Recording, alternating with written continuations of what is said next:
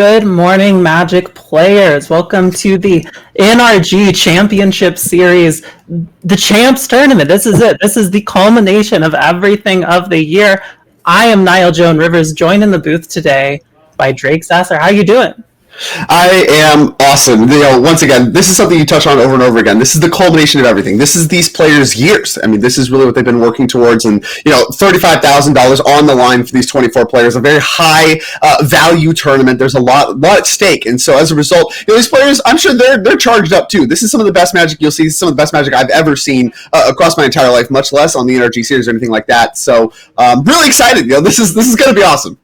Yeah, absolutely. I mean, doing well in any NRG event is very impressive. I mean, these are not easy or free events, but qualifying for champs is really, these are the best of the best. We're going to get to see some incredible Magic today. I cannot wait to get into it. Let's talk for a minute about what the structure of this tournament looks like and what we're going to be seeing all weekend long.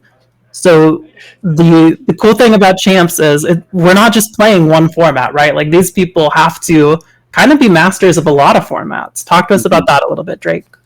Yeah, so once again, it's a triple format event. These events are pretty rare. You really only see them in these very small player pool style events, and they're very difficult to test for. So this particular event, we're looking at Standard, Modern, and Pioneer as your three formats, and you have to be prepared for all three of those formats. Some of these formats, I think there's some questions on the line about what's going to be legal next week, and I think that NRG did a great job lining this tournament up before that, because once again, the testing of this tournament, just to start there, very difficult. But the structure is also weird as well, compared to a normal Swiss. When you have this few players, you really want the games to be skill testing. You want there to be a lot on the line for every match you play, and NRG's done a great job through the years of doing that. So we don't have any fancy graphics this time because, for the most part, I think that kind of confuses people. It comes down to this.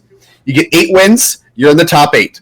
You get 6 losses, you are out of the tournament in this stage 1. So we're going to play 12 rounds of Magic. There's going to be a total of, if you play all 12, there will be 4 rounds of each format. So there will be 4 Standard, 4 Modern, 4 Pioneer, 12 rounds of Magic. Again, 8 wins, you're in top 8. 6 losses, you're out. That's it. Plain and simple. Outside of that, there's some fanciness with the pairings, and of course there is the very powerful MVP perk there, where Gerrick, Alford, our MVP, who I think we're going to get to watch a little bit of, not to jump ahead too much. We're going to get to watch a little bit of here in round 1. Got to choose a player to dodge here in the first 8 rounds of stage 1. We're only playing 8 today, and he chose Theo Jung. So a little bit weird, but like I said, for the most part, if you just remember 8 wins, you're in, and 6 losses, you're out. I think this format, this structure is going to be pretty simple to parse through, at least through stage 1 here. Yeah, absolutely. Very, very unique structure, as you touched on a little bit there, with all of these different rounds of different formats. But yeah, 8 wins to guarantee yourself into the next part, which let's talk about the prizes of this tournament, because there's some pretty sweet prizes on the line. These players have a lot to play for as we're looking at this slide here. First place, $10,000 and a Pro Tour invite. That is, for a lot of these players, a dream or something they're trying to get back to. And then second, we've got $5,000, top 4, $2,500 each, $1,000 for top 8. And then 9th through 24th, you're still cashing and getting paid per win. Yeah, which is really nice. Again, it's important to make every single round matter. So even if you're getting beat up a bunch, you have 5 losses. I don't even know. You're still playing for something. You're still you can win it all. And if you are still playing in the tournament, you can still win the tournament. And I think that's very important to have for these structures. But also, every single match just has a 50 on the line. So your stage 1s, that's really cool. You got those 12 rounds of Magic we just talked about. Again, there is still a top 8. We're going to talk about the top 8 structure when we get to. But here's the breakdown. That $35,000 we're talking about, and of course, not listed on this slide. The winner gets an invite to the 2025 championship as well. So a pair of invites, $10,000, and then of course the prize breakdown from there. So again, when you're playing this tournament, every match is worth money. Every match, is worth something, and you can still win the tournament at every point. And I think that's really awesome when you talk about the structure of this tournament. So with all of that out the way, and of course we'll be touching on that over and over again throughout the day. That way, new players that come in or new viewers that come in, they can kind of see what's going on and understand what's going on. But we're going to be starting here in stage 1 with 3 rounds of Modern. So this is kind of distributed with 3 rounds of Modern, 3 rounds of Pioneer, 2 rounds of Standard today in that order. So we're starting with Modern. And of course, all these players, it's open deck lists, and they're going to have each other's deck lists. And of course, we have their deck lists, but we also have a little bit of data on what the breakdown looks like. So as we're about to dive into our first round of Modern in stage 1 of this championship, let's go ahead and take a look really quickly at the Modern metagame breakdown so we can kind of see what these players brought. And they're at the top. I'm a little surprised. Yeah, I don't know. Again, the testing, when you talk about these very small player pools, there's a lot of surprises that can come about when players are preparing for each other, and especially what they know other players like to play. And with a control-heavy metagame like the NRG series has always had, and I think we're going to get a taste of that. Starting off with Mono Green Brood Scale with 7 copies, I have to imagine all the players, it's almost a third of the field. You have to feel comfortable with your control matchup with this deck. Otherwise, it's a skeptical choice for me, but it's a little bit surprising to me. Yeah, I mean, this is a deck that we've really seen pop up a lot, kind of in answer to the very powerful energy decks that have sort of dominated the format for a bit. And for a while, it's just kind of felt like if you aren't playing energy, you better be able to kill them in 1 turn. So we've seen, these combo decks like Brood Scale, and then a few places down, we also have things like Mono Blue Belcher. But yeah, I mean, how you handle the control matchup looks like it's going to end up being very important for these players.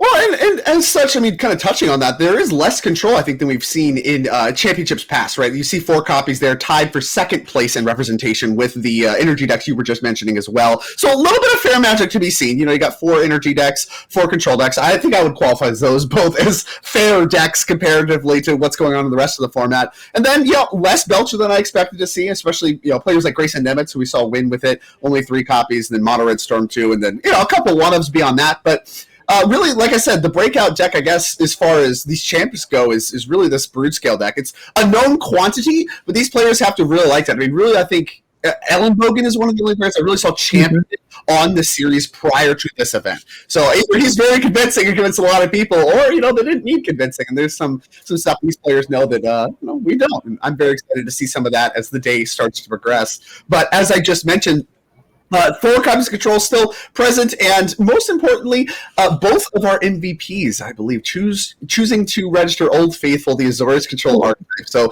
last year's MVP, who of course gets to return, as he was also the champion, Steven Dykman, winning both MVP and champion in the championship itself. Very impressive. He's back, and he's playing control in Modern. And then Gerrick Alford, who of course gets to dodge Theo Jung thanks to his MVP perk through these first 8 rounds, playing control here in Modern as well. So those are going to be, both those players not playing each other, but there are 2 players that we're looking to feature here to kick things off, and they're going to be match A and match B as we do get ready to go down to those matches. These players getting ready to play some Magic and kind of a gauntlet. When we're talking about a day of Magic, 8 rounds is a lot, but not the most people know to play. You're used to like 9 or more rounds, but when you're playing this caliber of Magic, and when you're playing against the best of the best, it is more exhausting. This is something that I actually can speak to a little bit from experience playing against the SCG PC in 2019. That was 8 rounds day 1, and afterwards I felt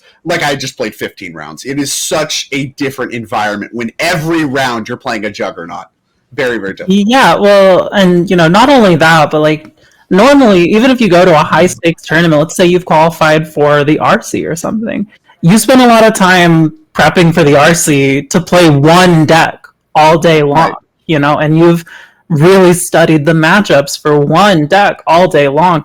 You've got to do, Modern for these first few rounds, and then you have to like completely shift gears to another format, and then you have to shift gears again to another format. Like that's very mentally taxing, and only the best of the best could really hang in a tournament structure like that. Now, on the metagame breakdown, I will say one thing that I found very unsurprising: the number of copies of Merfolk. As a Merfolk enjoyer myself, I expected exactly 1 deck, and I don't think anyone will be surprised. where it comes. I don't know how the Merfolk versus Brood-scale matchup is.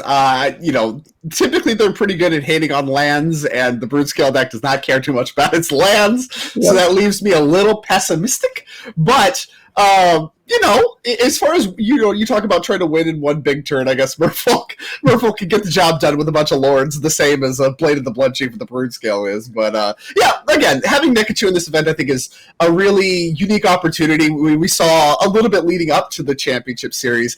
People were posting tier lists on Twitter and stuff with all these kind of different metrics about how they were grading the players, and no matter what the metric actually was, it was just playing Merfolk as Nikachu, and I think that speaks to a little bit of people sleeping on him. I mean, this is someone that has won an event, was making deep runs at every tournament throughout the series, and I think had a great year, actually, on the NRG series. And despite playing Merfolk, people like to dunk on it a lot. I think it got a lot of tools. And so, as far as, obviously he's played Merfolk, that's the joke, that's what we're doing. But, once again, he's got a bunch of new tools across the new sets. You're talking about Unable to Scream, new card pickup.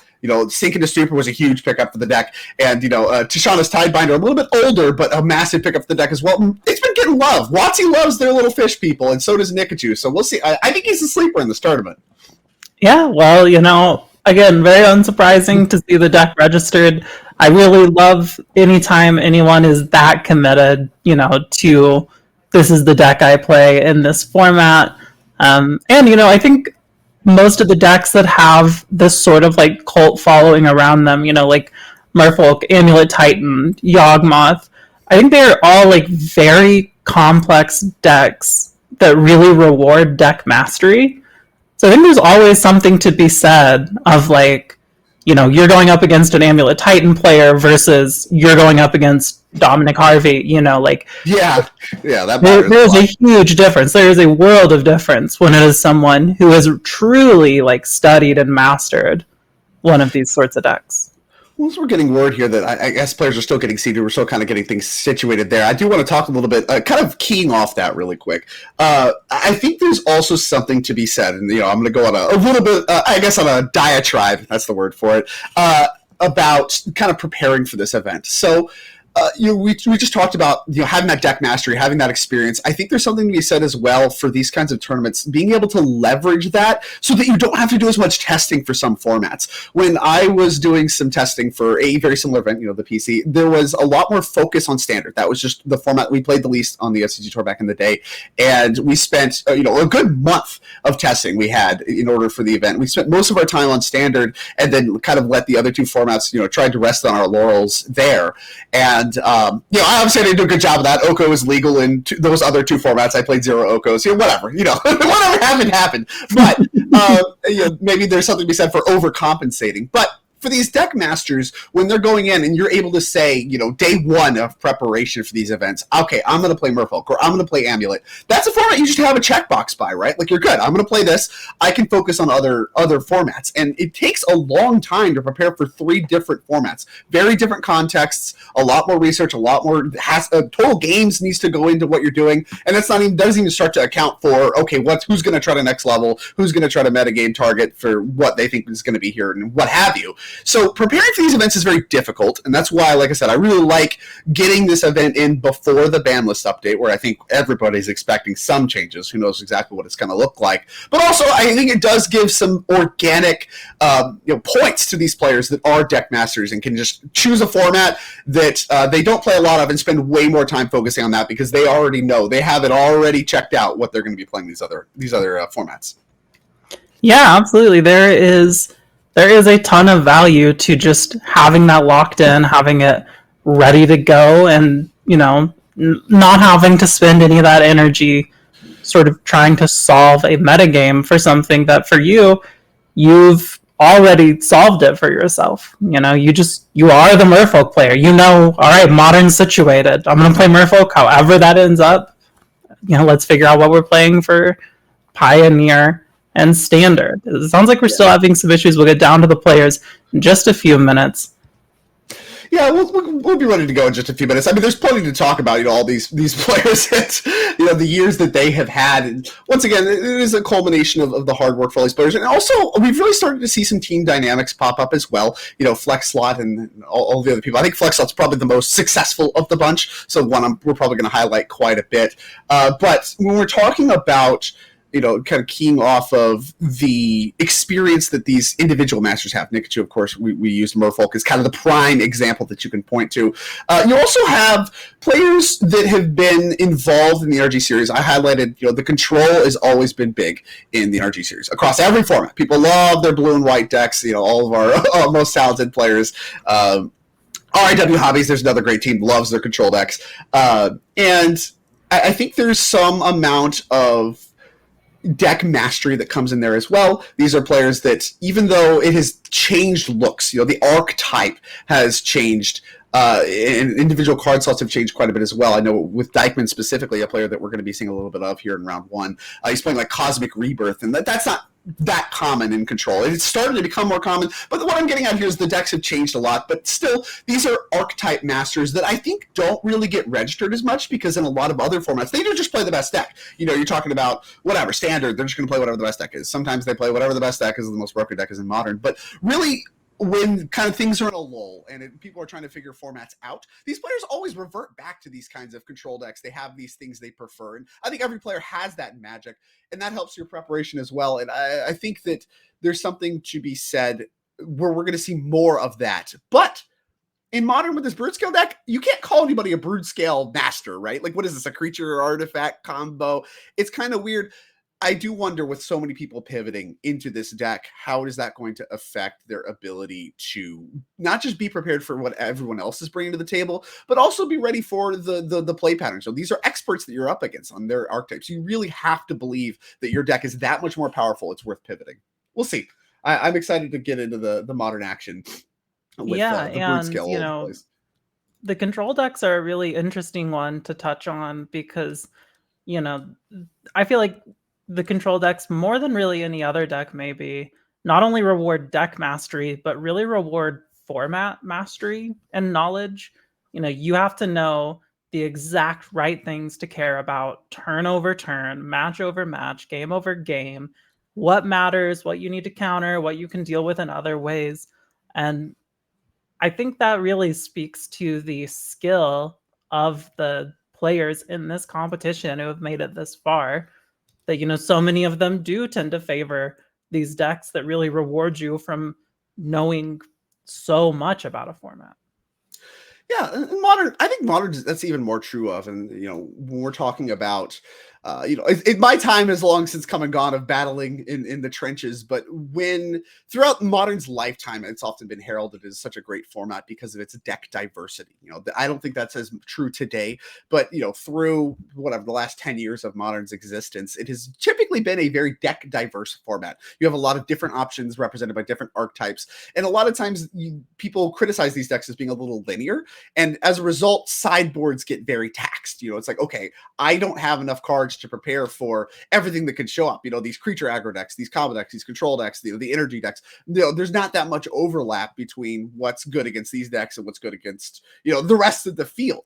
And so your sideboard ends up very taxed. And I think when you talk about these, smaller events, that there's even more pressure, because a big juke, you could find yourself underprepared, even if you have cards for a matchup. Like, say you had 3 cards in your sideboard for the Brood Scale matchup. Well, now there's 7 at the event. Well, if you knew that, you'd probably devote 5-6 cards of your sideboard of your Modern deck to this matchup, because you're just so likely to play against it more than once, and that's going to give you a lot of organic value in your sideboard. I think that you're going to struggle a little bit with that if you were not prepared, and that really speaks to the Modern kind of mastery as well, as your ability to sideboard and to prepare your sideboards. A lot of times people want to see big deck pivots. They want to see, they came in with a Reanimator or whatever, as we, I think, are now ready to go. So I'll finish this up really quickly. You prepare for, they want to see big surprise decks come out of nowhere. But really where I think you actually get a lot of your value is in the sideboard. So I'm excited to see kind of any kind of spicy sideboard tech these players did bring, as we, I think, are ready to go. So let's go ahead and dive on down to the match. Talked a lot about control in the show leading up to, and the reason for that is we're going to see a little bit here on both sides of the table here in round number one. Justin Brickman, of course, versus our MVP, Gerrick Alford, looking very sharp in those championship jackets for 2024. Love to see it, as these players, like I said, are getting ready to go, but Brickman currently an empty chair, so I'm a little skeptical about his ability to battle at the moment. Yes, would be quite impressive to be able to pull this one off as an empty chair, but yeah, all jokes aside, again, Brickman going to be present, I guess, shortly. I don't know what that's about. But Brickman qualified alongside his team in the May Trios Showdown. And of course, Gerrick Alford was one of the season 1 point leaders and chose to keep battling it out through the rest of the season, became the MVP. So his hard work throughout the rest of the season, despite already being qualified, paid off. And so he is the MVP, gets the extra perk, gets all the extra goodies that come with that. I believe free entry to all the energies next year, which if he has a year like this year, I mean, he's going to be getting use out of that. And yeah, like I said, Brickman got it done in one go as well. A little one tournament, one takedown. And ended up a little lower on the leaderboard. Number 37 is how he finished. So not quite as good as number 1, as Gerrick awaiting his opponent. Both players. I love it. These players all know each other. The expression there. He says, come on, come get a taste. There you go. Windswept teeth go. He's had that play ready to go for a long time. I love this so much. These players locked and loaded. We're getting right into it. Players taking their first turns. We're going to have a little surveil land here for Brickman. Now, Drake, talk to us a little bit about the Azorius control mirror. What are these players wanting to do? How does their game plan change at all, knowing that they're up against the mirror? So, yeah, I think when you talk about a traditional control mirror fundamentals, you know, the kind of basics are, you know, obviously you don't want to blink first. You don't want to be the first one to try to resolve a big main phase spell, which there are a lot of in this deck, a lot of important ones in the form of Teferi Time Raveler and the One Ring. These are cards that are very powerful, but can be difficult to resolve because, again, you don't want to blink first. And so the key is hitting your land drops in the early turn. So you're going to see a lot of these surveil lands be prevalent. You're going to see a lot of players holding up mana and really cashing in any cantrips, any kind of draw spells that they can to hit their land drops. But you know, if somebody starts missing land drops, great. You can start to set yourself up to stick one of these very powerful threats and have backup, as you see these players taking very quick turns. And that is another aspect. Typically, time starts to come into play because these matchups can go very long. These players taking a long time to make their first decision, as not a lot is going through. But the surveillance, like I said, big upgrades as far as making more control mirrors actual games, you know, because they let both players hit land drops more often. So that's going to be the first part of the turn. And then, of course, once some player blinks first, somebody who runs out of lands or whatever has enough spells, they think they can stick something, they're going to resolve something, and then it's going to start to be the slugfest. You're going to kind of get into stage 2 of the control mirror, where players just start trying to resolve the best haymakers they can in order to really propel themselves ahead with all of the resources they have accumulated throughout these early developmental turns. Yeah, and as we are, you know, as you said, very quickly going through these turns here, you know, both these players, I mean, here we have turn 5. Looks like Orange Chant? I think that is okay. Orange Chant. Got 4 and copies of that. To follow it up. Both decks. Yeah, there you go. So there's the protection, right? You know, it's way cheaper than it used to be back in the day. You used to have to get to 7 lands. Here we're at 5, able to Orb Chant and then resolve Teferi. So now none of Justin Brickman's counter spells work. So he's going to need to answer this Teferi if he can. I think I saw Prismatic Ending among the mix. So that's going to be important. You can't let this stick around or your cards don't work. Yeah, we will see how Brickman chooses to deal with this. Yeah, it looks like it is going to be the Prismatic Ending here. And that is going to resolve. Again, needs to happen. Doesn't feel good because Gerrick already drew a card off that. It's still a 2-for-1. But, you know, at the end of the day, it's so powerful. Teferi Time Raveler in this matchup is so powerful. You can't just let it stick. But Gerrick also had to spend an Orange Chant to make it happen. So we are card neutral across the whole thing. So not a huge blowout for Brickman. But, I mean, Gerrick still getting through his deck, still drawing cards, still playing lands, and has counter spells in hand. So he's very well postured in this matchup. Justin, it's not too bad either. Was able to get rid of the Teferi. Yeah, definitely, good that Justin was able to respond to it immediately. But also does sort of start to uh, kind of set the cadence of the match a little bit, with Gerrick being the first one to really get to resolve something and Justin having to respond to it. As we're going to see a Solitude get surveilled away there off the top. What, Yeah, if I think that's anything, do actually you a bit think that tells Gerrick? Yeah, I think that's pretty meaningful. The card, again, pretty good. It's something that you can just like stick, start attacking, and that makes Teferi's a little bit more questionable to try to stick because obviously you either have to bounce it going back to hand, or you have to try to whatever, answer instead. And here you actually see Gerrick playing one. So when you see a Solitude surveilled to the yard, that to me signals that Justin's close to running out of lands. So if you're Gerrick, I mean, you have to be excited to see that because it's like, okay, even though Solitude's not the best card, it's one you would probably keep if you have a bunch of lands for this reason here, right? You could just like slap it down, here's start attacking, and it's going to still be a 1-for-1. You have to answer it at some point. It's not actually that bad having Flash very strong. So I think it is a big signal to Gerrick that Justin's starting to run out of lands as here comes the beatdowns. Yeah, and really feeling like Gerrick has taken a pretty dominating posture in this game here, as we're going to see a Narset come down. Yeah, Narset follow-up certainly speaks to a dominating posture. That one just happens. So, you have to feel like if you're Gerrick, didn't care too much about this. We didn't lead on any Orms chant. I mean, we have counterspell matching backup if we want it, but I can't imagine you want to tap yourself all the way out. Justin doesn't even fire anything off. And I think if you're Gerrick, you have to love to see that because you now believe that he's low on lands. And if he's not willing to spin a counterspell to take this thing off the table, then he can't be flooded on counterspells either. What does that leave his hand? Not a lot of good cards in the matchup. Yeah, very, very interesting here. So looks like we're going to just fetch. Oof. Oh, all right. Knock the Narset off the table. I don't know what happened. I think we flipped that other Narset. Yeah, I don't know if we knocked off the table, but I believe it is now correctly in hand. So yeah, Narset 1 finds Narset 2. So we got the chain going. We're going infinite. And just I don't know about infinite. I don't know how many copies of Narset one is allowed to have. Well, Pierce, the player has believed the answer to be 3. 4 not allowed, only 3 copies in both of these decks. And notably, I think are both of these decks card for card the same? Let me see if I'm going to do a little quick analysis here. They might be playing the exact same deck list, which to me, I mean, obviously Brickman got a flex slot shirt on, would signal these players playing the exact same. Okay, all right, I have the difference. Brickman left a One Ring on top of the deck. Fetch lands.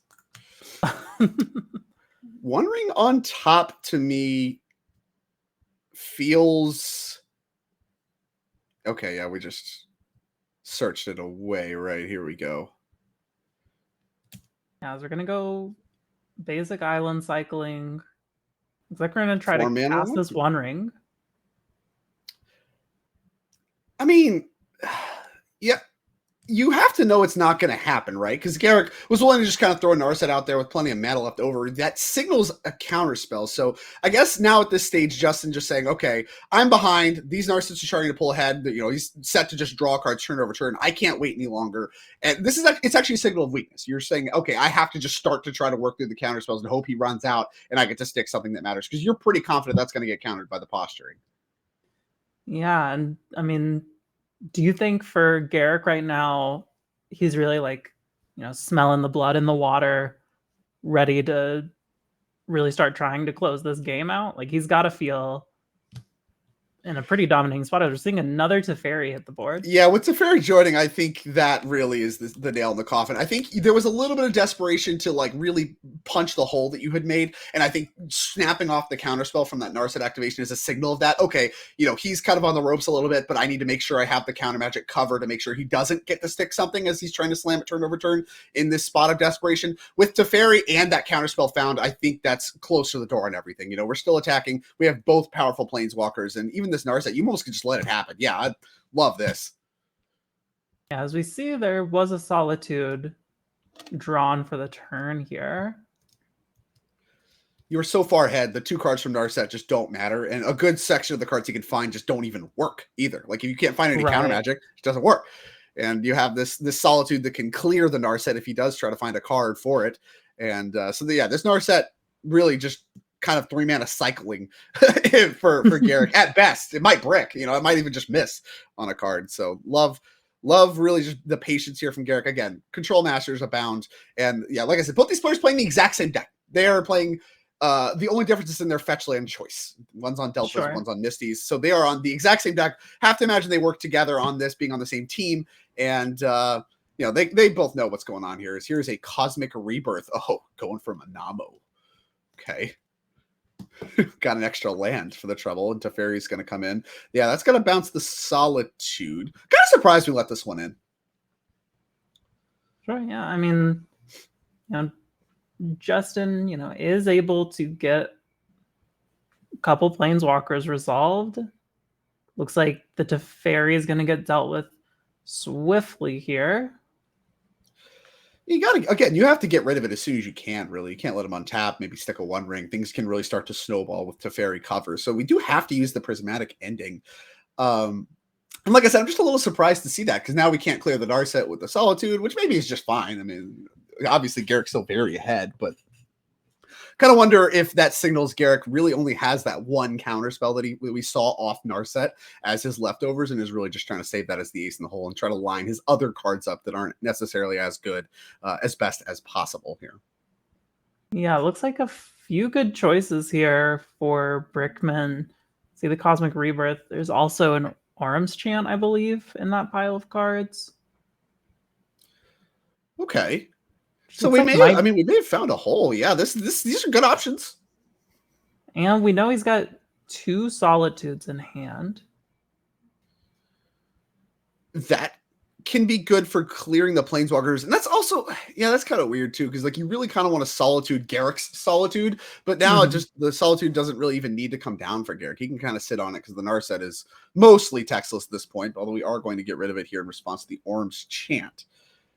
Maybe to cover yourself against any kind of Days Undoing shenanigans. Both decks do have a single copy, and that would be a great way for Justin Brickman to immediately flip the script. So we do need to respond there with the Prismatic Ending. Otherwise, you open yourself up to getting got by that, which actually kind of stings. These are some bad exchanges for Gerrick, because here comes the One Ring. Oof. Yeah, Justin is able to resolve a One Ring. Huge. I mean, such an important card just in Modern in general. We're going to go ahead and get that trigger. We're going to draw a card immediately. Well, we actually have to do it on Gerrick's turn around Narset. Otherwise we don't get the card. So we do have to wait till the other turn. And that is going to limit. You get a look here at the card that is questionable how much longer it will be legal for. You have to wonder. A lot of people are talking about it. I think there was a moment in time in which it wasn't that highly played, but it was limiting a lot of what other decks could even do to respond to the metagame. A lot of conversation about this card, whether or not they can ban it based on the optics and things of that nature. I don't know. A very hot topic is how much longer will this card be legal. And based on all the decks that we've seen here already in the metagame breakdown, there's going to be a lot of them throughout our Modern section of this NRG Championship.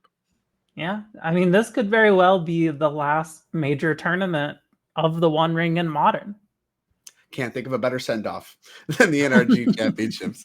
And, all these control players, they're going to be fine. There's plenty of cards to draw cards. Obviously, the One Ring is a very powerful part of these decks, but of the decks I think that get hurt the most by the One Ring ban, these two, not really among them, in my opinion. Here's another Prismatic Ending, a big feature for getting rid of these, and Gerrick can't let it happen. Yeah. Very tough, as we are going to cast out this Solitude. Yeah. Got a main phase it thanks to Teferi. And, can start to threaten to beat, but, Gerrick still has a lot of options. 2 Planeswalkers to help deal with it. All the mana untapped.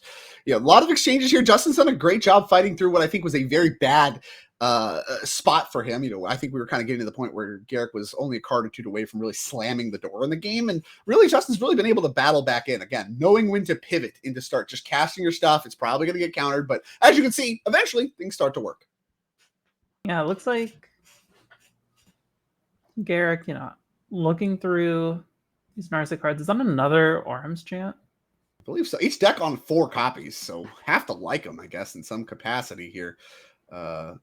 This mirror, reaching for them over things like the One Ring. And Justin just going to scoop it up at that.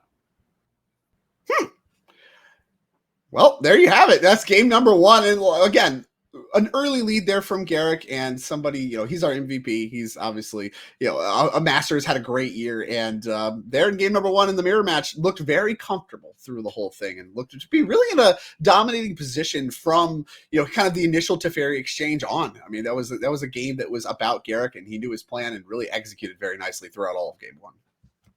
Yeah, absolutely. I mean, huge congrats to Gerrick taking down the first game there.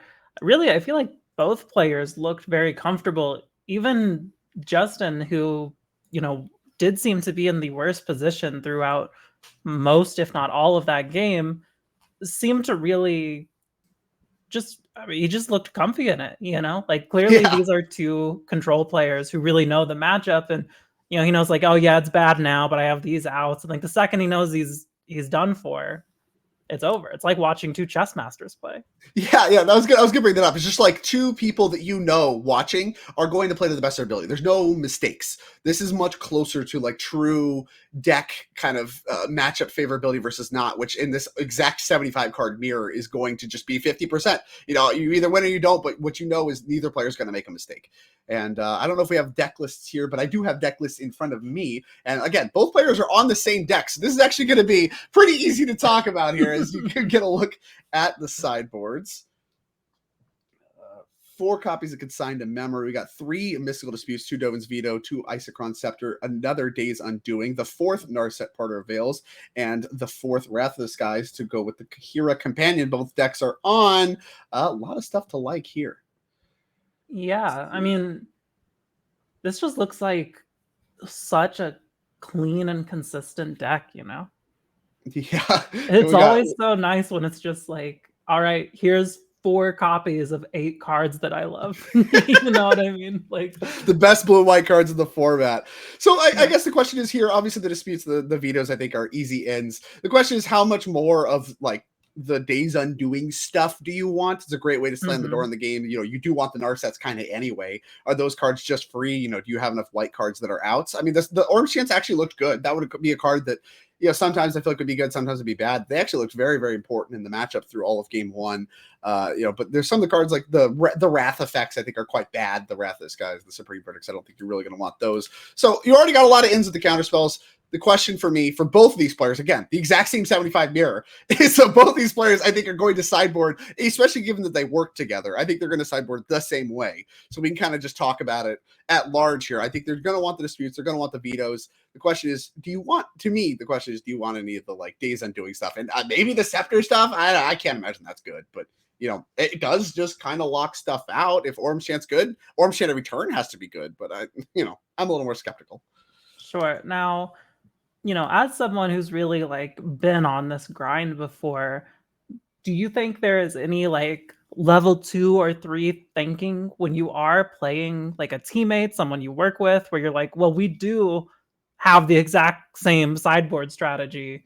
So, maybe because I know what you're doing, I am going to go in on the Days Undoing stuff, or I'm not going to do it because you think I'm going to do, like.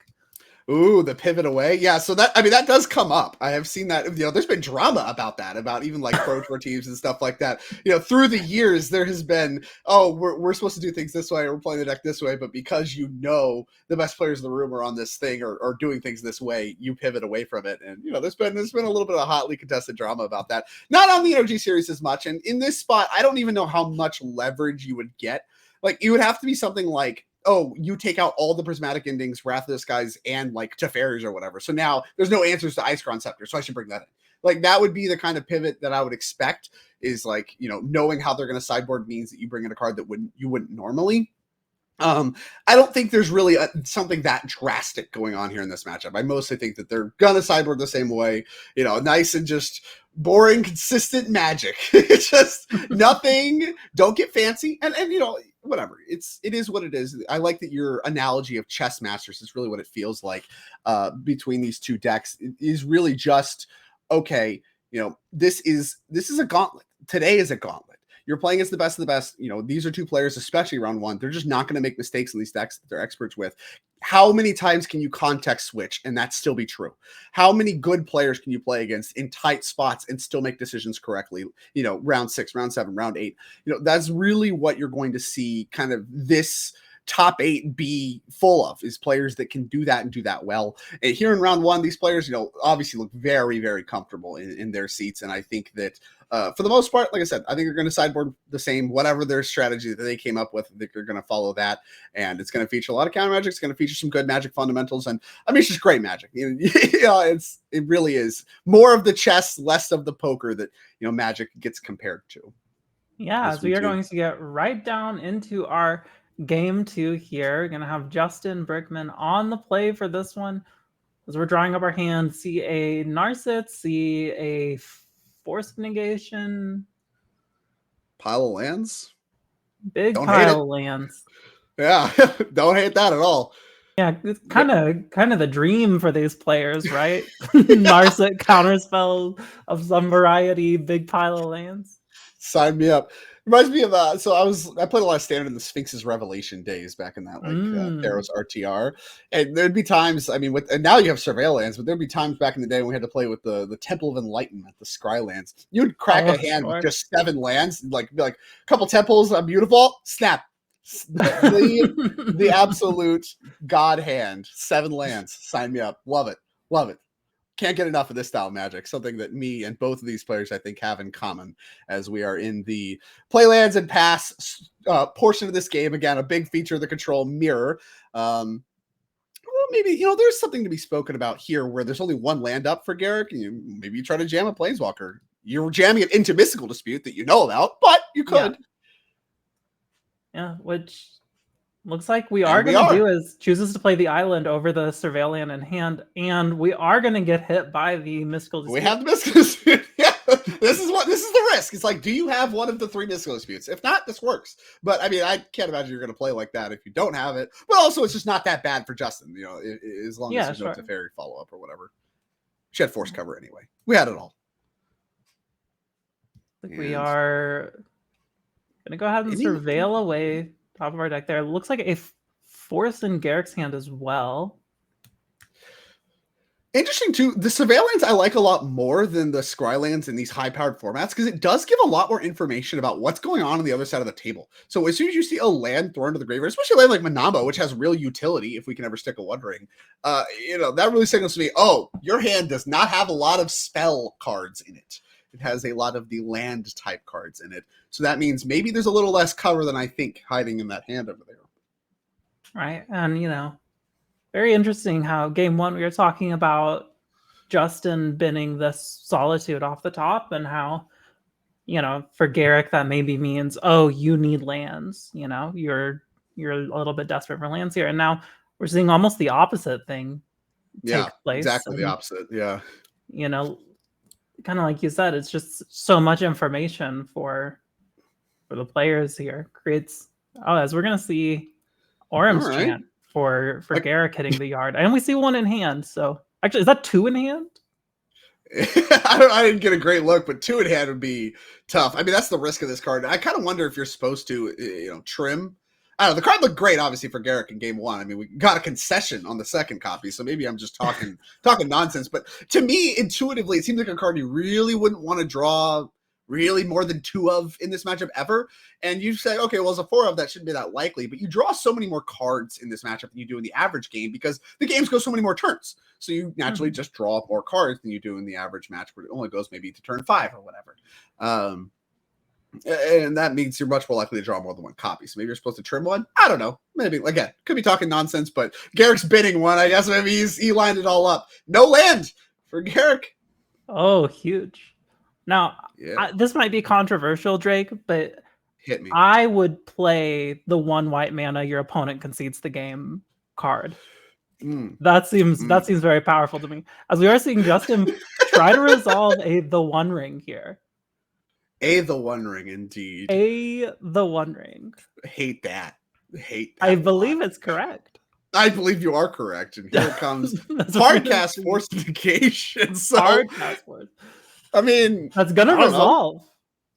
means you have to, I don't know, it signals quite a bit to me. If we're just hard casting that, not really the card you reach for is your first counter spell. So to me, if you're Justin, you see this Force Negation going after the One Ring, you kind of have to think that his counter spell situation might be a little awkward. And it definitely is, as you have 2 copies of 1 mana, one white mana opponent concedes the game that Gerrick has not cast for a very confusing reason, in my opinion. And of course, the Force Negation, which I believe he has a second copy of as well in the mix. So very awkward spell mixture for Gerrick indeed. Yeah, it kind of feels like both players not finding exactly what they want. Although I see another the One Ring in indeed another the One Ring to resolve it, and he's got the mana to back it up if Gerrick goes for a counter spell here, which he is going to do. And then we're going to see the Mystical Dispute come down for the counter spell.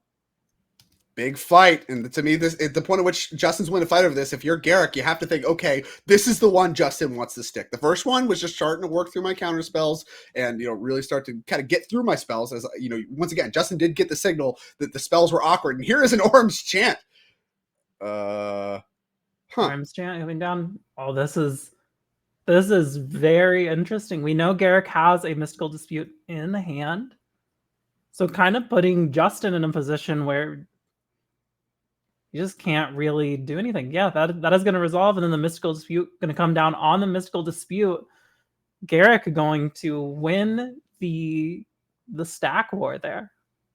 Very interesting sequencing too, the way that all played out. I mean, that was not intuitive to me to go for counterspell first, then Orm's Chant, then second counterspell. I don't know how many players do that. Here it is, great follow-up, but whoa. Yep. Yeah. You're going to try to Lorien Revealed. They're going to get counterspelled immediately. And then Orm's Chant in upkeep against Justin here. And we're just going to put here into hand. No concessions. Quite odd. No concessions, even though the card does read 1 white mana, your opponent concedes the game.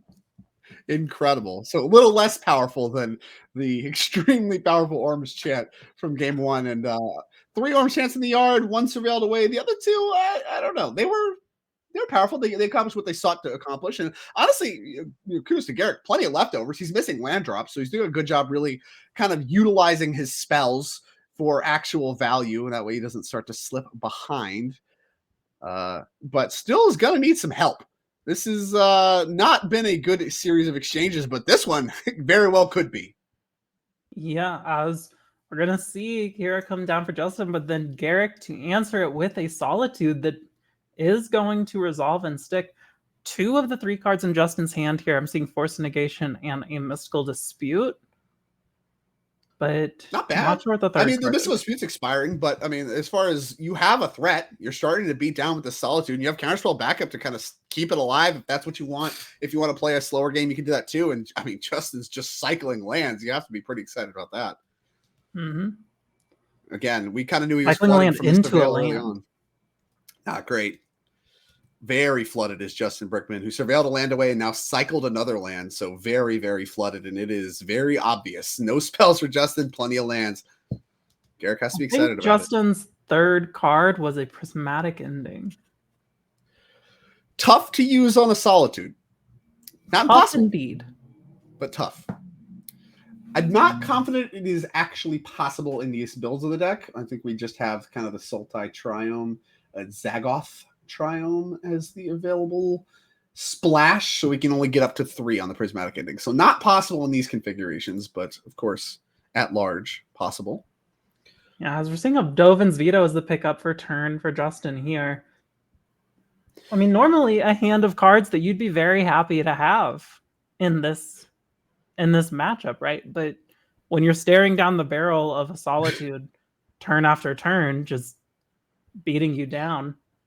And this is something that you see come up in control mirrors across the board. We see it a lot with like Chrome Seed Shark, for instance, where after game 1, you take out all of your, if you're blue-white deck, typically your white cards, your your removal spells. And we talked about that in the sideboarding section. The Wrath of the Skies, the Supreme Verdicts, those kinds of things. These 1-for-1 removal spells, you kind of take them out of your deck. So you start to become a lot softer to creatures, obviously, because there's not very many creatures in the control deck. But what that means is your creatures organically get more valuable in the sideboard games. And we're seeing that here. I mean, that was true of the Kahira. We didn't see any Kahira action in game 1. Justin, kind of prioritized it a little bit more in the Flood out here in game 2. And now, obviously the Solitude was it was a better exchange being able to Solitude a creature in the sideboard games than it would be in the main board games, because Justin just has less answers to this Solitude. And I think Gerrick there has a backup copy. That's a real plan. Just like stick your creatures. They're hard to counter because veto and negation, all those things don't get them.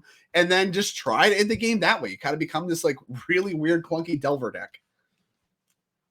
Yeah, as we are going, looks like Orm's Chant. So we're going to try and Misty the Solitude. We got a Force and Negation coming down. We have a Force for the Force. Yeah, I think Gerrick has really identified himself as the beatdown here, as someone, is this kicked? Oh yeah, no attacks from me, thanks. I'm at 5, kick the Orm's Chant. Gerrick really, give him this one thought. Really has identified. I mean, he was going for lethal there. Really, really settled into this beatdown role. Not a lot of lands. Can use his spells, very aggressively did so with the Orm's Chance, now did so again with the Pitch Cast, Force Negation, really demonstrating this mastery where, a lot of people, they love to play conservative in the control matchups, but sometimes like this, where you're missing on lands, you got to get aggressive. And we saw Justin have to do that in game 1, didn't work for him. Gerrick doing it here in game 2, and it looks like it might work. I mean, obviously Justin, not going to get attacked this turn, but still at 5, and, Gerrick has a turn. He can grab this Kahira. Yeah. Yeah. And very smart and patient play from Gerrick there. Had interaction in hand. But is also, I mean, he's just fine letting this go another turn, right? Like, we know there aren't answers yet. Gerrick's got more. Gerrick is working with more than Justin is presently. Yeah, the onus is on Justin to take action. And I think he drew a copy of Isochron Scepter after just using the Orm's Chant, which would have won him the game maybe if it sticks. So that's pretty tough. That is not what you want to see. So we're going to see an attempted Cast of Teferi. There's a Dovin's Veto for that. Yeah, I mean, your card doesn't work on really much else. It's typically a prime target, but not really what the game's about. And yeah, all 3 of these cards don't answer Solitude. So I think that's going to be a match there. Gerrick Alford, the 2-0 sweep over Justin Brickman, taking 2 very different roles. We saw Justin kind of brick on lands game 1, try to do exactly what we saw Gerrick do a great job of there, start to just jam spells and protect them. You really kind of hemorrhage. It's tempo is what it's called, but you get made fun of if you say tempo in this job, in this career. So yeah, he started to use these cards in more of a tempo manner with the Orm's Chance and the Force Negation. And that's the power of control. People think of it as very one planned, but that's not actually true. You actually can get aggressive. It looks embarrassing compared to true aggressive decks, but you can get aggressive in spots. I think Gerrick did a great job of that and is rewarded with a nice little 2-0 victory there in round number 1. Yeah, huge congrats to Gerrick. I mean, both players, again, truly showing such mastery and skill over this deck. I mean, just at the speed of which they were able to pilot the decks, clearly they are aware of the matchup and how to play it. I think we have a backup feature match ready to go, though, Drake. So let's jump into that. Yeah, let's dive on in. I believe we're going in live. So we're going to get a look here at another control mirror. So if you remember the metagame breakdown, there are 4 copies of control in our modern section. Both of them played mirrors here in round number 1. So that's tough. There's no 2 ways about it. That's tough. But again, these players, they're masters in their own rights. And Dykeman certainly demonstrated that last year, our 2023 MVP and NRG Series Champion. And that is, of course, how he punched his ticket back here. Had a lot more of a quiet year. Took it easy this year. And I'm very excited to see Dykeman back in action. A very, very powerful player and someone that is in the midst of what looks to be a mess for him, maybe yeah, not. Definitely a tough situation here. As for Kinman, we're seeing, no longer a Narset, but was seeing a Narset holding back this One Ring. But both players have a One Ring. Kinman's a little further along. It looks like we're going to be doing some bouncy One Ring things. Yeah, Cosmic Rebirth too. A card that we didn't get to see in the last match, but I believe every single copy, I'll have to validate that with Ken's list as well. Yeah, every single copy of Control, I believe, supporting that card. Checking Ken's. Yeah, everybody's got 2 copies. So that is that is a card that these Control decks are all in on. Seem to like it quite a bit. And works with Icecrown Scepter. So here we go.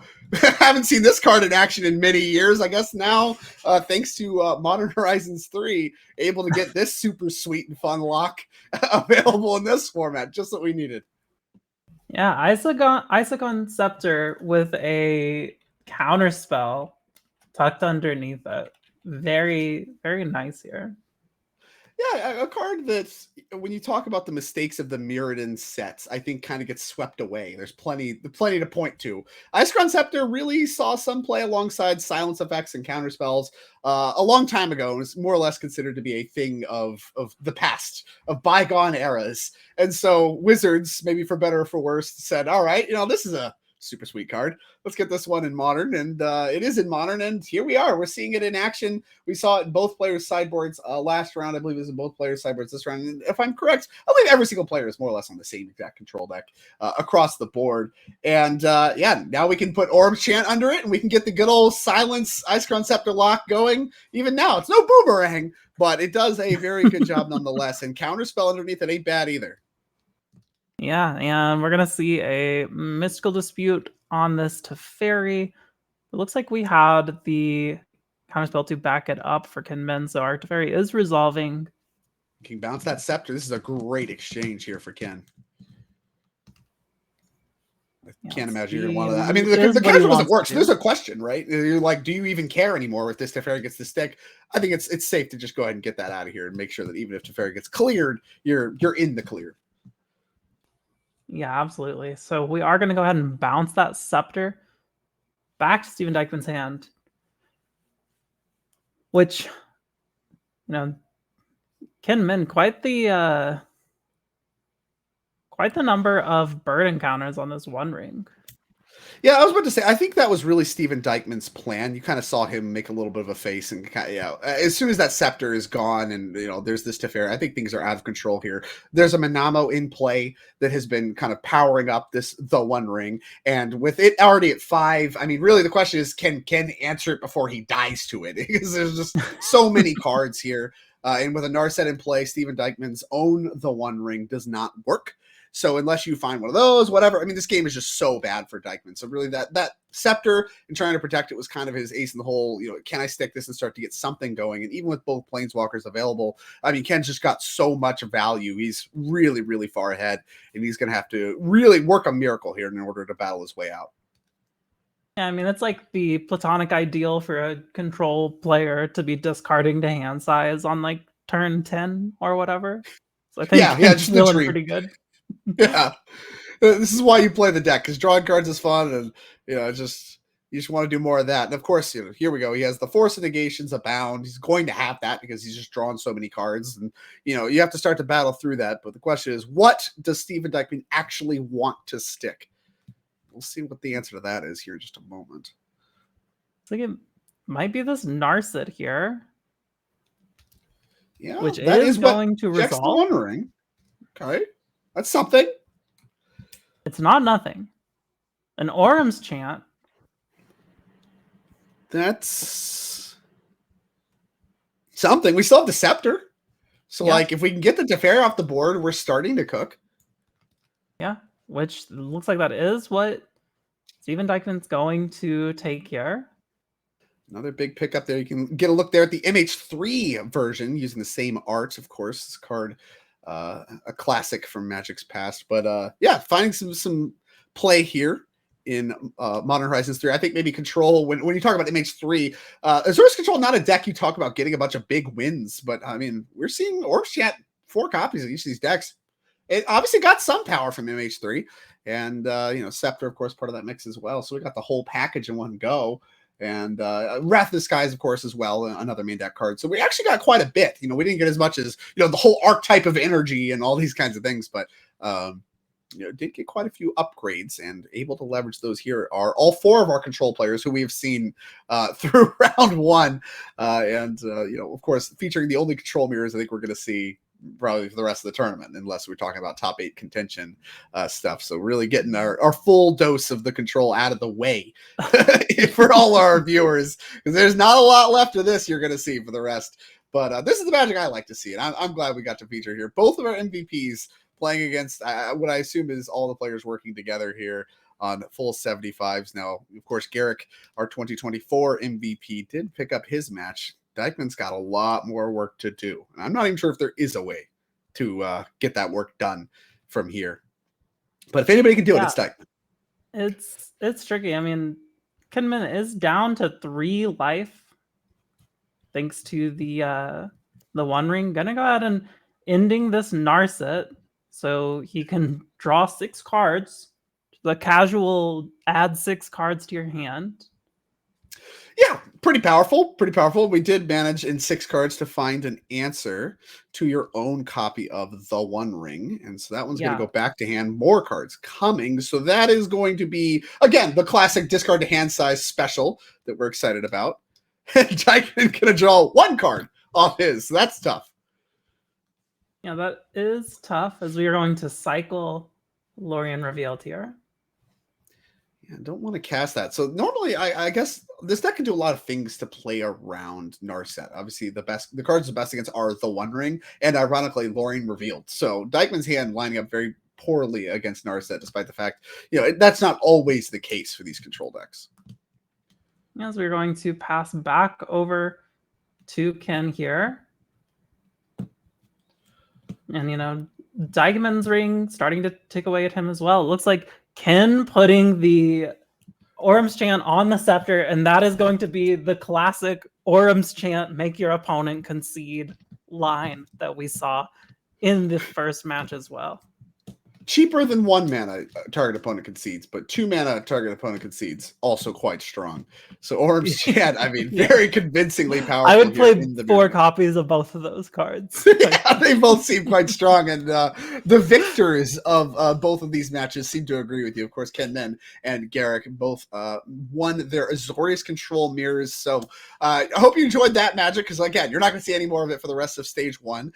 There are only 4 control players, and they played each other. And of course, that took a long time. So what we're going to do here is that is the end of round number 1. We're going to have 2 more rounds of Modern, then 3 rounds of Pioneer, and 2 rounds of Standard for the rest of the day. So we are going to come back with more Modern action here for round 2 of stage 1. Again, 8 wins, you're in top 8. 6 losses, you're out. So easy formula. 12 rounds of Magic stage 1. 8 of them played today, and round number 2 coming at you shortly. We'll be right back.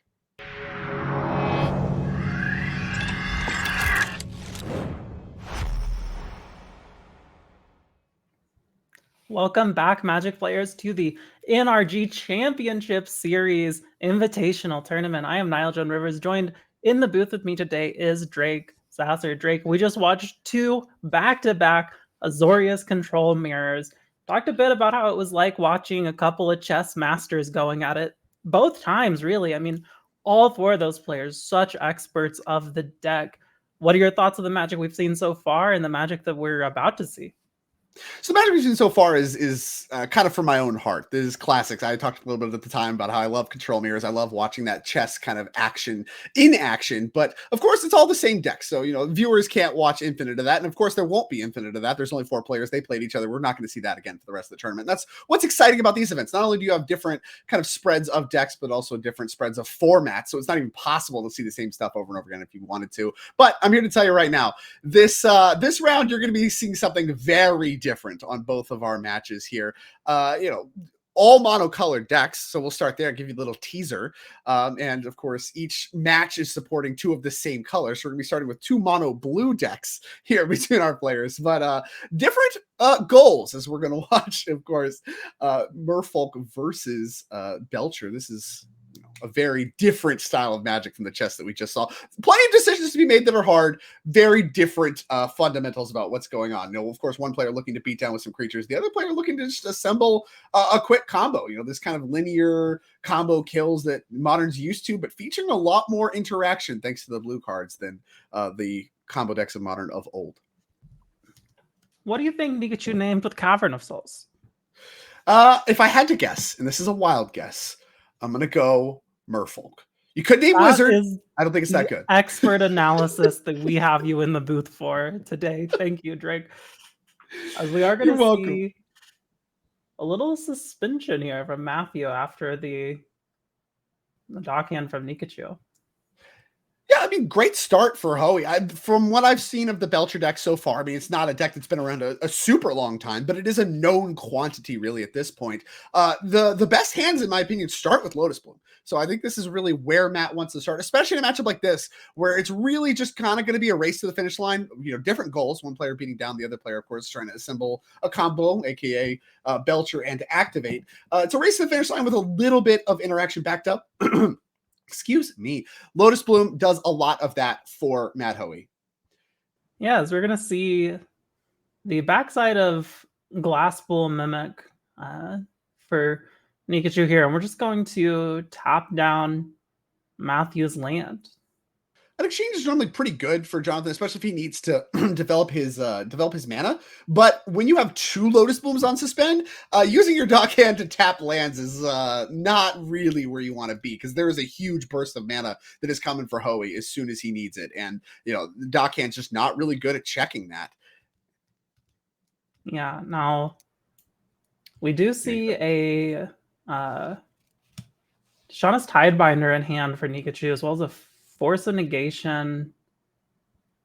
Looks like a land and something else. I think maybe one of the lords. How important do you think that Tidebinder could end up being in this matchup? I mean, Tidebinder obviously is one of your ace in the hole. So you actually have Tidebinder with Force backup, which is why Jonathan's playing it slow here.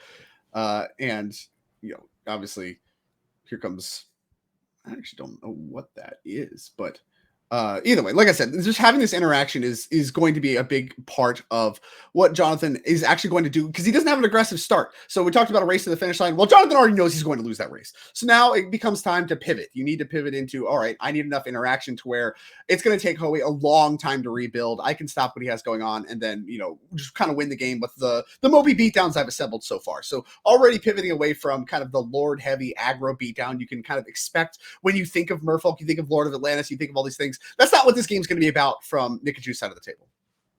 Is that a Thundertrap trainer for Hoey that he played last turn? I would imagine so. I guess I don't recognize the art on that. I think it is, because I think I can see the offspring text. Well, that works for me.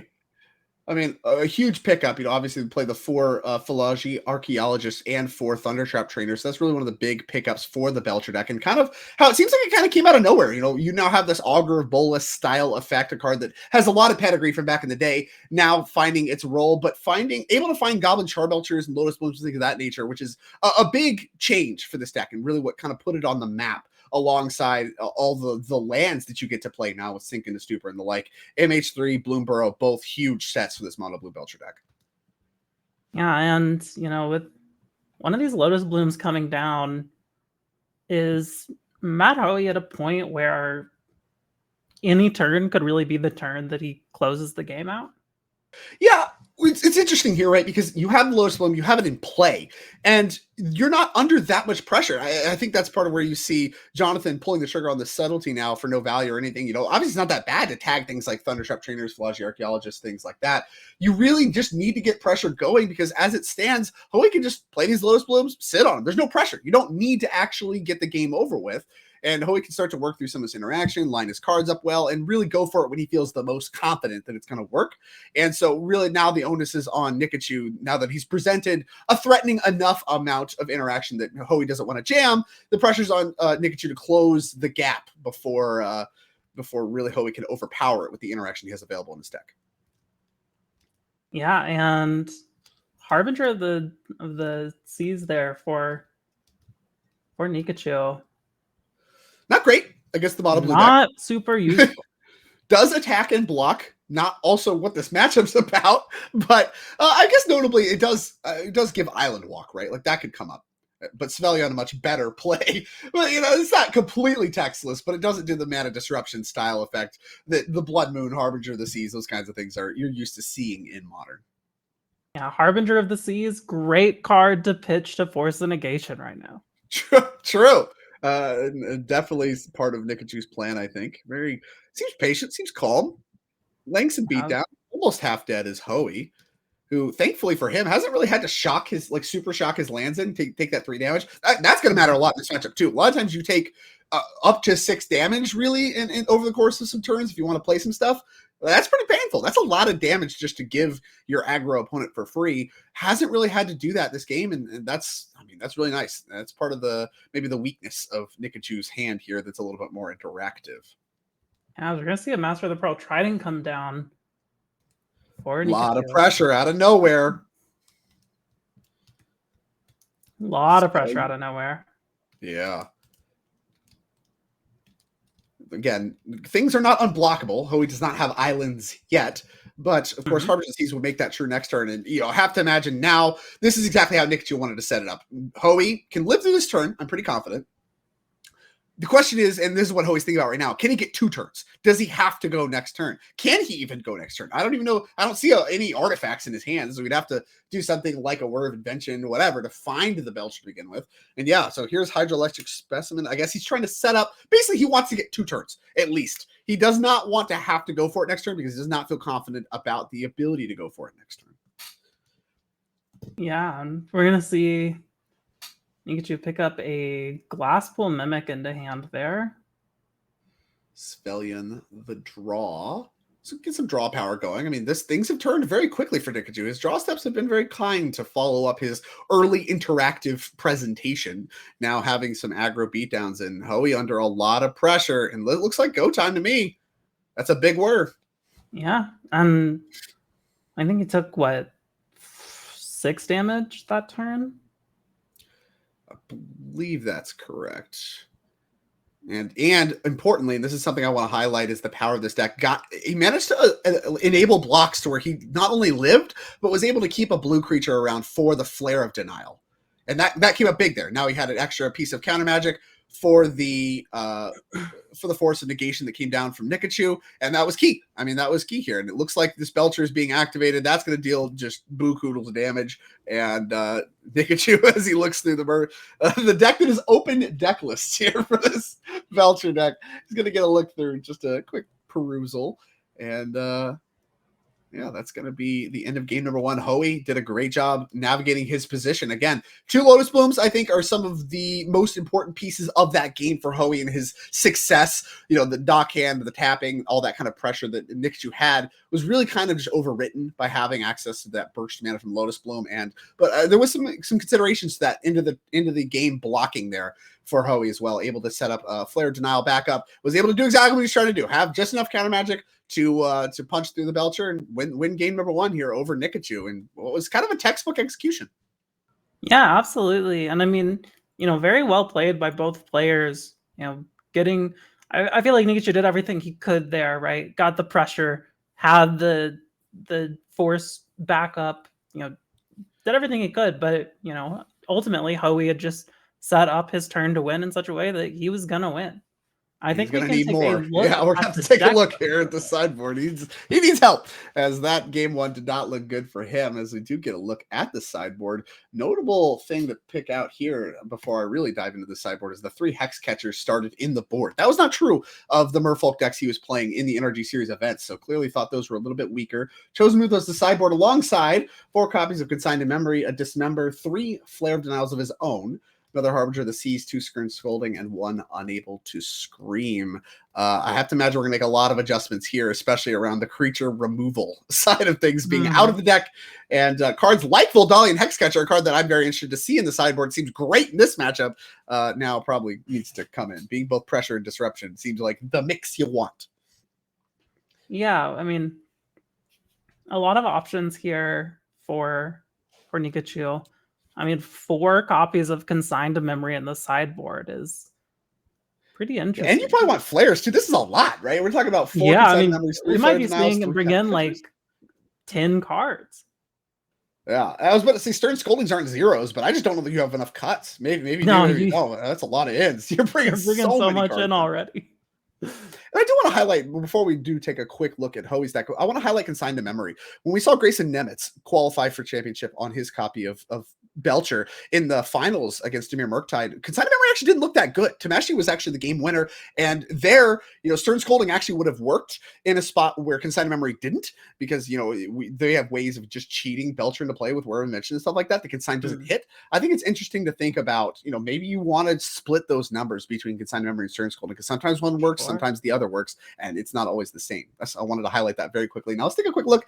Matt Hoey's mono blue Belcher deck. Very different, same color, very different options here for him, as we do see still 4 Consigned to Memory, still 2 Harbinger of the Seas, but we have Commandeer, Into the Flood Maw, 2 Mystical Disputes, 2 Spell Snares, and 3 copies of Unable to Scream available for Belcher. Not less heavy adjustments for sure for this deck. I think maybe you want like some amount of the Spell Snares, maybe you want some amount of the Mystical Disputes, just like a little bit of extra interaction to complement what you have going on already in the main deck game. But I don't know, looks like it worked great to me in game 1. Don't want to make heavy changes and dilute your deck with nonsense that doesn't work. And I actually think Tamashi is kind of one of those cards that you maybe take in or out a bunch depending on how your opponent's looking to attack you. I think it looks pretty good in this matchup. Blocks and can get around, can kind of recover from some counter spell fights.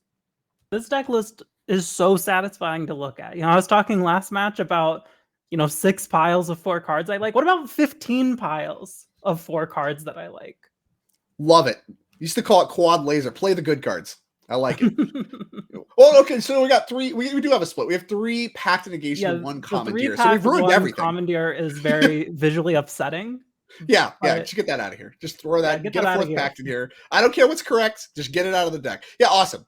I love this. Just like find the best cards, play them. And to me, when I'm looking at deck lists and I'm looking like, okay, what do I want to play in a format? Anything that is this confident, any deck list that just from paper is this confident in the cards it wants to play, that's appealing to me. That means you know what's good, and there's not much that I'm going to have to figure out as far as numbers go. I can pick up, I can play, I can be successful. And Hoey, someone that we saw do just that on the NRG series.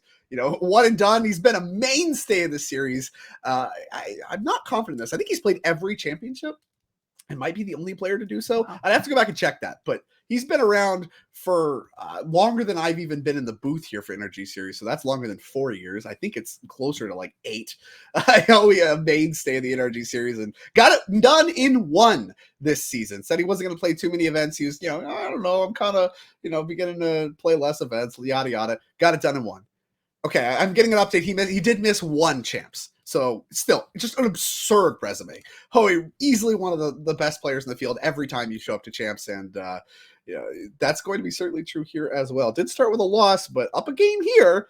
Taking a look at a hand he's thinking very hard about. Yeah, it looks like we're going to see that Cavern on 1 again. Drake, expert analysis. What do you think it was this time?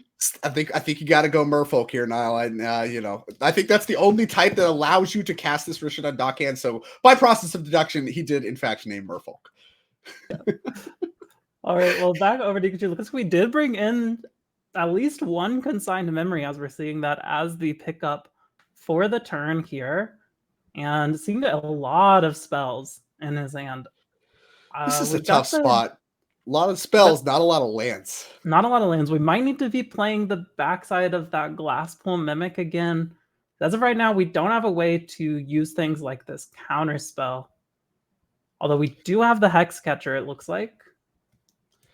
I think there was some consideration to how game 1 played out. It's a lot more appealing to start tapping lands with Dockhand when there's no Lotus Blooms on suspend.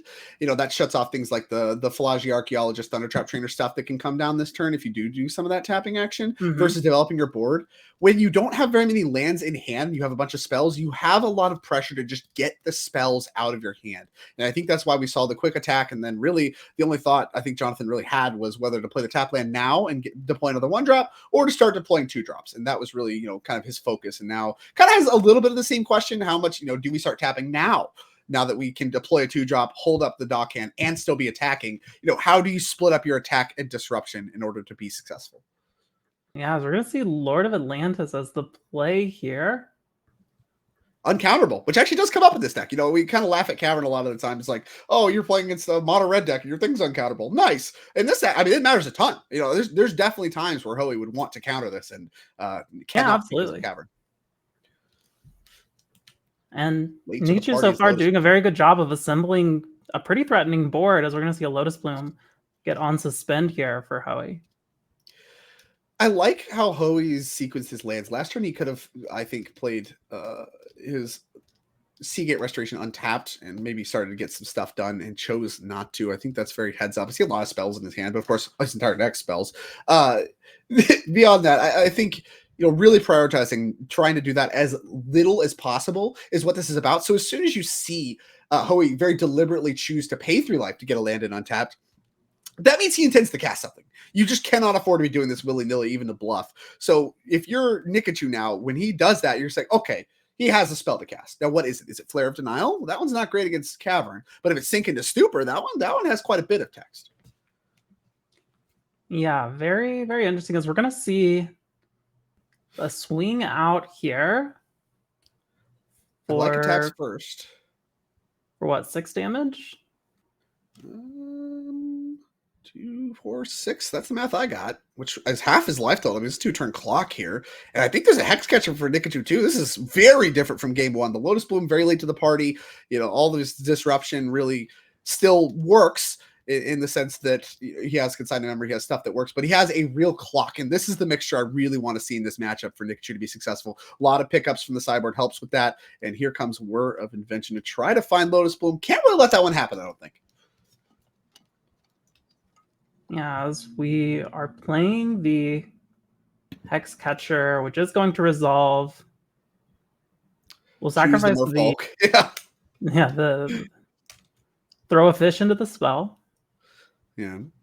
I like that flavor. You just take one of your fish and throw it at the spell and it stops working. If it's a really expensive way, you just throw more fish at it. There you go. Yeah. Kind of a goblin bombardment effect, but for merfolk. Yes. As seeing Hoey look through his hand, is there really anything Hoey could do here that would stabilize enough?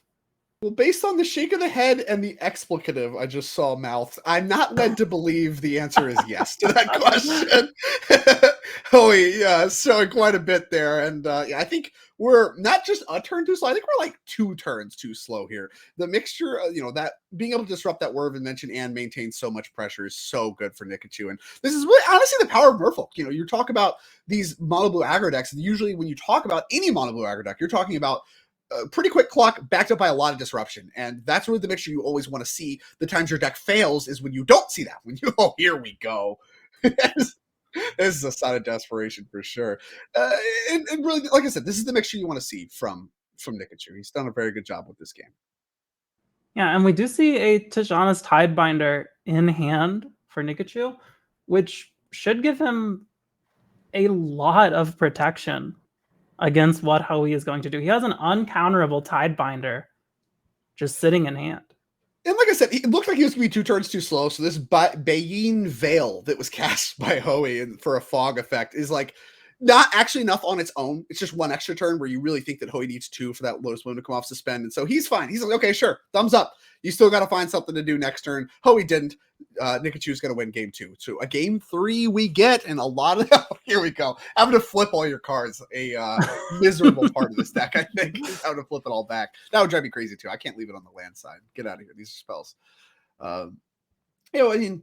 Really kind of the classic upgrades from sideboard that we wanted to see. Hex Catcher came in big when it needed to. Obviously consigned memory provided necessary coverage. So the adjustments that Nikachu got out of the sideboard that we talked about, heavy adjustments, had 10 cards to work with, really came in big. And Hoey, we saw not a lot of adjustments you really even could make. So game 2, harder. Game 3, gonna be hard as well, but you're on the play. That's gonna be a big upgrade.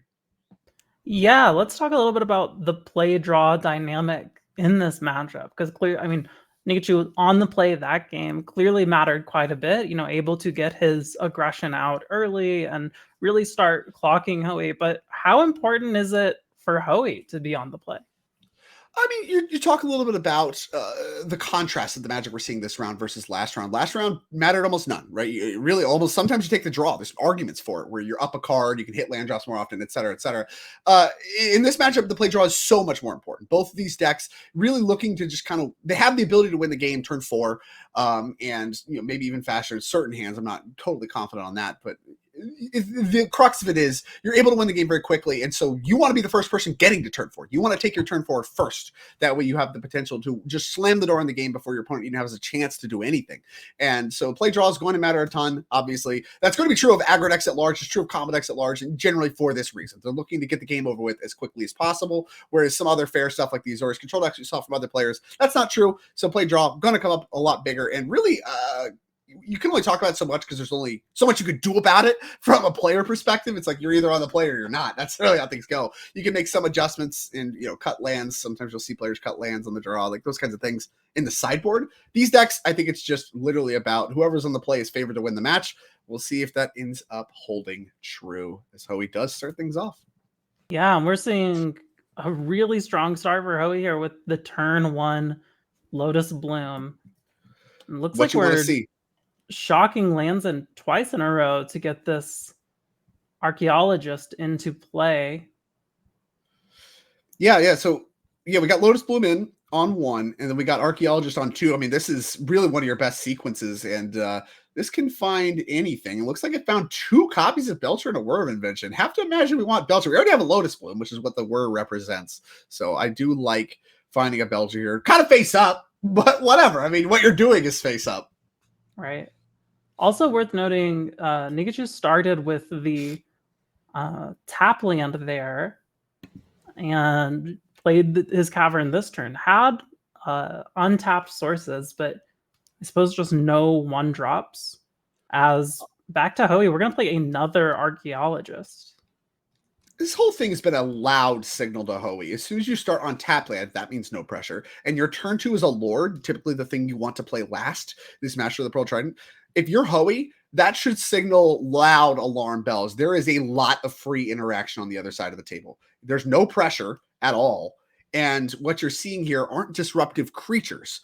So there is just going to be a ton of counter magic. And if you're just tapping out willy-nilly, a lot of it's going to be free. And I think that's going to be true for what Nikachu has going on. And I think if you're Hoey, that's something you can actually just assume to be true, as a 2-2 is not going to manage to get through an 0-3. It's a lot of work to do for Nikachu. Yeah, absolutely. As we are going to see the Cycling come down, and the Lotus Bloom is going to come off suspend for Hoey, back on his turn. Another spot where Hoey doesn't need to crack it this turn. He's not under no pressure. He's just 2 0-3s versus a 2-2 and now a 3-4. He has a long time as it stands right now and has time to set up for a big fight. Yeah, absolutely. And we're going to see, I mean, as you're talking about, Nikachu does have quite a bit of free interaction. We saw the 2 force negations in hand there. But Hoey, I mean, we see the Mystical Dispute. We know about, a couple of cards from the Archaeologist. Maybe I'm a little too, I don't know, addicted to the silence effects, especially after last match where we saw them be so impressive. But kind of surprised in a deck with 4 copies of Whir of Invention and all these, various creatures that can find it, not to see like a singleton copy of Defense Grid or whatever in the sideboard for spots like this, where you could just like wait if you want. Now, obviously, Hoey feels very confident, so maybe you just never need it. As here goes a backup to cast the Force. Yeah, as we're going to start a big fight here, I'm just kind of surprised not to see any kind of artifacts you could find to help fight through a lot of this without having to commit a bunch of cards. Yeah, as we're going to see the Mystical Dispute come down on this Force. Pikachu does have the option to force this, which looks like he is going to do, pitching another Master of the Pearl Trident. Yeah, I don't... this pact is kind of tough, because what can happen here... So he's thinking about pacting, right? Which would make the Belcher work. And then on your next turn, you can activate the Belcher with your 3 lands before you have to pay for the trigger. But Nikachu's leftovers a sink into Stupor. So he just bounced the Belcher and he dies to the trigger. Very interesting. Oh no. And I think that's exactly what's going to happen here. Nikachu looks calm, cool, and collected. Now the beatdowns don't matter. Your opponent has a trigger to pay for that they currently cannot. Uh-oh. As we're gonna see the attack here. Yeah, a formality. Draw a card, a consign to memory. Take 3 points, please. All right, I think you do have to bounce main face. We're gonna have to do that before we pass on over. No way to do it around dispute, which I think is what Nikachu's thinking about right now.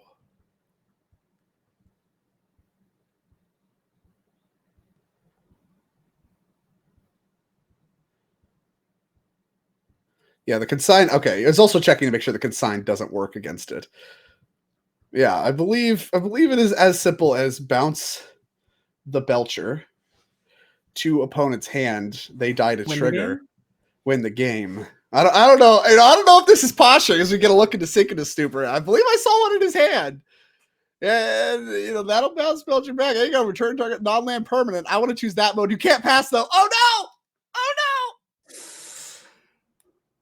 It's tough. Consign. That gets an activated ability. Oh no! And so there's the Sink into Stupor. Am I missing something? Could he have countered it? Could he not have cast it? I thought I saw an island too. Whatever. Either way, it looks like he's going to get to activate his Belcher, and he's going to win 2-1 over Nikachu in his take on Merfolk. Whatever happened. It looks like they were talking about the Sink into Stupor, so there must be something I was missing. But Goblin Char Belcher going to win the match over Merfolk. Kind of surprised. I have to feel like Hoey got away with one there. I mean, it looked like Nikachu's hand was really good. Double force, a little bit of pressure, but again, you really need more pressure than just turn 2 Master of the Pearl Trident there in game number 3 in order to punch your way through. You just need more. And that's the fail rate of Merfolk. The fail rate of Merfolk is when you don't have the ability to get early pressure backed up by the interaction. So it looks like, so we're actually going to get a chance to talk to Nikachu and maybe see what's kind of what happened there at the end, kind of his thoughts on the matchup at large and what's going on there. And that's going to be exciting talking to the Merfolk Master about his take on Merfolk. Now 1-1, very much still in the event. And, obviously both of those players now 1-1. Remember, 8 wins does punch your ticket to top 8, 6 losses punches your ticket home. And each match still worth money too, even if you do kind of don't do well in the tournament. Each match you're playing for $50 alongside the minimum payout of $400. So a lot on the line for all these players as we continue through. And 1-1, I mean, you can still win the tournament. Losses, it's not like Swiss where you start to accumulate a bunch of losses. You're like, oh dang, like I'm not gonna make top 8. I'm not gonna make it. As long as you're still in the tournament, you can win the tournament. And that's true of both of the players we just watched. And I think we're gonna get a chance. And I mean, especially if it's a situation where, maybe Modern is just your weaker format. Right? Like maybe you just go into this event knowing like, okay, if I get 1 or 2 wins in Modern, I'm going to be thrilled, but I'm really going to crush Pioneer and I'm really going to crush Standard. Like it's really a totally different sort of mental dynamic than what I think you're usually in these sort of events. Yeah, definitely. And especially like you just keyed on, your confidence in your deck is also going to affect how you play. If you just don't feel based on, oh, dang, you see the metagame reveal, bunch of Brood Skill, dang, I don't have a good Brood Skill matchup. Like you kind of enter that like, all right, I'm just going to rely on the other formats. I'm going to feel good about those formats. And really when the tournament switches to that format, you almost get re-energized. Like, all right, it feels like a fresh start. This is where I need to kill it. And you dive on in. So even if you have kind of a rough start in Modern, after round 3, we will be starting Pioneer rounds. And so, you know what, maybe you feel confident in your Pioneer deck and you can kind of use that to reinvigorate your tournament championship run. And, we'll see. We'll see if that's true for any of the players. I, again, haven't taken a look at anybody. We'll see if anybody ends up 0-3. I have to imagine it's possible and maybe even deterministically required, but I'm not a tournament math guy. That's not what I do. Sure. Yeah, we are going to grab Nikachu here in just a moment for an interview and talk about how that last match there went. But yeah, I mean, so far, as expected, we have seen a lot of very impressive Magic. I mean, to get to this point, you have to be such a skilled player, and getting to watch those players pilot these decks that they have such knowledge over is such a treat, as it looks like we are just about ready to go down to Nikachu and talk to him for a bit. Yeah, I think we can pivot on over. He's ready to go. Says he's ready to go. And Nikachu, talk to me a little bit about the end of that match. What just happened? I want to start there. Obviously, mono blue asymmetrical mirror. We can get into the dynamics of the match here, but the end of the match is where I'm quite confused. So we had this pack to pay for. He couldn't pay for. Right. Activated Belcher. We had the ability to return the Belcher to the hand with the sink into Stuber, but it looks like we pointed to consign. What happened there? What was that dynamic? What was the conversation? Oh, well, the conversation was at first, my plan was to sink into stupor the Belcher on my turn. And I was reading, do I want to do it on my turn or do I want to do it on his turn? But it looked like sinking on my opponent's turn wasn't going to work. And then when I look back at my hand, because I drew a card off of Svela, and I have consigned to memory. This is just infinitely better. And I knew they had I knew my opponent had Whir of Invention in hand, so they could in theory Whir for another Lotus Bloom into play. And I was just trying to make sure that there was no math where they could pay for any of this stuff. So in the end, I passed the turn, they activate, I consign, and they conceded.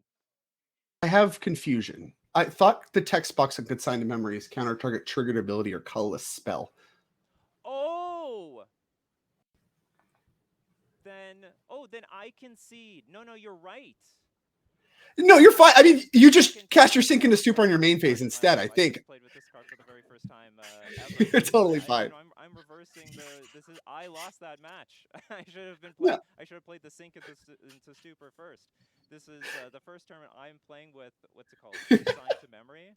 Because it looked like a really, really good card in all the matchups, whether it be for Belcher, for the control matchups. It looks like it's really good for the Brood Scale matchup. No, I'm learning for the first time how.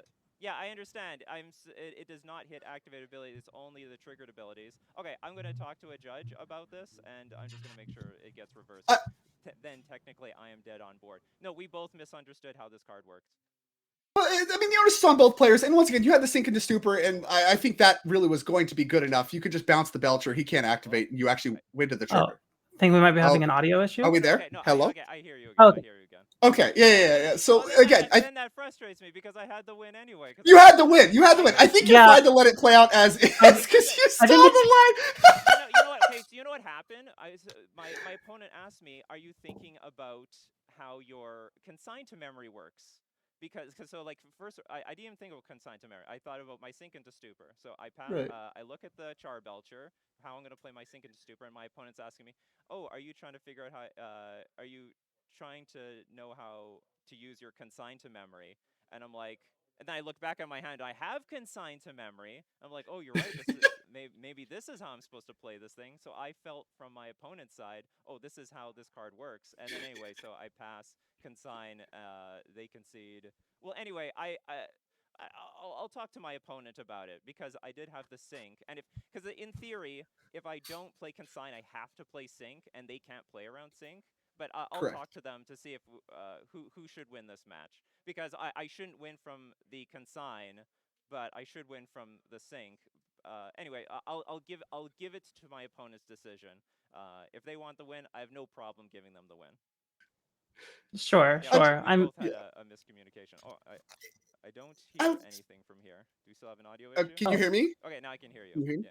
All right. I don't think there's bad blood. And like I said, you both seem to talk about it. I think you had the win anyway. So I think letting it play as it stood works fine. And so, I just wanted to check, because there was confusion for us and confusion for everybody. And I just wanted to make sure. Yeah, I realized I wasn't confused, but then my opponent gave me the idea to play that's why we were talking about in between. It's like, you're right, I have this consigned to memory. No, it's not actual stifle, for example.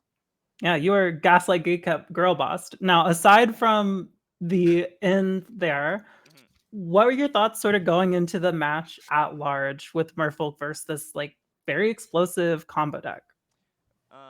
So I haven't played a ton of Modern right now, but word on the street from the Merfolk community, this is an incredibly good matchup, because we have this huge abundance of creatures. We have uncounterable creatures in the form of Aether Vial and Cavernous Souls. I know I'm not playing with Aether Vial this weekend, but I am playing with the Cavernous Souls. So all their Flare of Denials, what is that other one? The shoal, the blue shoal. Disrupting shoal. Yeah, There you go. disrupting shoal. They don't work. We have a good clock, and we have just a ton of counter magic where it comes force of negation, flare of denial, hex catcher. In some cases, consigned to memory. Some people play with chalice of the void to play on 0, so that it turns off not only the pact of negations but also the lotus blooms. Mm. Yeah, that makes a lot of sense. I mean, obviously, aggro plan with some interaction backups should traditionally be quite good against the combo decks, especially in the sideboard. And I noticed the hex catchers in the sideboard. I don't think that was true previously. So I do want to highlight really quick as far as your modern deck goes. Now, I know you played Merfolk in every format. I want to talk about that in a second too. But for your modern deck, typically you see things like Aether Vial, you see hex catchers in the main. It looks like you were very, I'll say, strategic and very intentional about your configuration of the modern deck. Was it just kind of what the community, the Merfolk community, cooked up, or what is your thoughts about what you expected to see in the championship? Well, I expected to see energy. And energy is just a brutal matchup. I mean, frankly, I'm super happy with the entire modern format, except energy. Energy is just bad, or at best, if I bend my deck backwards, maybe I can get 50%. But anyway, super not thrilled about it. But you know what? I play tested a little bit of Violus Merfolk when Modern Horizons 3 came out, because it seemed like that was actually our best route to beating energy. One big problem with Aether Vial, it looks like it should be good in the matchup, but the problem is that it just, let's say they go turn 1 Guide of Souls, and I go turn 1 Vial. Then they go a Johnny make creature attack for a 3/4. I was actually better off maybe just dismembering this Guide of Souls on turn 1 to save myself life, put less board presence on the battlefield. And it's not just Guide of Souls, it's Ragavan, it's Oscillate Pride. So I need to be interacting with the board immediately. Not to mention, Aether Vial sometimes is just like not very useful. It can sometimes get tagged off by what's it called? Static Prison. Another problem is that when you play with Aether Vial, you got to put your land count down. Then that means you don't get your Harbinger of the Seas on curve. You don't get your Tishana's Tidebinder on curve. You don't get your Svelun on curve. And Harbinger of the Seas is amazing versus energy, and I definitely want to get it out by turn 3. Can win me games on the spot without giving them any chance to catch up.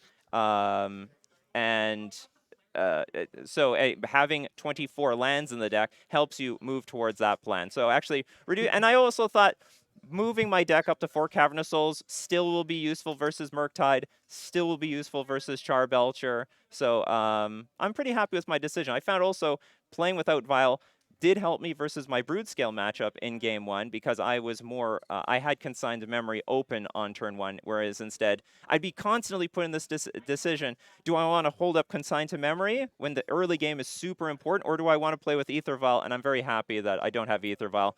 We can just play with pitch spells, and it gives me more blue cards to pitch to my subtleties and my force of negations. There you have it. I mean, this is like a whole Patreon content post that you got for free on the house on the NRG stream on how to build Merfolk in Modern. And I mean, if there's anybody to talk to, it's going to be you. And you are the Merfolk master. You played it in every format. As I think I don't know how much you were involved in any of the conversations leading up, but everyone was just like, is going to play Merfolk in every format. It's what they expected from you. People knew that coming this tournament they were going to have to play against Merfolk. Did that impact your impact? Did that impact your decision to play Merfolk in every format anyway? Well, there is a playable Merfolk in Standards. Honestly, I didn't think that my win rate had any chance in like Modern or Pioneer because of energy is so prevalent. So I was like, whatever, I'll just play Merfolk in every format. I came here because I heard I get a free jacket, I'm going to get a free PETA, and then after that, I'm just going to go back to Canada. I love the mentality. I love it.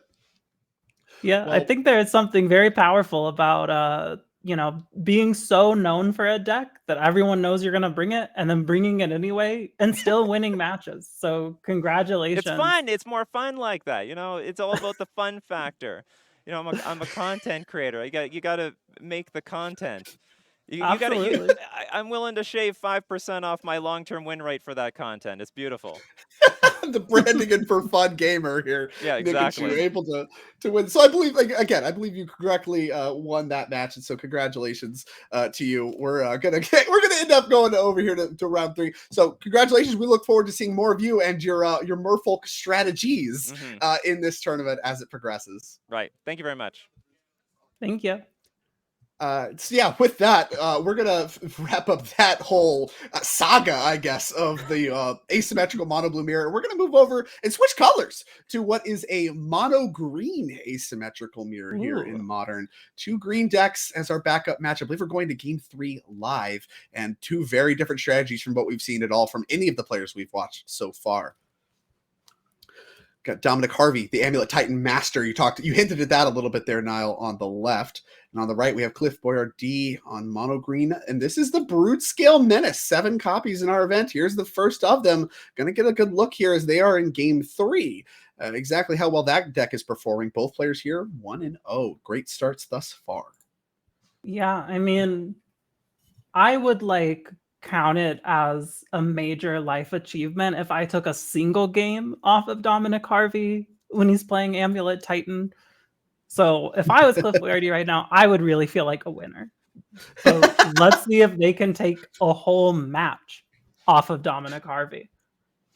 Yeah, Dominic Harvey certainly had a dominant weekend on our series. Came down from Canada as he does, hometown from Toronto. Somebody I've gotten to play with and against quite a bit. He's been around a long time. Very successful Magic player. Won back-to-back events in a showdown weekend, which of course qualifies him for our championship. And that's how he punched his ticket here. Cliff has been in the grind all season long. Finished number 3 on our leaderboard. Something we've seen a lot of. And, to Cliff's credit, some of it has dressed up.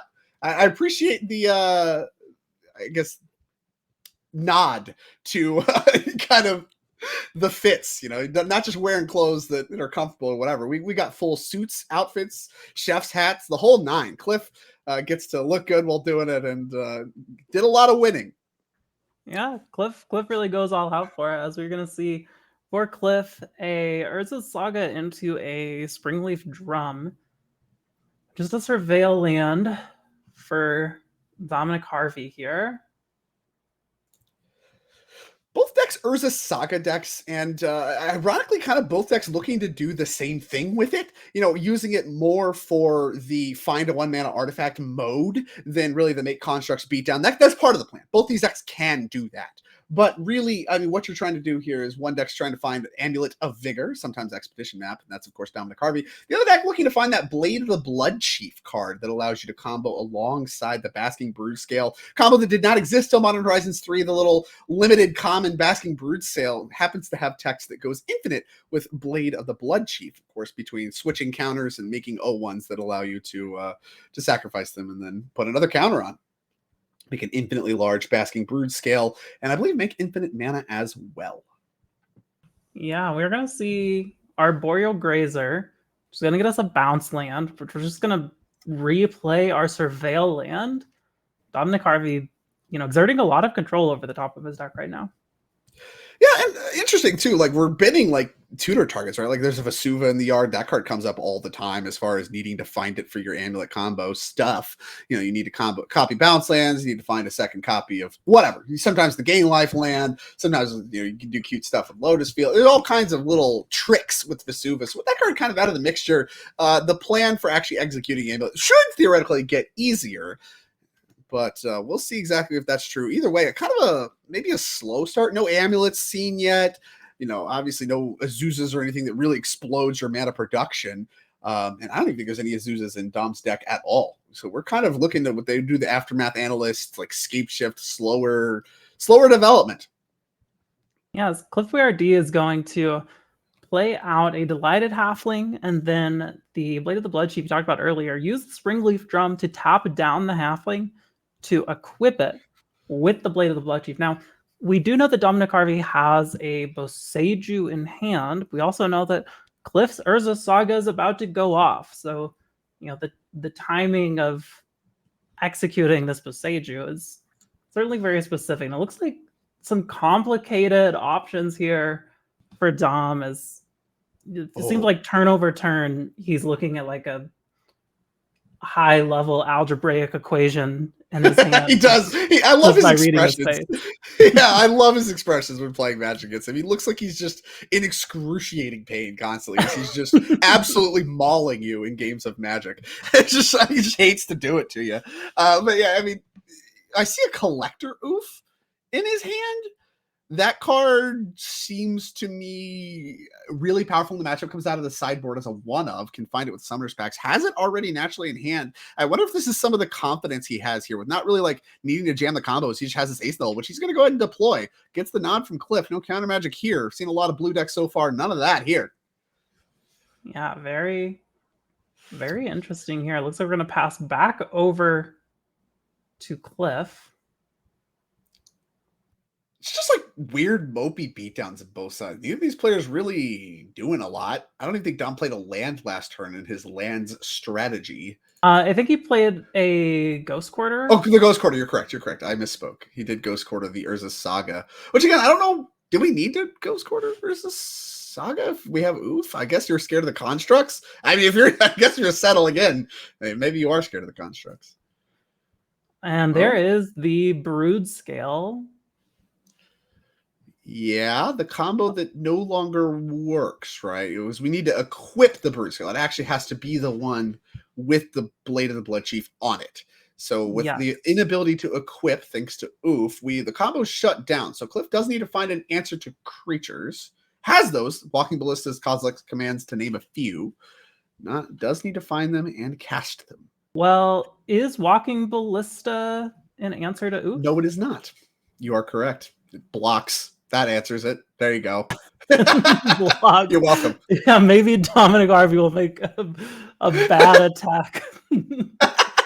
I don't think Dom Harvey's making a bad attack. But, in a perfect world, he would. Sure. Here's his cave. Spelunking. Quite the card. Okay. What if your amulet costs 3 mana and let you play an extra land? I mean, playing an extra land is nice. I don't know if it's going to come up here necessarily. It looks like it will. God, all the weird lands here. This is a weird distribution of lands here for Dom. I mean, it's an amulet deck, like I don't think you're ever gonna see it and be like, wow, normal distribution of lands. I mean, sometimes you just got your breeding pools or whatever. You sit at growth chambers, bounce the stuff, do the thing. Here we got all this weird stuff. We got like mirror pools and Urza's caves, and I don't know. Can we even cast a Titan? I think the answer is no. Like, just who knows? Dom knows. He knows. Dom knows, and that's why he constantly looks to be in excruciating pain because he is calculating whether or not he can cast Titan at any moment. Just a constant running total in his head. Now, Dom, I mean, talk about it. He has this, I believe he calls it the Amulet Bible he maintains. A lot of these players here, you talked about format experts, a lot of Patreons around, a lot of people making content for the various decks that they support. Dom, Amulet Titan, is his deck of choice. He has this whole big, just ever living document about his current build of Amulet, all the matchups, like why he picked his certain cards, like kind of this, like I said, this living developmental thing that you can kind of see his development process in. A lot of work to curate, and I think it's on Patreon. I'm not going to plug too much. Dom is a friend of mine, but not going to do too much plugging. But he maintains this whole massive document about this deck, and so I have to imagine any kind of weird distribution of lands, none of it's weird to him. He's seen it all before. He's ready for it all. Yeah, I mean, Amulet Titan, really a deck that rewards deck mastery and a deck that is impossible to master. So, if you're going to have one, that's a good one to do, as we are getting a counter on the Brood Scale, I think thanks to our land there. Yeah, you got the Eldrazi Temple, so I believe that lets you pay. I'm gonna quickly check that. Yeah, you can activate abilities with it, so that's quite nice. And that lets you start to lay some beat downs as nothing else is really happening. A 3/3, the biggest thing on the table for the moment. So guess start getting in. Yeah, really awkward draw. Cliff also getting a second Brood Scale on the board. I mean, honestly, looks like they have like the ideal hand for this deck, and just Dominic Harvey shutting it all down with one little oof. Yeah, I mean, the House of Cards is currently shut off by the Collector, but really, I mean, what that means for Cliff is, I mean, really all you need to do is get that off the table, and you should be good. Now we're getting a read at Mirror Pool. Let's take a quick look at that one because I believe that complicates the equation. Mirror Pool, I believe you have the ability to make a copy of the Collector Oof, so you need more than one removal spell is what that means, as long as we're holding it up. So yeah, there we go. Get a look at this one. Adds colorless, copy target instant or sorcery, sure. Or you can, you go. You can pay 4 and then 1 colorless, tap, sack it, create a token that's a copy of target creature you control. So you can kind of instant speed make another oof in response to the first one as a little trick to stop your opponent from playing Magic longer, needing 2 removal spells. So that is what's complicated. Have the mana for that presently? I think we might be 1 off of it. Yeah, we are 1 off of it at the moment. And it's weird because you could try to find a land that makes more than 1 mana with the cave, but then you're down your colorless source. So sure. I guess Rumble looking to solve the problem. Yeah, we do have a Malevolent Rumble, which looks like it found an amulet, it found a Lotus Field. Okay. And you get a creature, which is going to help the whole paying for Mirror Pool problem as well. That gives you your colorless source as well as obviously just a +1 mana. Another big pickup for this deck. People talked a lot about this card. Shockingly to me, people seemed, I don't know, maybe offended is the wrong word. Just like surprised that this card was all that it is. Obviously very powerful selection spell that comes with the Scion. Seems pretty innocuous, mostly a limited card, but coming up big. 2 copies here in Dom's deck. And like I said, I remember when that card started showing up a bunch in Modern, people being kind of like, hey, what is this thing? Why? I don't know. It seems, there's 4 copies in Cliff's deck. There's 6 between these 2 decks. So obviously it's got some power behind it, but I don't know that I would point to this card among the mix as being egregious. Yeah, I don't think it's egregious at all. I will say, I did not see the vision with this card at first, and then I played it in Yogg one time, and I was like, "Oh, okay." Immediately bought 4 copies, 4 foil copies online. 4 foil copies. Oh, we're just loaded, rolling in the dough. No, it's interesting you bring up Yogg too, because in my opinion, kind of my vision of the format and how it plays out, this Brutescale deck seems to more or less 1-for-1 replace the Yogg deck. You kind of do the same thing, right? Where you're talking about this creature beatdown thing that you have this A+B combo that's supported by a bunch of redundancy, but also you just have a fine Moby beatdown plan as the backup, which maybe it's not fine here, but in general, you can kind of just lay some beatdowns with the Brutescales and all that kind of stuff and find victories there. That's kind of the same role that Golgari Yawgmoth was playing in the format. Do you share that? Yeah, Drake, you've touched on a very sensitive topic for me, which is that decks keep entering Modern that just do Yogg a little bit better. We had Nadu Summer, which it was like, oh great, Nadu's the best Yogg deck. Yeah. And now we've got Brutescale Winter. And it's not as egregiously similar to what Yogg is trying to do as Nadu felt. Just being the best Court of Calling deck in the game, but it is close enough that it is a little upsetting if you're heavily invested into Yogg. Apologies, I did not mean to touch on such. I would still jam Yogg at this tournament. Okay, all right. Nikitu and I are of a similar mind on that front. It's about the fun factor, the branding, the content creation. As Dom looking to create some content of his own has not. Again, neither player really looks to be doing anything of consequence. Cliff really struggling to assemble a board that provides a meaningful clock. Dom still at a healthy 16, even as we grow more creatures that are going to struggle to attack past a Boreal Grazer, so big. And Dom still just does not have a Primeval Titan. He still has that, like I said, the trick with the Mirror Pool. That's what he's holding up his mana for, because if you don't have a Titan to start to end the game now, you could be doing this instead. And I think that's what's going on here. But it really just, for 2 decks that you can kind of think of as having explosive combos, there's really just not a lot of anything happening. Yeah, and Teleria West was the land for Dom last turn, and the end there, Cliff making the construct. Cliff is assembling a board, but if he can't deal with the oof, how much does it really matter? Because the more time you give Dom, the less time you have, right?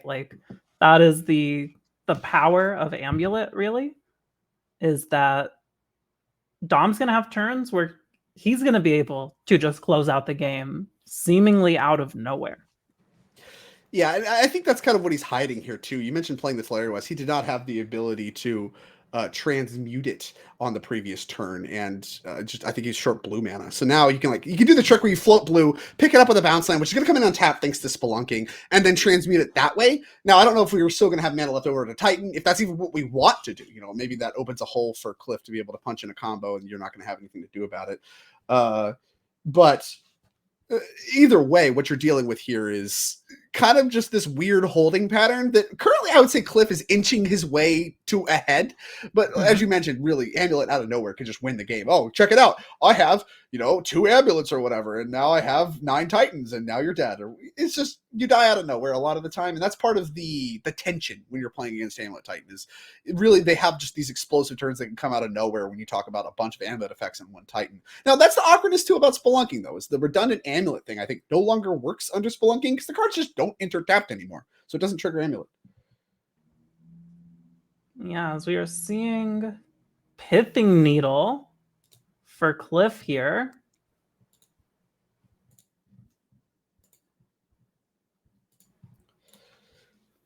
Now, I guess it's just the last thing. Yeah, trying to figure out. What are we needling? We could needle the mirror pool. That solves maybe the start of the problem. Yeah, maybe Cliff has removal and is setting up his ability to actually be able to take care of this creature. I mean, at the end of the day, it's an artifact that stays in play for your constructs to grow. And, you already have the Blade of the Blood Chief. You already have your Springleaf Drum. So, a second Blade of the Blood Chief does cover you a little bit against Spaciesia, which we know Don has. He does not know. But also, the Mirror Pool problem is just a problem. So, answering it now, even if you don't have the removal spell, might just be where you want to be no matter what. Sure. Could actually just be key. I mean, if Cliff does find the removal spell and is able to kind of punch the whole thing through that way, it'll look really, really impressive. But for the moment, it does look a little suspect, I guess. Sure. Well, I mean, you do have to get something, and I imagine most of Cliff's artifacts have activated abilities. So maybe it is also just a thing of this is the highest impact I can get on the board right now. Okay. Yeah. What if you could name Teleria West, right? That works. So that could be a consideration as well if you're worried about that. Yeah, that's an interesting idea. Haywire Might. Okay, another artifact with activated ability. Wow, he really just did find all the Urza Saga targets, huh? Actually, all of them. Yeah. Awkward. I mean, that's a lot of artifacts on board for Cliff, right? We got what, 1, 2, 3, 4, 5, 6. Okay, yeah, these constructs are real. We're starting to lay some real beatdowns. It's not the anemic stuff that we've seen so far. And I mentioned kind of neither deck really looking to do the Urza Saga construct stuff. That is still true, but it is a nice plan B, and that is the power of Urza Saga. That's why people were clamoring for this card to maybe eat a ban before MH3 shook all that stuff up. And now, I mean, you're really seeing kind of more of that power still in action. The more things change, the more they stay the same. Yeah, I mean, it is a consistent thing we see across all Urza's Saga decks that aren't,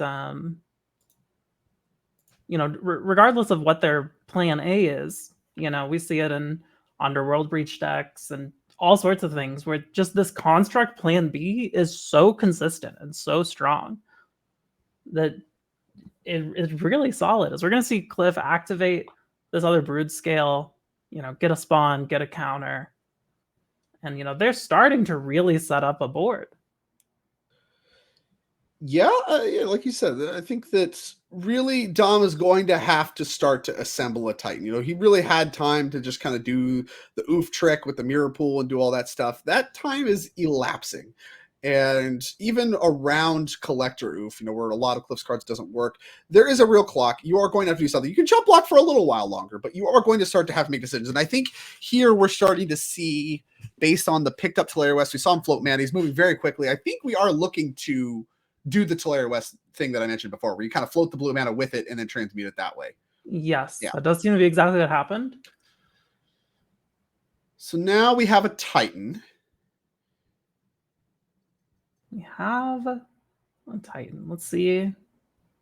Yep, we are transmuting for the Pact. Yeah.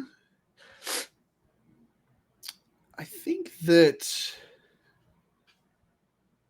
I mean, a Titan hero will be strong, but I don't even know, like, is attacking to a construct even good? We'll see. Well, Tom's going to figure it out. This is the Amulet Titan kind of classic. We're going to spend a bunch of time tutoring, and then either, he figures it out or he does the next best thing, which is whatever it ends up being, an analyst to find. Okay.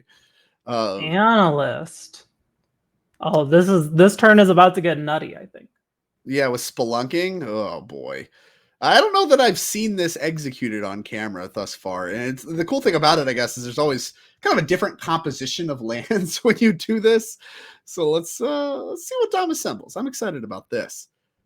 Analyst. So we are going to play, just going to have a mill trigger. Finds one land. Activate right now. Activate.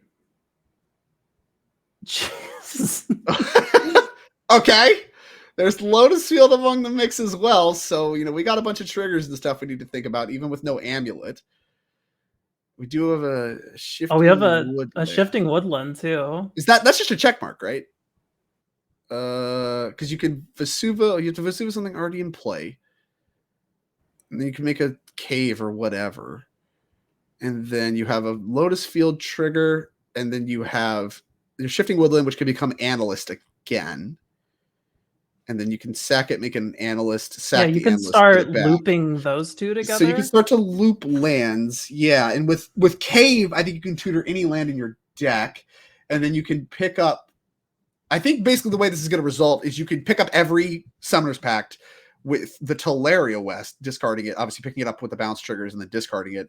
And then you can find all of your Titans and attack with all your Titans that are, I think, infinitely large, because I think you can loop the pump land as well, assuming there is one. Checking. I don't see a pump land, so I guess there's still just 6/6s. Oh, but you can make infinite Titans. That's what the mirror pool's for. Right. So you can just make infinite copies of Titans that all have haste, and you attack with infinite Titans. This is going to take a long time. This is like classic Aftermath Analyst. You wave your hands around for a while and move your lands between zones. But I believe the end result of this is infinite Primeval Titans, provided he has the mana threshold. This is a lot of mana to do this. Yeah, I mean, we do have Lotus Field coming in every time. And it's important because you can sack with the Lotus Field, right? So you can get whatever lands you want in the yard for next time. Exactly. So, I think we're going to see this happen. Interesting, too, as Dom is executing this combo, we're kind of seeing this. I got a little update from a trusted source. Dom was actually a big kind of believer in the Brood-Scale deck, was considering playing it himself. He would have been our 8th copy among the modern distribution. Chose to go with Old Faithful at the last minute. Can't say I'm that surprised to see it, but it is worth noting that, he thought it was such a convincingly good choice for this event that he almost played it over his classic Amulet Titan. Now, obviously, he looks good to win this one over Brood-Scale here, so maybe there's a little bit of you made the right choice here, Dom, just playing what you know and playing what you've mastered. But it is worth noting that as we're kind of talking about Modern and what is Modern going to look like next week, how much is Brood-Scale in the conversation? It's still such a kind of new deck, I guess. It's only been in existence for a few months of Modern's 10-year plus existence. People are still learning a lot about it, and clearly people think it is maybe the best deck in the format, at least the best deck for this event. Something to think about. As we are going to go ahead and get Primeval Titan with our second pact here. Play the Titan. Right. So did we use the shifting woodland for mana? For mana, so I think. Let me read shifting woodland. I think you actually don't have to tap it. So that you don't have to tap it. Yeah, wow. What a card. And I don't think you have to tap Aftermath Analyst either, huh? Yeah, there you go. Look at Shifting Woodland. A powerful pickup from MH3. 2 copies in Dom's deck here today. Not legendary. Nice little untapped green land. But something to highlight there is that third ability. It becomes a copy target permanent in your graveyard. So this works with your Aftermath Analyst. I believe that is what the hand waving around is. I believe he now has infinite everything. And and also we have the Beseiju in hand. So we can start looping Beseiju and just you know. Right, because you can pick it up at the bounce lands each time you Yeah. you loop your analyst, pick it up, Mhm. discard it, bring it back, and then just start to do that. So yeah, once again, with all these utility lands that are now present in the amulet deck, you now have a deterministic combo with these Aftermath analysts, and that's what he did just explain. I don't know that we did a great job explaining it, but it's kind of hard to explain. So just understand that it involves shifting Woodland, repeatedly copying Aftermath analyst, and bringing all the lands, including itself, back. So that is Right. a big part of the equation. That's what Dom was able to do, and able to, like you said, over and over again, win out of nowhere. All this stuff Cliff was doing, not quite good enough. So that was game number 3. I mean, it felt like that took forever. You're like, oh, we should be looking at sideboards. No, that was game number 3. Dominic Harvey and his choice of Amulet Titan is going to win 2-1 over Cliff Boyardee. So that is the end of round number 2 here of stage 1. One more round of Modern, then we're going to get to the Pioneer rounds. So we're going to be right back. I'm Drake Sazzer here with Niall. We'll be back with round number 3 here shortly. Don't go anywhere.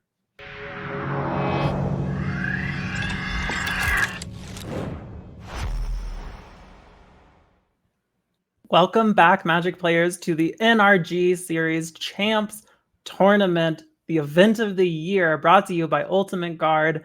Make sure if you've been enjoying this Magic we've been seeing today, hit that follow button on the stream. Helps us out a ton. I am Niall Joan Rivers, joined in the booth today by Drake Sasser. Drake, we've seen so much incredible Magic today. You know, we got to see round 1, multiple Azorius control mirrors, all 4 of our Azorius control players paired into each other. And honestly, it was a blast to watch. They're all such impressive players that it was a ton of fun. And then round 2, they're not mirrors, but they were, 2 mono blue decks and then 2 mono green decks where we saw, 2 kind of people with signature decks, with Nikachu on Merfolk taking out Belcher, and then Dominic Harvey on Titan taking down Brood Scale. What do you think of the modern Magic we've seen so far? Yeah, at the top of the broadcast, we had a little bit extra time, and I was talking a little bit about one of the draws to Modern is its deck diversity that can really show you a lot of different looks about what the gameplay is and what it means to play the Modern format. And I think we've gotten a good showcase of some of that so far. And my favorite part is it doesn't stop. We're gonna have more of that this round. We're gonna see decks, part of the metagames that we haven't seen before, I guess, battling once again against each other. I feel like there's been a lot of a lot of that kind of mirror match style stuff in asymmetrical mirrors, especially lined up. So, I mean, it's been the Modern that I know and love. I think there's a lot of, there's a lot of hostility towards the Modern format right now. There's a lot of anticipation for the upcoming ban and restricted update. But as far as what we've seen so far and what it looks like at the highest level, when you put, some of the best decks in the format in the best players' hands, I think we've seen a lot of really awesome Magic so far. And that's just what the championship offers. It offers the best of the best of not just these players, but the formats themselves. You really get to see what it looks like at the top level. So if it's the send-off for any cards in Modern, I think it's the best possible send-off you could have. And I'm excited to see, what we got lined up for this round is different than what we've even seen so far. And so more Magic coming. The Magic we've seen so far has been awesome. And I'm having a great time. This is what it's all about. This is what competitive Magic's about, and I love it. Yeah, absolutely agree. And let's talk a bit about the Magic we are about to see. As our first feature, I believe we're having another mirror match. Is that correct? I believe that is correct. So 2 players we haven't seen before on today. Obviously, we've seen them plenty across our NRG series, as is the case with most, if not all, of the players in our championship this year, all 24 of them. We have May French piloting, I believe, Mardu Energy versus Theo Jung, also piloting Mardu Energy. See both those players, jackets on, looking very serious, both 1-1, very in this tournament still are both these players. And yeah, Energy kind of the menace. You heard Nikachu talk a little bit about the energy deck, how he really wanted to dodge it, and as far as I know, has done a good job of that thus far. And especially now with 2 of our 4 playing against each other here in the feature match area, going to get to do it again. Kind of the menace of the format, but really, I mean, with Brood Scale kind of being the narrative, maybe it's a little overrated. Who knows? Who knows? Yeah, I mean, as we talked about earlier, the answer to the energy decks in Modern seems to be just win in 1 turn. Just combo off, and doesn't matter if they stack some damage on you and built a threatening board, if you can just win the game. True. Kind of a fundamental, I'd say, of Modern. There's no force of will proper like you kind of see in Legacy and these other high-powered formats, kind of keeping that all down. So in Modern, it's really kind of always had that, right? Like win in 1 turn threat from the various styles and looks that you've seen. And of course, there's always the classic, what you see here, the Thoughtseize decks here looking to try to disrupt that to the best of their ability. Yeah, is Theo Jung going to start with a very strong start for the energy deck with turn 1 Ocelot Pride? Yeah, this is one of the cards of all time. What's to be said about this one that hasn't already been said in its short lifespan in Modern? It's 1 mana. Why it's 1 mana? I don't know. They fixed that on Arena. They fixed that problem. It's now 2 mana on Arena. Okay, you want to see what it's supposed to look like. But yeah, this card extremely powerful, and obviously May, respecting that, needs to get it out the way immediately. It just starts to snowball, and really kind of that Ragavan-esque, but even more powerful, not legendary. Multiple of them are actively good. All these kinds of things that it's known for that aren't necessarily true of Ragavan. These 1 mana snowballs, they keep printing at Mythic and Modern Horizon sets, keep being both very powerful and very expensive. Yeah, so you're going to see the Thoughtseize come down for Theo Jung here. Oh, Amped Raptor, a Johnny, Ocelot Pride, a Thoughtseize of her own. Theo's spoiled for choice.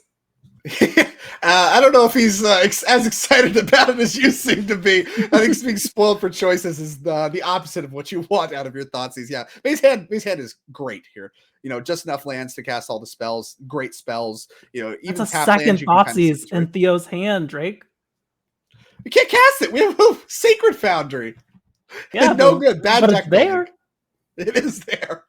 Yeah, that's true. And May can't deploy all this before it is going to find a target. But I mean, there's a lot to work through here for Theo. And this is this the new Jund? Can we call this the new Jund, the mid range deck of the format? Is this a mid range deck? Well, that's tough. As we're going to see Guide Souls come down, and Raptor being the choice for Theo here. Extremely powerful card. What if Cascade was even better? I think is what they were asking when they made this one. Done a lot of that. First, the Lost Caverns of Ixalan with Discover, which went how it went, and now this. I don't know. I don't really know what the incentive is to keep pushing Cascade any further than we needed to, but we have done it. We have done it. We keep answering the question, what if Cascade was better? And the answer keeps being, oh, it's really good. It would be good. Ask one more time. But next time for sure. It might be, just strictly different, not strictly better. No, not this time. Okay, we'll get them next time.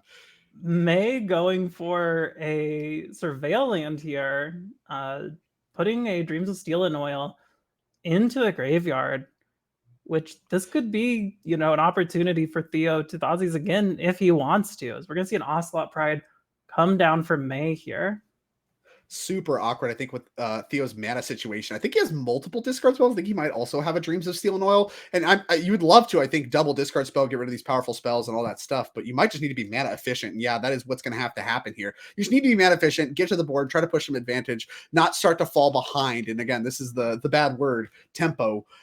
Really, Magic a lot of times is about who spends the most mana, over the course of the game. That involves using your mana every turn, and that is what Theo is going to prioritize here, because he can't, if he just goes for discard spells, that Sacred Foundry is going to be left untapped. That's unspent mana, that's mana inefficiency, and that's very likely to end up being something you can point to at the end of the game if you lose, to say, hey, that's where things started to slip away right there.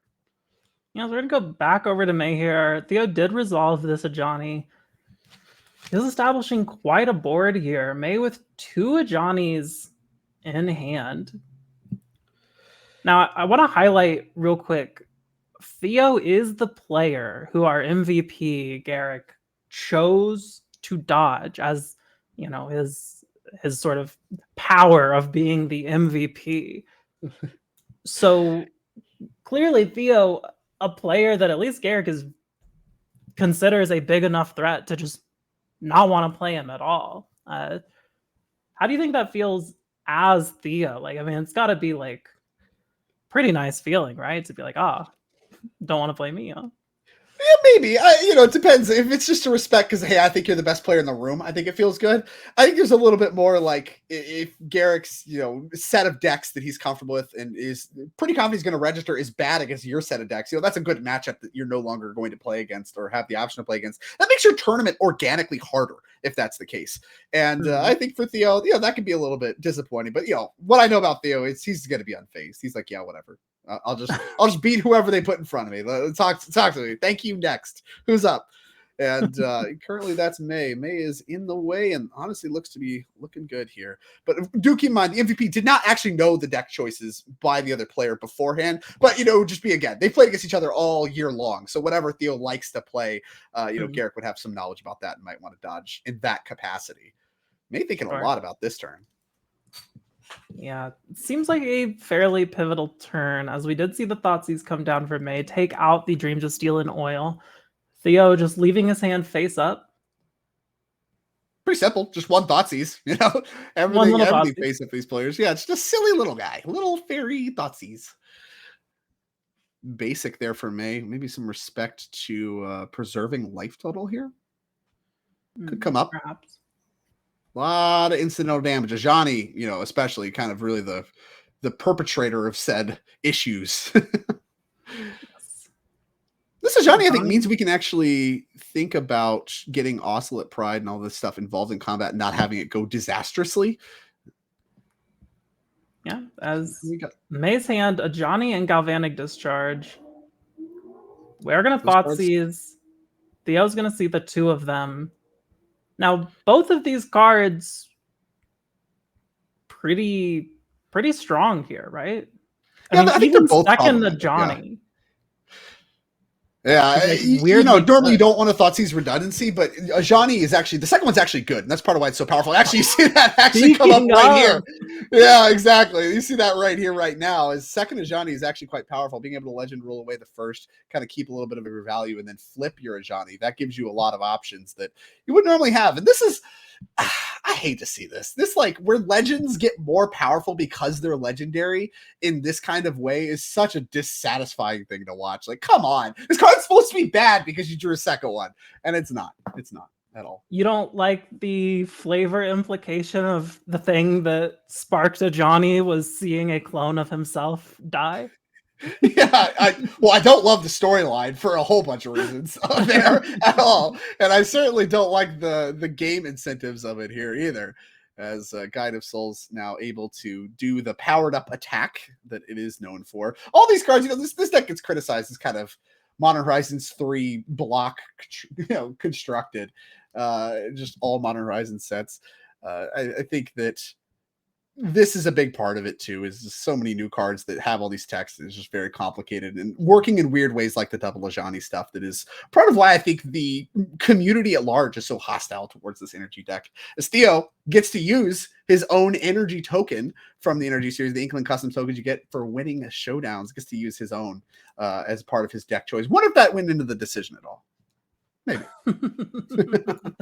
I mean, the brand is strong. Like Nikachu told us earlier, we gotta push the content and have fun with it. So, maybe.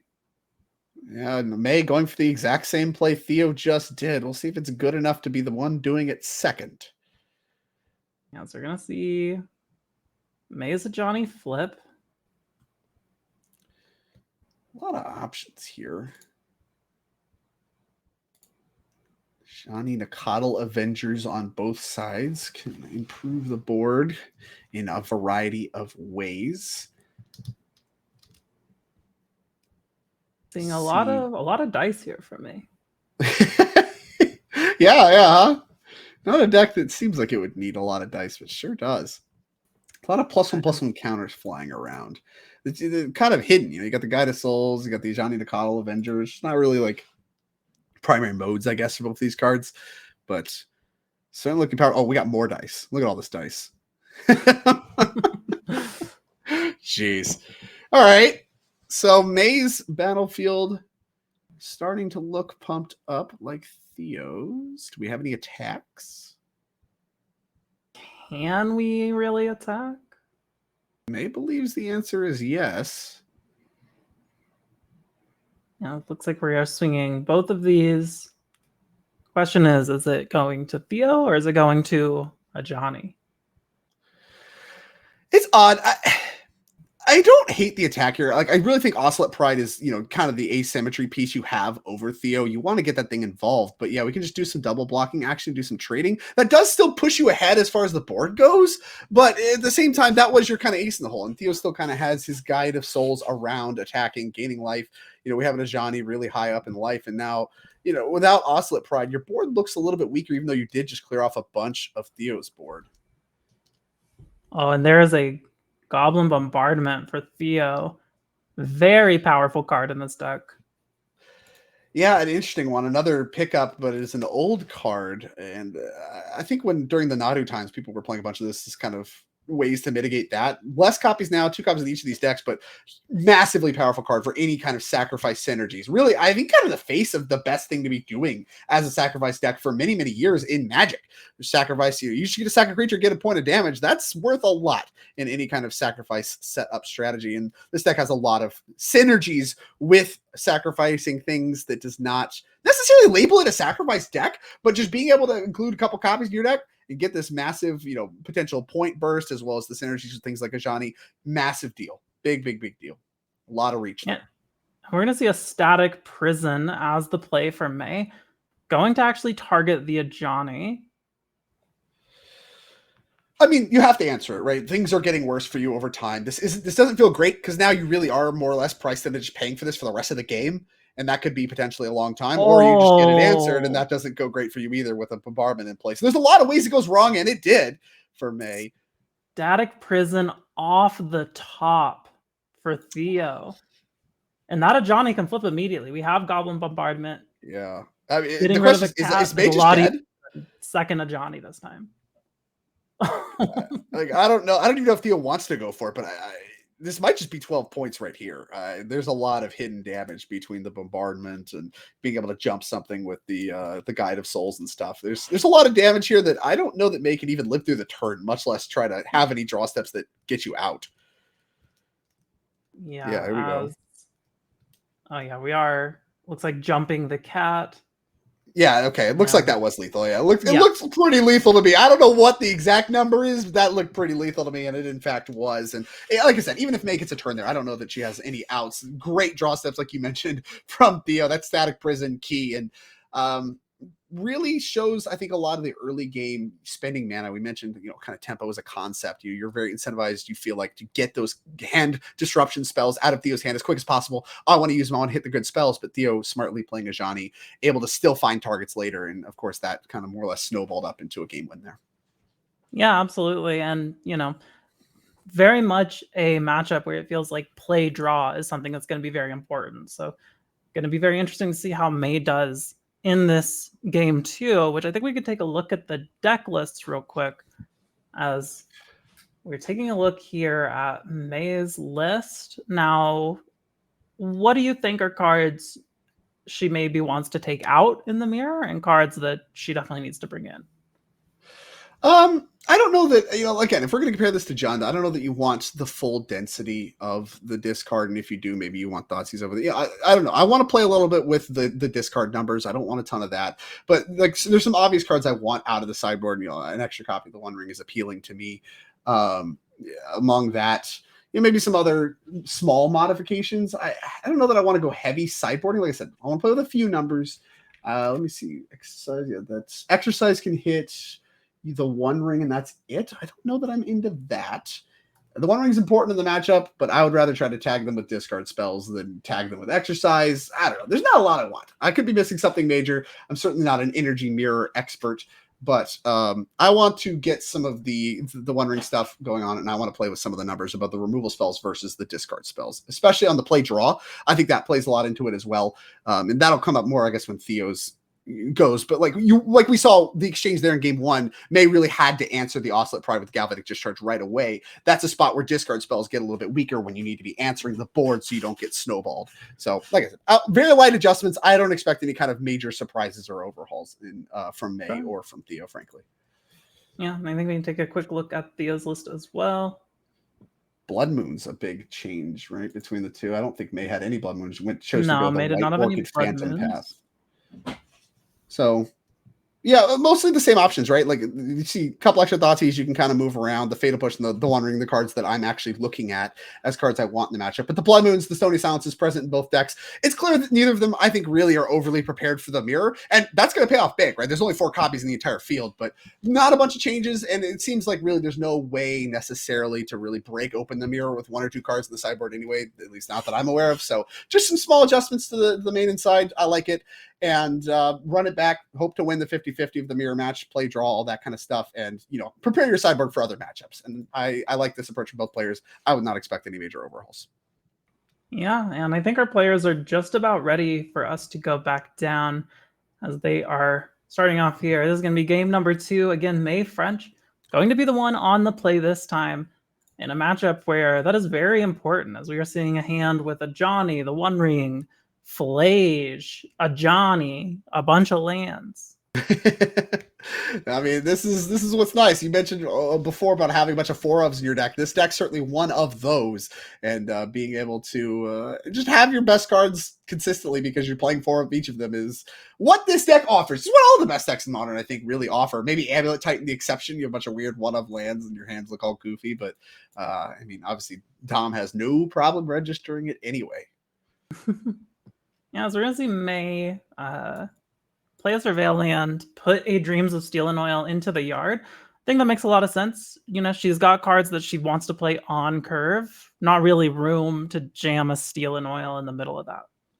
Right. And then that's some of the awkwardness, right? Even on the play, you didn't even have a black source. You wanted to develop your tapped red-white source first. You're not even going to be untapping with a guaranteed black source. You have to fetch shock, and at that point, you kind of want to be playing 2-drops anyway. I like it. I think this is kind of showcasing the power of the Surveillance, but also kind of the awkwardness that you can find even on the play with the discard spells. I think they're much better on the play, but even on the play with this hand, the plan just didn't really align to where even if you're casting at turn 4, that it may not be part of your plan. You have other stuff to do. Yep, as May going to fetch for a land here. Looks like it's just going to be a basic plains. Play out the Ajani. Theo going to go ahead and fetch a Surveil land of his own. We'll see what he does here. And again, we talked about this round 1, but to anyone who missed it, we're talking about how important the Surveil lands are in terms of information that they give both players. So May discarding or surveilling away this Steel and Oil maybe tells Theo that she wants to curve out and has the spells to do so, and then Theo doing the same probably communicates a similar thing to May. I wonder if it's a different story for Theo, though, because based on his lands, he doesn't have any black sources. And now with the mono red source deployed, he might have needed to use that fetch to grab red, to grab white mana. And then now, with these Arena of Glories is just mono red lands, like couldn't afford to get black mana. Because like Goblin Bombardment is good to deploy first, and especially when you feel like you have time. But in general, I wouldn't say is the best 2 to have. Maybe it is in the mirror post board if you have it and you have it, those kinds of things. You have a Johnny. There might be enough pieces that Bombardment is one of the best things to have here, but I don't know, not playing to the board at all when May has an Ajani and now can do the second Ajani trick that we've already seen come up a ton. That feels like things are starting to slip away a little bit if you're Theo, and I feel like could be a turn where you could set up the Dreams of Steel and Oil, even if it is a tempo negative play, if your plan is to interact with the board cheaper. Things like Galvanic Discharge, Fatal Push, the like. If you can't do that, you don't have the black sources to make that happen, you might not be able to have the Dreams of Steel and Oil anyway. So it might be the same card, both surveil, different stories. Yeah, and second Arena of Glory for Theo's land this turn. I want to point out that May had the option to play Guide of Souls last turn before doing the Ajani trick, but has Galvanic Discharge in hand, clearly valued that more. And I mean, it might be. It looks like it's going to pay off, right? Ajani. Yeah, I mean, this Bombardment threatens to flip it right away, and Theo might have to for one reason or another, and you're covered. You have this discharge. If that happens, I mean, it's kind of a blowout, and things are going to start to snowball very quickly in May's favor if that does happen. And I think Theo, we might see him be a little patient on the Goblin Bombardment as a result. Yeah, now... Maybe not. Nope. Sure won't. Right now. Yeah, so looks like May is responding to the Goblin Bombardment by getting her land out here, and we will go ahead and discharge this Ajani, and we'll throw Ajani into Ajani, and then discharge the Ajani. So we do still deal with it, but it does cost us a lot more. Yeah, there was a high ceiling play, right? Like if it all works, you get your Johnny, you get to do a lot more stuff, and your turn's really good. But the floor is if she has it, right? If she does have the galvanic discharge, because you have your own, you can clear hers anyway. So you still get a little bit for your money. You are not completely blown out. So that's really why I think Theo was willing to go for it there. He had that cover to make it a good play, even if it doesn't go perfect. Yeah, and May picking up another Johnny this turn. We're gonna see the Guide of Souls play out into the Ajani. This is going to generate some energy, some life. Like this, just push the advantage, right? Like you're already up. Theo just had to use ostensibly a lot of resources just answering your first Ajani. Now you have, a second one, and you're attacking, and you have all this pressure. Third Arena of Glory. Okay, nice mana base here. That's tough. That is tough. One Ring, good follow. We are going to see the One Ring come down for Theo. That's going to buy him a turn off. But Dreams of Steel and Oil, the pickup for May here. But Theo has protection from everything.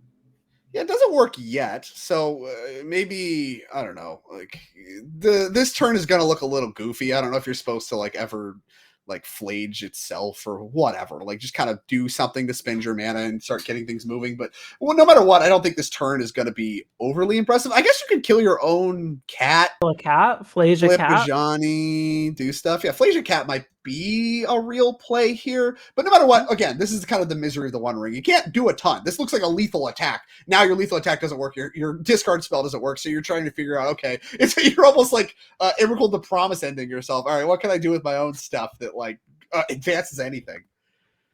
Yeah, and playing the flage here, obviously a little bit awkward, but does make it to where if May top decks a land, recasting the flage from graveyard, very much live, and looks like we are going to play the flage our own cat, flip a Johnny, and May's going to generate so much life and energy this turn. Right, and that's a big thing, is Planeswalkers don't really care that much about the One Ring. You can kind of keep moving loyalty counters around, advancing your board states. That's one of the best ways to take a meaningful turn underneath the One Ring protection and still be advancing things. Look, we sacrificed a 2-power creature. Now we managed to get 2-power anyway, and now we have a Planeswalker with 5 counters on it. Now we have this flying bigger Guide of Souls. We made our whole board way bigger. And like you said, now we have Flage. If we top deck a land, we have Flage. So that means any draw step's good. Spell's great because it advances the board. Land's great because it advances the board thanks to Flage. So you put yourself in a good spot where next turn's also going to be good, really, no matter what happens. Yeah, I really like jumping the Guide of Souls this turn, even though we can't get the damage across. Just make it a little bigger, make it a little more awkward to deal with things like, discharge or bombardment. Yeah, bombardment's in play. This is something to think about. Keep this thing from just getting picked off by just random token value and stuff. Amped Raptor. The play for Theo. Huge card here. It just needs material, and this is the best way to get multiple pieces of material. That's a good one. That is a good one. As we are going to see a Static Prison off the top, which was exactly what won Theo the last game. Yeah, Static Prison, a card that I think you could intuitively maybe try to say is bad in the matchup. You take a lot of turns back and forth. Your energy's already pretty taxed, spending it on things like your Guide of Souls, your Galactic Discharges. But, was key for Theo last game. It looks really good here, too. Yeah, and Theo, once again, spoiled for choice, but in a way that probably makes him a little happier than when he's spoiled for choice looking at May's hand with a Thoughtseize. As he's already done a different script. Cards with I think definitely a spot where he's a lot more excited, and maybe kind of the first glimmer of hope that we can kind of battle back from this snowballing board state. And being able to spend all your mana every turn, really, Theo's done a great job of that even now, and I think that's the reason we're seeing him still be in this game so well. He's got 4 mana, he's gotten to spend it in the last 2 turns, and all of it being mana efficient, hitting good cards off Amped Raptor, putting yourself in a position to maybe try to claw your way out of this. Yeah, it looks like Theo, after playing as a Johnny, considering throwing a cat into May as a Johnny to flip his own. Okay, we made this play last time, and making a cat gets a lot better in the face of having a bombardment, right? So yeah, now we're, the Ajani's a lot more manageable. Does need to start to be a little concerned about his life total, I think. I mean, I don't know where May's going to need to get Flage going to find the reach to get it over with, but I mean, Theo took a lot of damage before this One Ring started drawing cards. And unfortunately, May not able to find this 4th land that she needs to either recast the Flage, play the One Ring. Yeah, Flage would have been a huge play here. I mean, the floor is clearing Ajani. You can even maybe go upstairs. There's justification for that. Like Flage would have given you a lot of options. The Galvanic Discharge, not a 0, but pretty embarrassing in the face of this Goblin Bombardment. Yeah, as we're seeing May really tank on this one. Yeah, how do you keep yourself in it, right? Game's about what's on the board, and Theo's board from that last turn, flipped the script very much about what's going on. Oh, boy. Speaking of a wealth of options, just everything. Yeah. Even exercise. They did bring that in. I'm kind of surprised. Really, I've got the exercise. Another Amped Raptor, which only gets stronger. Flage, which looks like is going to be the choice here. Of course, Dreams of Steel and Oil exiling the card, extremely relevant with a card like Flage. And, that was Flage with 3 Arena of Glories on the field. Yeah. So Hasting Flage is not a terribly beatable thing from any point in the game. Certainly not this one. Yeah, that's really what they're there for. It's easy to point to what Theo's mana looks like right now. I mean, honestly, atrocious. The fact that he's been, an artist at finding ways to spend all of his mana in spite of having only 1 white source, no black sources. I think you could point to Arena of Glory and be like, do we really need all 3 of these? 3's a lot. Hasting Flage is just so powerful and for such a low cost normally that I think you're willing to put up with games like these, which aren't even hopeless for Theo. His mana base is still very much functioning, like I said, in order to really have that added flexibility to your deck. Sure. And looks like May's going to attack in. We're going to block with the creatures, bombard them into Ajani to deal with May's Ajani. And then May is going to discharge Theo's Ajani, who draws a Flage off the top.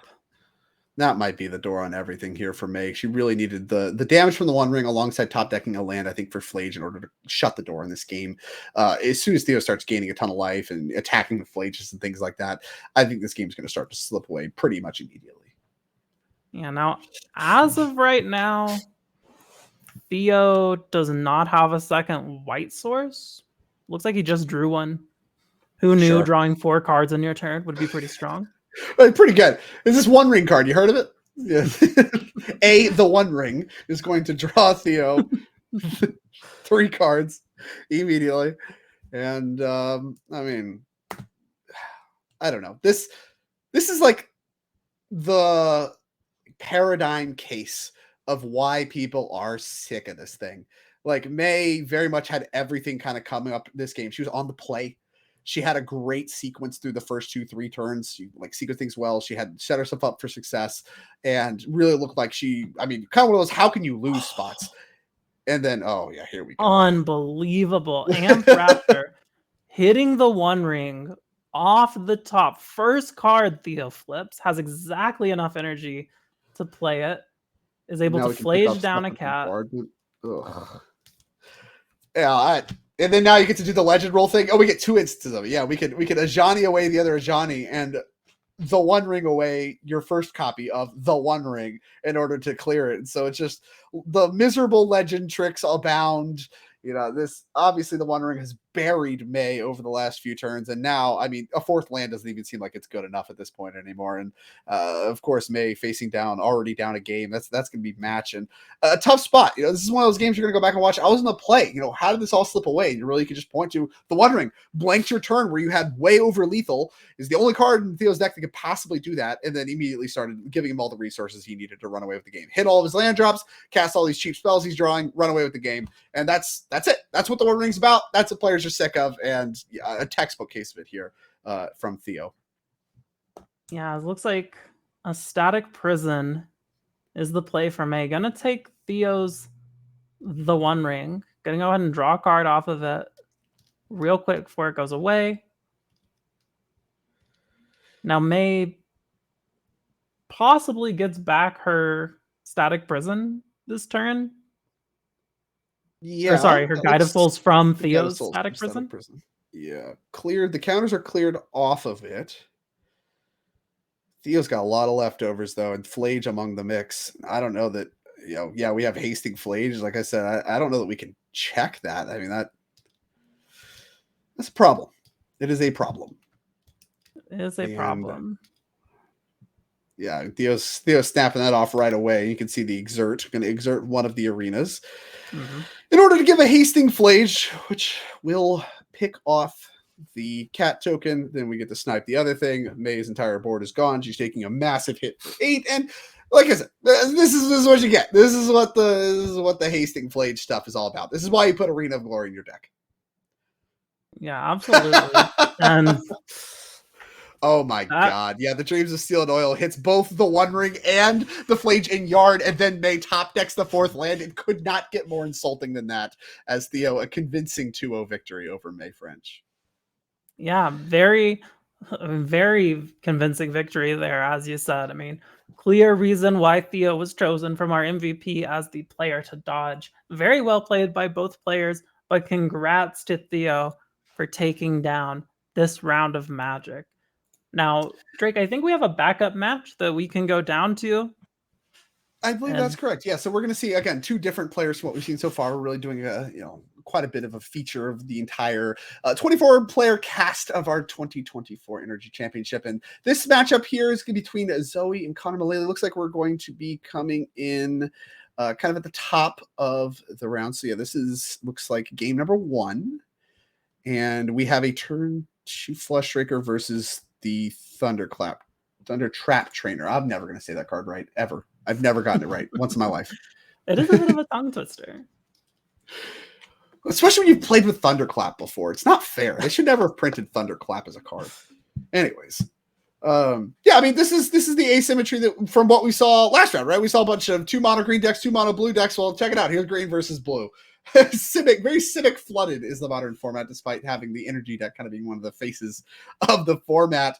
And yeah, I mean, like I said, both these players, big proponents of, I guess, Zoe on her version of combo. She played a bunch of Living In previously, had a lot of success with that. Connor played a bunch of Yawgmoth previously. So there's like a little bit of, kind of their flavor of combo going on here between these 2 mainstays. As the creature combo flavor versus the kind of spell die all at once flavor of combo.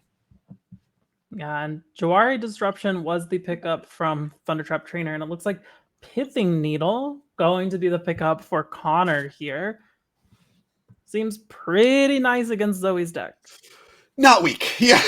Being able to get it in uncounterably, too, is really just the ace in the hole with the Urza Saga decks against Belcher. Being able to just kind of punch that Pithing Needle in around all that free counter magic they have means they basically have to find like the Sink into Super style effect in order to bounce it back to hand. And then they have to do that and untap and win. Otherwise, it just comes right back. It's 1 mana card. They can always replay it. Yeah, and I mean, second Flesh Raker, that's already so much damage. It's a lot of damage here. There's only 3 of the deck. We found 2 of them, and certainly being able to play the first one on turn 2 thanks to Eldrazi Temple is really going to provide an aggressive start for Connor. With this Blade of the Blood Chief, 2 just random tokens, we might be able to, again, just do the mopey beatdown, quote unquote, flavor of this deck where you just kind of use your stuff to get them dead. And that is, I don't know, it seems to be what Connor's going for now. Pithing Needle providing the necessary disruption, and then the Flesh Raker's providing a big clock. It's a good mix for Connor. Yeah, I mean, 1 mana artifact that says sometimes you win the game, but right now make 2 mana dorks and deal 4 damage. Pretty nice. You love your 1 mana win the game cards, huh? I do. I mean, Blade of the Blood Chief. Just all I would play 60 of them if I could, I think that'd be a really boring game. Just 61 mana, I win the games. Yeah, tough. Very play draw dependent. Have to agree there. Oh, we're seeing another Thundertrap Trainer come down for Zoe. given a lot of thought to the choice. Can't get a great look at the hand, but I mean, the cool thing about this card here is you can find lands a lot of the time too. So the question might be, do I need a land? Do I want more things like whatever the word that's pulled to the front that can find Lotus Bloom and try to like really springboard everything? The question is, how much time does Zoe actually have? And that's not necessarily clear. Yeah, hard to say for sure. And looks like we do have a Jawari Disruption coming in tapped, so have to imagine that, feel confident enough about at least getting another turn. Thundertrap Trainer really providing a lot of that. Being 1/2 is usually pretty good at blocking. The Flash Rakers are, fortunately for Connor, big enough to get through that bit, and that's, oh boy, wow. This matchup has to be so bad for Belcher. You just have 3 card the Great Creators too in order to shut down Belchers. Yeah, I mean, Zoe has to answer that. You can't let that happen. So we start there with Flare of Denial. But Connor has another Karn in hand. Oh my god. Yeah, it's just all your cards. You have so many of these Null Rods in your deck. It just stop you from playing the game. And also you have Fireball in the form of Kozilek's Command with Kozilek. Yeah, okay, wow. Yeah, Kozilek's Command plus Glaring Fresh Raker. That's going to be enough damage there. And Zoe, yeah, just going to die very quickly in game number 1 between these two decks. And wow, Zoe is going to need to find some help in the sideboard if that game 1 is indicative of how this match is going to play out. Yeah, absolutely. I mean, what an aggressive start from Connor there. Flesh Raker turn 2, Flesh Raker turn 3. That is just so much to overcome. Now let's take a quick look at the deck lists and see what our players might be thinking going into game number 2. So taking a look at Zoe's Belcher list here. What are some cards that maybe don't work in the matchup and some things in the sideboard? I mean, I see 4 Consigned Memories. That seems pretty nice. That seems necessary. Yeah, I think that, being able to tag the Karns especially is a big part of the equation, but also like Devoid is something that comes up. So this card has more text too. Like even Basking Brood Scale, one of the combo pieces, even though it is a green pip, it is Devoid as well. So you can counter it with Consigned Memory. So those are 4 slam dunks for Zoe. I think those are coming in basically no matter what. And the rest is kind of up to Zoe. I think you do want to reach for something like Into the Floodmaw. Connor just has so much of those permanents that say you can't win the game anymore, that I think having the extra bounce spell is something that is going to matter. And, for that reason, I think you're going to want Into the Flood. And now the big question mark there is like, do you want to reach for something like Harbinger of the Seas? It's not good. It's a monocolored deck. Does shut down some of the tricks though with like Urza's Saga and Eldrazi Temple. That could be something that might be good enough. It does still pitch to force if you don't want to get rid of it. I don't know. I'm skeptical on that. The cards that are dunks are the consigns, and the Into the Floodmaw I think you're very likely to want as well. The Harbinger of the Seas is okay. Do you have enough cards you don't like? And I would be surprised if that was actually the case. So I think it's just a pretty easy 5 cards in, and then whatever their worst cards out. Do you think there's any world where Zoe considers these unable to screams for the matchup? Turn off some of these creatures? Is it just a little too slow? I think it's just a little too divergent. Like if you're talking about what the matchup is about, you're talking about, okay, I'm trying to combo very quick. They're trying to combo very quick. So my best cards are the cards that both stop them from comboing and protect me against their best cards against my combo, which is of course the Pithing Needle stuff and the Karn stuff. The bounce spells and consigns are the best at that. Really, the Unable to Screams only check a little bit of Connor's plan. So now you're starting to talk about getting very reactive, and you're doing so in a way that I think doesn't benefit your own plan that much, because his creatures aren't what matters for you that often unless he's trying to win quickly. On the play, I think definitely no. I would consider maybe bringing in a couple on the draw if your counterspells start to get bad. Sure. Now let's take a look at what Connor has here. Now, of course, being a Karn deck, some portion of the sideboard is mostly just going to be, something of a wish board to go fetch with the Karns. Probably won't want to bring much of those in, but I mean, we are seeing 3 Veil of Summers here. Yeah, Veil of Summer, I think one of the best pieces. You have another copy of Pithing Needle, which could come up. There's going to be, that's just a good card to have. So having a second one to both find and just have in your opening hand is appealing. I don't know if you want to bring it in, like I said, because the Karns are so good on their own that do you need Karn downtick? Do you need all of your wishboard targets versus, you just want more density of opening hands? That's actually something I'm not confident about. You could just leave it. You could not. I don't think it matters that much. It's not going to come up that much, but there is a conversation there because Karn is so good on its own. You don't really need your wishboard to win you the game from there. If you have Karn, you're winning. And so I think you could justifiably bring some of your targets in just to cut some of your bad cards that don't matter that much. You're not really playing that interactive of a game. Do you need your copies of the One Ring, for instance? Are those things that are actually good in the matchup? I'd be maybe a little skeptical, but that's a question I'm not necessarily prepared to answer. But also, I don't think it matters that much one way or the other. You have so many good cards in your main deck already that you can make small adjustments and, like I said, just protect the stuff you already have with the Veil of Summers, and you're going to have a good plan, really, no matter where you fall on the spectrum. Yeah. Well, I think our players are getting ready to get into this game here. It looks like we're drawing our opening hands, resolving some mulligans. Trying to get a peek at Zoe's hand. It looks like Zoe is mulled to 6.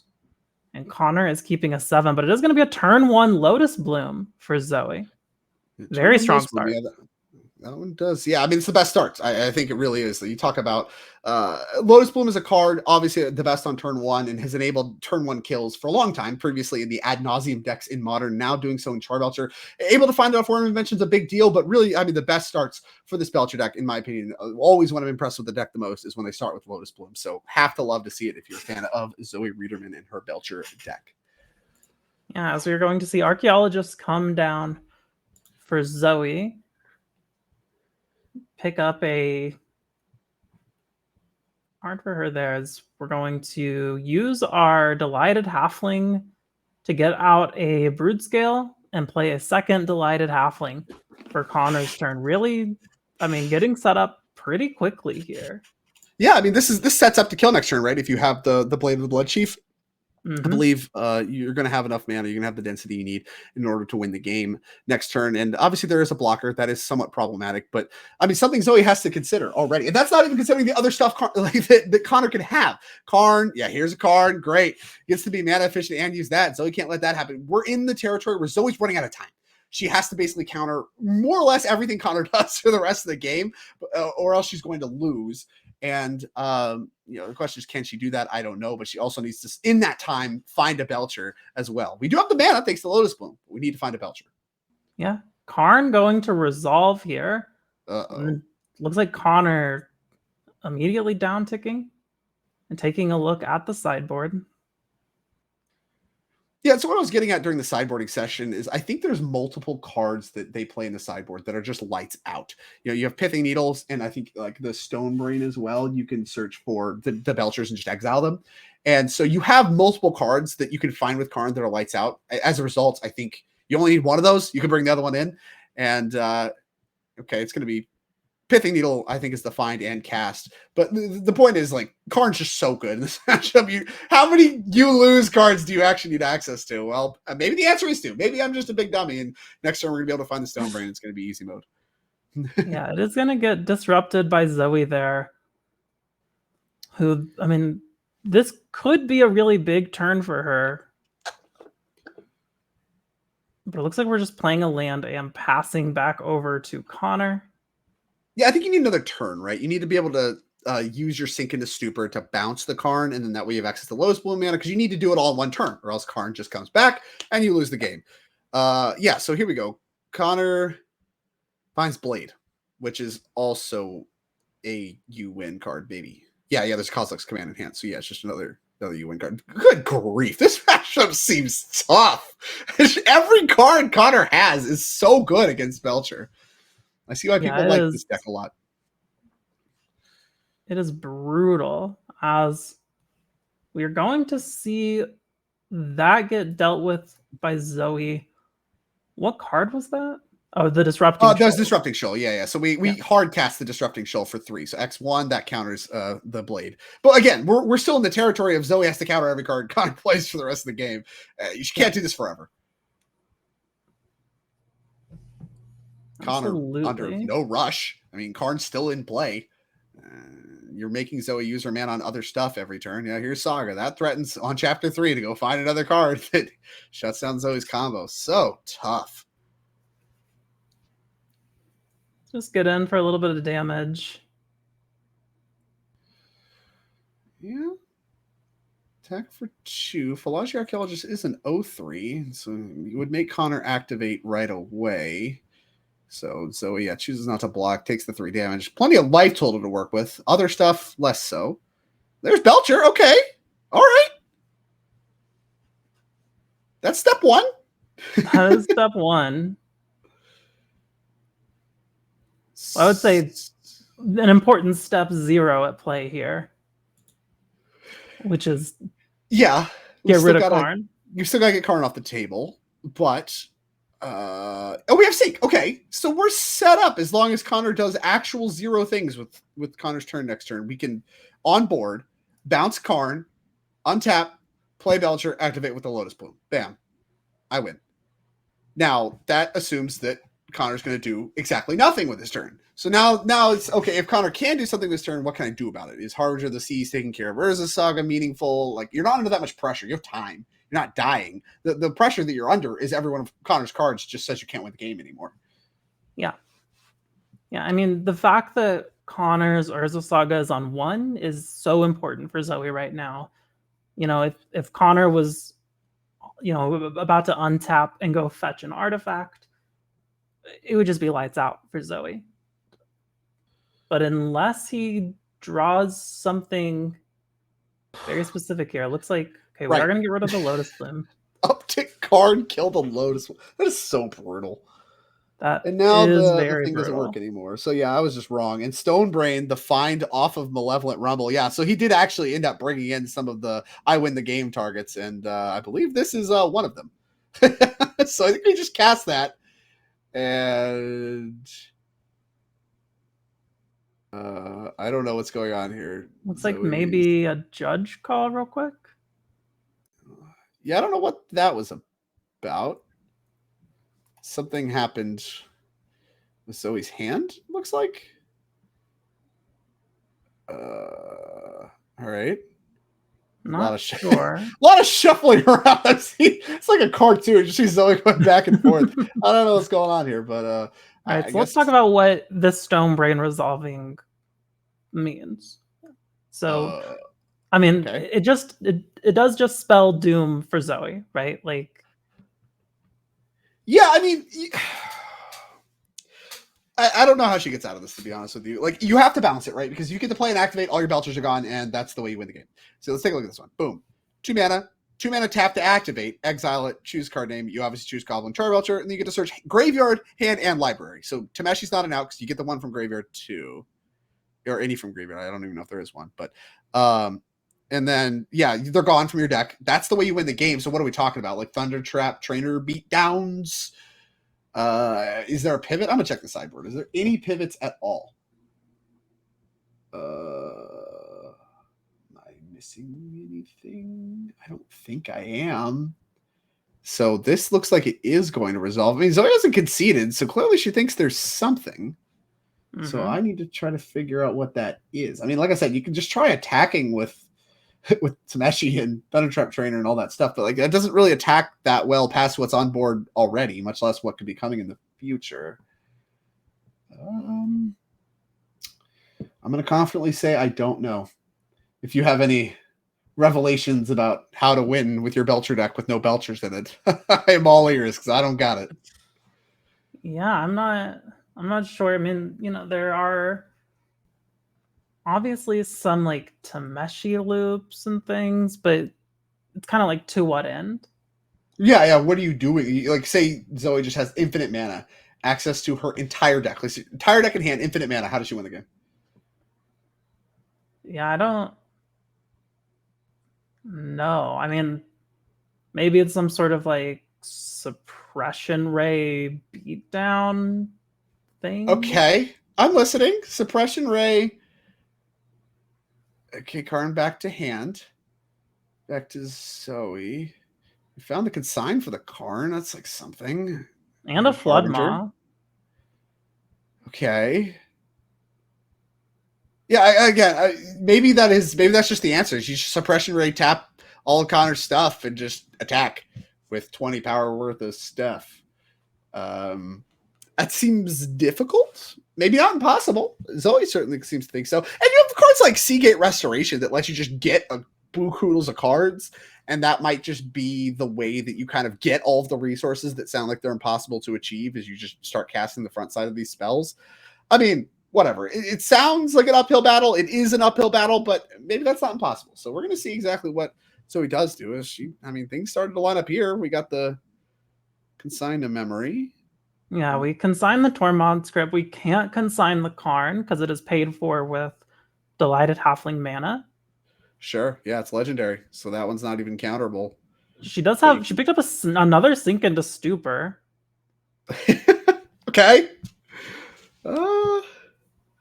Something else to consider. This Harbinger of the Seas, right? No, it doesn't matter. It doesn't matter. I was going to say, we don't have any white mana anymore, but actually, I forgot. Suppression Ray is hybrid mana. Yeah. It's not real. They're not real mana pips, so we can cast out mono blue. We're good. We're good. Our primary game plan of sleep your battlefield plus attack with mopers is coming together. Malevolent Rumble, seeing a Saga, looks like we're taking a Haywire Might. This is strange. I don't know that I've watched so much Magic of a Belcherless Belcher deck, and then we have Connor who's just kind of doing a lot of nothing. Okay. Yeah. Here's Springleaf and what? Okay. Yeah, Springleaf. I mean, it tap attacks. on one of the Scions. Make another Broodscale. I mean, Zoe's life total is getting low. We are accomplishing the thing. We're gonna bounce the Blood Mob, a Broodscale. It's gone.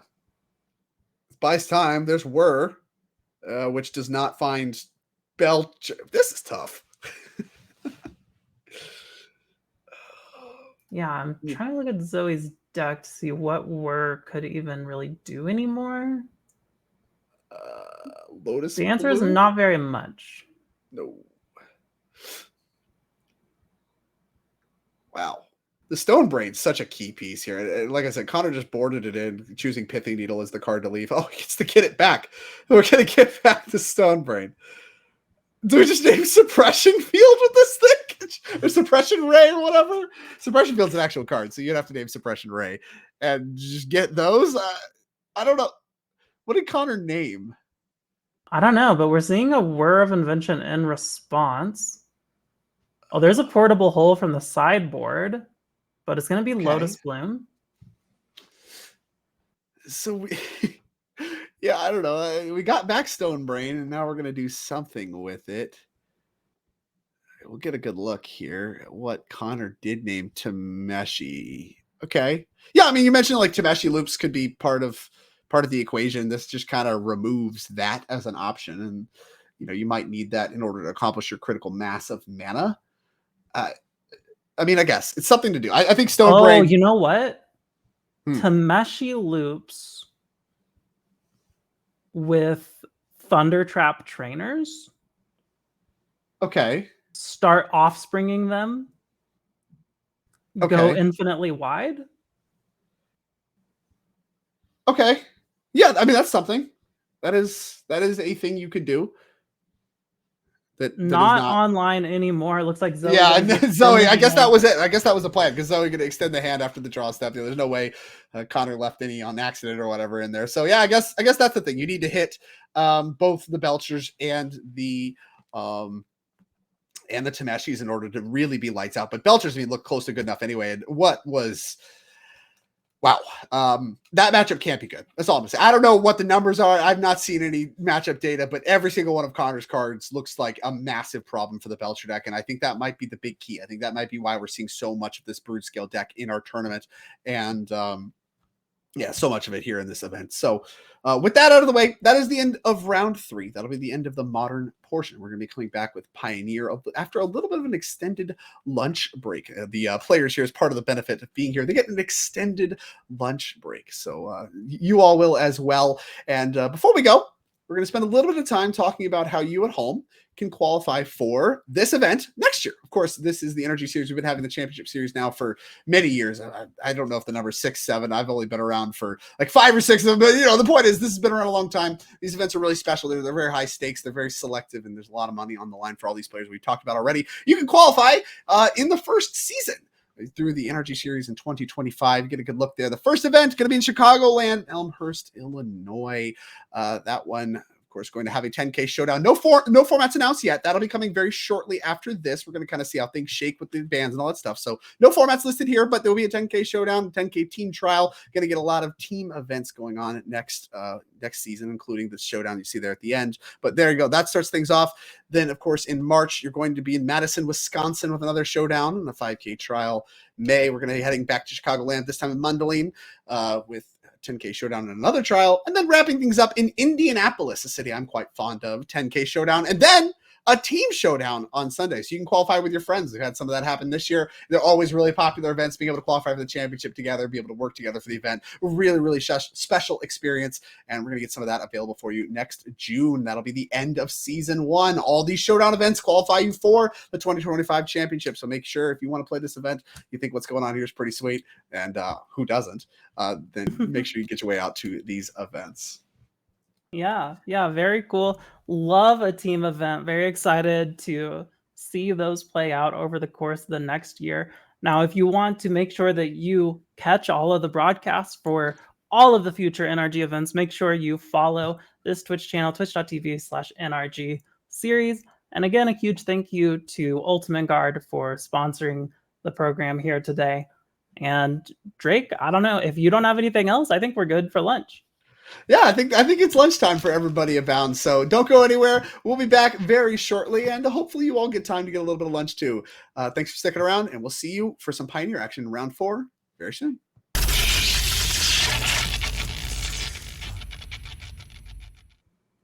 Welcome back, Magic players, to the NRG Series Champs, the tournament of the year. So many people worked so hard to get here.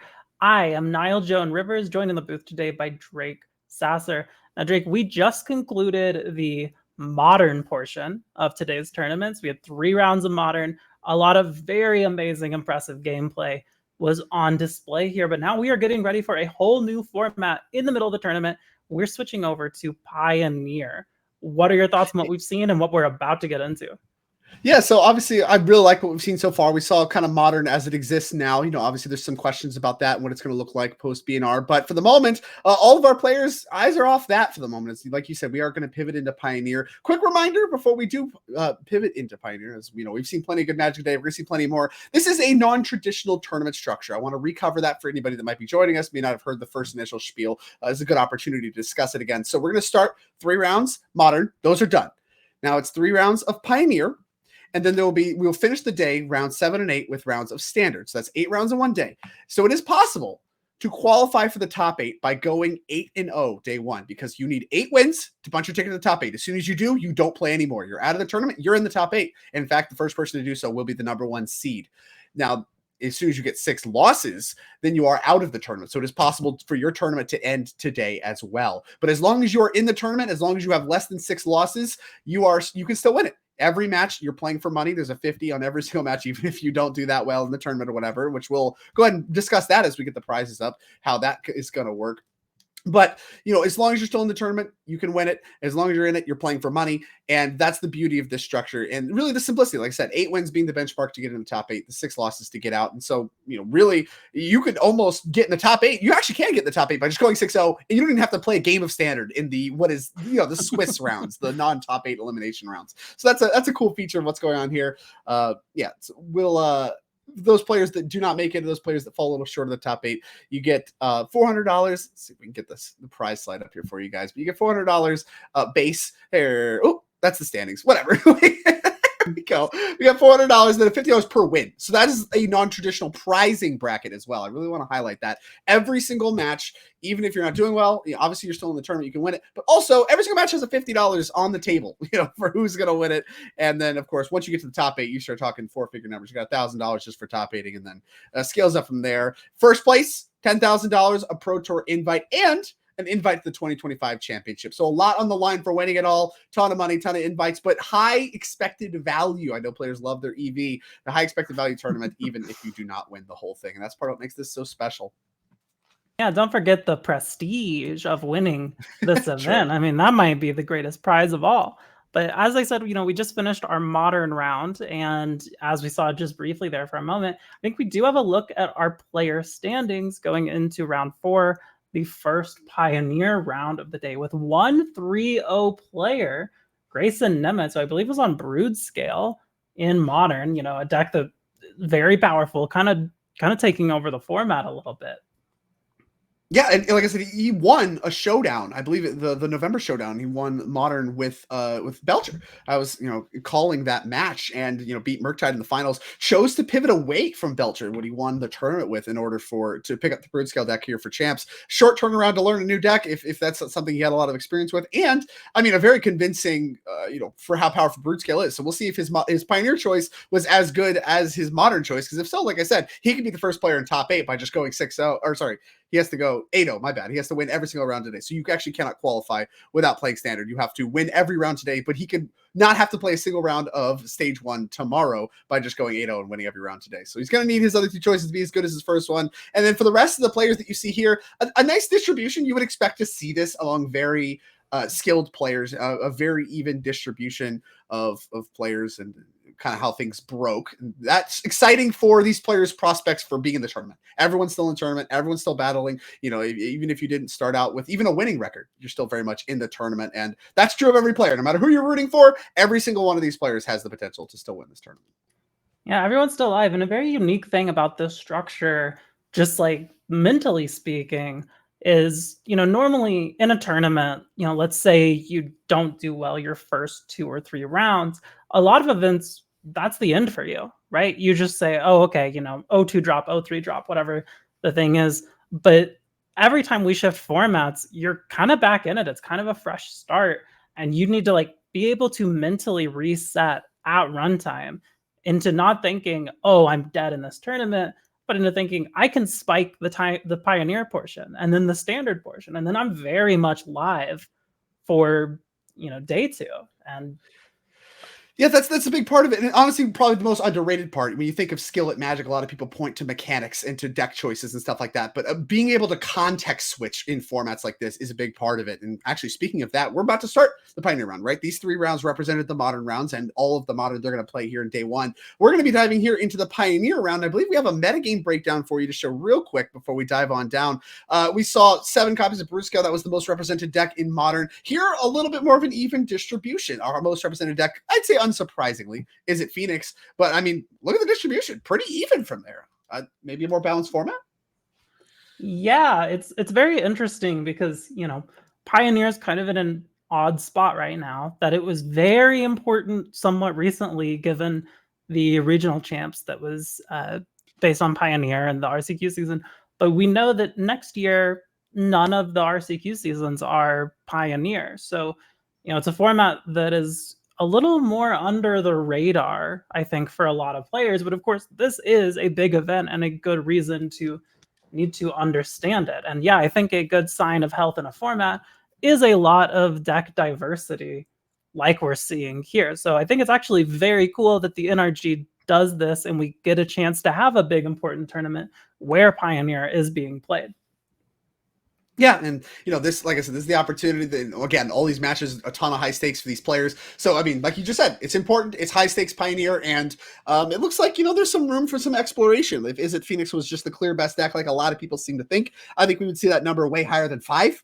But clearly a lot of these other players have a lot more comfort with other decks and feel that they can beat the Is It Phoenix decks. I mean, primarily with the black and red cards. You see a ton of that. Rakdos Midrange, Jund Sacrifice, Rakdos Transmogrify, Rakdos Prowess, like ton ton of black and red cards to try to take down the Izzet Phoenix Nemets, and that's going to be a lot of what we're going to be looking for in these first 3 rounds of Pioneer, and of course throughout the rest of the day in the Pioneer format as well. So these players context switching, we're context switching, and it would not be the start of the next stage, the next format of the championship if we didn't start with an Azorius Control player. So our one Azorius Control player in the form of Sean Gallagher is going to be among our feature, facing off against Fletcher Johnson. His take on the Rakdos Prowess decks. These players are ready to go. Yeah, now, I mean, these are 2 very interesting Pioneer decks, as we're seeing Fletcher get down the Heartfire Hero on turn 1 here on the draw against Gallagher. Azorius Control, sort of a Pioneer mainstay, right? As we're seeing Portable Hole take care of that Heartfire Hero. But Rakdos Prowess, more of a recent Pioneer deck, but a very powerful one, and certainly one that if you are Sean Gallagher, you need to be a little bit worried about what Fletcher is able to do early. Although we are seeing, the Ember Heart Challenger come down for Fletcher and then get immediately answered on Sean's next turn. So far, Sean doing a very good job of responding to Fletcher's pressure and board presence. Yeah, exactly. I mean, these players, they know each other's decks. They kind of know what they're up against. And Fletcher had a very classic start. You got your aggressive 1 creature into your aggressive 2 creature, the things that snowball damage, the kind of aggro classics. Is our turn 3 is getting a little bit more complicated. But Sean's just had removal spells at the ready, and he knew he needed those. He knew what he was up against, and he seems to have found a hand that has prepared for that pretty adequately. We'll see if Fletcher's most recent threat is going to stick around any longer. Yeah, it's going to be a Monastery Swift Spear that just gets Monstrous Raged immediately while Sean's tapped out. That's going to be 5 damage at Sean. That's a lot, but I mean, for turn 3, being at 13, you have to feel pretty good about that life total for the most part. Now, if you start taking a bunch of damage from the Swift Spear, that changes quickly. Yeah, and we are going to get lost the Swift Spear. And I think there were 2 Wandering Emperors in Sean's hand, but not hitting a 4th land drop, it seems. And I think that's going to be the story here. I think if Sean can really start to chain those Wandering Emperors together, the games will start to look very good for him. He's done so much answering Fletcher's threats so far. That's kind of the cadence you need for control. And then obviously the Wandering Emperor is very well known for it being both a removal spell and a snowballing planeswalker. Needs a 4th land for it, though. It seems to have found it. Oh, that is huge. That is enormous for Sean. This Wandering Emperor is such a problem for Fletcher. Answers basically everything he's trying to do in a pretty clean fashion. And you get to do so from a high life total. Sean's still not even at the halfway dead point. And, obviously Wandering Emperor gains life. It's just a big problem to fight through. Sometimes you can ignore it and just try to kill the control player anyway, ignoring the Wandering Emperor a little bit. A tough ass to do when you're still at 11. Yeah, and we are going to swing in with this Manifold Mouse and the Monastery Swift Spear, as it is going to get eaten by the Emperor here. Yeah, that's this is what he set up, and he was even patient with it, right? You saw he passed priority in attackers. He's like, all right, do what you're gonna do. Kind of gets to leverage the priority order a little bit, saying, all right, what you got? You got any more? You want to do any prowess triggers, anything like that? Try to get me dead? Okay, well, check it out. Now here's the Wandering Emperor, here's the blowout, have that, and then now you get to clean up the other creature, and Fletcher on close to nothing. Sean had a healthy life total with a Planeswalker left over. The second Wandering Emperor, like we mentioned, key. The first one would have been bad, but not really lights out. The second one is a tough ass to beat. Yeah, and you're kind of in an interesting position there if you're Fletcher, because we saw the Infuriate come down, and that is what Sean responded to take care of that creature. But when you're attacking like that and your opponent has the Emperor mana, it's kind of a little bit of a game of chicken, right? Am I willing to try to commit spells to my creatures, or are you going to try to take care of them before you take a little bit of damage? Unfortunately, did not pay off, as we're going to see the Slickshot Show-Off come down for Fletcher here. Very powerful card in this deck. Yeah, I mean, really, the thing that has set off the prowess decks as kind of the premier aggro decks of the Pioneer format, Slickshot Show Off, I think very well known how powerful it is, and how powerful it is for the different modes, like plotting it, protecting it from removal spells, even just not attacking with it. There's a lot of flexibility to this card that is not intuitive on it. I think aggro decks traditionally across Magic's history have gotten a bad rap for being simplistic, because you just play your creatures and attack and hope you kill your opponent. That's just not how aggro decks work at all. It's never how they worked. It is a common misconception that is entirely untrue. As I think Patrick Sullivan, really kind of the, I guess, face of dunking on people that think aggro decks are simple, is kind of the face of that whole lead, the charge, if you will, of how complicated aggro decks really are. And here you go, Slickshot Show Off not being tapped. Wandering Emperor can't cash out to take care of that one. And with Gallagher kind of a precarious life total, I mean, Fletcher's not out of it yet. Creature land available as well. No, yeah, we do have the creature land, which is very much face up, very much aware to Fletcher. But yeah, as you were saying, the misconception of aggro decks being this simple thing, the overall card quality in your deck is just so low that every choice matters. Like, these decks are winning off such narrow margins a lot of the times. And being able to really capitalize on that takes a ton of skill. And one tiny misplay of one of your, weak little common spells can be the difference between winning or losing. Whereas a lot of decks, for example, Azorius control deck, as we get later and later into the game, basically every spell Sean draws is a haymaker, right? Like, everything's huge. You cast them, it's having a huge impact. The same is not really true for Fletcher. Yeah, it's exactly it. Overall, you can talk about which decks are easier, which decks are harder, but overall, between these two decks, I think I would rate them close to the same difficulty to play, and I don't think the average Magic player shares that. And so it's just something I want to highlight, as Fletcher looks like he's not doing a lot, but is actually doing a good job not playing into the Wandering Emperor too much, and really setting himself up to maybe be able to find a hole here. Really, Sean has stabilized. Obviously, he's not being attacked anymore. So Sean has really stabilized this game. So it's all about, can Fletcher build up enough of a board state with enough tricks in the chamber, maybe some direct damage and stuff, to be able to steal the game from Sean's clutches. Yeah, I mean, Fletcher really showing so much knowledge and mastery over this deck, in a spot where I think a lot of people would think, oh, it's just over. The control player got to their ideal sort of end state where, 7 mana is such a key moment for the Azorius control deck, right? Because we've already got the Deluge in the yard, right? So Sean always has really good things to do with his mana. And Fletcher just being very patient and making sure that when he commits, he's doing something good with it. I think that might be exactly what you're highlighting here. That 7 mana, represents Memory Deluge. So Fletcher just passes the turn again. That's a free Memory Deluge. Sean gets to use his mana, and now things might be out of Fletcher's grasp. So even if it's not ideal, this is the turn where I think Fletcher really has to move, because otherwise he's just going to lose to the in graveyard Memory Deluge.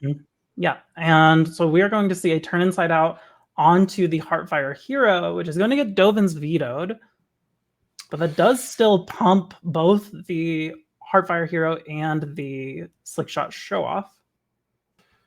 Yeah, really spreading out the damage here, making sure you're not getting destroyed by removal spells in combat, I think, is the heads up part of this here. And of course, if you can set up any kind of thing where your creature actually dies, you can do the damage equal to its power, which you're giving it a ton of, and then you get a creature for your trouble. A lot of tricks here with this turn inside out card when you kind of want your creatures to die. And Reckless Rage, the card that can make that happen. Reckless Rage, very nice here, as we are going to use it to try and take care of this Samurai token, as well as our own Heartfire Hero. Yeah, this is interesting. So this isn't lethal necessarily, right? We know Sean has a removal spell. I think he has a Get Lost that he can use. He has to use the Slickshot Show Off. Otherwise, you just die to that thing, right? It's not blocked. You're at 5 if these life totals are correct. And this is 2 spells. That number is 5, and we're done here. So the Show Off has to die. So there it goes. And now we're killing the Heartfire Hero, but it doesn't have the power yet, right? So we're talking about Um, 2 damage to face? 2 Or damage. is our counter still on the stack? Yeah, that's what I was not clear of. Because Fletcher did put the dice there, which makes me think maybe that was allowed to resolve. So yeah, it looks like we took 2 off of the Heartfire Hero trigger. So at 3, but still has Wandering Emperor, still has a creature land. Not much else left over. Fletcher's nothing. I mean, I was saying needs a spell. Did find one. Yeah, Swift Spear, quite the card there. And we've got these map tokens. I mean, that is the problem with Get Lost against decks like this, is they can really make good use of those map tokens. Yeah, that's extremely true. They're very, very important. But I think either way, it's a critical turn for Sean because he finally gets to cash out that memory deluge, which is what Fletcher was really trying to put pressure on him to prevent. Yeah, and we are going to go ahead and use our map. Not sure what card we're seeing on the top there. It is very glary. Yeah, that is pretty bright, but it hasn't been thrown immediately to the graveyard, so it can't be blank. It can't be a bad one. Yeah. Question is, what does anything? Like if you can't get trample on this Swift Spear, you attack, Sean blocks, then Sean just gets to exile the Swift Spear with the Wandering Emperor, gain some life, which is horrible for you, and you lose your threat. So that's not a good exchange. You need either some way to get like trample, monstrous rage type effects to punch through the token, or you just need to go wider. You need another creature that's going to be hasty and all these kinds of things. So if it's not one of those things, I feel like it's got to go. We chose to leave it. Yeah, maybe just to get... Oh, it's claim to fame. Claim to fame. That's sick, right? That brings back Slick Shot? Yeah, brings back Slick Shot and then can also pump it. Yeah, here we go. Let's get a look at this one. Aftermath. Turn my head sideways here. 1 red fame. Aftermath. Target creature gets +0, gains haste until end of turn. So yeah, you can bring back Show Off. And then Aftermath, you have 2 lethal threats. So that's something that we're going to have to account for. But I think Sean can leave up 2 blockers with the creature land. So we need a little bit more. Doesn't give trample. Now, right? No. Haste. What if we brought back the Heartfire Hero? Might make things a little more complicated because it would be a 4/2 with haste. Yeah, and all these creatures have 2 or more power, right? Or no, is the land a 1/4? No, the land's a 2/3. Okay. Yeah, so then that complicates things, but you need another point of power. So you can fame it, and that's 3, and that's lethal no matter what. Yeah. So, okay, yeah, so that's just lethal no matter what. Just the Heartfire Hero, if you can get it. If we can resolve the spell, yeah. Yeah, you need both to work. Feels a little tough to accomplish. Yeah, slams it. I mean, we're not going to wait. Things aren't getting better. And there's the Heartfire Hero. There is the Heartfire Hero. There's the Aftermath. We are going to Aftermath it. This is going to get a counter. It's going to get +2 +0. The +0 actually being so helpful in this situation. Yeah. And haste. Yeah, every line of text mattering on both of these cards. Supreme Verdict in hand doesn't do anything. No Teferi to instant speed that one. Yeah, and not another Wanderer. Is that just it? I mean, yeah, there's no way, right? I think that's what Sean can't believe. Yeah, wow. Fletcher, the Sire Relief stole game 1 here from Sean Gallagher. Wow. Absolutely expertly done. Just an impossible to deal with Heartfire Hero. Congratulations, Fletcher Johnson, taking down game number 1, which I feel like with these sorts of decks, you're expecting so much post-board hate. You really want to get that first win.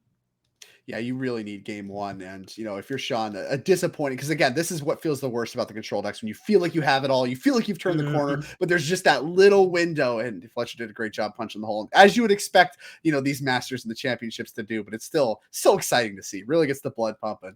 But we got more Magic to play, so let's take a look at Sean Gallagher's sideboard really quickly, and what he can do against the Rakdos Prowess Menace. And I think he's got some tools, start off with those 2 Beza the Bounding Spring. Got a Detention Sphere, Dovin's Veto, 2 Enduring Curiosity, 1 Farewell, the Kahira Companion, 2 Mystical Disputes, a Narset, Part of Veils, 2 Rest in Peace, and 2 Shark Typhoon.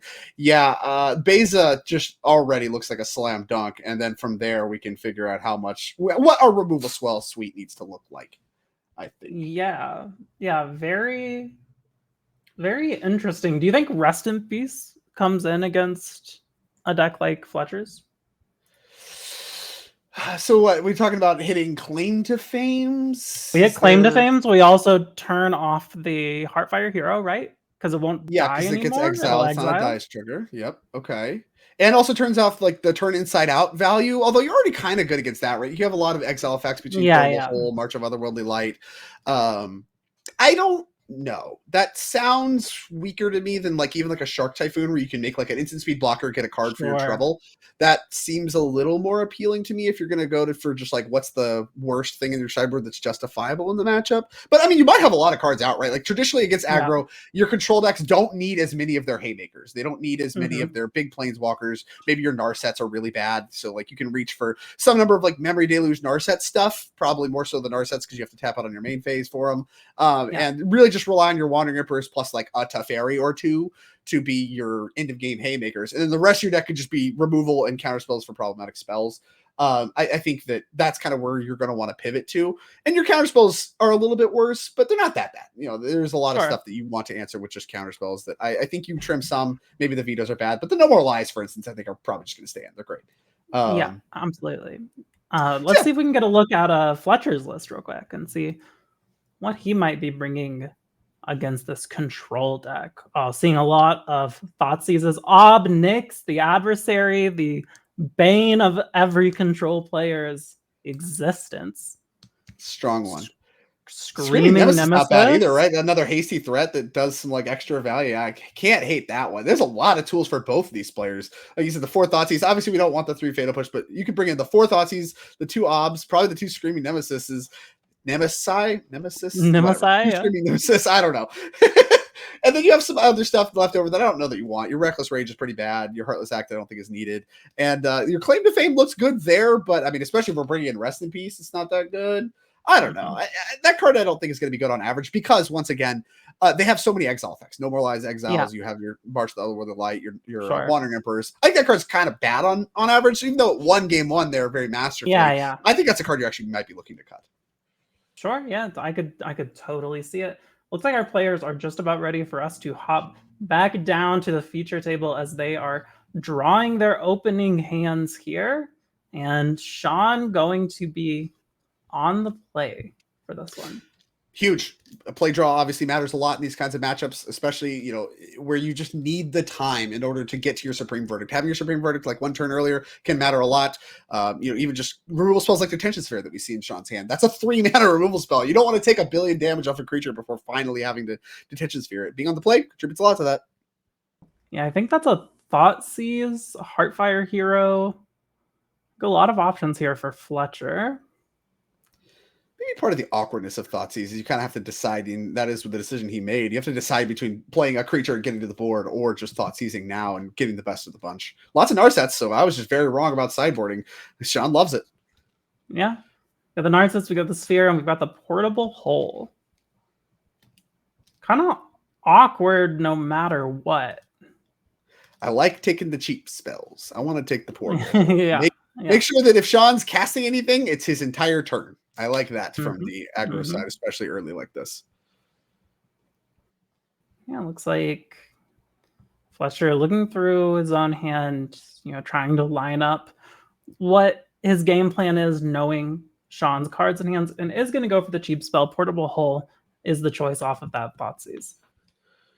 Yeah, I mean, you took a turn off to play your Thoughtseize that is inherently tempo negative, and so you know one way to offset that is by taking cheap spells and making sure that you know whatever Sean's plays are expensive, and therefore you rebuy some of what you had lost. Heartfire Hero. Now Heartfire Hero. Well, not really in the clear, but you know, in the clear-ish. Yep, and here comes the Narset. Yeah. I mean, see a No More Lies. We see a Deduce. Not sure what the white spell was. On the play, taking the has time deduce. for it, yeah, and time for a deduce. I mean, this is a signal of strength to me. If you're playing, you're tapping out for your draw spell and finding another draw spell over other options. To me, that is a sign of strength. I think I'm winning this game. I feel good about my spot. Yeah, we are going to see Fletcher play the Manifold Mouse. Works very nicely with the Heartfire Hero. That's going to get double strike, a +1/+1 counter, take out the Narset. Clean answer. Not bad at all. And not the same threat, which matters a lot for the Detention Sphere you know about. So being able to diversify your threats here, big deal. Absolutely. What so we head back on over to Sean. I think that might be a Beza in hand. Not sure. Yeah, that is. And this is devastating for Fletcher. Yeah, this is Although, wait. Haymaker. Does Fletcher have less life than Sean right now? Yes, but he does get because of the Thoughtseize? So we get the fishes. That's about it. That's huge.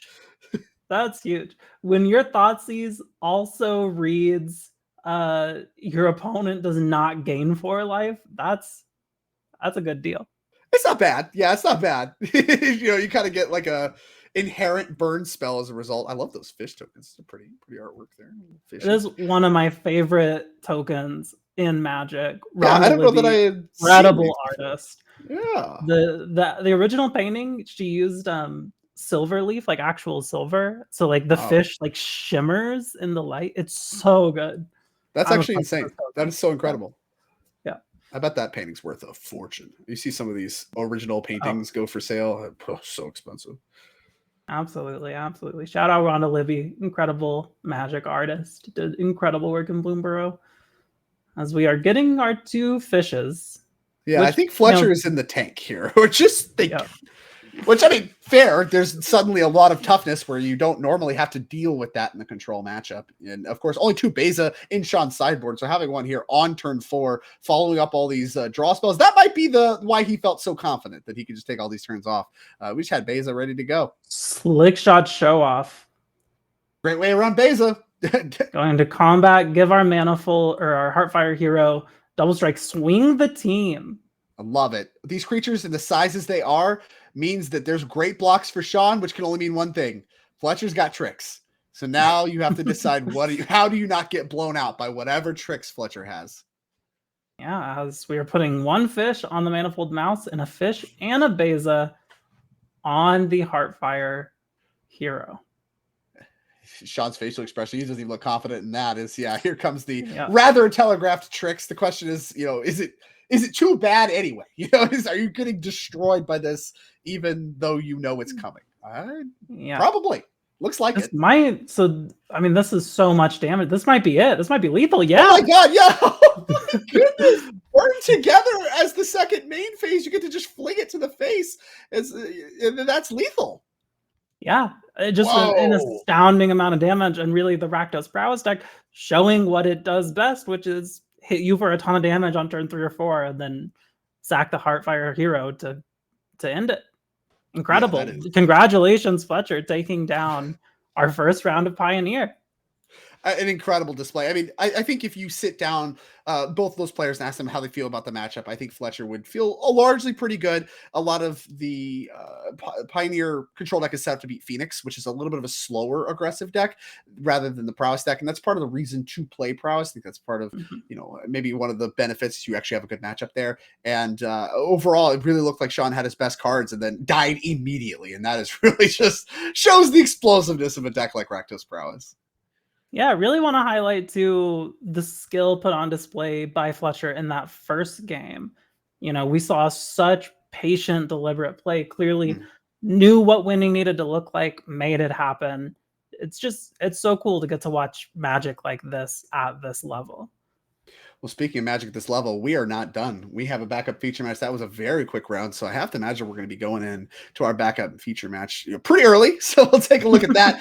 This one, a very different texture than what we just saw, even though it features, I'm sure, some of the same, cards, lands at least, but very different. We're doing a lot more creature stuff. I don't know what the exact composition, but, we're talking about Pioneer. There's a lot of red and black cards, and there's no change here. We got Kamari Bulger on Junda Sacrifice versus Frederick Borgeminki. Borgeminki. Borgeminki? I'm gonna go Borgeminki. There's no way that you pronounce that E. I don't believe it. He can, and Frederick can beat me up. I'm so bad at pronouncing things. I'm prepared to be beat up as we are going to go here. Yeah, there we go. The top of the round here. Here you go. Jund Sacrifice on the right, Company on the left. And for Company, we're going to see turn 1 Elf into immediate Fatal Push from Kamari, and then Thalia for our turn 2 play.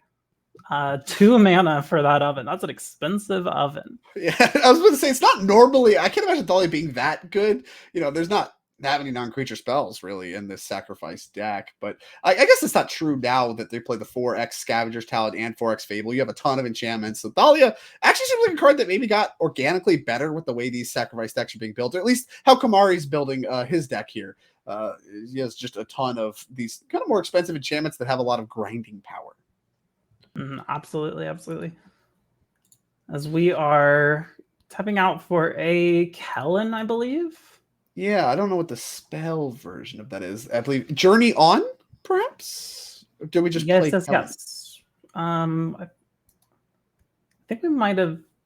It's a little hard to. Given where Thalia is on the board, I'm gonna assume we just did Journey On. Yeah, lands in front of spells. What are we talking about? We threw the map token across the. Okay, so we did Journey On. That's what I was confused about. Where's the map token? Did we activate it? Right. Those kinds of things. An expensive Journey On. Thalia hitting both players in what is a shocking twist. 35 creatures in Frederick's deck. Not that many non-creature spells. Yeah. So you're going to head back over here to Frederick. We see a Llanowar Elf. We see a Brutal Cathar. We're going to crack the map on our Thalia. Sure. We have an already used for Frederick as well, and that's going to be a land to hand. Land 5 could come up. You need 5 mana. Your companies are 5 mana now, so True. Maybe the last land you want to draw, but not a land you're upset to find, I think. Yeah. 3 and we are going to swiftly deal with that Thalia with a Heartless Act. Yeah, what was perhaps the most telegraphed Aven Interrupter in the universe. We held up all of our mana with all our cards in hand, and that one got plotted. Yeah, which now the plotted cards are going to cost 2 more, but also because it's a non-creature spell, it's going to be 3 mana again to cast that. Yeah, it's just the same price. That's kind of messed up, huh?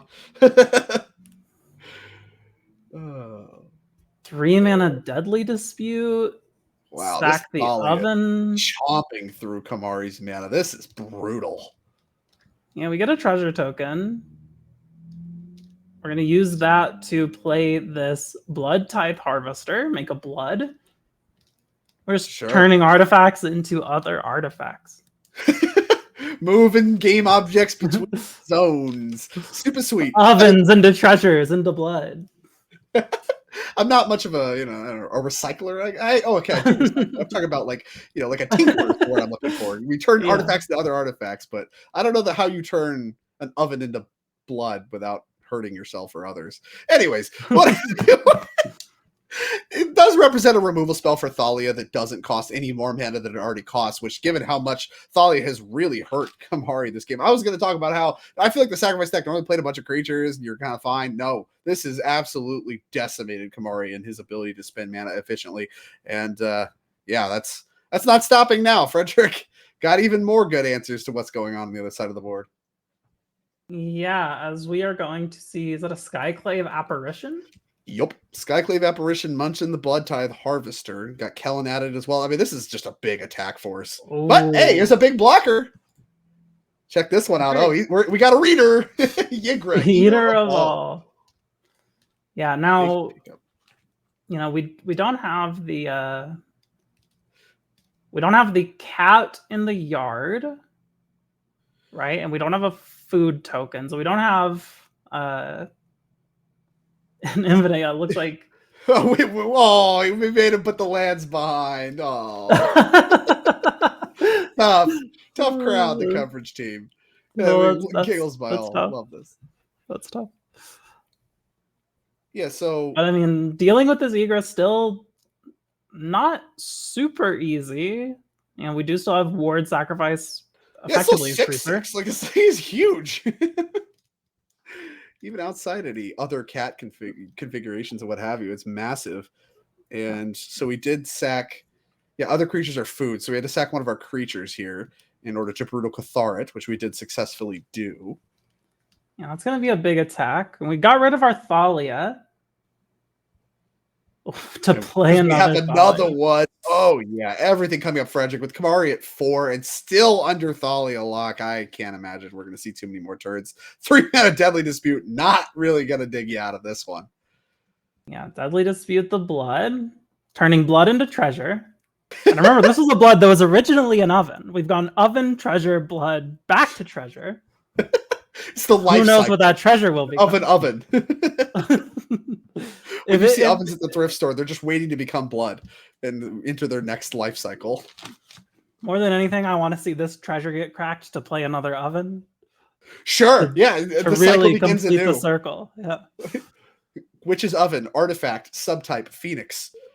Begins anew.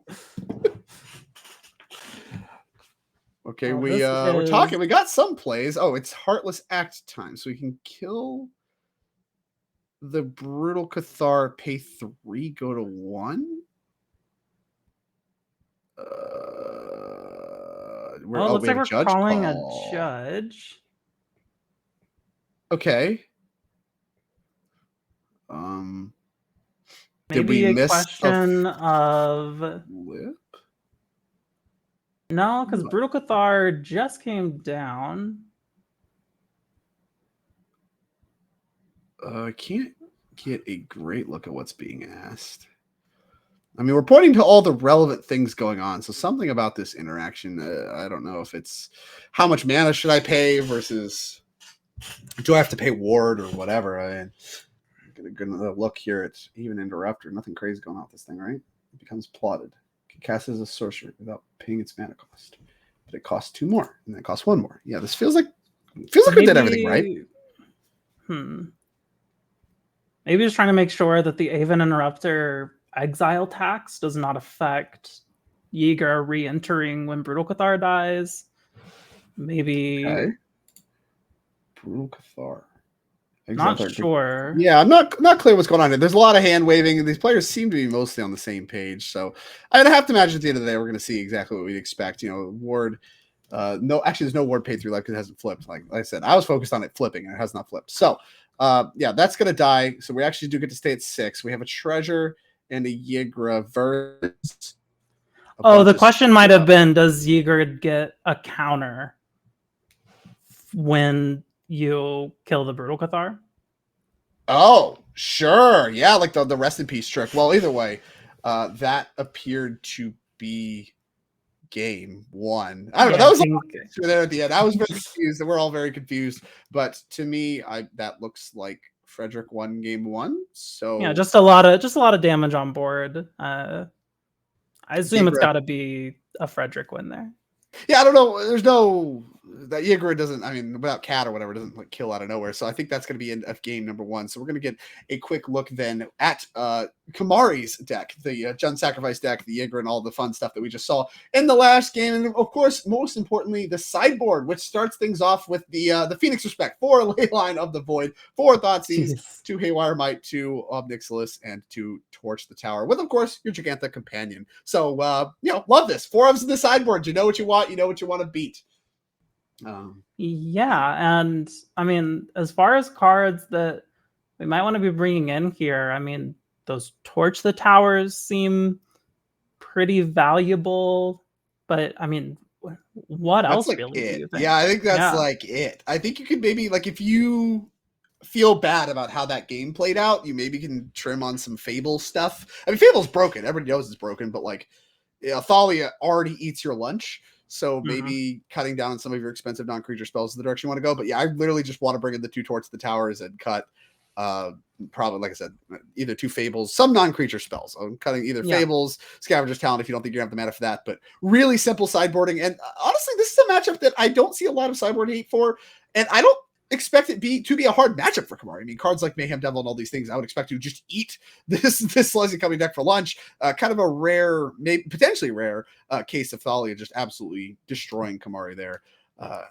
As we kind of analyze what the sideboard options are. So over to the company deck. Speaking of, we have Frederick's Selesnya Company deck. Yeah, I mean, effectively 8 Llanowar elves. Pretty Sure. nice Yeah, the there. classic 8 elves deck. Been a thing since the inception of Pioneer, and kind of the latest implementation. Got another kind of heavy of the same card sideboard: 4 Knight of Autumn, 3 Portable Hull, 2 Brutal Cathar, 2 Elite Spellbinder, 2 Ghost Vacuum, 1 Anointed Peacekeeper, and then of course the Werefox Bodyguard. I guess, how much graveyard hate do we have in the main deck? Because we probably need to check the cat. That seems like one of the more annoying things getting in your way. Yeah, So- Ghost Vacuum feels, I think, pretty good here. Yeah, I think we do want it. I agree with you. I think we want Ghost Vacuum. I mean, I think you do. It's weird because your removal spells matter, but as we saw, they also have a ton of non-creature spells. There's a little bit of a pronged attack here. So, like, I like some of the removal spells that do other stuff. Things like the Brutal Cathars, the Werefox Bodyguards, that kind of thing, more so than the Portable Hold direction. Even though Portable Hold does get Witch's Oven, it feels more narrow to me, and more specifically hitting the cards that don't matter as much, versus being able to play to the board, find it off Collected Company, and also still be interacting with your opponent. I think those are your best options in this matchup, and those are the cards I'd reach for first. If you have enough outs, maybe reach for the Portable Holes and stuff like that, but I think on average they're worse than the other options, even though they're cheaper. Sure. Well, I think our players are ready here for game 2, so we'll get down to that.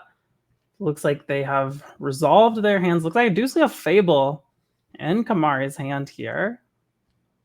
As Frederick looks like going down to 5, perhaps. Both players reaching for cards. They both got mulligans here. It looks like. Oh no, that's actually, we're not even putting on the bottom. We just get to keep it. We got 7 cards. Yeah. Oh, Ghost Vacuum on turn 1. Not playing any games. We're gonna play Den of the Bugbears as our second land. Well, we're thinking about it because the cat is coming down immediately. Well, yeah. I mean, don't think. I guess I should have clarified. Don't think about the cat dying. Yeah. Don't even dream about this cat dying. It's not going to happen. Not gonna happen. Collected Company among the mix actually has a ton of like pretty good 3 and 4 mana spells, but needs the lands for them. Does Frederick. Fable on 3. Very nice for Kamari here. Yeah, and with kind of Frederick's anemic start, gonna have the time to be very effective, and no 3rd land. That's a big deal. Big deal for Frederick and his creature deck. Yeah, that is a Voice of Resurgence as the play for Frederick behind the lands again. Behind the lands again. Yeah, we're so back. We're back. We're so back. We've never been more back. We've never been more back. The creatures have never been more back. Yeah, they are as back as you can get them. Another Fable. All right. I don't know if Frederick, when he's hitting his land drops, if these would be effective, but I'll tell you what, when Frederick's missing his land drops, these Fables are going to be crushing. Absolutely. As we see, this goblin get in, make a treasure. I think we bricked again. Oh. They've never been more front. Yeah, the lands have never been more back. As Frederick just going to scoop to this, powerful board like Amari has assembled, we're going to have a game 3, Drake. Yeah, I love it. These players understand what's going on. They understand how this is going to play out, and I think that was a pretty clear. The writing was on the wall, even though the game was still very early. The writing was on the wall. So we're going to take a quick moment here as we're kind of shuffling up here for game 3. I don't think I see players making too many adjustments. We're going to take a quick look at these players, and we do have some nice player slides presented. We're going to take a look at Frederick here. Take a look at his 2024 NRG Series accomplishments. Played 5 events, did win 1. And then, of course, that represents his top 8. So, nice. If you're going to make top 8, just win the whole thing. Yeah, make top 1. Easy. Top 1, exactly. It should just be adjusted to top 1. And of course, the rest of these from, I believe that's Champaign, Illinois. I'm not familiar with the town. I only lived in Tinley myself, but I'm sure it's fine. loves cooking, listening to music, and his hot take here. We got universes beyond, more like universes be gone. I think Frederick and I would have a lot in common here. Frederick, I'm afraid you left your hot take in the freezer. That is ice cold, my man. Well, not according to Wizards of the Coast. I mean, based on the product. Well, sure. I guess depending on who it depends on what you're asking. Could be a very hot take. The child development specialist, and of course, he qualified by winning our August Trios Showdown here alongside Charlie Dusterberg and Kamari. So this is a little bit of a teammate show off here. So kind of segues nicely into Kamari. Take a look at him and what he's got done. Qualified alongside Frederick again in that August Trios Showdown, and he played 9 events though. Best finish, of course, was that win alongside his teammate, but did actually have 2 top 8s. You go to Oak Park, Illinois is his hometown, and has Manivault top 8 here. Was a 1K. Manivault actually is a nice shop. Familiar with that shop myself. Quite nice. And he's got a hot take as well. Every 2-for-1 is a hymn to Torok. I mean, it's a hot take because it doesn't make any sense. So I don't know if you get it. It's deep. It's philosophical. It's brooding. It is, It gets people thinking. As a hot take should. Well, Kamari, I love the smiles. This guy's all smiles. He's got finger guns. He seems like, but this whole team, all these players seem like they'd be great to sit around and have a conversation with. And I really do need to get Kamari aside and talk to him about the every 2-for-1's a hymn to Torok, because there's a lot to unpack there. 2-for-1's are pretty fun. Hymn to Torok is pretty miserable. So bridging the gap here for me is like tough. It's tough. Exactly. It's a stimulating question. I feel so stimulated. Anyways, on that note, back down to the match we go between these two players as they're well underway. Not a hymn to Torok, just a lonely Thoughtseize here for Kamari. Yeah, I'm looking at, I think, a 2-lander here once again for Frederick. Really powerful sign of a powerful Magic player to lose on a 2-lander where you get screwed, and then next game be like, nah, this time it'll be good. And statistically, you're right. Yeah, I mean that's the important part. You have to be statistically correct. Otherwise, you're kind of dealing with the people. What's the definition of insanity? Doing the whole thing over, doing something over and over again, expecting a different result. So I hope for Frederick's sake, it is a different result, and the statistics ideally agree with Frederick as well.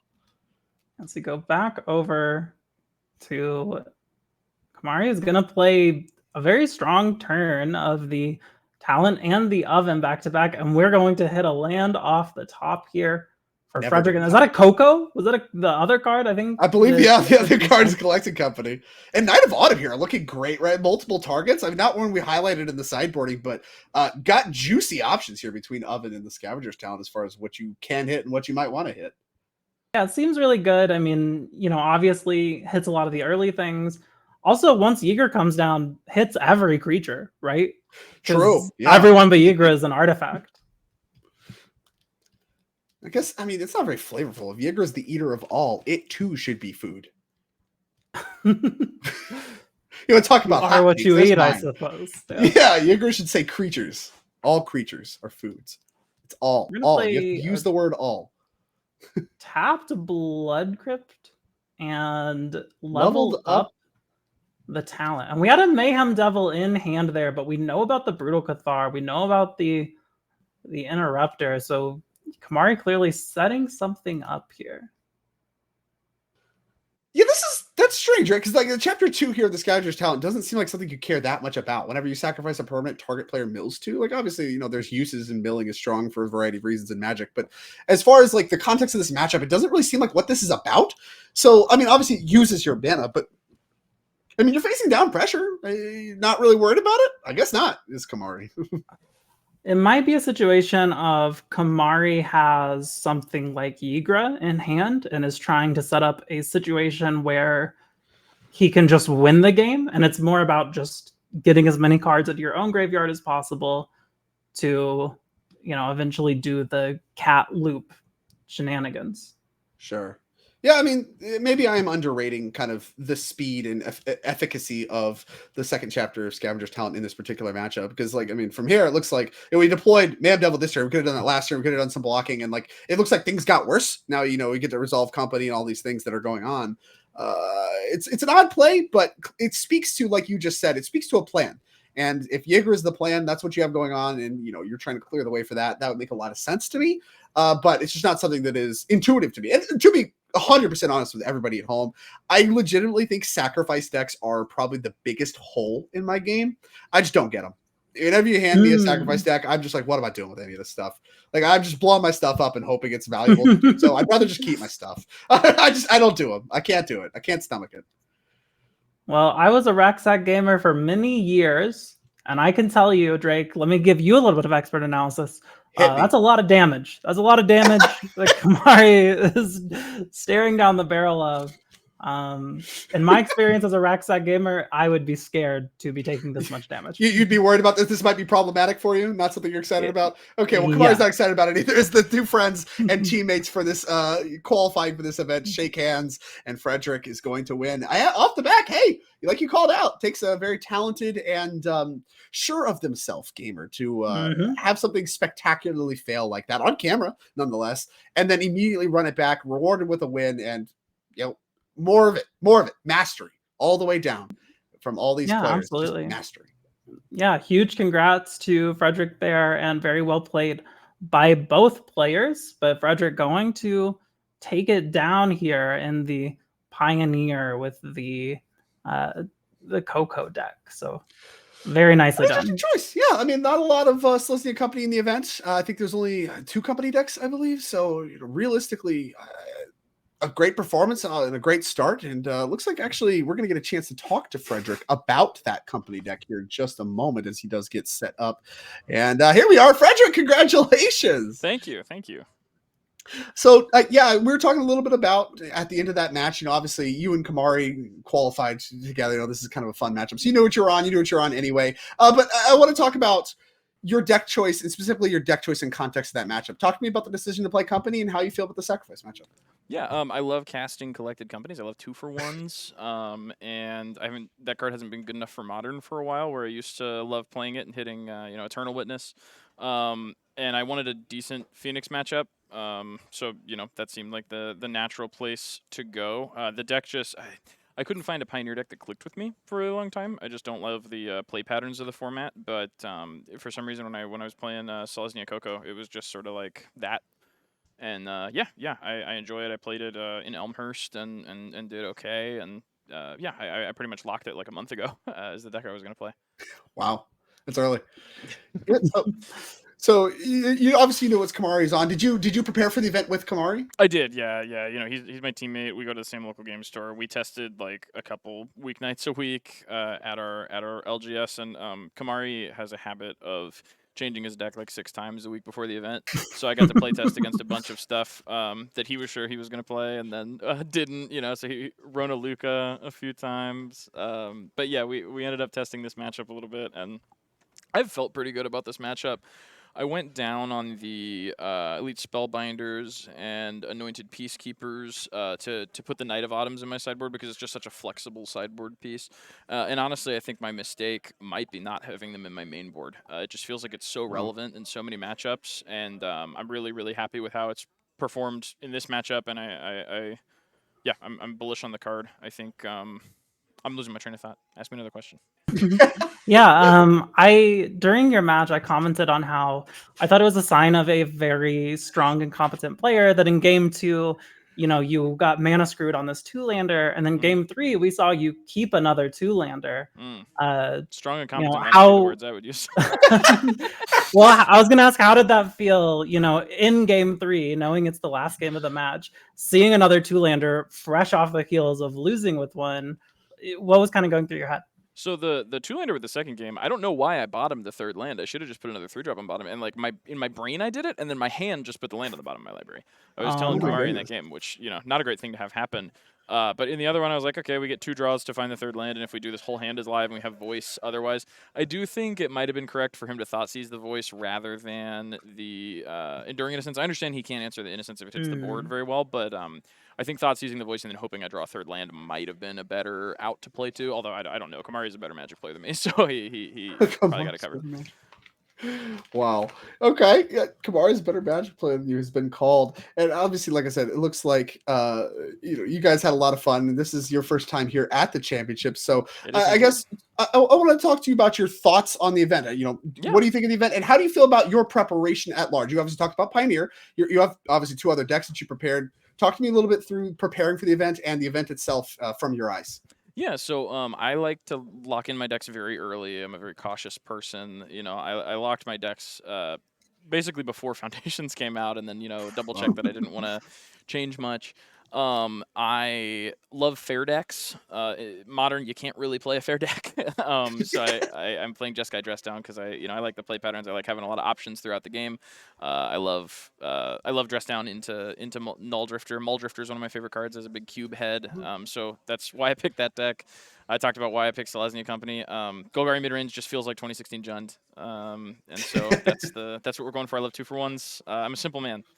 So that was my deck decision. It was influenced to a degree by Kamari and Charlie were doing, I think, a good bit more testing than me because they have MTGO, and I can't use it.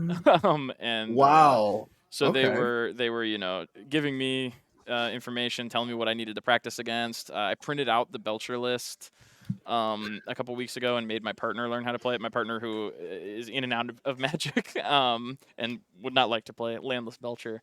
But like I kind of needed to get that testing in. So I feel like I tested a bunch, and I'm having a great time. The event's super fun. Is all of your testing done in paper? I played Standard on Arena, but yeah, the rest of my testing was done in paper with Kamari, or like a couple other people at our LGS. Shout out Jess, shout out Michael. Our sort of auxiliary testing team. So I did a ton of paper testing, but it was pretty much only with the same small group of people. That's incredible. Yeah, that's amazing. Yeah, old school. Really I love cool. it so much. Yeah, just I am paper a boomer, only for sure. I love it. I mentioned during the player slides that you and your hot take. I mean, Niall called it an ice cold take. I just said, I very much agree with it. So I guess I got a pair of questions left for you, and then yeah. What was my hot take? I don't remember. Your hot take was universes be gone. Oh yeah. I absolutely hate it. Kamari's hot take was that every 2-for-1 is a hymn to Torok. So I have a question for you: is Collected Company a hymn to Torok? No, because Enduring Innocence draws you another card. But okay. So Kamari's just wrong. Might have been a dig at my cube, which had him to Turak for a very long time, and it was kind of a power outlier. The mob one, I took it out a couple days ago, actually. It is a very miserable card. Yeah, he loves to make fun of me for that. So I don't know. That might have been a dig there. But yeah, sure. Every 2-for-1's a him to Turak. There's a guy at our LGS who, every time a creature has an attack trigger, he says that's literally Flage. And he's a drafter. Love that. So shouts out Atlas. And final question for me personally: how do you correctly pronounce your last name? You don't. I fear I may mess it up. It's Borgamenki, but if you give up halfway through, I can't blame you. No, I was just struggling with it because I struggle to pronounce things, so I wanted to make sure that I knew, everybody at home knew Borgamenki. Yeah. Thank you. Not your fault. Yeah. All right, well, that's all I had. Frederick, congratulations again. Obviously excellent choice, and I love hearing this story. It makes my heart full hearing someone that is so aligned with me still getting it done in today's era. Very much appreciate it. All right. Good luck in the rest absolutely. of the event. Thank you all. Awesome. So love it so much. And as I expected, Frederick, an awesome person to have a conversation with. I think could have predicted that off the player slide alone, and it was a great experience as well. Love it. All of these people, again, somebody that we haven't seen in the champs too much. First time, looks like he's off to a great start. So that is going to do it here for us. Obviously you have 2 more rounds of Pioneer coming up, followed by Standard. You got 4 more rounds, but the show is going to be brought home by other commentators. So appreciate all of you. Remember, if you are here, you're enjoying the show, make sure to click that follow button. There's going to be a whole season next season of Magic, as well as Magic Today and tomorrow. You're going to want to be following the channel for, and as well, one final shout out to Ultimate Guard, and a final shout out to you, Niall. It was a pleasure commentating here with you. Yeah, absolutely. Thank you. It was a joy to share the booth with you today. We got to watch really cool high level Magic in multiple formats, which is a real treat to get to watch and commentate on. So, huge thank you to NRG for having us in the booth today. And also huge thank you again to Ultimate Guard for sponsoring the event. Yeah, awesome stuff. And of course, more coming for you. So that's it for us. You'll have the next round number 5, and that'll be another round of Pioneer coming up very shortly. So don't go anywhere, and the show will be right back.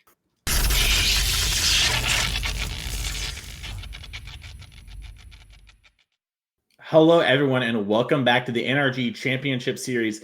I'm Mason Clark. I'm joined by my co-host Devin O'Donnell, better known as Doomwake. And Devin, we're here. It's the back half of day one. We're at the champs. We've been commentating these events all year leading up to this, right? Normally we talk about, we're in St. Louis doing this to get to today, but we're here. The players are playing for thousands of dollars. Pro Tour invite, an invite back next year. There's so much going on. I can't wait to get to these matches.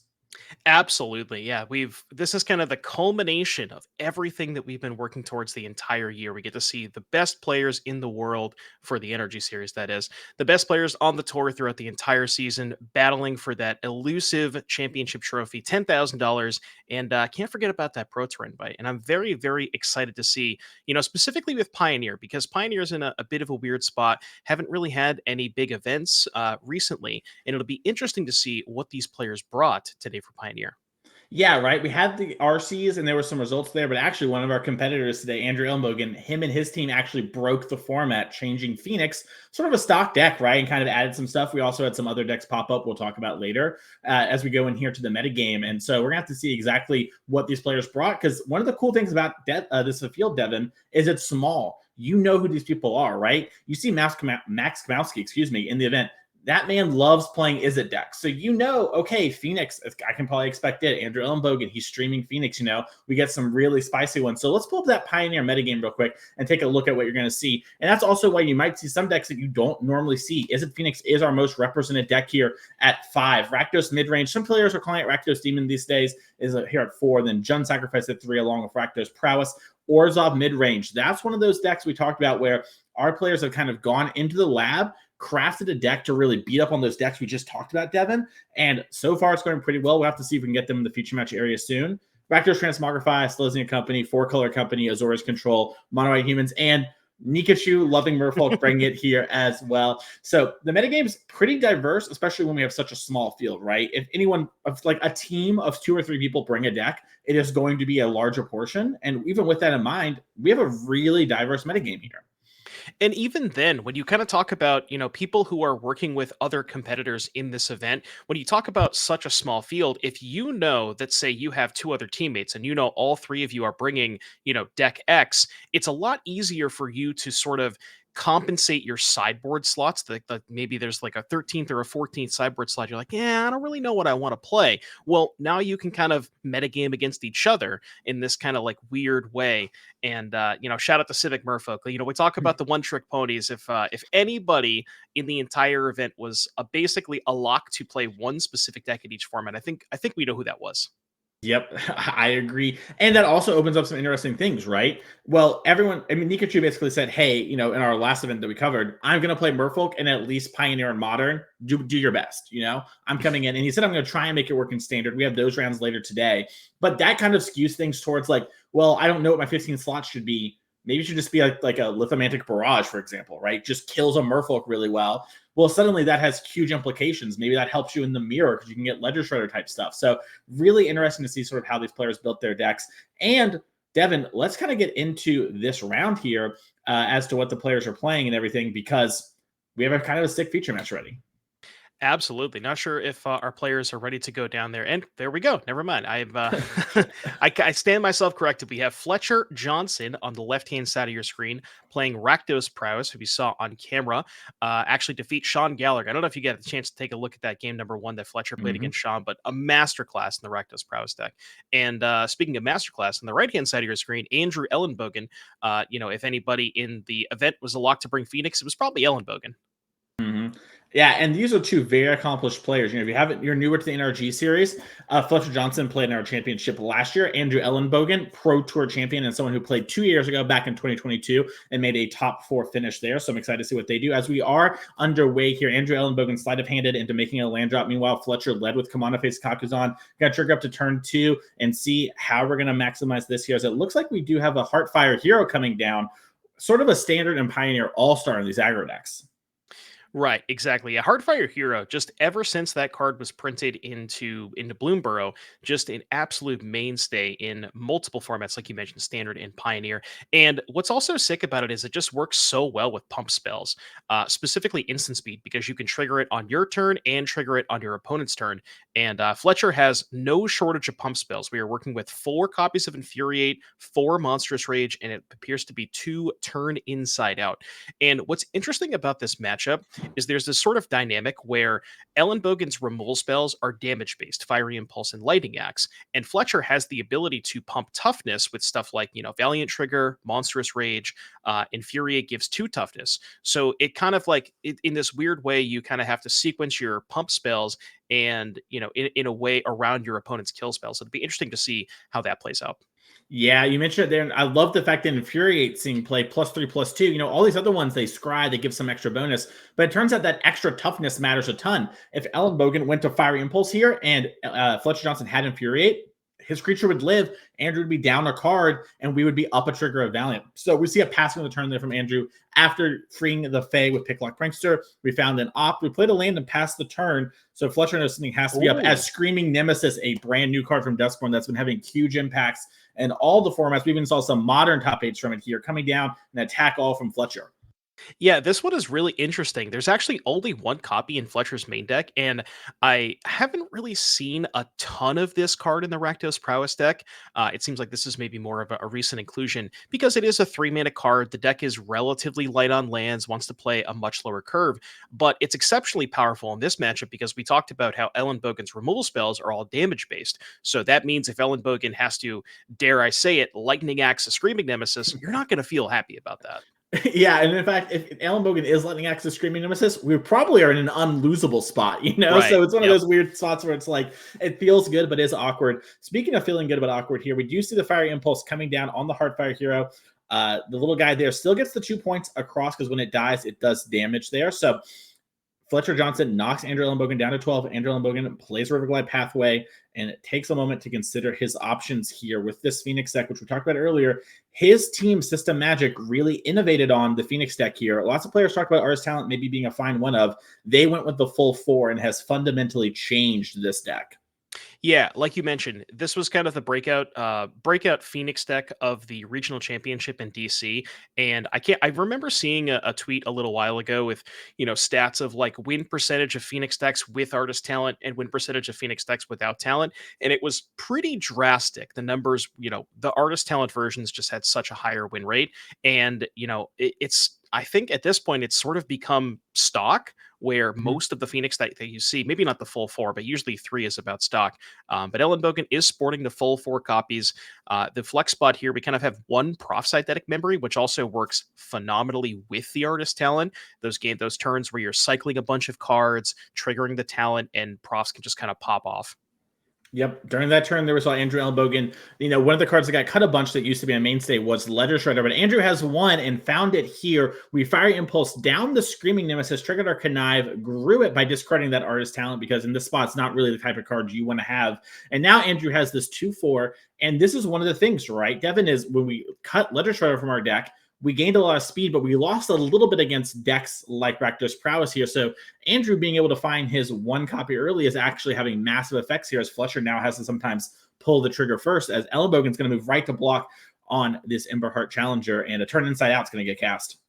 Yeah, interesting spot here for Elenbogen because Fletcher did play the Challenger pre-combat. So in Elenbogen's spot, that you might be interested in not blocking because you expect Fletcher to have a pump spell, but that if you block, Fletcher is basically forced to cast a pump spell, which is going to give you that Connive trigger. So Elenbogen's sort of, weighing the options of, I'd rather just have this Shredder trigger to dig a little bit closer into my deck, try and find something, and the turn inside out is going to make the Challenger, I believe, into a 5/3, and the 6/3, and the Ledger Shredder will be a 3/5. So that would be a trade, I believe, unless Fletcher maybe has another spell here. Oh, and we're seeing Andrew Elenbogen into the Flood Maw, bounce it. That we still get the trigger from the Emberheart Challenger. We're going to get into its Kamano, but now Andrew got his Connive and, relieved a little bit of damage and turned his pump spell into maybe, his bounce spell into sort of a real spell there, where normally, in this kind of matchup, it's fine, but not the greatest thing in the world. Yeah, and that's just such a blowout because, I don't know if Elenbogen had the Floodmar, if he drew it off of the Connive, but, if, just being able to force Fletcher to cast that pump spell and, maybe Elenbogen knowing the whole time is like, well, I got you covered no matter what you do. And yeah, Fletcher's kind of in a tough spot here, 2-2 facing down the 3-5 Ledger Shredder, has that etching of Kumano on chapter 1 with Elenbogen at 6. We looked to these red decks and see how much burn they have, but Fletcher, because we're playing a bunch of pump spells, doesn't really actually have a ton of burn outside of really just the 3 Callous Cell Swords, but kind of needs to pair that with a pump spell in order to close this game out. Yep, we're seeing Andrew Elenbogen for a turn, go Artist Talent into Sleight of Hand, trigger the Artist Talent, rummage away, and then the Connive happened, and now we're resolving the Sleight of Hand here to figure out what we can grab. We have 1 red mana up, no land play for turn, and you're seeing just why this Phoenix deck is so good. See so many of its cards able to sort of always kind of have the first copy of something that it needs, and that sort of consistency is so powerful here. Ooh. As Fletcher Johnson does pick up a Ramen Up Ruins. We talked about this deck doesn't play burn spells, and I totally forgot about Ruins despite being in play. Yeah, it's one of the few things we have, and this I think also highlights why this Ledger Shredder was such a good draw from Elenbogen, right? This Shredder is kind of making it so we can't get across those last few points of damage without having to play a bunch of things, and now you're seeing Fletcher have to tank up on how am I going to navigate this turn. But what's interesting about this too is that Elenbogen has gone through what appears to be almost half of his deck at this point, and Mason, there's no Phoenixes. So in order to play defense, Elenbogen kind of has to just hold back this 1 Ledger Shredder and can't really afford, he can't put any sort of pressure on Fletcher with a couple of Phoenixes. You imagine if there was 1 or 2 of those in play, maybe, get Fletcher on a bit of a clock here. But now Fletcher just kind of has the ability with that second Raven App Ruins drawn, and go say play land for turn, fire off 1 end step, next turn, fire off 1 end step. And I mean, that's going to put Andrew to 2. Now, there are only 2 copies of Ruins in Fletcher's deck, so it doesn't have the third one to be able to draw. But maybe with something like Sokinzon, you can, Sokinzon, send all 3, get in at least 2 damage. And it looks like that's what Fletcher's going to go for. Yeah, I'm interested to see this in the main phase. It means he is attacking, right? Like Fletcher, somebody who wouldn't just main phase past this here. So we are going to see these tokens enter and then move to combat. Andrew is, I don't want to, dictate the plays. I assume it's going to block. Probably it's going to. You sure about that? Yeah, I'm willing to bet the farm on this one here. And this is, pretty interesting here. Fletcher is kind of like, hey, I want to be able to push some damage, and I have a lot of haste coming down. From hand, I can do a bunch of burn spells. This Kominowski will flip. And yeah, you see Andrew be like, yeah, I'll block the big one. And so very interesting sequencing here for Fletcher. So Fletcher basically had the option to either Ruins pass and sack a Ruins end of turn, or channel the Sokinzon while Andrew was, only had 1 mana up. And I actually kind of think this makes more sense because you are effectively forcing through 2 damage when Andrew has less mana untapped and less resources to work with, as opposed to, Ruins, untap Ruins, then Sokinzon is the third option. So you're almost effectively guaranteeing the 2 damage here. And then as long as you can survive 2 more turns, you have 2 Ruins in play. Yeah. Also, Fletcher has 2 haste creatures in hand, right? So, yep. He is going to, if he does the other line, the third line is I plot, I play the mouse, I attack, right? I still push 2, I develop my mouse, and I kind of use all my mana a different way. But in that world, maybe Andrew thinks, hey, I've got to get a little lucky. Maybe, there's a bunch of pump spells and another land in hand, right? Maybe Andrew's hoping that what you're talking about is the line. And that lets Fletcher maybe get a little sneaky if he draws a pump spell off the top. As we are going to see Treasure Cruise get found off the Free the Fae. Andrew's going to resolve it. Like you said, we have not found a Arclight Phoenix yet, and we do have an Artist Talent trigger. We're tracking what the level on the talent is. That is something that matters. It can reduce the cost of something. It's not like some of the talents where you never really upgrade it. So we are just noting that for the camera. And you're seeing Andrew decide if he actually wants to use Artist Talent or not. It is a May ability, and he does. He wants to discard this land. He feels like he's going to draw some more. Found an Arclight Phoenix on that there, and now we're going to resolve this Ledger Shredder trick. We're going to discard the Arclight Phoenix, and our Ledger Shredder grows again before Treasure Cruise is even resolved. And we picked up a Consider, a Free the Fae, and one other card. We're going to have to see, does Andrew have the mana for it? And Lightning Axe was one of those cards, Devin. That's a pretty good one. That can also, if a Phoenix was drawn off of the cruise, you can discard that to the Lightning Axe. The other thing we want to, make sure we point out is that etching of Kumano is going to flip next turn. That's going to be an additional haste creature in combination with the mouse and the Slick Shot show off. So Fletcher is potentially representing a lot of burst damage out of nowhere, from next turn, and Elenbogen has to weigh, it's interesting too because Elenbogen sees the 2 ruins face up, right? And I don't know if we get the life totals updated. I think Andrew might be a 4. We can get confirmation from production. But with those 2 ruins face up on the battlefield, he knows that he's on the hook for at least 4 damage. So you kind of have to be like, okay, well, I need to try and, to get this game over with in the next couple of turns before I give Fletcher 2 turns with those ruins. But also, there's 4 power on the battlefield. Fletcher might have more creatures in hand. So it's very difficult spot for Andrew to navigate here. As we see, the life total is updated. So Andrew is at 4. This is gonna be a really interesting one. Yeah, this is very tight spot here. As we're seeing Andrew actually playing a Shivan Reef, gonna cast Consider, gonna get that Rummage off with the Artist Talent here. The Shivan Reef is so brutal here too, because now that you're at 3, you're also just dead to Spirit plus Ramunap Ruins, as opposed to 2 Spirits or 2 Spirits plus a Ramunap Ruins. So now Andrew even has to make more blockers here. So I didn't quite get a good look at how I think it was 2 Phoenixes. I think there's at least 1. It was a little quick with it, but it looks like just 1. Yeah, then maybe there's 1 in hand. I did see a red card. It might also just be some removal spell that was drawn. So we'll have to see here. And it looks like the Phoenix is coming back. Andrew Elenbogen did definitely have a Lightning Axe in hand. So we know there is an answer for the Kamano. So Andrew's not dead as far as he knows, but I think if Fletcher pulls the trigger, he might have him. Right. So you flip Kumano, 2 haste creatures. That's 1, 2, 3, 4, 5 attackers.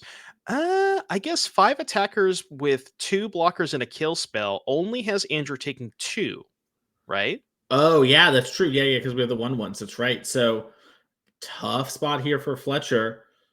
Now, I guess, Fletcher also sees maybe I can just attack. Maybe I don't want to give anything. Oh, we drew the Callous Sellsword. Okay. Well, that's probably GG, because now you can just go haste creature, send everything. Andrew goes block Etching, block Mouse, kill Slickshot, takes 2, go to 1. And then just the Callous Sellsword on the Spirit 1/1 is lethal because Andrew will fall to 1. Yeah, he can also just attack with everything. And if he knows Andrew has to pull the trigger, when Andrew does post combat, he just plays the Slickshot Show Off and flings that. Yep. And so that, as well as like another line for lethal. This is a spot here where Fletcher does need to pull the trigger on it, and these spots can be really tough. But someone of his caliber, it's less about do I have lethal and more I'm not screwing this up against Pro Tour champion Andrew Elenbogen, right? I didn't get the win last year. Steven Dykman won. I won it this year. And we're going to see how he's doing it. Like you said, though, all roads lead to Rome. I even came up with a bonus answer. We just have to start doing it and not have a moment of hesitation. I like this. There's the Challenger and the Slickshot. Yeah, so even with a kill spell, you block the Etching and the Challenger. You kill the Slickshot, take 2, go to 1. And post-combat, the Sellsword should be lethal. Yep. I like this too. Make Andrew Elenbogen think. Burn away. And we are going to see little mental energy. Yeah. Yep. We have to get this attack all. And Fletcher sees it. Now, from Andrew's perspective, he's like, okay, I'm alive. As long as that card in hand isn't a pump spell, it's like another Heartfire hero I can live, etc. And we're going to take a moment here where we know that this is over, but Andrew doesn't. He has to go through all these permutations of what Fletcher could have. I think the conclusion that Andrew is going to come to is that he's dead to any spell regardless, because even if you go block, kill, you're still dead to any of the pump spells too. So I don't know if there's a 1-mana spell that Fletcher could have that Andrew could beat here. I think everything would be lethal regardless. And I think that's the conclusion that Andrew's going to come to. Can't say, Mason, I can't say I thought we would have Callous Sellsword targeting a Spirit token for lethal on my Big Go card, but here we are. Yep. And we saw Fletcher set this up. And Andrew's like, you want to do anything before damage? And Fletcher's like, I think I'd like to kill you. And Andrew's like, all right, I'll cast the spell. And he's saying hey, post-combat, I'm going to fling it at you. Yeah, and Andrew's like, oh, Okay, yeah, no, you're saying post-combat, my bad. And I know I've been there before too. I know the card, but I'm just like, what's happening as the sorcery? And it's like, oh, you're not trying to slow roll me. Fletcher Johnson up a game. We're going to have to see what these players have in their sideboard because, everyone knew Izzet Phoenix was one of the 2 best decks in this format, if not the best one, right? There's a lot of talk about, like, has Artistown pushed the deck too far? And like we said before, Andrew Elenbogen loves this deck. He talks about it in all his content on there with System Magic. And he basically, in my opinion, was face up like, I'm going to play Phoenix or some off-the-wall deck you could never metagame for. So you might as well metagame for Phoenix. We have other players in this field that love it as well, like Connor Mullaly. But let's check out the sideboard and see what Andrew Elenbogen has because he has to build his deck to answer everyone else and the mirror. And in his sideboard, Devin, we have 3 Third Path Iconoclasts, 2 Annul, 2 Negate, 1 Anger of the Gods, 1 Beacon Bolt, 1 Brazen Borrower, 1 Fiery Impulse, 1 Mystical Dispute, 1 Prismatic Command, another Prophetic Memory, and a Tormund Script. What do you like and why? So, we mentioned you mentioned rather Phoenix being one of the 2 best decks in the format. Honestly, Fletcher is probably playing the second best deck or the second most expected deck in Rakdos Prowess. So you would have to assume that Andrew has a very solid plan here. Now, first and foremost, you want to go towards the kill spells. So Anger of the Gods, Fiery Impulse, those are slam dunks. Beacon Bolt is interesting where it is a kill spell, but it is also 3 mana and a sorcery, which not great against the pump spells and just the way that Fletcher's deck the axis that Fletcher's deck sort of operates on. Brazen Borrower can be some instant speed interaction. Specifically, bouncing is a little bit better than killing. As we mentioned, the pump spells good against the red base removal. So Borrower, Impulse, Anger. I'm not sure if you want to go towards something like Third Path Iconoclast because it lines up pretty poorly against Trample from Rage and Flying from Slickshot. So my guess is I think Andrew doesn't want to go towards those. So really just the kill spells, the Borrower, and I don't think really Andrew has a ton else here. Yeah, reminder, this event is open deckless, so all our players know what they are playing against and what is available to them. So we might even see some weirder things happen where, Andrew thinks some cards are going to happen from Fletcher. Speaking of which, let's check out Fletcher Johnson's sideboard real quick as we have 4 Thoughtseize, 3 Fatal Push, 2 Obnixilis the Adversary, 2 more of those Screaming Nemesis, 1 Claim Fame, 1 Heartless Act, 1 Reckless Rage, and 1 Gigantha the Wellspring. Yeah, so personally, I've always had this opinion, and maybe I'm in the minority on this. I've never been a huge fan of Thoughtseize against Phoenix. Their deck, the way that their deck operates, they just have basically an infinite number of cantrips, and whenever you Thoughtseize them, it feels like a lot of the time their hand is just like 2 copies of card A, 2 copies of card B, because their deck is just like 12 cantrips, 10 removal spells, and even if you take, say, the important card, it's like so easy for them to cantrip into another one. So I don't know if Fletcher wants to go towards Thoughtseize. Given that deck lists are face up, Fatal Push not going to be coming in here. Usually, or at least previously before Talon, Fatal Push was a card that these decks would want to go towards to kill something like Shredder, but now that we have faced up deck list, probably doesn't want to go towards those. Screaming Nemesis seems like a slam dunk, again, because we mentioned that most of Elenbogen's removal spells are damage based, and anytime you get to just trade one of those, you get the guaranteed damage in. So my guess is you probably want those. Claim to Fame seems, a third copy of that seems pretty good in sort of these grindy matchups where you expect a lot of your creatures to die. And I think maybe that's it. You could maybe Obnixilis. I don't know how you feel about Obnixilis against Phoenix though. Yeah, I think Obnixilis is an interesting one. I kind of like it in matchups where I think it's going to go long, which sometimes Phoenix does, but Phoenix really doesn't want it to go too long against you, right? Like they need to kind of end the game. Ideally, they use something like kind of Profs plus a Picklock Prankster that's like a Vigilance big creature that can engage in combat. So I think it's something that you can bring in and would make sense. I think I like it probably better on the play than the draw, just because you can maybe afford to tap out in that way. But it is a very powerful card when people are trying to use a bunch of interaction. So it wouldn't surprise me to see Fletcher Johnson maybe be like, hey, I'm going to, here on the draw, maybe slowly develop some stuff and then try maybe on turn 4 to play Obnixilis with a Heartfire here and immediately, casualty that, get 2 walkers and hope to blank all your kill spells. It'd be sort of, an innovative way to do it, but something that you could see happen. And one of the things I love about open deck lists is that happens. Speaking of things that I love, Devin, that is the NRG series here. And we have some events lined up for 2025. We already have those first 4 announced as our players are finishing up sideboarding really quickly here. Here are our events for the upcoming year. We know the first one, that's what matters here. First and second Chicagoland 2025 Can't wait to see it. The showdown event, one of those will get you here, and then the team trial as well. Can't wait to see it happens there. Madison, Wisconsin, the 15th to the 16th. Once again, showdown events are how you make it to this championship. So you win that event, you're going to be here next year where we can commentate you taking it down potentially. Then May 10th and 11th in Chicagoland, Illinois. Once again, the showdown and the trial. All events for this when it comes to format-wise will be up very soon, by the way. And then the 28th and the 29th of June, we're going to be in Indianapolis for the showdown 10K. And then the team showdown, Devin, on Sunday. That one's pretty close to me. So, if Norm has enough people in the booth, I might need to, I've done a lot of this champ stuff, but I just haven't won one yet. And so I'm thinking maybe I'll do that one. I'll see you all there in Indianapolis, June 28th and the 29th. But let's go down to our future match area as our players are finishing shuffling up.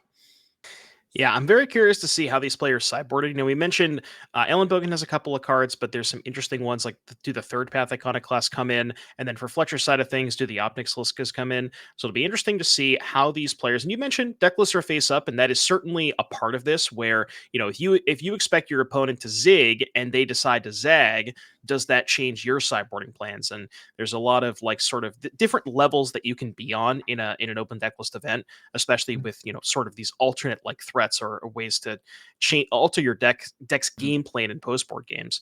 I think overall this matchup is relatively pretty close. It was what's interesting about the game one is that Andrew just didn't really find any Phoenixes.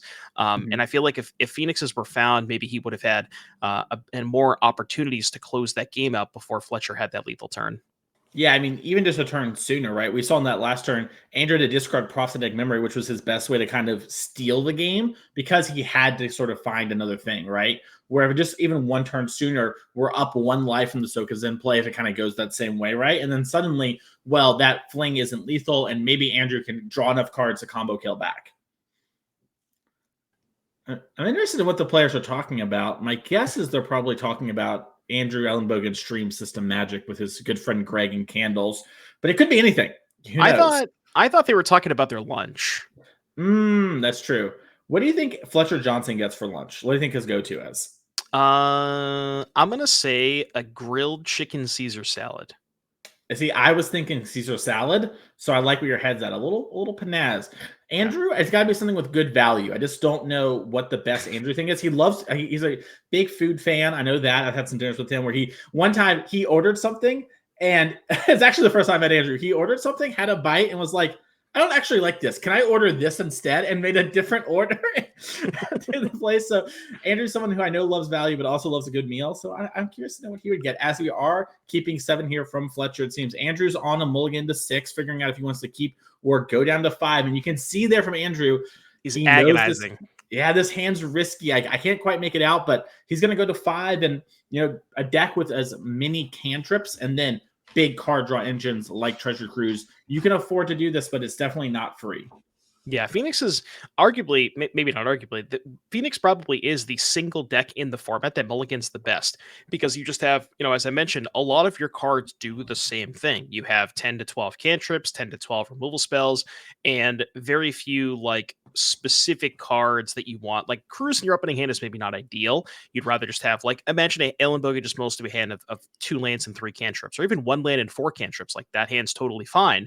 You can, depending on how the game progresses, and you can use the cantrips to kind of fix your draws. So Phoenix does mulligan a lot better than most decks in the format.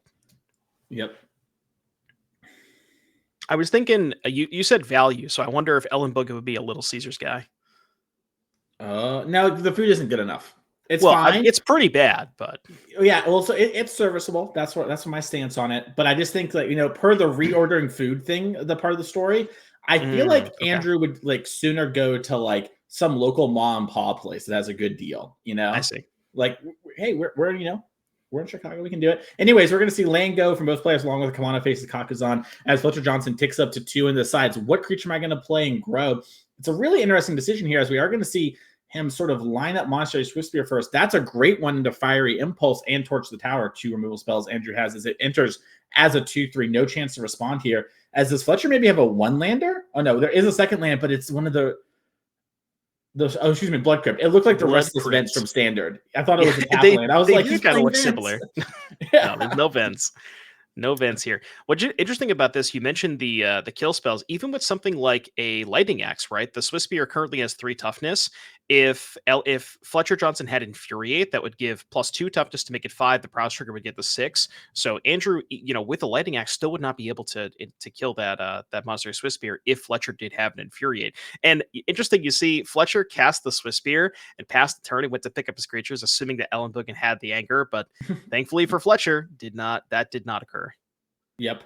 And you kind of see it here. Fletcher's hand is like kind of creature heavy too, so it's only going to get worse if he has the anger. It's one of those things where he's happy Andrew doesn't have it, but also it's kind of getting worse for him every turn unless he kills Andrew first. As we are going to see another Monastery Spear for a different art come down, and you're going to see Andrew do a little math, figure out what's going to happen here. Currently, he's taking 6. He says no effects. Fletcher says sounds good to me. Yeah, there's that stare down where it's like, okay, I pass priority. Blockers, damage, and it's like neither player wants to make the first move. But yeah, it makes a lot of sense. It makes a lot of sense for Fletcher not to make a move because he's already far ahead on the board. Doesn't really have to do anything. Andrew's the one who has to commit spells to the stack to sort of answer what Fletcher has going on. And Fletcher's like, you didn't have the anger the first turn. You didn't have it the last turn. You definitely won't draw it at this point. So Fletcher's just, committing everything.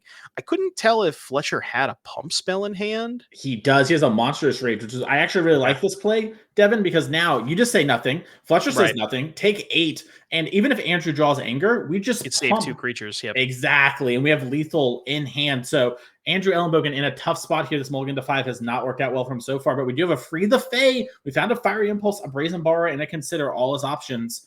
And you see Andrew, he's picking up. He knows he's lost. Congratulations to Fletcher Johnson moving on to 3-2. Not over for Andrew Elenbogen yet. Our tournament is a little unique. You're going to play against all the different competitors because this is an invitational style event. And that's what you're also noticing. We're featuring 2-2. We've pre-picked all our feature matches so we can get everyone on camera there. So both players still live for day 2 and for that Pro Tour qualification, which, Andrew already has one. So he kind of playing the villain here, maybe trying to get 2, a little greedy there, but we love to see it either way. Yeah, you mentioned the interesting sort of structure for our event. The way that it works is that players who accumulate 8 wins are automatically qualified for the top 8, and players who accumulate 6 losses are eliminated from the event. So basically, you got to get to 8 before you lose 6. And we'll have to see exactly who, we got. I'm going to take a look at standings here. I don't know if we have standings available for you guys at home, but if we have, we can get that on the screen. But we do have an interesting backup feature match here for you, where that Orzhov Demons deck that we saw on our Pioneer metagame breakdown perhaps might be in our feature match area this round. Yeah, I think we have it. It's a little bit of a spicy brew from some of our competitors. They work together. It looks like they really, kind of tried to metagame what's going on with like sort of the metagame at large, and is playing some cool cards there. And it looks like the backup match is ready. So let's head on down to it and see this deck in action. On your left, you're going to see Bob Culp playing Rakdos Prowess. On your right, Gerrick Alford with Orzhov midrange. Yeah, I wanted to mention, I don't know if the folks at home are looking at the deck lists on the NRG Series page.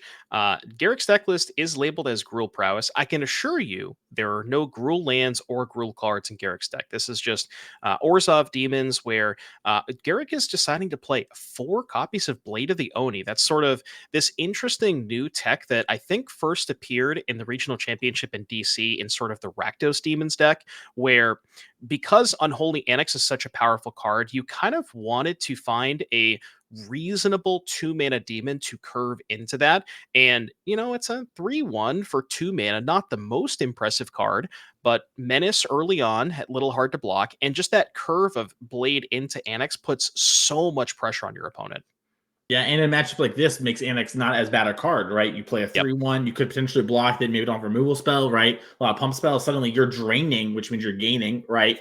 And that might even give you time to get to another one. As we are going to see here, turn 1-2 from Bob, which is play 1 drops, hit you. Gerrick went tap land. And, we're just seeing Bob do the same thing that we saw from Fletcher last round. Hey, I'm going to just sort of attack, no use of my mana, I'm down to hit you. And then I'm going to pick up Gigantha. End of turn, Gerrick here, our player of the year, is going to Fatal Push down the Heartfire Hero and take 1 from it, and should be dropped, I believe, to 14 here. As we're going to see another Godless Shrine. Love that art on the Godless Shrine. Yeah, and its turn. Bob playing the prowess deck, very similar to what Fletcher was on. I believe it might even be the same list, maybe a couple of cards different in the sideboard, but also has, still has the 1 Screaming Nemesis, the 4 Infuriate, the 4 Monstrous Rage, 2 Claim to Fame, and very, very similar to what we saw last match. And yeah, Bob's hand looks like there's an Infuriate there. I think I saw Monstrous Rage, got a Manifold Mouse that we're kicking. Bob seems to be firing on all cylinders here. And, you want to take a look at what the black deck has to offer here in terms of kill spells. Gerrick's got 4 Fatal Push, 1 Go for the Throat, 1 Heartless Act, and an interesting card here, which is, I think, maybe one of the bigger reasons to play white, 4 copies of Vanishing Verse. And what I like about that card in this particular matchup is specifically Heartfire Hero triggers when it goes to the graveyard. But if you have a card that exiles the hero, you don't actually take any damage from it.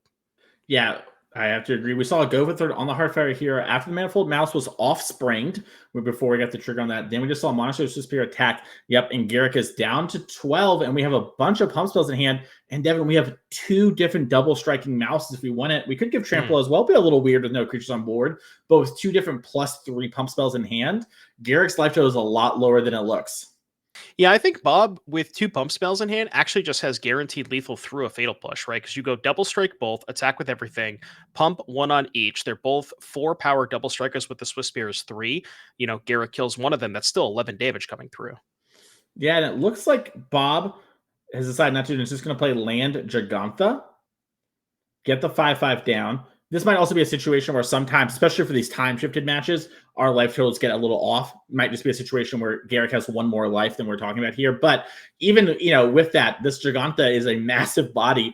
And this is, the spot where I think Gigantha's at its best. Pioneer, you just sometimes flood out a little bit. And the 5/5 is very real, especially in your pump spell deck, and the ones that give trample. As we're seeing Gerrick try to figure out, what am I going to do? Because, Devin, this Annex is also ticking down and making us lose life. We can make a 6/6 demon, but we're just dead on board if there's any pump spell.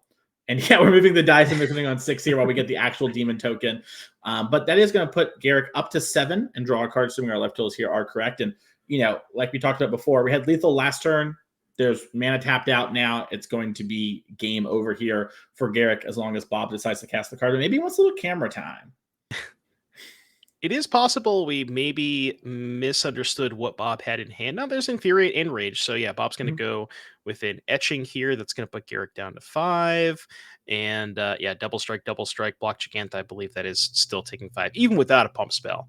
So that should be good enough here. And yeah, Gerrick is at 7 due to the Annex draining with that demon dice we had going on. Looks like we had a devil going on there, but that's going to do the job. Not quite. So Bob up a game, showing why this Rakdos Prowess deck was one of the most feared decks going into the RC season, especially for us here in the United States with DC. A lot of players had a lot of anxiety about that in blue-white, and this deck has really stood the test of time. Speaking of standing the test of time, let's see how this new deck to the format, Orzhov Midrange, kind of can hold up with its sideboard, because Gerrick's somebody here who's coming in playing this deck and taking a big risk. And in our sideboard, we have 3 Rest in Peace, 2 Archfiend of the Draws, 2 Extinction Events, 2 Fracture, 2 Liliana of the Veil, 2 Pest Control. The 4th Duress is here on the sideboard with only 1 there, and the Path to Peril. Devin, obviously this is sort of, a brew like we talked about, sort of potentially a new player here in Pioneer. What do you like against the Rakdos deck and why? So before we go to the sideboard, I just wanted to highlight real quick that Gerrick is featuring no copies of Archfiend of the Dross in the main deck. That's usually a card you have frequently seen in these demon decks, really just leaning on Blade of the Oni and Mutavault to kind of get that online. But as far as the sideboard is concerned, you think to look at a lot like when you look at a sideboard like this, you kind of say, okay, what are the removal spells? What are the sweepers? So Gerrick has 2 Extinction Event and 2 Pest Control. Those seem to be slam dunks, along with the 1 copy of Path of Peril. So those 5 probably coming in. Not sure if there's enough targets for Fracture. Likely not. Liliana seems a little bit slow. Archfiend, maybe, because it's like a sticky threat that gains you, or gives you a demon for Unholy Annex. It all kind of depends on what Gerrick wants to cut. Presumably the Thoughtseizes come out, maybe some number of Blade of the Onis come out, maybe Elenda's too slow, doesn't line up that well against pump spells. But yeah, Gerrick has, like I said, looks like the Extinction Events, the Pest Controls, and the Path of Peril seem to be the slam dunks. Awesome. Well, let's check out this Rakdos Prowess deck from Bob and what we could potentially have going on here in our sideboard. I think it's pretty similar, like you had mentioned before, to the one we saw a second ago from Fletcher Johnson, as we pull it up on screen. It has 4 Thoughtseize, 2 Claim Fame, 2 Feed the Swarm, 2 Hazoret, 2 Screaming Nemesis, a Fatal Push, and a Reckless Rage. So while our main deck is pretty similar, we're having a bit more Claim to Fame in the main and another one in the sideboard and having some of these extra cards. Do any of these line up well to you at a glance? Because obviously one of the advantages we have going on here for Gerrick is no one's ready for your Orzhov midrange deck. This is a, teched out deck for this event. What might you do here this first time playing against it? Yeah, and you mentioned, maybe you're not used to playing against the Orzhov mid-range deck. You probably can use at least a decent number of the principles that, like, if you've tested a bunch against the Rakdos Demons deck, you can probably transfer a lot of that into, the post-porting of that matchup. So stuff like Thoughtseize to take their sweepers could be interesting. The one thing I will mention, specifically against Gerrick's deck, because he is playing Orzhov and the 4 Vanishing Verses, Hazoret, a card that's usually good against Rakdos, I don't know if you even want it against those 4 verses, Mason. Yeah, I don't know either. We'll have to see how this wants to play out here. I wish we had Obnixilis, I know that card would be good here, but we decided to play Hazoret, and the Vanishing Verse is really paying off against Hazoret, like you mentioned. But our game 2 is ready. Let's head on down to the feature match area and see, can our player of the year, Gerrick, do it here? I kind of thought Gerrick might be on the Azorius Humans deck. We saw Gerrick play it in our last Pioneer event of the year and has been doing very well on Magic Online, but decided to take this little bit of a chance here with the Brew, and I really like it. Sort of saying like, hey, I'm going to shoot for the fences when it comes to this. And when you have a deck like this, when we get to our top 8, not to get ahead of ourselves, this can be something that really skews it, as we do have a unique top 8 format that we'll get into tomorrow. But meanwhile, in this game, we had a tap line from Gerrick into Monastery Swift Spear. Gerrick's going to play Thoughtseize here. Might surprise people, but makes sense when you think about the Rakdos Prowess deck as a combo deck. In the hand, though, we have 2 Heartfire Heroes, 1 Slickshot Show Off, 1 Sulphurous Pit, Claim Fame, and Feed the Swarm. It looks like that one came in here. Devin, what are you thinking about while Gerrick's doing this? I think if you're Gerrick, you kind of have to take the Claim to Fame, because if you take any of the creatures, Bob can just use the Claim to Fame to sort of put that creature into play. So if you take a creature, you're almost just putting it into play for Bob. And then Bob still has the Claim to Fame as the backup. Feed the Swarm could be interesting if your plan is Annex, but I think Gerrick is going to lean towards taking the Claim to Fame, and that's maybe what he's thinking about doing. It looks like he's thinking about the Slick Shot, which I think is because he has a Fatal Push in hand, Devin. So Okay. I think he's thinking, if I take this Slick Shot, Bob, if he doesn't think about it, will obviously spend 1 mana on the card he normally spends 2 on, right?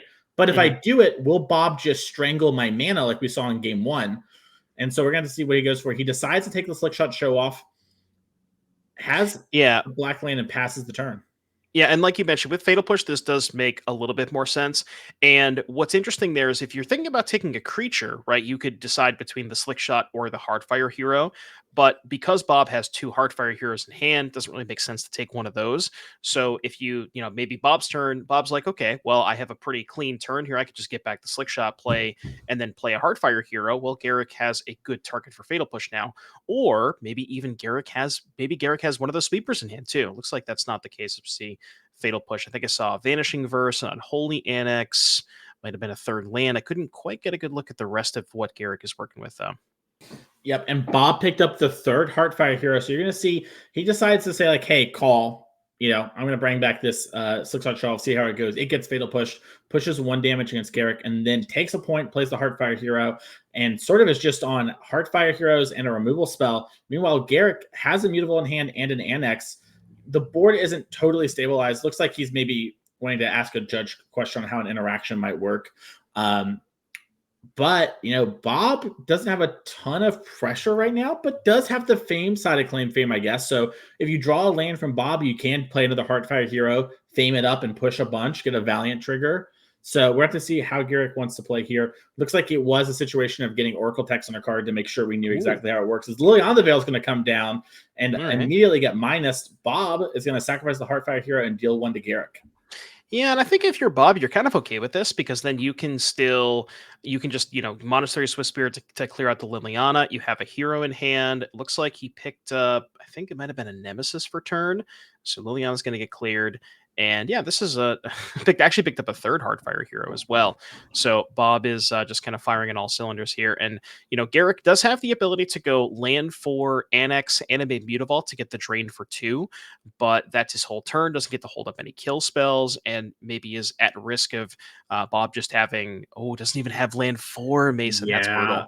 It's brutal. I think that's what Gerrick was trying to set up there. I think Garrick's hand's a little clunky and was hoping that Liliana could like maybe sponge up a little damage for him, try and get that planes off the top or something and get the activation. But instead, we're going to go down to 12. Now we know Bob's hand is Feed the Swarm, Monstrous Rage, unknown card. So that's a lot of damage here potentially because you can Monstrous Rage your own Heartfire hero and then Feed the Swarm it to deal damage to Gerrick. I believe it says kill, not exile. I could be mistaken, but it looks like we're a mana short of having that be the line. So instead, we're going to kill the Culling Annex and attack for 3.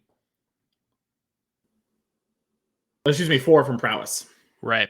Now, Mason, I forget this. I might be asking a stupid question, but the Unholy Annex, the mana value is equal to the unlocked rooms, right? Correct. So because only the Annex was unlocked, that means Bob would take 3, not the full 8, because that would be Correct. a little rough. Yes, if both doors were unlocked, he would take an 8. But Devin, Alondra, Saint of the Dusk has hit the battlefield. This is a card players might not be used to. They haven't been playing Standard and playing Standard with some brews. This card is very strong. It's a 4/4 with lifelink and protection from Black Instants. And if your life total is higher than your starting, you get a nice big buff here. So sort of a mirror breaker here for Gerrick and a card that's going to make combat very challenging for Bob. Well, what's really funny about this is you mentioned protection from instants. Feed the Swarm, Mason, that's not an instant. So Gerrick actually knew about, or I don't know, no, Gerrick didn't know about the Feed the Swarm. No, but, he did. He did. Okay, yeah, that was in the hand. Thoughtseize. Okay, from the Thoughtseize, right. So Gerrick actually, now sort of like maybe played the Annex as bait, or I guess didn't have any other options that turn, but actually, baited out the Feed the Swarm with the Annex, and now Bob doesn't have a clean answer that Elenda. Yep.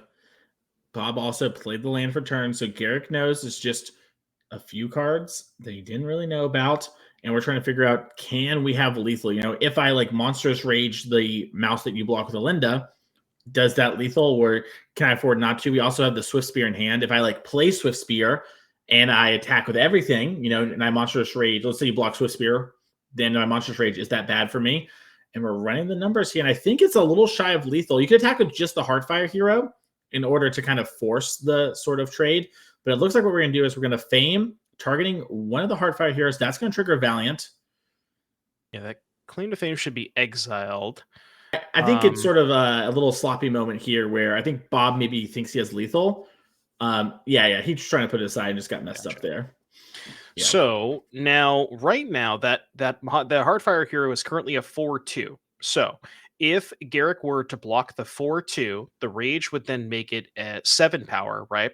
So trample over for 3. That would mean Gerrick would go to 3, gain 4 up to 7. Then you would take 3 more or actually 4 more because of the 2 prowess triggers from the Swift Spear, and then the Heartfire hero trading would still be lethal. So yeah, I think, is there a way that Gerrick can survive on blocks? So if you block the Swift Spear and you Monstrous Rage the Heartfire hero without Valiant, you push 9 damage, and then there's 4 life gained.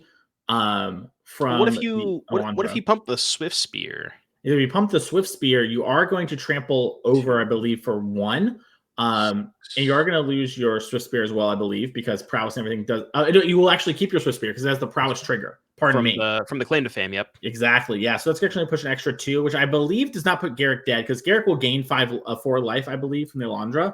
I might be misremembering the exact text on that card. 3, 7. I think Garrick's going to 3 because the Swift Spear is initially 2, right? Prowess up to 3, roll up to 4, Rage up to 6. 6 minus 4, Garrick's taking 2 but gaining 4. So up to 10 minus 2 is 8, and then 5 more damage from the 4/2 and the 1/1. So yeah, Gerrick should be at 3. Yep. Yeah, and that's well put there from Bob. I missed the prowess trick on that, and that made that attack just... Gerrick found the only way he didn't die, but even without dying, things are rough here. And unless you have something like Extinction Event to name ones, we're in a really bad spot, as Bob has multiple lethal attackers. Yeah, I think Gerrick still has a Vanishing Verse from a couple of turns ago, but that's realistically not enough here because you Vanishing Verse the hero that has a counter on it, and that still is 3 damage coming through. Maybe 2 kill spells. The second Swift Spear should maybe seal things up, even if there is no pump spell here from Bob, but we will see what Gerrick does. Yeah. Maybe a block with a Mutavault. So you block the 1/2 Swift Spear and you exile the 2/2 hero. Yeah, I think that has to probably be the line. Looks like we're blocking the 2. Yeah, you have to block the 2. Oh, you chumped there. Yep. Yeah, because otherwise you're going to take the extra one from the monster roll. That does stay around. Vanishing Verse cleans it up. Bob's last card in hand is a land. Now, notably, it's a Blood Crypt, so we can shock it in, pick up that Gigantha from our zone. And this is why Giganta, I think, is actually such a real card here in Pioneer. This just comes up a lot as Shieldred comes down, but not quite enough. Doesn't gain any life, and all Bob has to do is turn the card sideways. Bob just says, "You're at 1, right?" Gerrick's like, "Sounds about right." And we're going to see an attack here as we have a Ramen Up Runes as well. And we're going to see an extension of the hand there. Congratulations to Bob. Moving on to 3 and 2. Gerrick down to 2 and 3. But like we mentioned earlier, Devin, these players are not eliminated. They still have multiple losses to give. You need to get to 6 losses before you're out of our tournament. 8 to lock up the top 8. One step closer there. We're going to take a quick break, though, before we get into round number 6 of Pioneer here. We'll see you all very soon.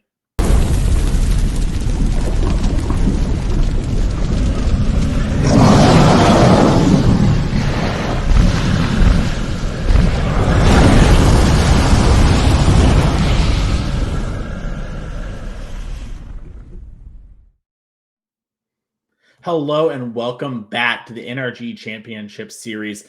We're here, Devin, round number 6. I'm your host, Mason Clark, joined by my co-host, Devin O'Donnell, better known as Doomwake, and we have just watched some exciting games of Magic, but we have one more round of Pioneer to bring you, and then we're going to hit the standard as we are getting dangerously close to players getting eliminated. But let's look at what they're playing for real quick, because there's a lot on the line here today. This is our prize pool for this tournament. First place is $10,000 plus a Pro Tour invite, plus an invite to next year's champs. That means like our player from last year, Steven Dykman, who won, he immediately gets to play again at this event and try and run back that PTQ. Second place, $5,000. Fourth place and third place both get $2.5 thousand. Top 8 get $1,000, and 9th through 24th get $400 plus, Devin, $50 a win, which might seem awkward, but basically you're always live for something here. You should play every round you can until you are eliminated. And that $50 is nothing to scoff at. Like there is, you might miss top 8 or whatever, which could suck, but you might have a record that's good enough for $800 still in the event. You maybe just lose out on breakers, which is not shabby at all. So that's what these players are battling out. Thank you so much for Ultimate Guard for helping sponsor the coverage of this event here today as well. But Devin, let's head down to our feature match area as we have 2 pretty exciting decks when it comes to the top of the metagame battling it out here. We have May French on your left with Rakdos Demons versus Maxx Kominowski on your right with Izzet Phoenix. In my opinion, this is sort of like the 2 fair decks of the format that are at the top doing their best and battling it out. Yeah, the players said both had orange sleeves. I wasn't sure if they were like not 100% positive which deck is which, or if they had the wrong deck. But yeah, Maxx on Izzet Phoenix. You mentioned, we mentioned before the last round, players who not necessarily like the one-trick ponies, or like you expect these people to be playing specific decks. And Maxx is certainly an absolute master of the Phoenix deck, and I'm sure a lot of people going in seeing Maxx on the event list probably expected him to be playing Phoenix, and May piloting the Rakdos Demons deck. So a little bit similar to what we saw from Gerrick in the previous round, although deciding to play red for the powerful Fable the Mirror Breaker, Fear of Missing Out, Blood Tithe Harvester instead of that White Splash. Now I will say May does actually have the Archfiend of the Drosses in her main deck. We saw those in the sideboard for Gerrick, so a little bit of a dynamic shift. And I think one that's very important in this matchup, because we mentioned the Phoenix deck has a lot of red-based removal, Fiery Impulse, Lightning Axe, doesn't really have a clean one-for-one answer to something like Archfiend. So if you expected a lot of Phoenix, you would presume that Archfiend seems like a pretty good main deck card against them. Yeah, and Thoughtseize here is going to take Artist Talent to hand here, a bunch of cantrips, Prophetic Memory, and Fire Impulse, and an island. So no way to cast those removal spells just yet here. But like you mentioned, May has that Dross, which is going to be a hard answer card. Maybe something she was thinking about is, do I want to fight over that later? Also has Shieldred in hand. Very powerful one, along with Fable, the Mirror Breaker. As Maxx going to start off with Sleight of Hand here. Maxx really, got sort of known at first for success here on the NRG series, but also for Modern Murktide, a deck he loves and is something that he's sort of a master of. Qualified for the Pro Tour in Denver at the RC there, playing that deck. And the Maxx is like, hey, accidentally revealed the Spiral of Canal, and I'm gonna probably be playing that next turn. Little smile there, little dexterity error, but also it's not really gonna change May's play, even if she knew it, right? She's not gonna be like, oh dang, Maxx hit a land drop. Yeah, we are gonna see the Blackleaf Cliffs and a passing of the turn, mutable in hand here. Maywell, the third land rolled up. The Spiral of Canal that was dropped gets played. And we did pick up a Free the Fae here on our draw step. Yeah, and just wanted to point out, Maxx is playing what appears to be almost identical. I think Maxx, there's maybe one card different than Elenbogen's list, but most importantly, is sporting 4 copies of four artist talents here in the main deck. So it seems like both of these players who are registered Phoenix are really into just leaning on that rather than the Ledger Shredders. And we see a consider response to a Fable, maybe looking for something like a Spell Pierce. Yep. And that seems to be the case here. Otherwise, Free the Fae fills up your graveyard a little better. So Maxx does seem to be a little worried about this Fable and should be worried about the rest of May's hand, as she is just 4-drop central. We talked about Maxx as sort of, known for these sort of things. May has been practicing for this event a lot on Magic Online and has actually top 8'd or won a challenge with every deck she brought today. She even tweeted, if you're playing against me in Champs, it's probably pretty hard to figure out what I'm playing, because she's just sort of been winning a bunch with all of her decks and is a little unbothered by the situation, as it does look like at the end of turn here, we are going to Fire Impulse down this Goblin Shaman. Maxx knows the Mace deck list is full of powerful force because it is open deck list and wants to fight over that. And I mean, there's definitely some powerful force in May's hand. You probably couldn't draw it up any better having this sort of start against Phoenix, where Thoughtseize into Fable and then your hand is just all bangers.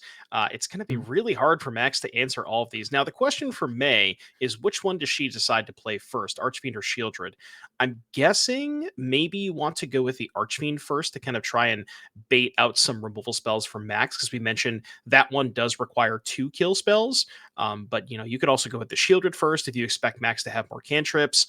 But that one actually does trade 1-for-1 with Lightning Axe. So it'll be interesting what she decides to go with here. Yeah, I think if Maxx had tapped out for a card like maybe Artist Talent, we might have saw May play Shieldred early, right? It does trade the Lightning Axe, but that would at least make it so Artist Talent has some real cost. But like you mentioned before earlier, we do need 2 for the draw. So I imagine we're going to see draws here. But I do like this mode of just double checking, right? Like, first off, I want to discard anything to this Fable. We picked up Go for the Throat for the turn. A solid card in these sort of spots, especially with draws, because sometimes your opponent will try and chump block you out before the Ula counters kill you. And she decides to keep it and then plays Archfiend of the draws and the Free the Fae in the response, picks up the Lightning Axe. So well played there from May, because if that had been Shieldred, Maxx would definitely be picking up this Axe. Yeah, Axe and Cruise here for Maxx. So you have to decide between one of those. Picking up the Axe here, which is interesting because that might signify that maybe he already has a Cruise in hand, or is just maybe wants to prioritize finding kill spells. Picked up a Fiery Impulse. So now Maxx could go, Axe, discard Phoenix, Fiery Impulse, the Dross, in addition to this Cruise. That might be a pretty good turn here for Maxx, killing the demon, getting a Phoenix into play. It's kind of exactly where you want to be.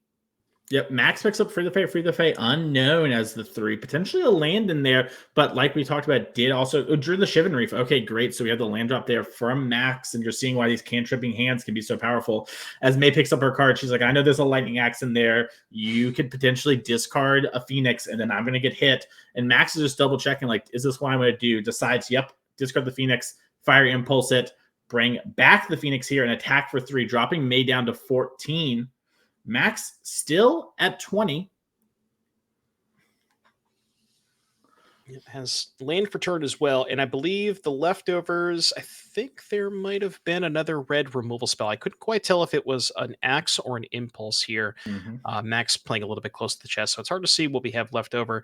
May still has the decision to play Archfiend or Shieldred. Now, the question is, which one does she want to deploy now? You've traded the Archfiend for 2 kill spells. You saw the Lightning Axe that was revealed off of the Picklock Prankster get cast to, take care of the Archfiend. Is this the time to deploy the Shieldred? My guess is, I think maybe you still want to go for the Archfiend before the Shieldred, but it's not clear. Yeah, it's tough too, right? Because what's going to happen with that dynamic is Maxx can then hold back the Phoenix, because Archfiend of the Draws forces you to attack. Now, we know May has 2 kill spells that can answer that Phoenix, but if Maxx has, maybe one of the Brazen Bars or something, this might be a little awkward of turns, and the Phoenix can just block the Dross and then force the hand in combat. So we're going to see Maxx, in response to this Shieldred, I think, cast this op here. He's going to lose 1 life to the Shivan Reef. So, Shieldred, I guess, forced a little bit of damage. Maxx likes the card on top. And the passing of the turn, May's just saying, hey, I'm remembering my Shieldred trigger if you're going to the draw step. And Maxx did have a Lightning Axe, So he maybe will take the knowledge. You could trade 2 life here in order to try and find a Phoenix. You are at 19, so it's not the end of the world. But Maxx decides, nah, I'm going to Lightning Axe here and preserve my life total. Discarding Picklock Prankster, that's a very powerful refuel card. So May did get to trade some premium resources there. And Prophetic Memory is drawn for the turn, gets played, draws a card. That's going to be at least one counter on this Phoenix that can't wait to turn sideways. It's already there. Didn't get untapped from the last turn. It'll be, yep. So Maxx does have an untapped land here. So wonder if there's maybe something like Cruise plus Cantrip. Now we have an Artist Talent. The Phoenix was already ready to go to the red zone, remain tapped, but yeah, counter on the Phoenix. That's going to put May down to 10. I believe, yeah, May's at 10. So now, if May deploys the Archfiend, looks like Archfiend and 3 kill spells in hand. I think May really wanted to find a land that turn, so May she could go Archfiend, copy, hit for 6, hold back the other one, get a little bit of pressure on Maxx. But without that land, it's gonna be a little tough here for May. It's do you kill the Phoenix with a counter on it? Do you hold up a kill spell in case Maxx like pops off with profs for a turn? She's in a really tough spot. She's in a tough spot, and Devin, one of her kill spells is Heartless Act. It cannot kill a creature as a +1 counter on it. Yep. And so now May is having a very awkward moment of, well, this can maybe kill something else in the future, but it maybe has to be on shrinking duty. She's going to figure this out right now. And like you mentioned, she was really kind of hoping for a land there. And as I think sizing up her options, I know, talked to some of these competitors before the event, and May French felt like her game 1 against Phoenix wasn't great. She was kind of hoping to get a little bit lucky in that regard. Kind of have a start like we talked about at the beginning of this game, and then the opponent maybe whiff on the cruise, right? And then game 2 and 3, she feels a lot better about her deck's configuration. Looks like there's just a confirming of life totals here. There have been some pain lands. Very easy to be like, oh, I thought Maxx is at 18. No, I'm at 17. And a little bit of tanking. Yeah, and then, like I mentioned for May, you also kind of have to be careful of what if, because Maxx has that Wombo combo of profs plus talent in play, like you could be facing down a lethal Arclight Phoenix next turn. It's not completely outside of the realm of possibility. Maxx chaining cantrips and all these things. So May does have to consider that, but it looks like she's lining up that Archfiend, and I kind of like this play. You figure, you figure that you're far enough behind right now that you need a lot to go right for you, and maybe you just kind of have to assume that Maxx's hand is the leftovers are air, but as Maxx's hand is definitely not air. It looks like there was a Picklock and a Fiery Impulse. Those are some pretty good leftovers here for Maxx. Yeah, I like this line from May in part 2 just because it's like it presents lethal, right? She has these kill spells that aren't doing much. So the Dross, if you make a copy, that's going to deal 4 damage. And then, if Maxx attacks, then all right, cool, there's no blocker, and that's lethal. So we are going to free the Fae into Treasure Cruise. That's going to be a really powerful one here.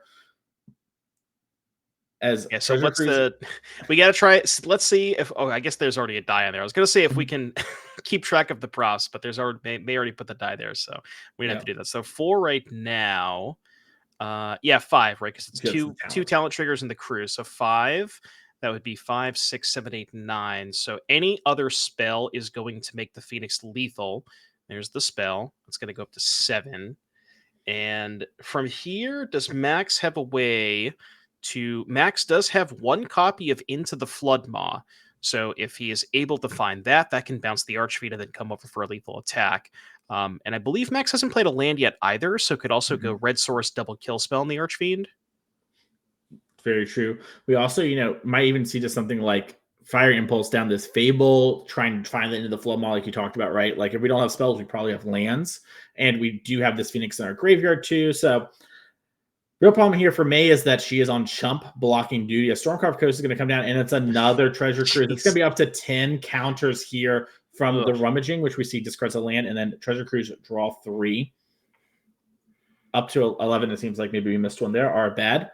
Treasure Cruise resolves. I've lost track. I already can't keep track. Yeah, lots of good draws here from Maxx.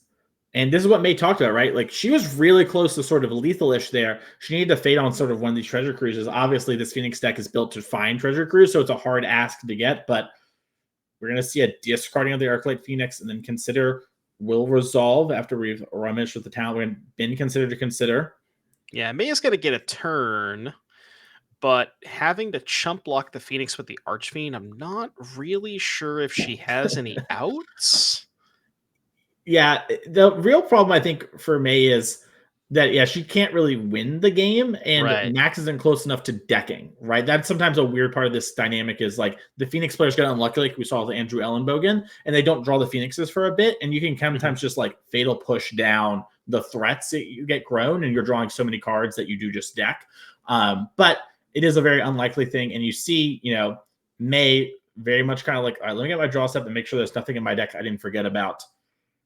It looks like, oh, what's happening is Maxx is figuring out how many creatures he wants to attack with. There's obviously the one Phoenix. And Yeah, she already put the Yeah. Archfiend in the graveyard, but Maxx was like, I want to figure out what to attack with, and pick up a Duress. So I think her hand is now 3 kill spells and a Duress. I can't imagine that is going to really do anything to this battlefield. I guess you can buy a turn by killing the 2 biggest things, taking 3 going to 4. But yeah, it's tough. Like we mentioned, it's like even there, like what can she even draw to potentially get out of this? Maybe some combination of like Archfiend plus copy with Reflection, but with only 4 mana and no Archfiend in play or in hand, that's not realistic either. Artist Talent 2 comes down. You get Thermage from the first one. Opt, double talent. Maxx, just don't deck yourself. Yeah, that's all you have to do that's all we have to do. Don't drop too many. Don't go too get a little low. With one of the things too is May is at 7, right? We've gotten in a couple of chip attacks, so it doesn't take much for Maxx to cross the finish line. Now May does have 2 kill spells. We can Heartless Act the one that Prosthetic Memory targets that isn't the super large one, and I think it's a fair bet to say Maxx isn't going to make his other Phoenix a 20/20. He's fine with his 16/5. Yeah, it's hard to know. What if he wants to go for high score? Yeah, Heartless Act is going to respond there. Maxx like, okay, and this is a spot too where if Maxx has found one of the spell pierces, that won't super. Yeah.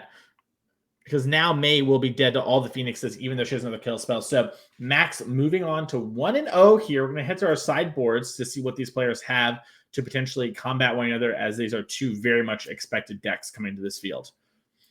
May here has 3 Hidetsu Consumes All, 3 Invoke Despair, 2 Anger the Gods, 2 Go Blanks, 2 Unlicensed Hearse, an Anoint with Affliction, Duress, and Feed the Swarm. Yeah, so from May's side of things, you want to take a look and see what sort of graveyard hate she has access to. So 2 Unlicensed Hearse, 2 Go Blanks, those seem to be slam dunks. Past that, I mean, I've considered Hidetsugu Consumes All, but the problem is I feel like sometimes it lines up kind of awkwardly, where the graveyard hate being on suspend for a turn gives them an opportunity to like cruise before you play the Consumes All. So I don't know if I necessarily like that one as much. Besides the Go Blanks and the Hearses, I don't think she wants to do a ton else. Like Invoke Despair doesn't line up super well against Spell Pierce. So yeah, it just seems to be the blanks and the Hearses. But yeah, other than that, not really a ton else. Yeah, I'm curious to see if she wants to bring in Feed the Swarm to fight over Artist Talent and Prosthetic Memory as well. That is sort of the hidden mode on that card as well. But we'll have to see how May wants to fight those fights. Meanwhile, for Maxx in his sideboard, we have quite a number of cards. These Phoenix players love to have diverse sideboards. And here we have 3 Negate, 2 Third Path Iconoclast, 1 Beacon Bolt, 2 Anger the Gods, 2 Annuls, 2 Brazen Borrowers, the Fiery Impulse, a Prismari Command, and another Prof. Devin, what do you like here and why? So deck lists are face up, as you see. We can see on the backup cam players are looking at deck lists, and this is an open deck list event. So Maxx, knows exactly how much graveyard hate that May has access to. Maybe wants to go towards something like the other Prophetic Memory, because that card can help a little bit against graveyard hate if you can combine that with talents and cantrips. It's sort of gives you this additional angle of attack that doesn't utilize the graveyard. Similarly with Third Path Iconoclast, just plus a bunch of cantrips that can make a pretty wide battlefield. The Brazen Borrowers seem pretty good to me because as we talked about, Maxx's deck is very good at killing small creatures, but not the best at killing 6/6 demons. So maybe he wants to use the Borrower to sort of buy a turn of reprieve from something like that. And then in addition to that, maybe the Beacon Bolt as well to kill larger creatures. Makes sense. Let's check out these player cards really quick for our 2 players today, as they are still sideboarding. We can sort of still see them in the corner of our screen. And we're kind of go over their accomplishment and sort of what got them here today. Looks like we're going to start with May French here. So main events played 11. Best finish, she got first and won the showdown, the actual last MH2 tournament, playing at Living In for her. She has that 1 top 8 as well. And then a list of her accomplishments there. She's from Indianapolis. Let's check out Maxx over here. and see what he has as a huge flex going on for Maxx in multiple regards as it's pulled up on Literally. the screen here. So first off, we're flexing, then we have all of our events. We have main events played 6. We had a win, number of top 8s 2, sort of going crazy. We got San Francisco hometown, but also when we look at our sort of free times, what's Maxx doing? I love to flex, hanging out with my girlfriend. We love a wholesome king. So a little bit behind the scenes on these players and sort of how they made it. The showdown has really sort of changed the dynamic here. We still have a lot of leaderboard spots, and we saw players, like Zoe Riederman and Connor Mullaly make our event doing that, but also a lot of sort of best finishes first, and you're not seeing much more from them because we gave them a one and done invite situation here. So Maxx got his invite very early, focused on life stuff, and now gets to come out and play some high stakes competitive Magic. We love to see it, and we love to see you at some of our upcoming events, which we'll show you real quick here, as our first 4 events of 2025 have already been decided and laid out. These are on screen here for you. February 1st and the 2nd in Chicagoland. We have a showdown on Saturday. Showdown, by the way, just because our terminology here, maybe you're not used to the NRG series. Showdowns are what you win. You go straight to champs here. Basically, you win your invite, and we also give out leaderboard points, so we reward consistent results. Team trial is sort of as it sounds, just sort of a 10K with your friends. It's going to be a great time. Can't wait to cover that event. March 15th and the 16th, we're going to go to Madison, Wisconsin. We're going to do another showdown and another trial. May 10th and 11th, we're going to go to Chicagoland for a showdown and a trial. And then June 20th to the 29th, Indianapolis, we're going to have the end of season 1 of the half of the year, where it's going to be the 10K showdown and the Sunday team 10K showdown there as well. So that means you and your friends can win that event with the showdown, and all 3 of you will pop up here like we saw from Frederick earlier today. As our players are ready, let's go down to the feature match area as they're dealing up their 7-card hands. Yeah, we saw on Max's player card, he has the, shout out to Maxx, he has a Murktide Patreon. Would you say, Mason, that Izzet Phoenix is the Murktide of Pioneer? It feels Izzet pretty Phoenix similar, is so right? much better than Murktide. So it's a sort of Yeah, like, that is also true. Yeah, they kind of, related, but it's sort of, the failing order they tell you not to worry about. Speaking of not to worry about, Thoughtseize on turn 1 here. We have Consider, Opt, Free the Fae, 2 Treasure Cruises, and an Arclight Phoenix, along with a Riverglide Pathway. What are you thinking, Devin? Presumably, I mean, it kind of makes sense to take the Free the Fae. If you take a cruise, there's still a second copy, and Free the Fae is the card that allows Maxx to dig the deepest or put the most amount of cards in the graveyard for something like the cruise.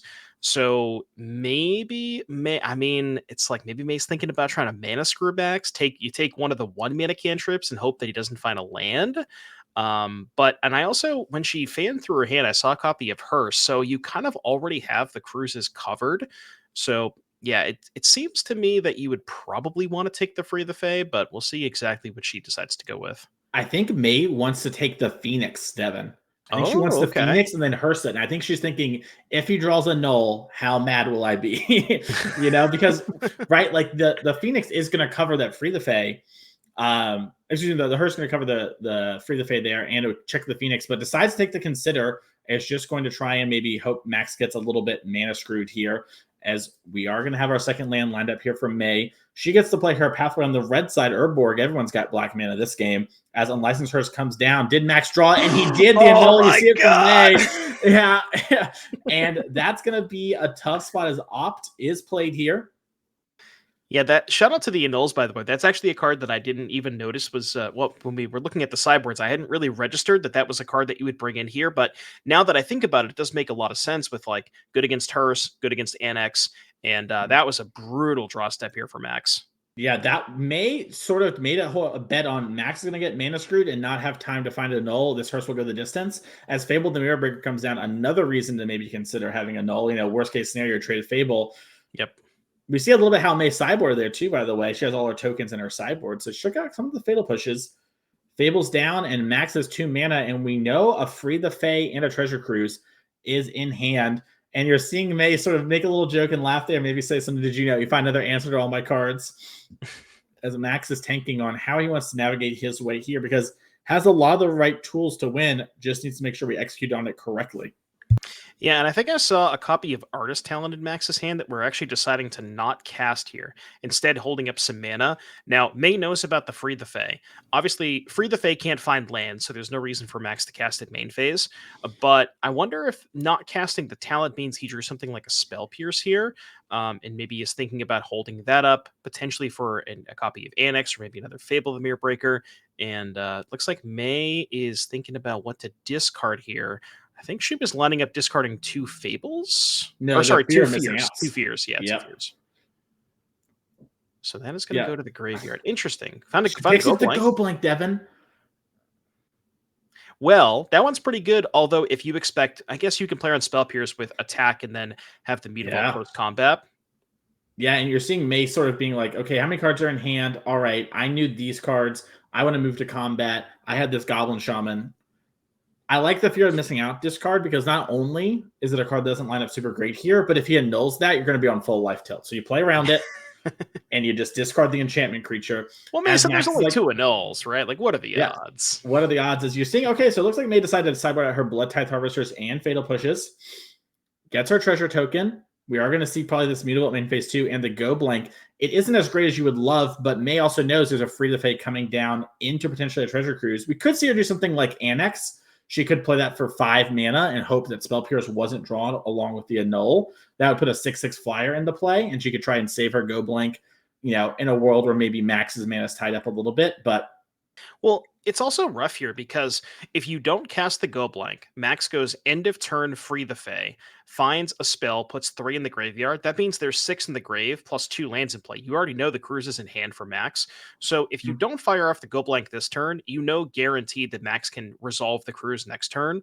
So she's in kind of a rough spot. I think she maybe just has to cast the go blank here, unless she just says, okay, I'm going to resolve my Annex through your Spell Pierce and just let you cruise and fight through it.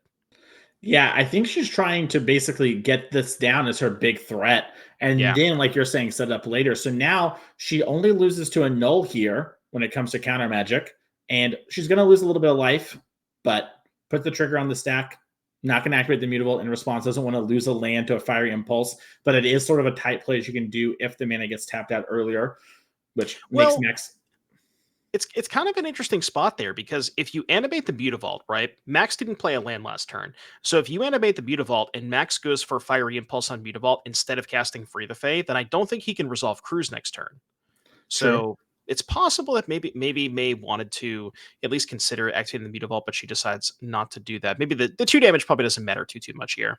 Yeah, I think it's a spot where May really wants the demon in play, and this guarantees the demon if she doesn't activate due to the treasure. Now, obviously, Into the Flood Maw was just added, so that's awful for May. Had she gone for the demon here, it just would be unsummoned immediately. But Max has the land for turn, and notably there, Devin has an Arclight Phoenix in the graveyard, so can't fully delve without losing the Phoenix to make things a little more awkward, but does have Artist Talent and is going to deploy that.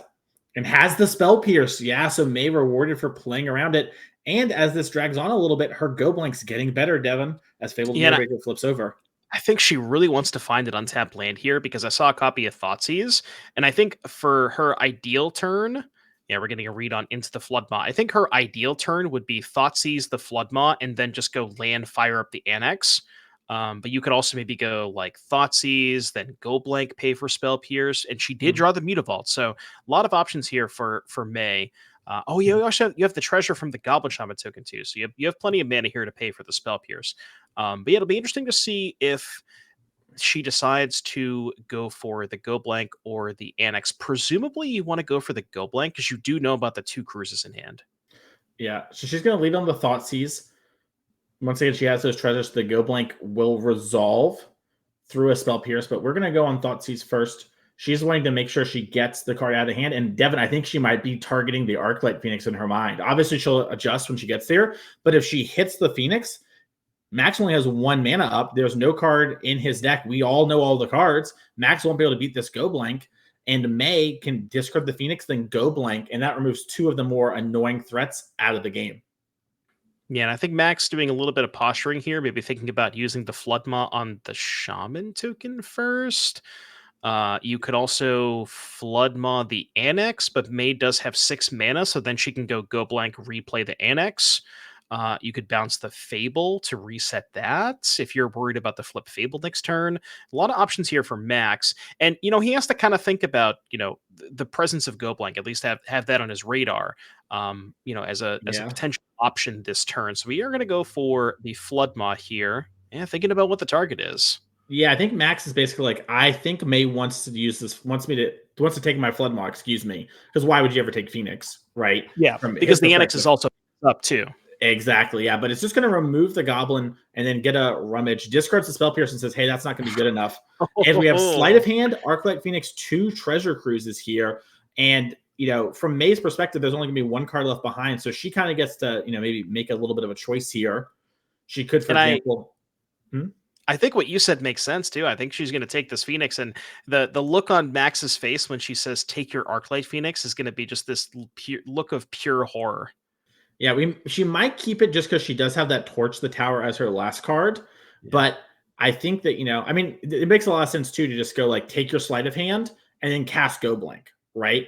And then Maxx probably discards the Treasure Cruise. Yeah. And you see May here, she's trying to line up this Torch the Tower as Go Blank's going to make Maxx discard 2 cards of his choice, then exile the graveyard.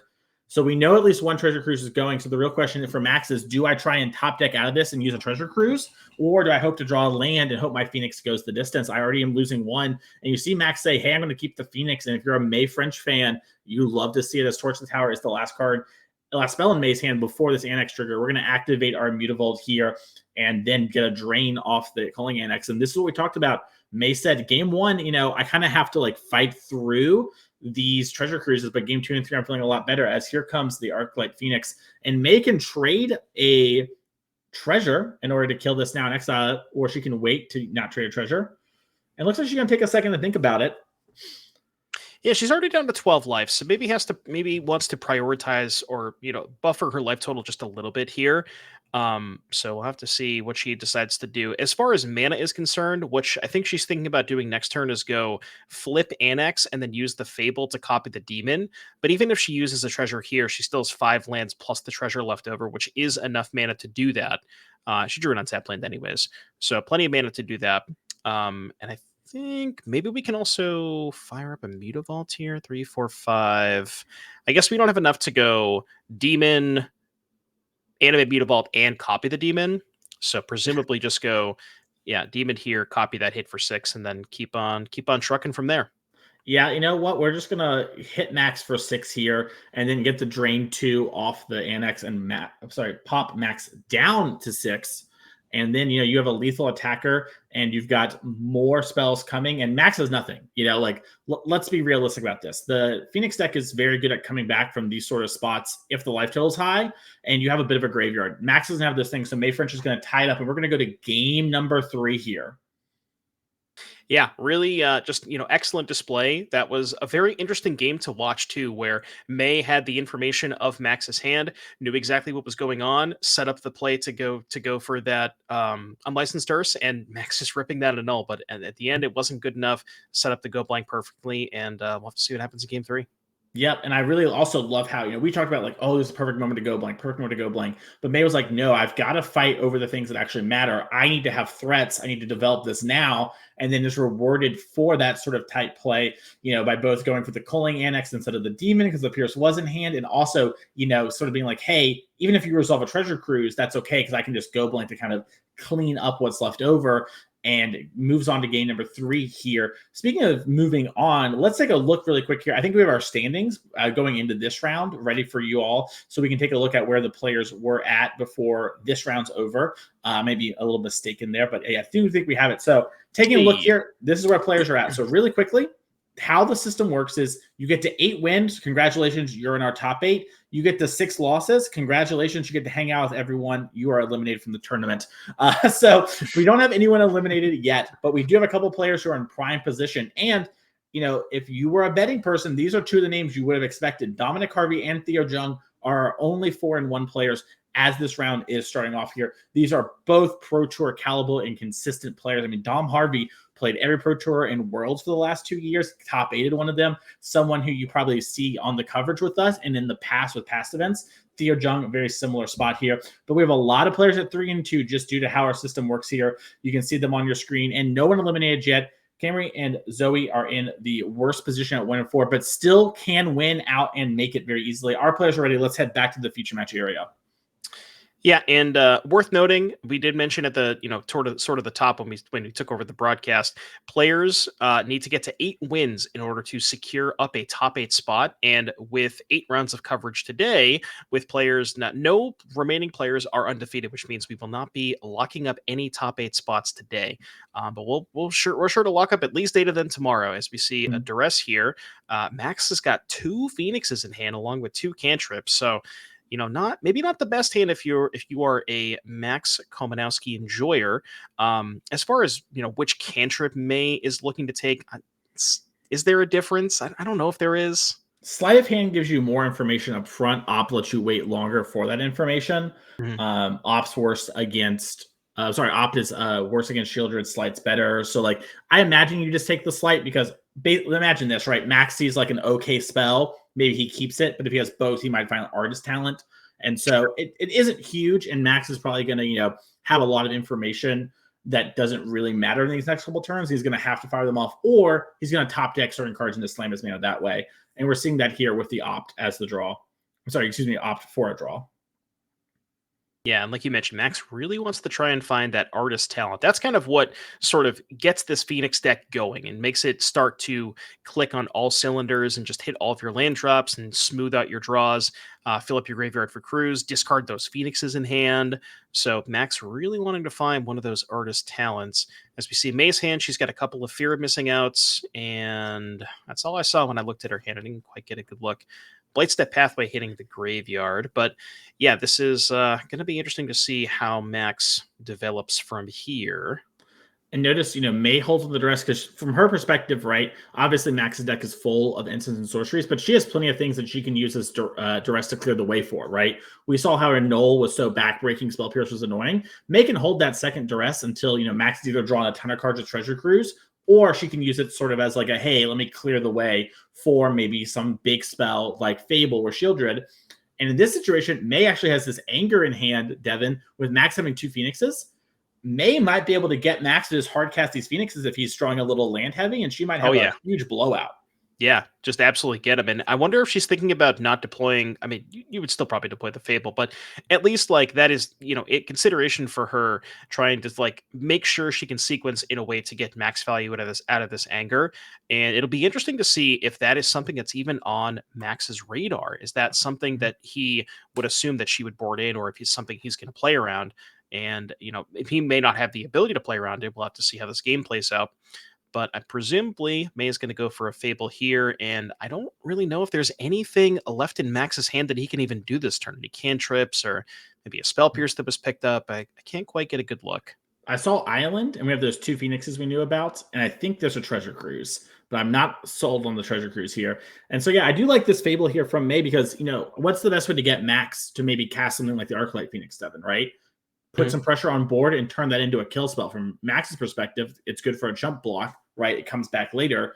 This will help May do that, and it's also her best way to maybe curve out. Maybe May wants to discard the Anger, right?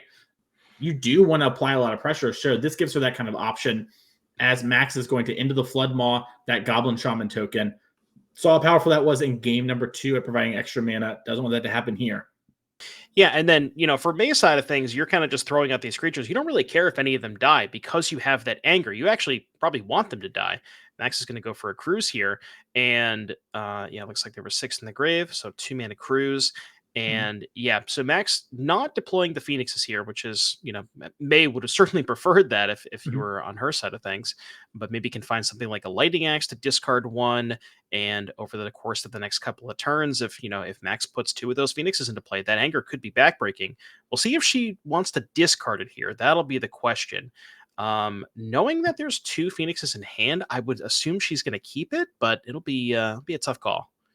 Yeah, and this is one of the nice things about putting cards like Fable and Fear of Missing Out in your deck.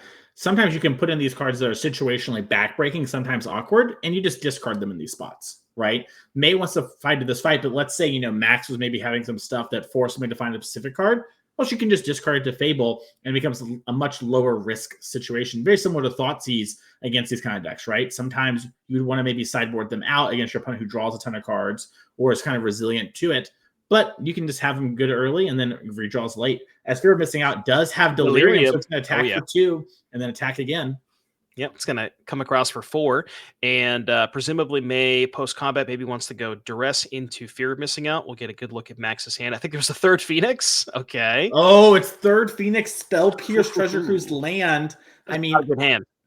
It's a good hand, but the Treasure Cruise we talked about, right? May, a lot of her game plan for game 1, hope the Treasure Cruise doesn't come very timely, apply pressure, and unless there's something in hand she really wants to resolve this turn with the Spell Pierce, she could take the Treasure Cruise now and just dodge it. Now, also, Maxx doesn't have a lot of refuel cards, so if May thinks the Spell Pierce is going to be a huge issue over the next couple of turns, she could take that. Her hand, I don't know. She's got, 2 more lands, a Fear of Missing Out, and the Anger of the Gods, so she can kind of play through the Pierce, even, just getting to 5 mana. Looks like we're lining up the Fear here, and I wonder, is she going to discard the land or the Anger? With the third Phoenix, presumably the land? Yeah, okay. Yep. She's discarding that drawing. And remember, both these Fear of Missing Outs are Delirious, so they're going to be attacking for 8 next turn if Maxx doesn't play something. Now, obviously, Anger would not be the greatest thing here in the world for May, but it is something that, she has available to her, and she can push a bunch of damage. And if she draws some other creature, they could get Fear of Missing Out in. Yeah, and Maxx can't even really attack here because he's trading 3 damage for 8. So it's not really a good attack. Maybe next turn, if you deploy the second Phoenix, you can attack with 1 and leave 1 back. But this race doesn't necessarily favor Maxx at all, given he's already at 14. And then even the Fable the Mirror Breaker, there's this interesting line where, say May gets to untap with the Fable next turn. Fable plus Fear of Missing Out, you can go kind of crazy with that. It's not actually infinite because you are gated on mana because you need to activate the Reflection every single time. But she can get quite a lot of damage in next turn if she's allowed to untap with those 2 cards. Yeah, and just to clarify for those at home, what's going to happen is she'll use a Fear of Missing Out to give the Fable an untap, and then she'll make a copy, right? Yep. Sort of what Devin is describing there. She also, Fear of Missing Out is just a way that she keeps drawing, lands, whatever. She can play them. Fear doesn't need to discard to draw. If your hand's empty, you still draw. So even if May can't go for that sort of like crazy sort of kill you line, she's just going to start drawing 2 cards a turn. Right. And that's what Maxx is about. He's like, hey, that's what I do. I play these blue cards for that. May has that available to her. Her hand is a little awkward right now. We have Anger, tap land, untap land. Not sort of the greatest spot to be. Yeah, I'm not even really sure if this Anger is on the radar anymore. Now that we're just, lining up this potential kill. Ooh, we're just getting in there. Interesting. Okay. So I think the way this works too is an additional combat step. So May can still attack with the other Fear of Missing Out, if I remember correctly. I would need to read the card to. You're correct. Yeah. So it's untap target creature, and you get there's an additional combat phase after this one. So now May has 1 combat phase lined up. Maxx is going to take 2. On the next combat phase, she can go Fear, attack, untap something, and that's still 4 more damage coming through. Yeah, so this is going to put effectively 6 damage through, and May's going to get to keep both of the Fear of Missing Out. I don't think it's infinite. I'm pretty sure it's not infinite. No, it's not infinite. Yeah, it's just an additional. So May can give the other one untap and have it attack again, or give it to itself. Yeah, the text on Fear of Missing Out is if it's the first time this creature has attacked this turn. Yeah, and I think that's what the players were confirming there. Less about it being infinite and more about like, hey, how does this work here? So I think Maxx maybe thought May potentially missed the window. But either way, that play makes the most sense for Maxx. That Meteor Volt's going to hit you at least one more time. Might as well kill it first. And you're seeing from Max's side here, he picked up a land. This Phoenix deck we've watched a couple times now. It does some really powerful stuff, but sometimes it also flounders as a free to play. Finds a Treasure Cruise and a kill spell and a Consider. Yeah, this is interesting for Maxx. It's like you really want to take the kill spell, but you don't have a lot of gas left over. The question is, can Maxx cruise with enough left over to even cast a kill spell? And also, is a kill spell even good enough? Because if you kill the Reflection, May still just has 2 fears, which is 8 damage. So I guess maybe kill spell plus getting back a Phoenix would maybe be enough, but I'm not sure that Maxx has the ability to do that. So maybe just has to take the cruise, exile the Phoenix, spend 2 for the cruise. This is a really Maxx does have the pick lock prankster that he can play, right? Yeah. So he, no matter what, it's from his perspective, is not dead, right? Because he can fire impulse down the Fable like we talked about, and then just block the FOMO. And you'll lose your Picklock Prankster, but you'll only take 4 with what's known information. So Sure. I think it does come down to, do I consider to try and bring back these Phoenixes with another kill spell, or do I take this, the guaranteed thing? Because his hands spell pierce and stuff. Artist talent gets skinned. He still has 2 Phoenixes in hand too, right? Yeah, he still has the 2 Phoenixes. Drew a Consider, plays land for turn, uses it to cast Consider, wants to leave his red man available to him, makes sense. Needs to hit a spell here if he wants to bring back the Phoenix, which would be huge.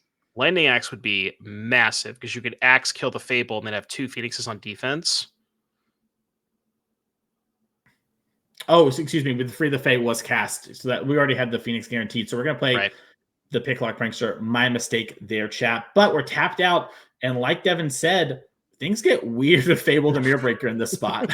Okay, so let's try and figure this out. So May can go Reflection, copy Fear of Missing Out, attack with 2 of them, and then one of them untap itself, one of them untap the Reflection. You have 2 fears attacking. Maxx can trade for one of them, put the Picklock on the other one. Before the second combat phase, the Reflection copies the other Fear of Missing Out. May still has 2 of them. You then attack with those 2. You get 2 more untaps, because that's the first time that those 2 have attacked. I'm already confused. I think she's just doing it in the main. I think because also we're tapped out, so May's sort of just talking through, and she also knows the window is tightening, or the window is getting shut here, as it looks like what's happening.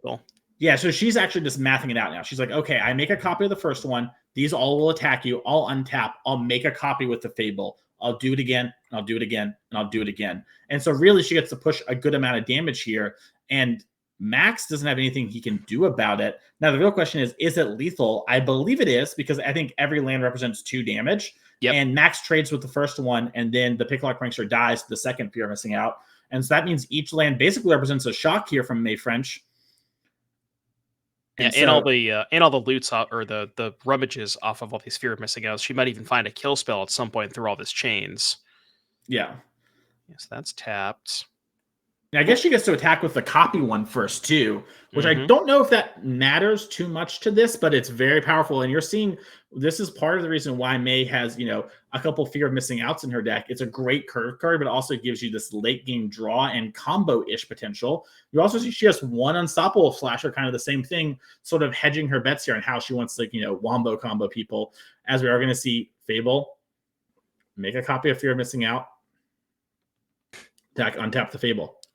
Yeah, so basically she can go through this a bunch of times, eventually run Maxx out of blockers, and then once Maxx runs out of blockers, then the other 2 can get attacks, and that's additional combat phases. So Maxx is going to take 2, and then 1 more combat phase. We're going to copy again. That's going to attack, untap the Reflection. If Maxx takes it, goes to 4.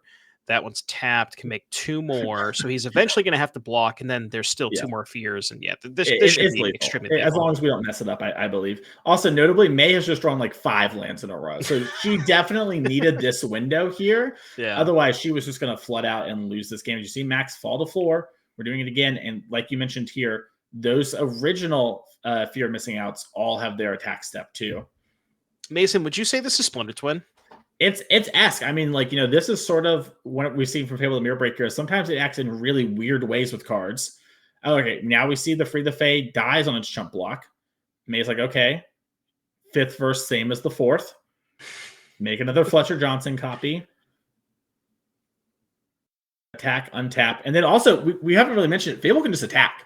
It hasn't gotten to combat. It can just get in there too. Obviously, this is lethal. You see Maxx smiling here as May is going to attack and untap this Fable the Mirror Breaker and extend the fist bump. Congratulations to May French here. Moving on to 3-3. Maxx falling into 2-4. Not dead yet. There's still 2 rounds of Magic left. And Maxx wins either one of those today, he will still be around for day number 2 tomorrow. So an exciting moment there for Maxx. And May can breathe a little sigh of relief. She is not dead here in the tournament, even if she loses her 2 rounds of standard. So we're going to have an interview with our winner of that round, May French, here in just a second while she de-sideboards really quickly. But Devin, that was a sick round, and I love how quickly you saw 4 turns in the future. You're like, May French, Fear of Missing Out, win the game, and it came out that way. What an awesome round. Yeah, it's crazy to see like the interaction between Fable the Mirror Breaker and Fear of Missing Out. It doesn't happen too often because a lot of times they just end up killing your Fable once it flips immediately. But the games where you get to do it, it is kind of just it provides this sort of unique end game that just gives you a ton of inevitability. It's just like more ways for this Rakdos Demons deck to kind of attack you from these different angles. And glad to see. Really fun to see May pull it off there. Yep, and it was really hard fought. All those games were very back and forth. We saw in game number 2 where Maxx rips the annul, has the answer for the hearse, which could have gone the distance, but we still battled through it. And I think really shows how this Rakdos Demons deck has a lot of grind to it, right? This is a deck that can definitely, fight through these sort of things. And when it picks its battles, it can win them. Now, classic mid-range deck sometimes has battles it can't win, but does have this advantage that these other decks don't, right? Things like 2 Fables going crazy like that. Fear of Missing Out going like that. Unstoppable Slasher's a card that we see, circulate from 1 to 4 copies in this deck. And like sometimes you just discard spell your opponent twice, Devin and they're on Lotus Field and you hit them for 10, and they die. So, it's a really impressive deck. I'm really excited to see how Pioneer sort of evolves in the coming months. Obviously, a lot of the organized play from Wizards of the Coast is sort of putting Pioneer on the back burner for the next couple of months, but I'm sure Pioneer is going to come back, and be a big part of the format here and just, a matter of time, right? Magic's a forever game. We're going to be around for a while. Pioneer's clearly the format they support. They just got up on Arena. So I'm excited to see what it looks like in some time here. And speaking of excited, looks like May French might be ready to talk to us here. And let's jump on down to talk to May. May, congratulations. Oh, thank you, Mason. Yeah. So, how does it feel? You've locked up day number 2, no matter what, right? You're going to be back here at the NRG store tomorrow. How are you feeling, especially after that annul in game number 2 top deck? Yeah, I mean, that was interesting. So it was weird. I didn't know my opponent had 1 or 2 annuls, which is a weird thing to say, but I think Maxx and Dom are sharing 3 annuls between their 4. So a little unlucky there, but it didn't seem to affect the rest of the matches. I drew pretty well out of it, so that was nice. But yeah, locked up day 2, locked up another free lunch. That's really what we're here for, nothing else. And yeah, happy to come back in game tomorrow. Yeah, that's awesome. I mean, that annul top deck was pretty crazy. As far as the deck list that you brought here for Pioneer, I know that there's kind of been a little bit of discussion, a little bit of debating on. I've seen some versions of Demons that have the 3/1 Blade of the Oni, some versions that move the Archfiends to the sideboard. You decided to play the Archfiends in the main, no Blade of the Onis. Talk to me about that decision. Yeah, so that was a decision that I talked with a lot of people, and we've all decided that the weird like creature slot in like Rakdos is like generically bad. So we tried Unstoppable Slashers, and then I ended up keeping 1 because it was good in it's good in like some matchups. It's nice to have an open deck list. And then Blade of the Oni is bad because it's just like a 3/1 menace that doesn't have any words on it. Like it's nice when you get to play it early, but it's still mostly irrelevant against decks that aren't combo.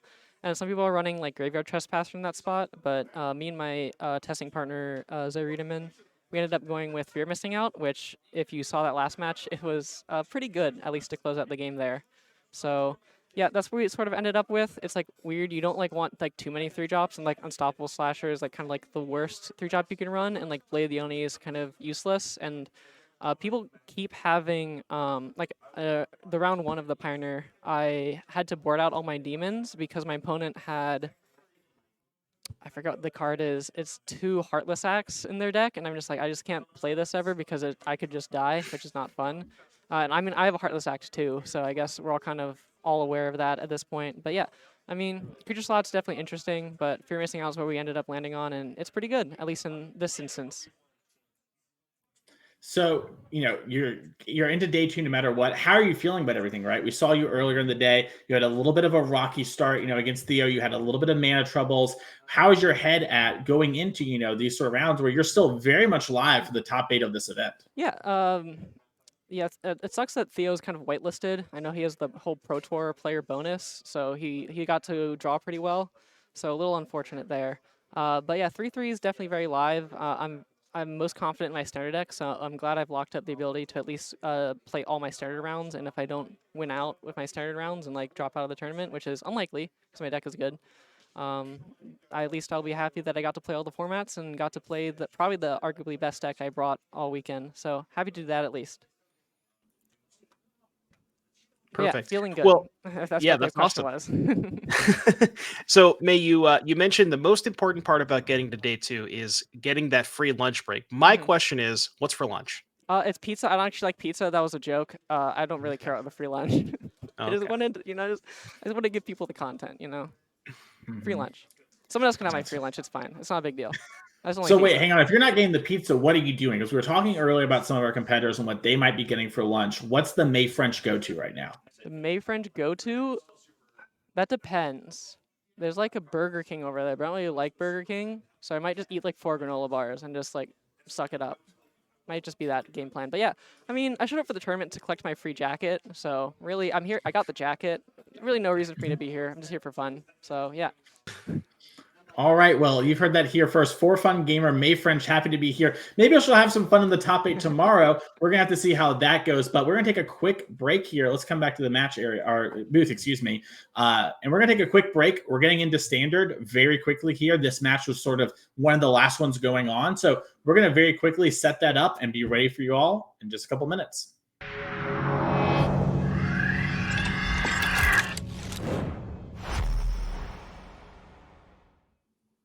Welcome back to the NRG Championship Series Champs end of the year. I'm your host, Mason Clark, joined by my co-host, Devin O'Donnell, better known as Doomwake. And it's time for standard, Devin. We have 2 rounds left today. We're going to take a look at our metagame breakdown. As we saw earlier, some players like May French are resting easy, knowing that they're at least live for top 8 still tomorrow, and they're not going to be eliminated. Other ones on the chopping block. Very quickly, though, let's check and see what our players have brought this weekend to the standard metagame here. And we have 8 Dimir midrange, 4 Golgari midrange, 4 Mono White Caretaker talent, 2 Gruul Prowess, 2 Teamer Flood Caller, 2 Zur Domain, 1 Mono Red Aggro, and 1 Simic Merfolk.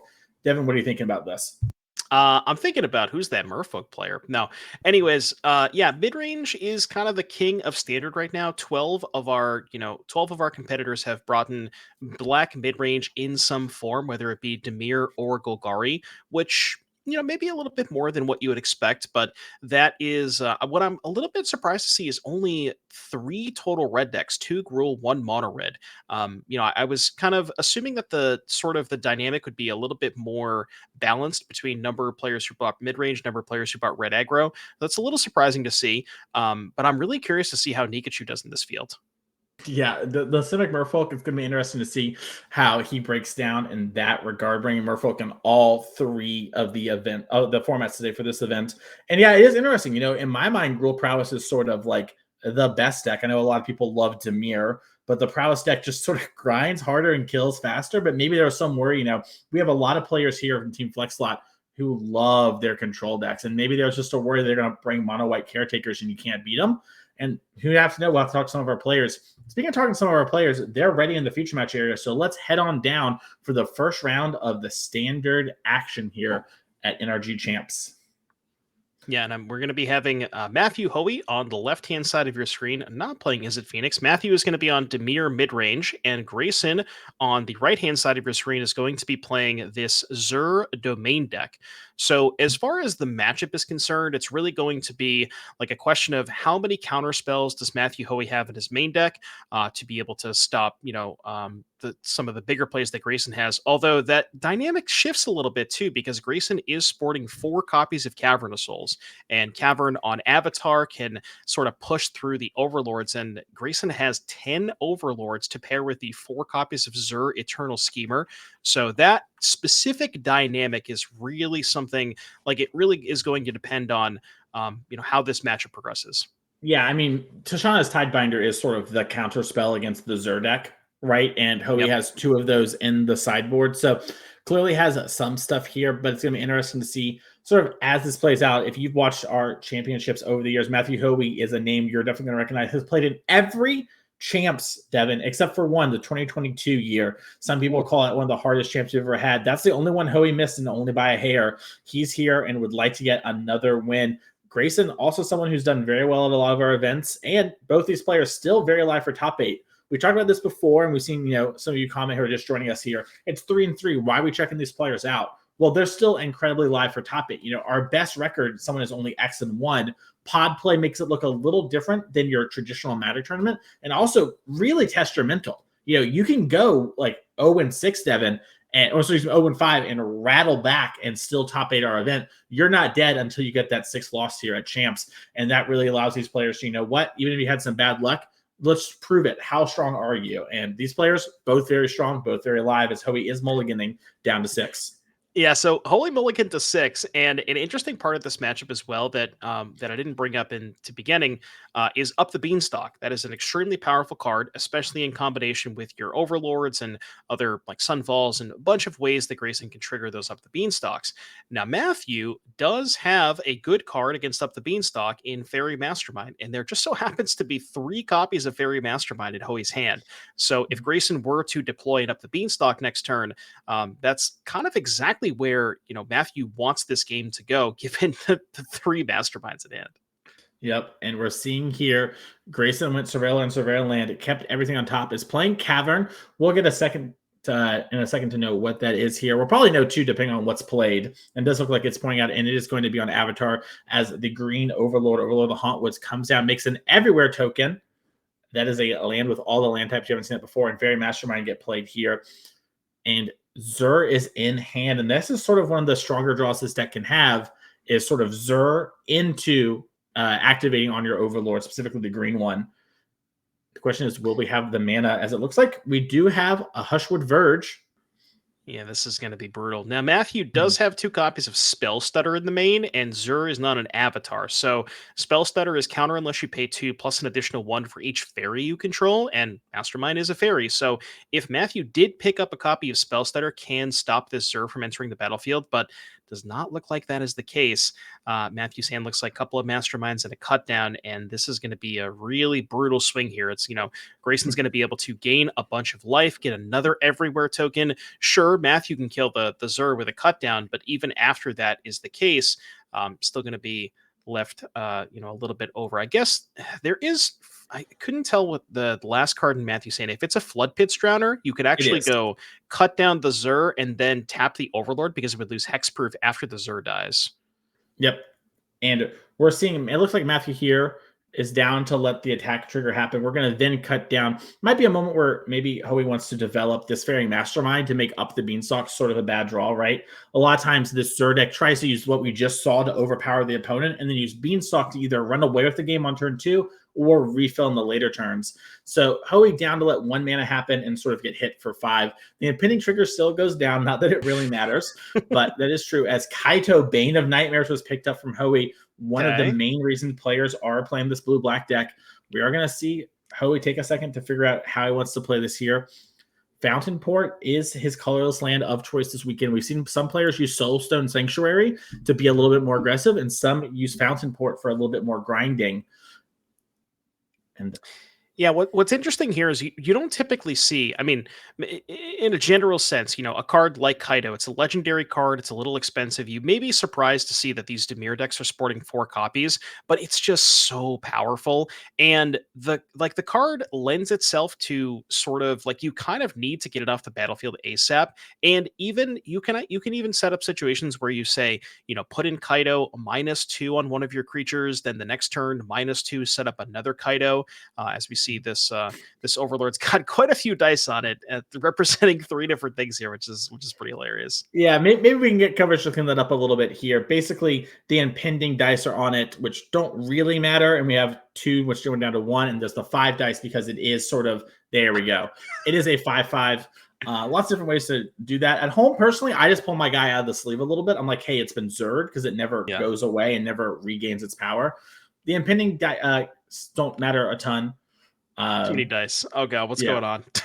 now I'm confused. It's got 2. Okay, 2. Yeah, so the black dice is the stun, the white is the impending, and green is just representing power toughness here. And speaking of power toughness, we have a lot of it in hand with Herd Migration as a card that Grayson could deploy this turn. Hoey only with a Fountain Port up and a couple cards in hand, we might just see the whole herd come down. As here it comes, 5 3/3s on the battlefield. You saw Hoey deploy this Kaito, hoping it'd run away with the game, tap down this Overlord of the Hauntwood so that, you know, Grayson couldn't stabilize, but it's in a really bad place now.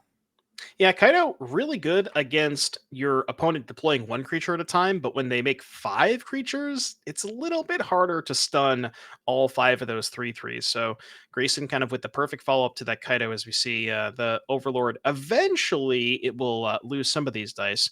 And yeah, Matthew really in a tough spot because doesn't really have a clean way to answer these. Bunch of kill spells, anoint with affliction, go for the throat, but doesn't really have anything like a Maelstrom Pulse or any sort of way to clean up these tokens. And at 15 life, it's just going to be really hard for Matthew to race this Loves this. It looks like quintuple block. Yeah, he's send just it. going to block with everything. It's just like, yeah, I don't want to get guy. I don't need to double, and then maybe something weird happens. Let's block with the whole team. And Hoey does get in for 2 with the Fairy Mastermind and has 2 more in hand with a Flood Pit Drowner. So can sort of tap down a little bit and sort of get into a bit of a racing situation. But the biggest problem here, Devin, is we have the 2 colorless lands in our deck. The only ones, we drew them both and we only have 1 blue source. So we only have 1 That's spell a tough. turn here. So this could be a very close race and still might be if something like Kaido comes off the top. But we'll have to see how it goes here. Yeah, and the other unfortunate part for Matthew is he drew a cut down and not a go for the throat. So if that was go for the throat, you could like tap down 1 with the Drowner, go for the throat, another one, take 6. But yeah, just everything everything is the worst possible scenario here for Matthew. Just can only play 1 spell, as you mentioned, and with Grayson at 11, doesn't really have the ability to race all of these 3/3s. You see a shake of the head here for Matthew, and even if the Kaido comes off the top. Yeah, you attack with hit for 5, but that's not even close to enough, and that is going to be Grayson taking down to game number 1. Yep. And Hoey there sort of just got a little bit unlucky with the mana and sort of, had the Zur draw happen to them. But that's sort of why you played the Zur deck, right?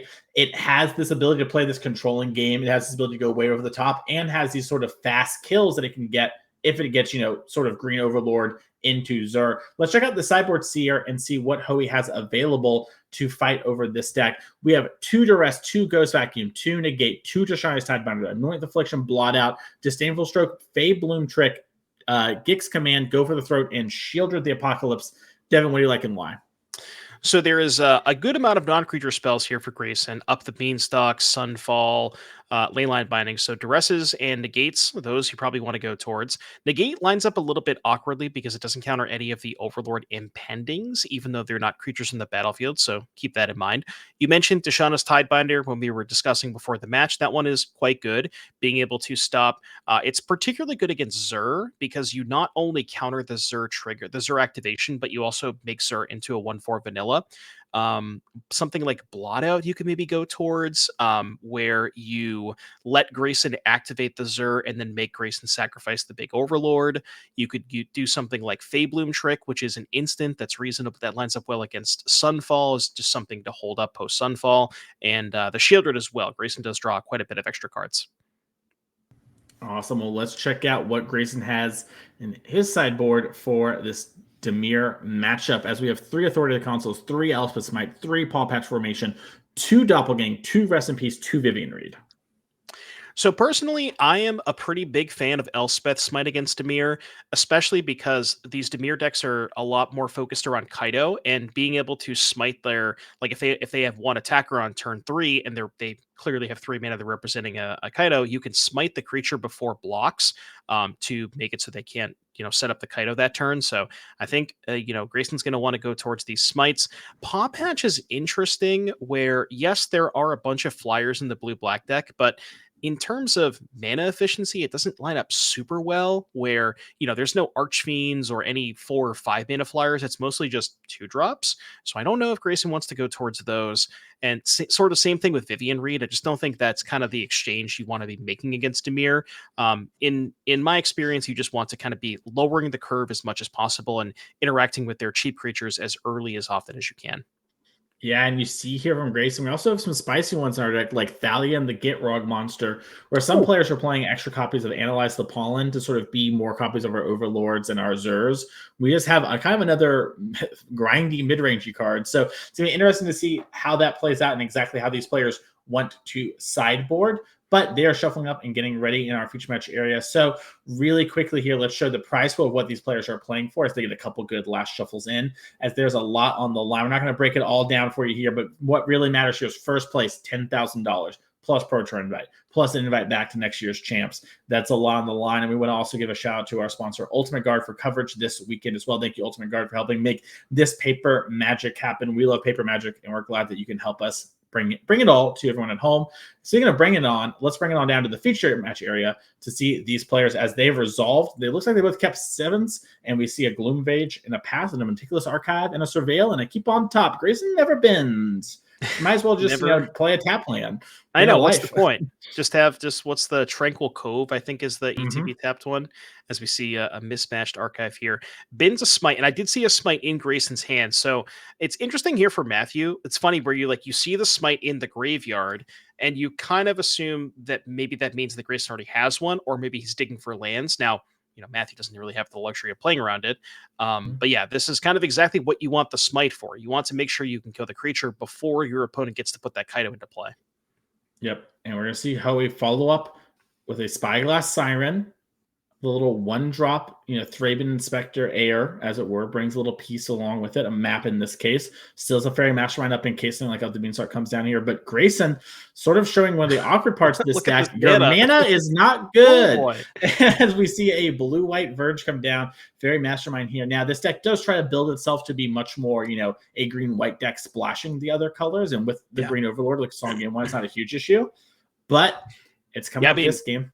Grayson's hand is just, I think it was Overlord, the 2 green Overlords, and a Vivian Reed with no green sources in sight. So this one might be a quick runaway here. And that's the 3rd copy of Smite. I think it is. Yeah, it is. And that Grayson had access to them all, but Kaito still, comes on in and gets exchanged there.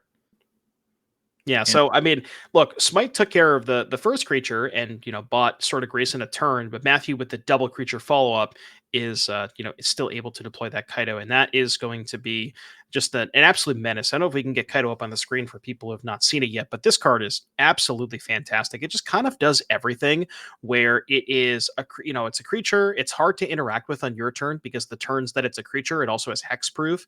It stuns creatures for a couple of turns. It draws you cards. It can also grow itself.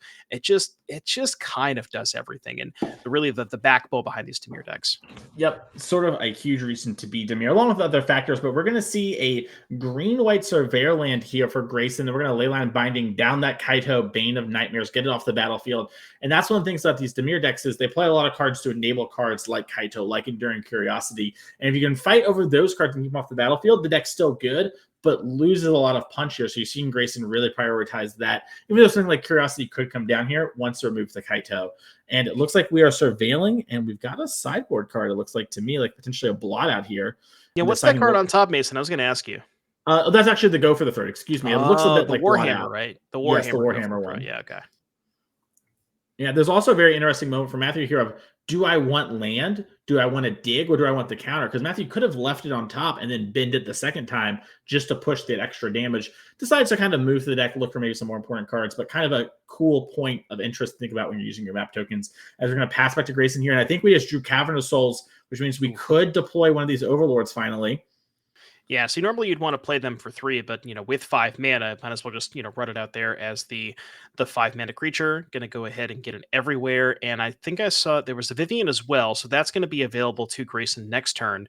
Flood Pit's going to tap that for a couple of turns. Now Grayson on 15, Matthew having 4 power in play, plus the Reef, so you could animate the Reef, hit for 8, and that could put Grayson on a 2-turn clock. We'll see if Hoey wants to go about doing that, because I think I got a good glimpse of Hoey's hand. I think it might just be all lands. Plus, there's a blue card that he drew this turn. I think that might be a negate. It is negate, yeah. So he's on straight lands negate. So it's interesting here. Do you want to use the Reef to put Grayson on a 2-turn clock and go shields down and negate? Or do you want to just, slow the clock a little bit and hold up negate? And I guess the question you have to ask yourself is, what are you negating this turn? Because you might actually be okay with Grayson slamming a Sunfall because it exiles his own Overlord. But it looks like Hoey is going to decide to hold it negate. I like that too, because you can Fountain Port as well. So you can just, negate plus make a fish token.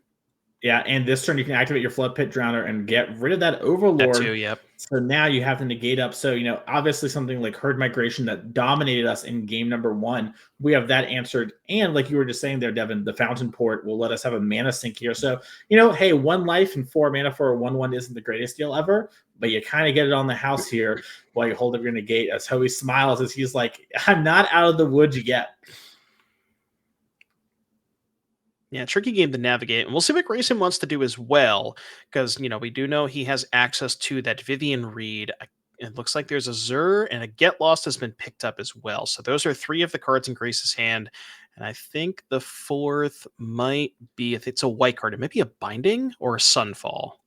Yeah, I mean, really the huge thing here is for Hoey, the Zur is going to probably come down, activate on that Binding, and it's going to be big trouble if Grayson wants to sort of go that route. Decides to maybe make the game about the Vivian Reed first, wants to maybe remove the 1 threat in the way. Hoey's going to take a second to think, do I want to negate this? Now, we know Hoey's almost assuredly going to negate it, but he does have to think about, there are other cards that could come down that are bigger worries, and decides, you know what, I've got to fight this fight. Also bluffs a little bit of maybe having some choices, right? Maybe I have something like a Spell Stutter or a Phantom Interference. I'm actually a little surprised there that Grayson just didn't decide to go for the Zur, because with face-up deck list, Grayson knows that the only counter spells that Matthew has access to are Spell Stutter, which you can pay for, and then Disdainful Stroke Negate, neither of which hits Zur.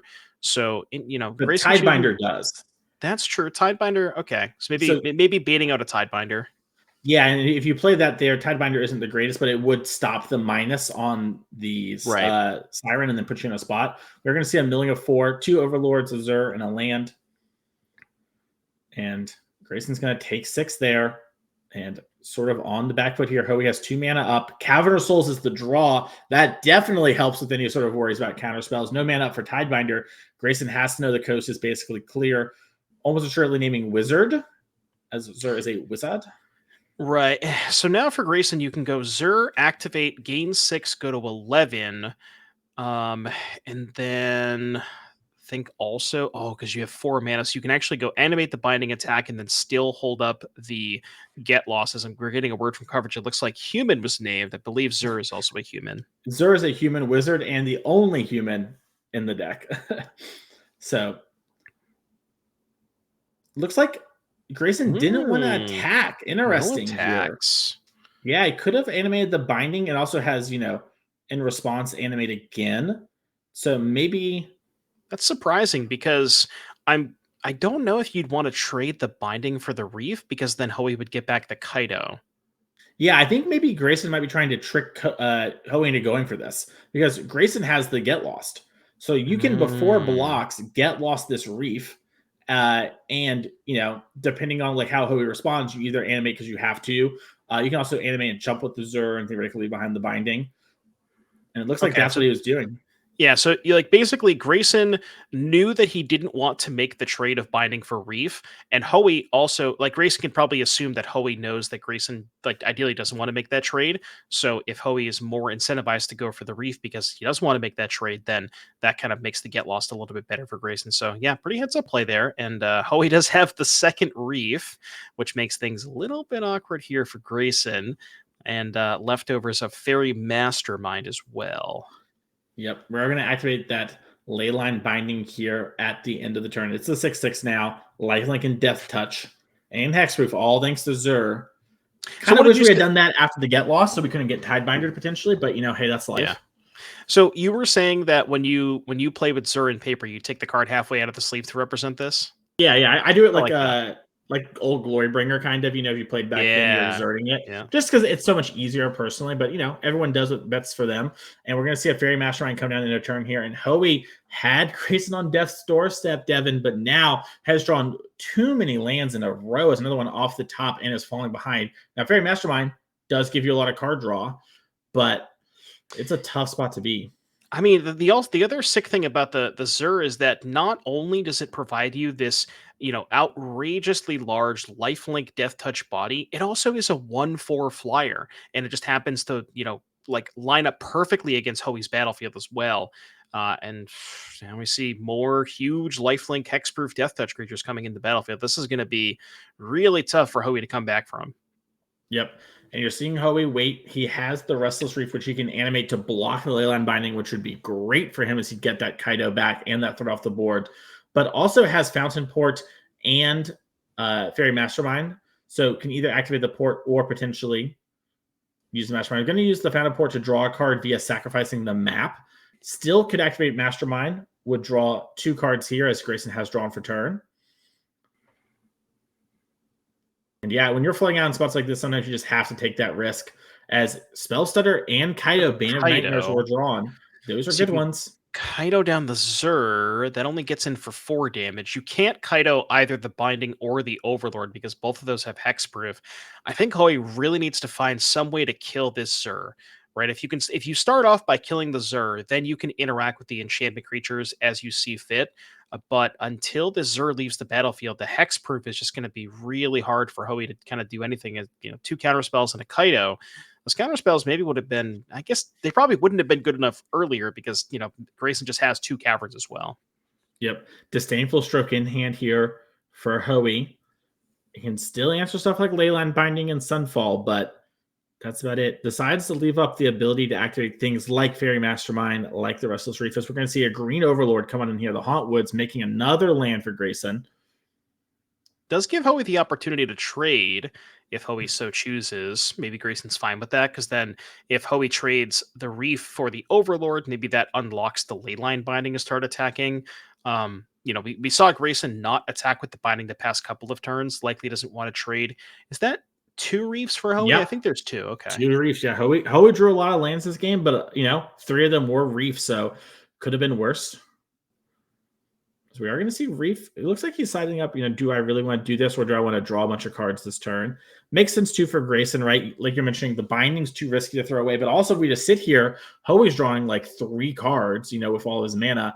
I'm not really getting much out of it except a single card. I've got to try and close the door on this game. As the Zur deck can play a controlling role, but also can, play this sort of aggressive-y, combo-y beatdown plan of just, hey, really quickly do a bunch of damage and kill you. So it looks like trade is going to happen. Again, Hoey leftovers, 2 counterspells and a Kaido. Looks like I think Grayson's working with 2 Sunfalls and something else. I couldn't quite get a good look at what the last card is. And I mean, it's a situation here. It's like, we've been talking about the past couple of turns. How does Hoey get back in this game? As we see another counterspell picked up, it's definitely not with that. I think it really all starts with finding a kill spell for this Zur, because the longer this Zur stays in play, Hoey's cards just don't really work. Yeah, and we're seeing Hoey, slowly develop more and more flyers, has, the ability to keep using this mana as he jokes about there, like, wow, powerful. And we're at a standstill. Yeah, Grayson's drawing a lot of lands here. Has a swamp, has a forest, has a Sunfall in hand. Gonna play that forest and just pass the turn. And Hoey, gets to activate the Fountain Port, draw a card. Figure out, does he want to use the Fairy Mastermind to draw another card afterwards? If he draws it during Curiosity, could play that as a thing. Oh, Takes God. a second. Mason, is that a whiteboard at Underground River? I think it is. Oh, no. We play with what we can around here. We won't talk about that. 8 players playing Dimir mid-range. It's hard to borrow the good ones, let's just say. That is true. And look, notably, all I'm saying is there's got to be 4 Ice Age Underground Rivers among all 8 competitors playing Dimir mid-range. There has to be potentially. Maybe that's Hoey's first card. Who knows? He's been playing for a long time. Also, big note there, Devin.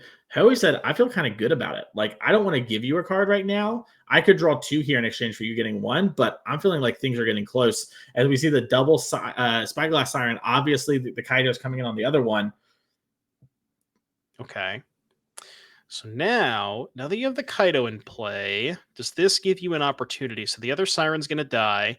Does this give you an opportunity to start making inroads in the battlefield? You can, I assume Matthew just wants to draw a card. Yes, we're going to Surveil 2. Ooh, I think I saw a Shieldred there. Yeah, I Did that go think to we the had a graveyard? Shieldred and a Go for the Throat, and we kept the Throat, which makes sense. You maybe don't want to play into like a Sunfall right now, and then you can just Go for the Throat, the Zur down, next turn, tap down the Binding, or second kill spell if you find one, and then Shieldred to kind of finish the game off here. As another Leyline Binding in hand from Grayson, we might see that come down.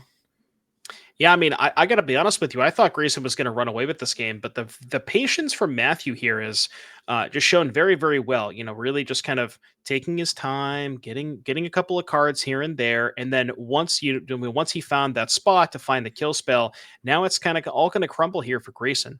Now this binding is interesting. Probably want to fight over this as the stroke is going to be cast. Yep, getting a chance to convert that into a real card. Grayson does have a Surveil land in hand. Can use that to try to hopefully not draw any more lands off the tizzy, as the kids say. The kids are saying it, by the way. I know some people. I don't know if the kids say that. I feel like, why would I say it if they don't say it? You know what I mean? Like, it makes you think. Sure. As we're going to see a Leyline Binding attack, I think it is going after the Kaido here. So now Hoey can probably just go kill the Zur, chump the Binding. You could also just make a fish and chump the Binding and just let Grayson have the 6 life. Yeah, I kind of like letting Grayson have the 6 life because from Hoey's perspective, there's a lot of like spells in hand from Grayson, right? Like Grayson wasn't playing lands for a couple of those turns. Like maybe he can think one's a bluff, but he's like, I don't want to let you, do something with the Zur. I'll wait until I'm kind of ready. Because he does have double spell stutter, which, if it was a card like, what's it called? Herd Migration, you could use the 2 to cancel that out. And you're seeing Hoey think about it. Yeah, so now Hoey has the option to Fountain Port here. A couple of options. You can go for the Throat with a counterspell up. You can Fountain Port. You can also do nothing, which Hoey looks like maybe we're letting that up. Potentially just wants to make sure he has counter spells at all times available, which does make sense. Picked up a Curiosity. So now we go... Ooh, this is so much a sign of strength. I love this here. Love it. Like you just said, we didn't do anything. That's strength. We're gonna make ourselves a Kaito ninja emblem, and we're getting the beatdowns on Devin. Who cares that this Leyline Binding gains 6 life? My Kaito's never leaving the battlefield, and it's gonna hit you a bunch this game. Yeah, we did keep Go for the Throw, right? I wasn't imagining that. We did. Yeah. I'm pretty sure. It's potentially possible that we missaw it here, but that would be the thing that makes the most sense. And during Curiosity was definitely the draw for turn, though. Yes. So now you could even go for the Throat, the Zur, cast the Curiosity, and still, I think, have double counterspell up. And Matthew is playing this incredibly patiently. I don't know if I would have taken this patient of a line, but he feels very safe here, and for good reason. His hand is pretty good. Yeah, I actually really like this from Hoey. It's a little on the risky side because Grayson does have some good top decks, but the other thing to look at is Grayson only has like those 10 to 12, and we drew one of them, Overlord and Mistmores. But, it's not game over. Like, we do think we got that Go for the Third in the hand.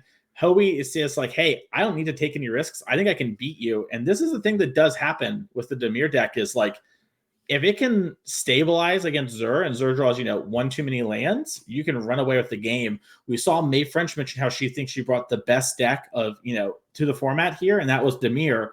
Let's see if Hoey can maybe prove her right. As Enduring Curiosity can also get in and just double block this ley line and then clear that up. Now, you'll get a Kaito that you maybe don't even really want, but. Yeah, how are we thinking about that? Still thinking about maybe Go for the Throning the Zur here.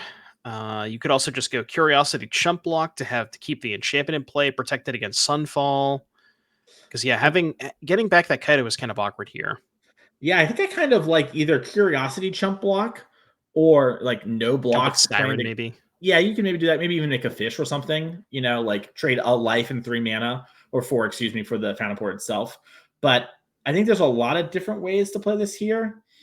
And Hoey also probably is thinking about what makes sense to be in Grayson's hand, right? He hasn't done anything. The card Sunfall is the one that makes total sense, right? That could be why Hoey is not activating his Go for the Throats, using his Go for the Throats, because he doesn't want to make Grayson feel better about using Sunfall.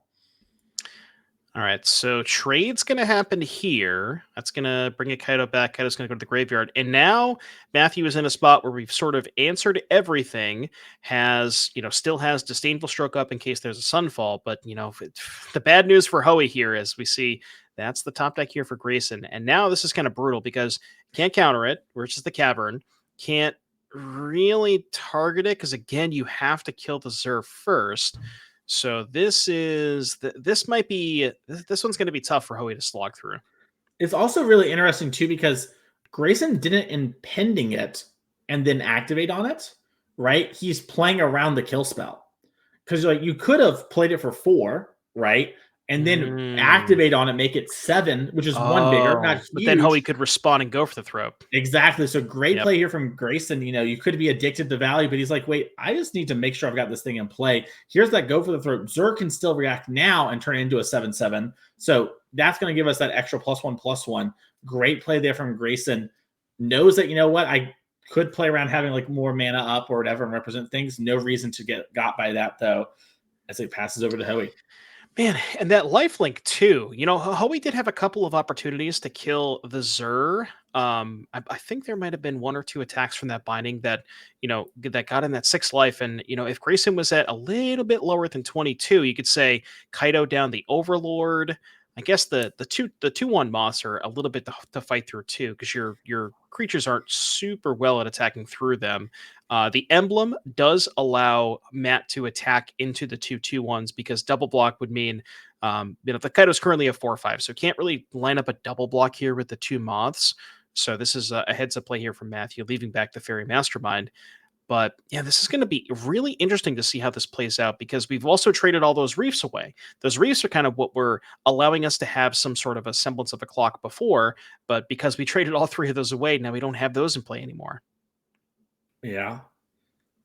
We also have the 2 spell stutters and another Fairy Mastermind in hand, Devin. So cards like Sunfall, despite having 1 million mana for Grayson, I think are dangerously close to being countered because it costs 5 and then it would be 8 if, you know, Hoey did both of them, assuming you don't have a kill spell for a Mastermind. But just something to like potentially keep in mind there as the Enduring Curiosity is going to come down. That's going to get some draws here.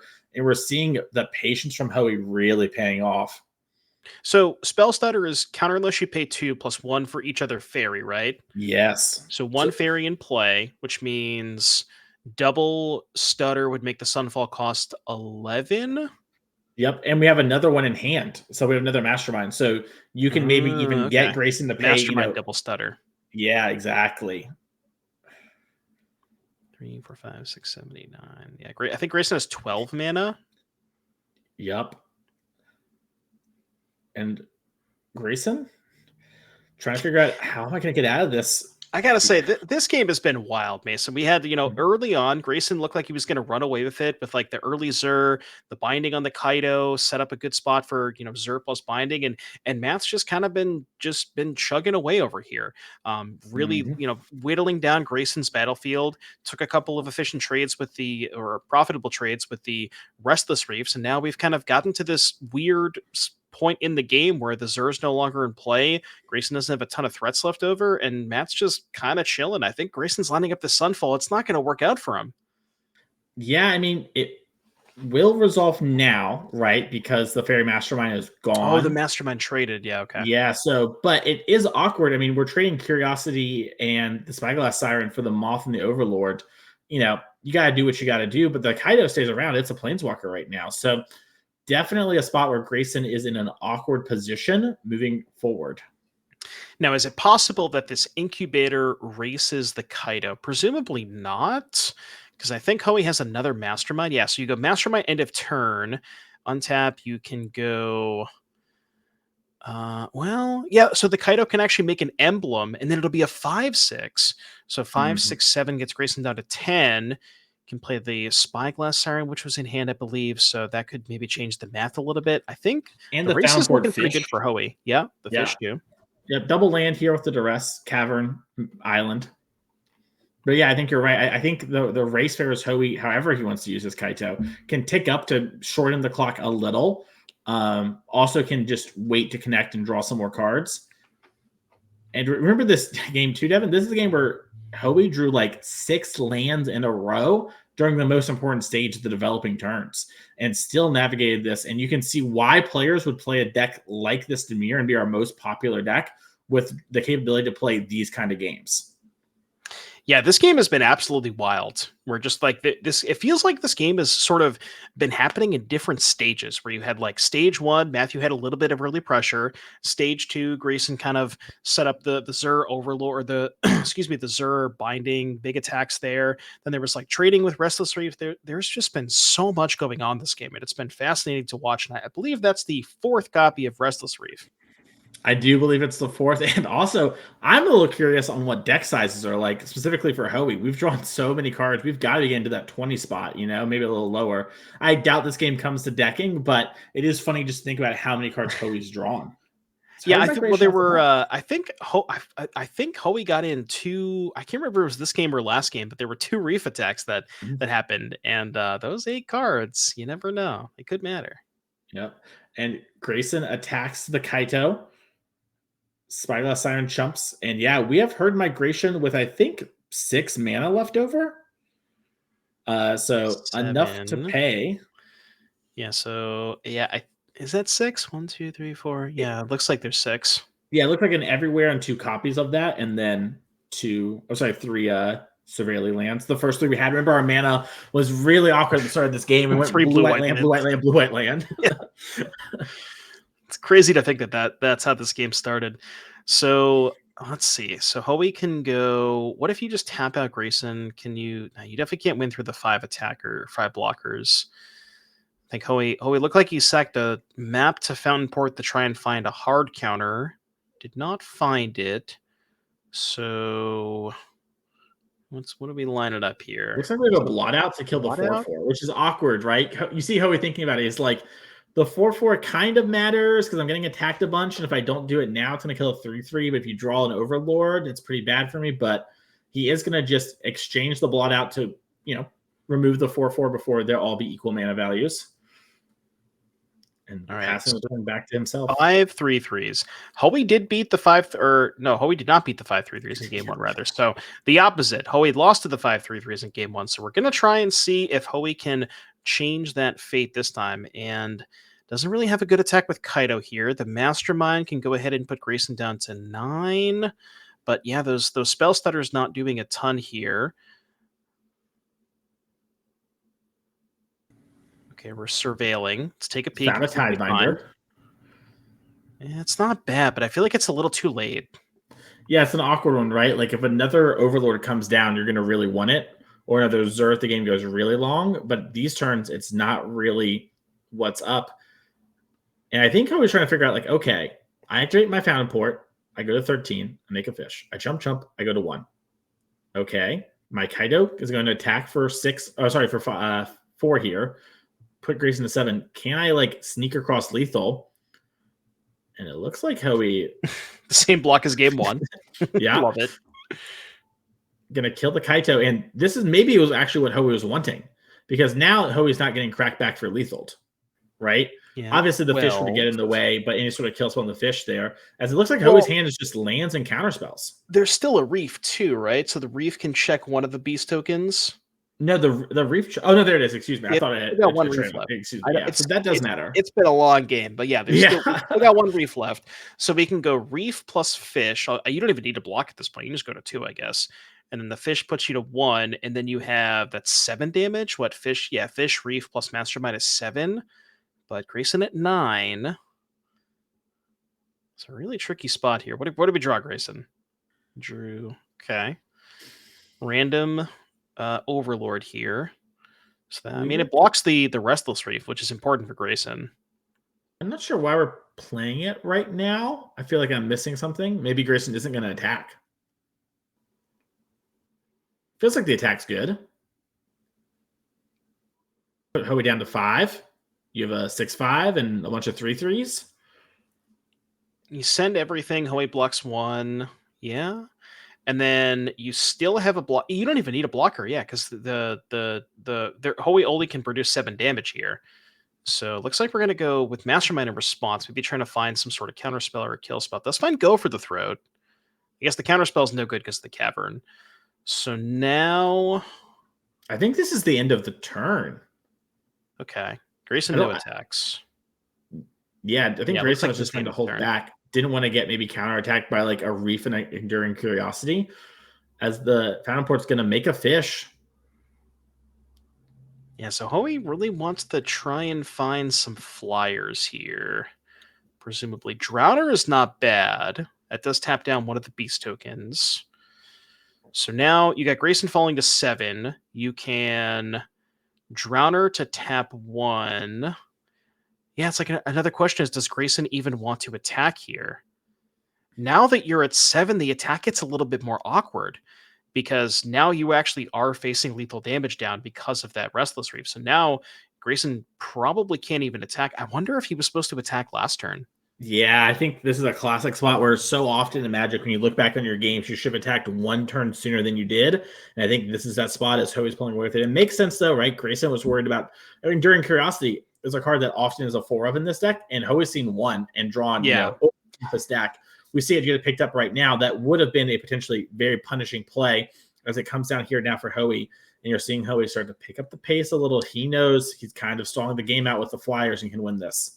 There's just so many flash threats too, right? There's Mastermind, Curiosity, Flood Pits, Drowner. Hoey could have any number of those. And if you make the attack that 1 turn before and Hoey has any of those cards, then you do end up facing down lethal damage. So yeah, tricky spot here for Grayson, but it looks like Hoey is going to take this one. This has been a marathon affair. And the other thing that we have to think about, Mason, is time for game 3. I don't know exactly how much time there is. Maybe we can get a call from production, but I can't imagine there's a lot left. Yeah, I don't know. And the Curiosity attack there, I love that. It trades off the 3/3. The way you die is you get attacked back. So might as well, force Grayson to trade. Grayson does go with a quadruple block. We're going to see a Mockingbird copying this very Mastermind. That makes cards like Up the Beanstalk a lot worse. Could also copy the Beast in order to have lethal. Might be a sign that Hoey has a flash flyer in hand. 18 minutes still in this round, so plenty of time. I think game 1 was just like a 4-minute game, Yeah. So we had a very close one here. As the Green Overlord's coming down, you see Hoey sort of like, sure, I bend my Tidebinder. I knew this could happen. It's all right. It's not the white one. So do we have lethal? We have Curiosity plus Flood Pits, tap 1 blocker, plus Fish. I think you have enough to do all of that. So yeah, Curiosity, Flood Pits, Fish. You tap 1 blocker. There's 3 blockers remaining for 1, 2, 3, 4, 5, 6 attackers. So you block the Curiosity, the Flood Pits, and the Reef, and I believe that's still 5 coming through. Yeah, I think so too. Now, you might not want to do that just because it's something like Leyline Binding stopping it, but if Hoey draws, maybe like an extra kill spell, we'll probably see the attack come through as Grayson only has 1 card in hand. Hoey's someone who's not going to miss lethal. Loves to play Rhinos back in the MH2 metagame. Definitely was someone that getting to beat down and play these kind of tempo-y decks. Looks like Matthew Hoey. It's got to go for the throat. Found to go for the throat too. So now you even have lethal through a kill spell, I believe. Yeah, and he has lethal without even animating the land. So we're going to move on to game number 3 here. Wow, what a marathon affair! Like you were saying there, Devin. That was an unreal game. That was amazing to watch. That was really fun to watch. And just the progression of all of those games, just to watch and see like the different stages of when, it felt like Grayson was winning for a while, had that Zur attack. Hoey was so patient that game with waiting as long as possible to kill the Zur with the go for the throat. Just a phenomenal game to go back and watch. I can't wait to watch it again in the future. But while we're waiting for this game number 3 to start up here, let's check out the player sides real quick and see a little bit about our competitors today. Matthew Hoey, like we talked about, someone who, if you've been watching the NRG series for a while, this face, been around since the first champs, only missing 1. 2024 year, though, we only played 2 main events, but that's okay because we won one of them. And we had the 1 top 8 there as well. And, has lots of Magic accomplishments outside of this. 13 SCG Open top 8s from back in the day and a Grand Prix finalist and a peddler of fine cardboard. I wonder what that could mean. I know where I find all my fine cardboard is Nerd Rage Gaming and their great championship series. But let's check out our other competitor with their slide here, Grayson Nemets. And we have 11 main events played with 1 win and number of top 8s 2. A non-series accomplishments, 2023 RC Atlanta top 32. I believe that qualifies you for the Pro Tour, so congratulations there. We're a PhD student. So pretty soon we're going to be talking about Dr. Grayson in the future match area. Yeah, and Grayson ended up taking down the modern event with the Mono Blue Belcher deck. And yeah, that was a very fun event to watch. So yeah, like we'll have to see how this plays out in game 3. Just a very, very interesting game where like Hoey had the spell stutters, didn't really get a ton of value out of those. As far as sideboarding is concerned, there's what's interesting to note is Grayson saw a lot of cards that game, and there were no copies of Up the Beanstalk. Now, with the presence of Fairy Mastermind, is there ever a consideration where you would board something like Up the Beanstalk out? There might be. I'll say this, on the draw, it at least makes more sense to me, right? On the play, I'm a little harder because even though it has to be turn 2, you can sometimes sneak it under a Mastermind. I think I would be hard pressed to remove it totally. But yeah, on the draw, that would be the time where it at least makes the most sense to me, right? It's like, okay, this is going to maybe line up a little poorly. They don't have this transformational sideboard type thing. And so maybe Grayson has a plan like that. But, I would be hard pressed to completely cut my beans. That's fair. Yeah, just the game goes too long. You have enough answers to Fairy Mastermind. You can feel like you can probably and eventually just take care of them. And looks like Hoey's on a mold the 6. I think I saw a Siren, a Go for the Throat, and Kaito. Yeah, looks like Kaito. So pretty good hand here for Hoey. Although Mana's a little awkward.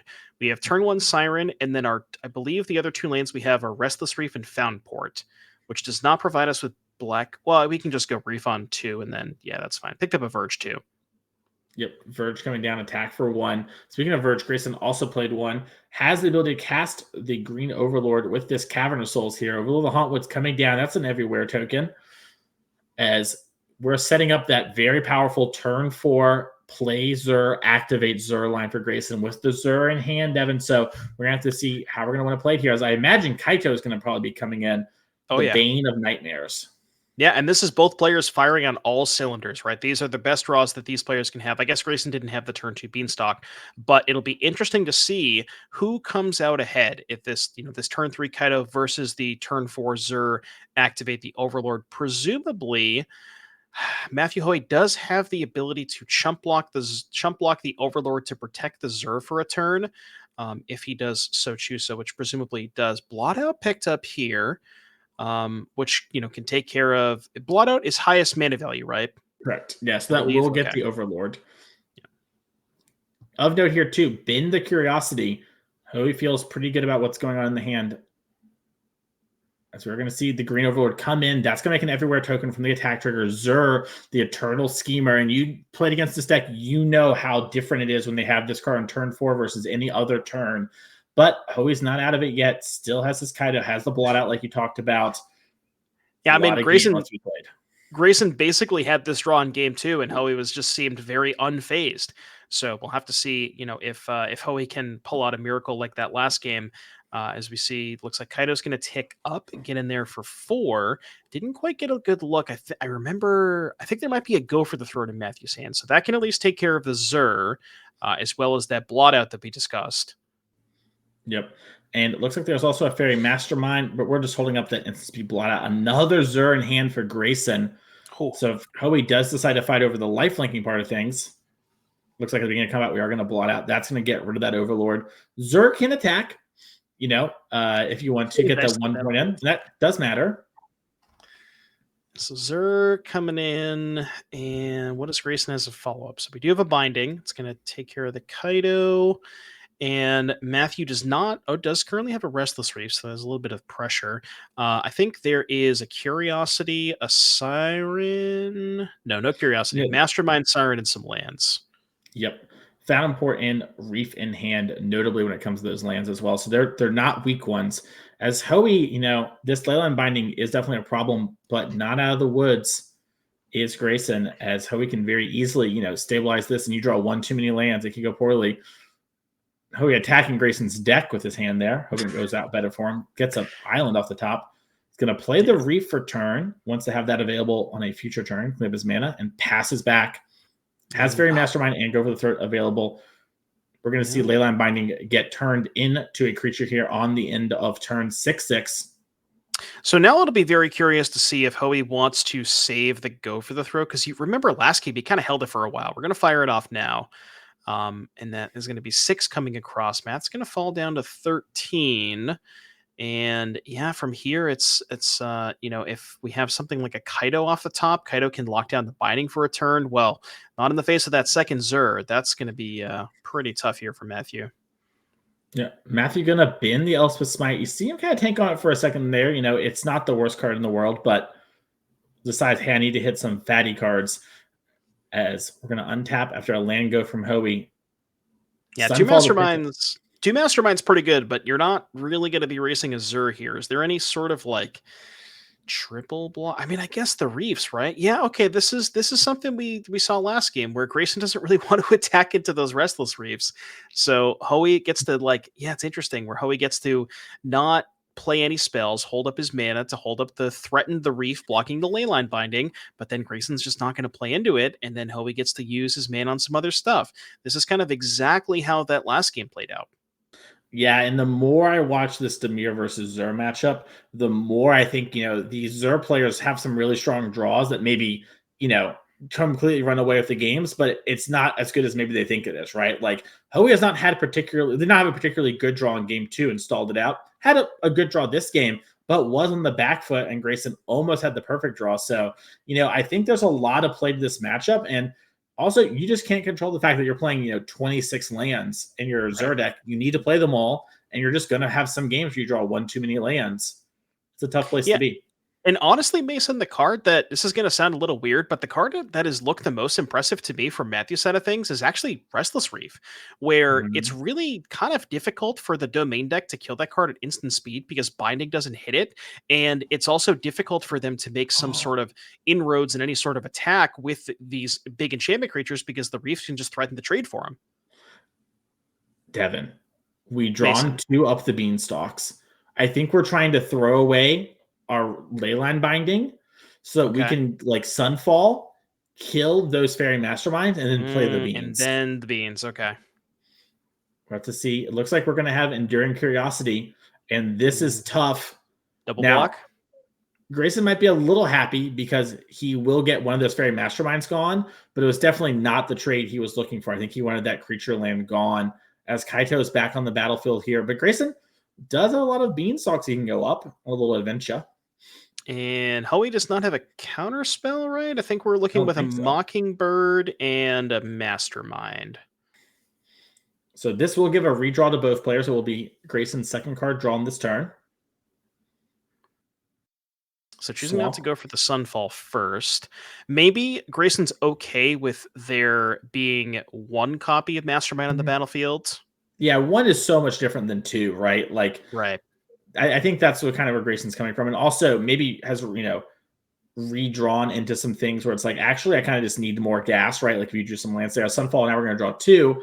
And, Hoey does have the Kaito, does have the creature lands in the Restless Reefs, but Grayson's at 21, we're getting a lot of cards, and this is going to undo that drawing so many lands thing we talked about. Right, and the Curiosity got the chump block, or not chump block, but the Curiosity traded for the binding, so that Curiosity didn't get swept up in the Sunfall. And yeah, look at this. Matthew still has end of turn Mastermind, has the ability to attack with Mastermind, Kaito, and the Restless Reef to draw 3 more cards, and this is after a Sunfall. Yeah, it just shows just how much power there is in both of these decks here. As we're gonna have to see what Grayson's gonna want to do. Has a lot of lands in hand and a Vivian. That Vivian could come in handy here.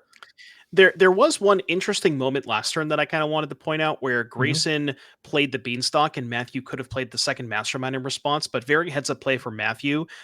Didn't want to expose that other Mastermind into a potential Sunfall. Expect nothing less from Matthew Hoey. We're going to see just an attack here with these 2 creatures, draw 2 cards from Curiosity. That means we're probably going to see a 0 here from Kaito. None of the realm possibilities that you just plus afterwards when you draw some good cards, but most likely Hoey's going to want to just surveil and set up the draws a bit more and make sure we don't draw too many lands. It looks like we're going to probably start with a Mockingbird here on this Fairy Mastermind. Now that means if the Beans gets triggered even with another Wrath, we'll get a couple cards out of it. Maybe I missed when the Kaito was activated. Oh, it looks like Hoey was maybe saying, what am I going to do with this Kaito? And is going to just 0, bends a Kaito, bends a land, draws a duress. That's a good one. Let's see what you got going on, Grayson. You just drew 6 cards. We see some of our competitors watching. This might be the last match of the round the glare. here. The We glare, have I can't Vivian see it. and Land and Zur and 1 unknown card because of the glare there. Don't worry, Devin. I got you. 5 minutes left in the round here as these players are going to start picking up the pace. They do not want to get a draw. I would recommend Matthew take the glare, because the glare seems to be the most important card. He does go with the glare. It was a sunfall. Okay. So that was probably the best one to Expert take there. call. Yeah. And that Vivian read, it can kill the mastermind, which is kind of nice here for Grayson, but will draw Hoey some cards because it will trigger the beans. As we're seeing, Theo, Dom, other competitors, they want to see what's going on in this feature match area, just like us. Grayson plays land for turn and looks to be lining up this Vivian. Get some redraws here. Oh, picked up the Overlord of the Hauntwoods. So the Vivian can take care of the Curiosity. It's going to be a lot more cards here for Matthew, though, because we have 2 Masterminds in play. Matthew just has his own Beanstalks. That's true, yeah. I mean, the Vivian can also kill the Fairy Masterminds, right? It kills creatures with flying as well. Yeah, that's true. So that's kind of like fighting over the Curiosity. I think Grayson just needs to turn off those masterminds. One of the things I think about Standard a lot is like who's got their card engines going, and the beans can beat a lot of things. But when your beans are, like you just said, drawing Hoey cards too, they become a lot worse. And it looks like he is going to fight over that Curiosity. Makes me think maybe a Sunfall got picked up or something of that nature. As we are going to tap cards. 4 mana. Oh, White Overlord. Okay, that's something that okay. Sort of fights through the... Yeah, I mean, the Overlord's pretty good against these Masterminds. You can also maybe just chump block the Kaido for a little bit. You're also at 21. You can take a couple of hits from the Kaido. I think there's only 1 emblem currently for Matthew, so, doesn't have to worry too much about that. Yeah, Overlord, really good blockers against the Masterminds. And, I mean, Grayson, just now going to pass the turn with 7 cards in hand. And this is, I'm not positive this game will finish. Well... It's going to be close, right? Yeah, I think the only way I imagine it's really finishing is sort of, Grayson just overruns Hoey with some Zuri type stuff. It's possible, Hoey can just like fire off enough kill spells to push the distance. We might also see some stuff going on here. Remember, we did the sudden death rule in Champs. Right. So we actually don't have draws happening here. That is my bad. I forgot about that. I believe it's highest life total. Production will let me know here in a second. I thought it was first player to take damage. Is it first player to take damage? We can double check with production. If it's first player to take damage, then Matthew Hoey is in a commanding position. Yeah, a good spot. Right. Now, Grayson does have these flyer, like flying a lot of little creatures and weird things. They could Zur and activate a bunch of beings, but we'll have to see exactly what plays out here. It might also just be, Grayson can run away with this here. A lot to think about, a lot of options here. Is Hoey's going to start by attacking with everything. And I believe, we started this here with a tick up of the Kaito, so that Kaito's quite big. Yep, so we have two emblems here. So if Grayson decides to trade for both Masterminds, oh yeah, we have this too, right? I forgot about that. So that can trade there. You trade, so you're taking 5, putting Grayson down to 16. And then the Curiosity comes back as an enchantment. Matt's going to pick up 1 more card off of the Curiosity. Matt always just has too many cards in hand. Doesn't even know what to do with them. Flip Pit Drowner was the pickup. Spyglass Siren coming down. But I got to say, Mason, all right, so it looks like we're getting word from production. They play 5 turns, and then the higher life total wins. That is our sudden death rule for this evening. Now, I didn't think we'd get to see any sudden death, but we might be approaching that now, Mason.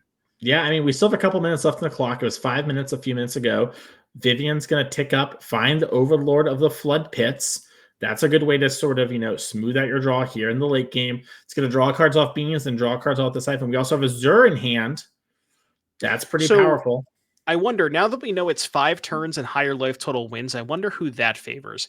I think it's, if it's higher life total after 5 turns... Yeah, Grayson should have taken 5 last turn, I believe. But Grayson does have the ability to gain a little bit of extra life too. If something like Herd Migration were to come off the top, that could be some life. Sunfall to buy some time, but then Hoey also has the Restless Reef. This is going to get really interesting. Yep. And Zur too is something we got to think about. Yeah, here comes another Overlord of the Mistmores, draw 2. We've fought through these fairy masterminds. We've got these moths going, and I think we're just trying to set up, play a Zur, and just activate, swing a bunch, and actually win this game. Gain like 20 life or whatever, and then just be like, "Hey, Matthew, could you deal me 40 damage in 2 turns?" I think he'll just win. I think he will That's win fair. because of the sudden death rules, but I think he's just gonna get a bunch of moths. I mean, these overlords are just Grave Titan in a lot of ways, right? How many Grave Titan swings can you live through? I personally, not many. As we are going to see the Zur come down, activate immediately on the white overlord. No Tashani's Tidebinder. That's huge. Yeah, I think Hoey's hand is 2 more Kaidos, a Flood Pit Drowner, and 3 lands. So not really exactly where you want to be. But yeah, this turn is huge for Grayson. Even as you mentioned, I mean, Grayson has a chance to just win the game with all these flyers. But even if Grayson can't deal lethal, just the huge life swing plus 4 bodies to block, it's going to be nearly impossible for Hoey to get, to have a higher life total at the end of the next 5 turns, assuming that we're close to time. Yep. And Grayson still has things like activate my Zur again, all these sort of things. We have Flood Pit Drowner coming down. That's going to tap down the Zur. That's going to clear the air. We can get some more Curiosity triggers. As I think our players are about to hit turns, we'll put a dice on the screen for you when that does happen ASAP there. Speaking of the devil. I see a die at the top. Production, tell them to push it down a little more. Just a little bit. Yeah, we can't see it. As these players are thinking here, we're going to see a little bit of a slowdown now. Now that we're in turns, okay, take a second. So now let's think about this. I don't think we have Grayson's life total updated from the the life he gained last turn. Because I'm trying to think of how does Hoey really get out of this? Because Hoey does have the 1 extra attack step, right? If he's turned 1, he gets 1, 3, and 5. So I mean, if you get a thing, so you kill the Zur. And we can animate that in response. And then you can Kaido down a Moth token. You can try to set up a turn where you go, Kaido a Moth, play another Kaido, Kaido a Moth, play another Kaido. It's going to be tough, Mason. It's going to be very tough. We're going to see exactly what's going on here as we're answering some of our things. We're tapping down some stuff with Kaido. Zur's gone, so they've lost Hexproof Lifelink. Oh, God. So there is 2 stun counters, 4 impending, and then the 7 to represent that it's a 7/7. Okay. I will say this, Mason. I appreciate that the dice are different colors. Yep, that's helpful. Very helpful. As we're seeing an attack here with everything, the moths are in the way. So you just go 1 on each. Ooh, we're getting word from production that life totals are currently correct. Okay, so this gets a little bit more interesting now. Because Grayson's got to be a little bit careful. With only 17. Really wants to fight over this Kaito. Could risk a kill spell getting in the way, but remember that Kaito is extra big from those 2 emblems next to Enduring Curiosity. And Hoey's thinking, do I maybe ninjutsu on one of these Flood Pit Drowners, get the damage in with the Kaito? Sudden death changes things a little bit. Decides against it, it's just going to kill all the moths. Yeah, so the thing about that is if you ninjutsu Kaido off of either the Siren or the Drowner, then the other Kaido doesn't deal damage to the moths. So you get in 3 extra damage, but then Grayson just attacks you back for 8. So it's that doesn't line up too well. So damage coming across. Well, I think Hoey can still ninjutsu though, right? Because isn't there a step after? At end of combat? Yes, that is correct. And so he gets his triggers from the Curiosity. And then now, if he wants to, can pick up the Flood Pit Drowner and save a mana on this Kaito. There was a Shieldred picked up as well, especially with those 2 Beanstalks in play. That might actually just be it for Hoey. Yeah, I mean, the Shieldred will push Grayson down, and then all your best cards are a lot of mana. Right. And the only ways that Grayson has to answer it are Sunfall. Well, I guess outside of Get Lost. If it's Sunfall or Binding, then you're on the hook for at least 4 damage off the Binding. Or off the Beanstalks, rather, excuse me. So, yeah, that Shieldred is a huge pickup here and can also shuffle the Overlord away. So now Grayson's got nothing on the battlefield. Hoey does technically has to get 1 more damage in, but presumably can do that with the Shieldred. Or 2 more damage in, rather. You get 2 more. There's also multiple turns, too, right? We're on turn Hoey 1 of turns. So, 2 more attack steps. Yeah, this is definitely not the end of things yet, as we're going to see a swamp into that Shieldred. Come on down. Okay, now what is Grayson working with? I saw a Zur, but only up the Fine. Beanstalk in play, which makes things kind of awkward. Although maybe 4 life is all you need for Grayson. Yeah, I was going to say, if Grayson can draw like a Get Lost here, answer the Shieldred, play the Zur, gain some life, play some Overlords. Remember, we're on turn 2. Grayson might just be able to actually, once again, win the game with the This game Zur is so near the last wild. turn of turns. Looks like it was a Smite. So Smite, Overlord of the Flood Pits, Hauntwoods, Zur, Beanstalk, and then I think lands. That's not what Grayson's looking for. Yep, and we'll just go digging with Vivian, see if we can find something that we do want. Yeah, we see we got the blue Overlord. It's not exactly what we want because of the Shieldred, but if we're going to win this game, we maybe need to take some Beanstalk triggers to find an actual kill spell. Well, it's weird because if you Overlord trigger the Beanstalks, I guess they happen one at a time. They so do, if yeah. you find the Get Lost off of the first Bean trigger, you can kill the Shieldred before the second Bean trigger, which would have you going to 10. And then you can go Zur, activate, go back to 14.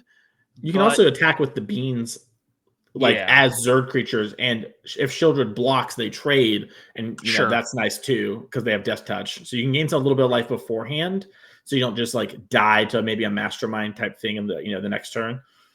Because I think ideally what Grayson wants to do is just set up a bunch this turn, play a couple Overlords, and then hope that next turn Zur activate gains him enough life. But the big issue is that Shieldred. I think without that Shieldred, Grayson would have been in a pretty reasonable spot. Ooh, and we just drew them Grayson both. picking Can take 4. Yeah. Not sure if it mattered. Didn't know if there was the Get Lost in the first card, but yeah, not resolving those one at a time is. Yeah, even a binding too, right? Because you'll save yourself at least the 2 life from the second one if it was the first. Looks like we did draw the binding. Well, you ended up taking 4 more, right? Well, you do, but you can respond to the first beans if it's the first card. Sure. Okay, that's what you're saying. Yeah, little things, they do matter. And, Hoey, yeah, he's kind of whatever. I've got this Kaito. I've got these creature lands. What do you have? And now the other thing you have to consider is, Grayson, first of all, Grayson at 4, Hoey can just, reef or what have you. But also deck size, because Grayson still maybe has to commit a little bit more to the battlefield to make sure he has enough stuff to attack with next turn. So that is something to consider as well, because if he, say, casts 2 more Overlords, I can't quite tell how many cards are left, but I can assure you there's not a lot. Yeah, I agree. I think it's something to think about. I think maybe Grayson's best route to victory here is play Zur. And you see everyone's talking to the people in the bathroom and always yeah, it's a crazy game. But, we play Zur, we activate on something like the Beanstalk. We get in, we buffer our life total a little bit, and then we just hold, right?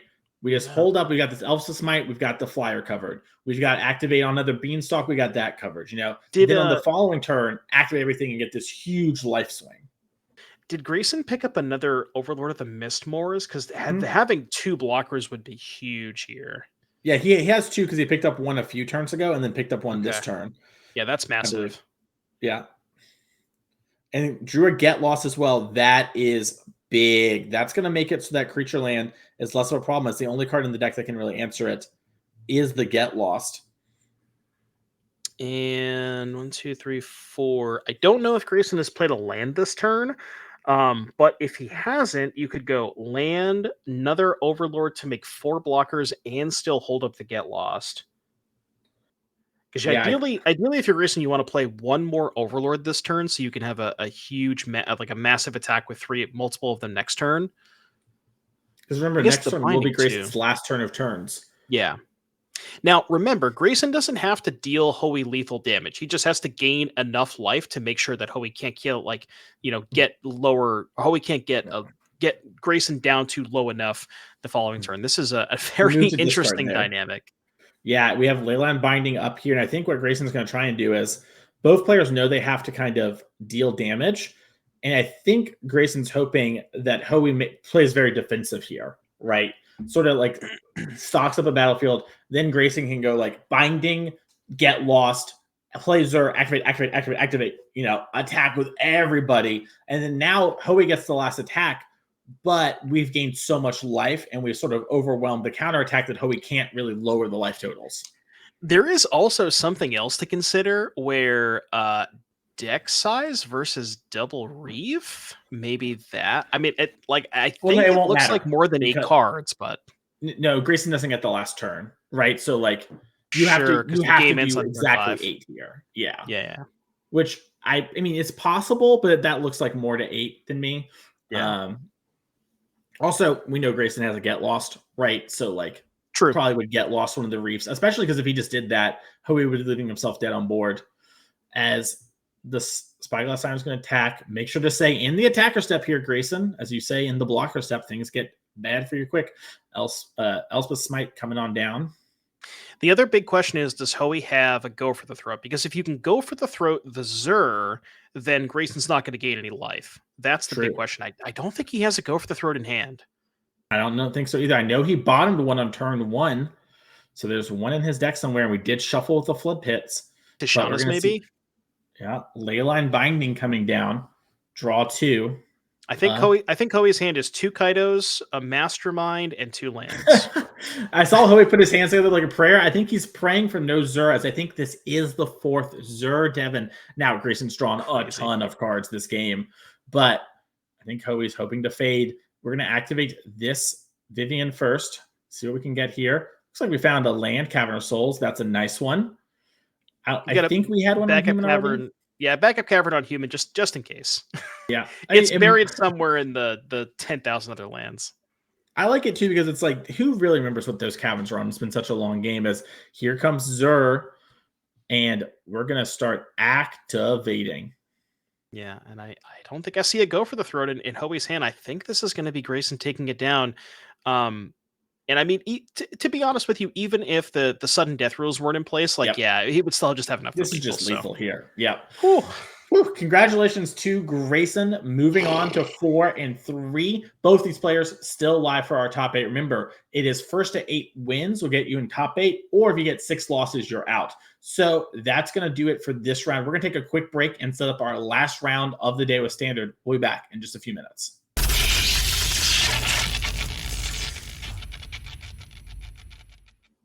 Hello, everyone, and welcome back to NRG Championship Series. We're at Champs, Devin. You and I, Mason Clark, Devin O'Donnell, better known as Doomwake. And let's get to our standings real quick because it's the last round of the main event today. No one is locked up their spot yet, Devin. We see Dom, Theo, Fletcher all at 5 and 2. Just a reminder, 8 wins, you're in our top 8. You've made it. You hit 6 losses, you're eliminated. And that's unfortunately what happened for both Rudiment and Bulgar. Those players have been eliminated, unfortunately, at both at 1 and 6. And this round, Devin, we're actually going to watch potentially an elimination match for Maxx Kominowski, better known, as Twinless Twin online, versus our player of the year in 2022, Connor Mullaly. Let's head on down there, as most of our players are going to be live for tomorrow. Maxx is the only one facing elimination right now. Other players are putting their back against the wall. Yeah, very surprising to see this sort of breakdown in terms of the standings where you have so many people at the middle of the field, like lots of 4-3s, lots of 3 and 4s. And I mean, to be honest with you, it kind of makes sense because, these are the best of the best. They're all, there's no free wins here, as the kids say. And it's, very, very, very tough field. As you mentioned, I believe our players are ready. So if we can go down there. Yes, we got Maxx Kominowski playing Teamer Floodcaller, deck we have not seen on camera yet today. Well, we've only seen 2 decks as far as Standard is concerned, against Connor playing Demir Midrange. Now, as far as this matchup is concerned, I think it's relatively close.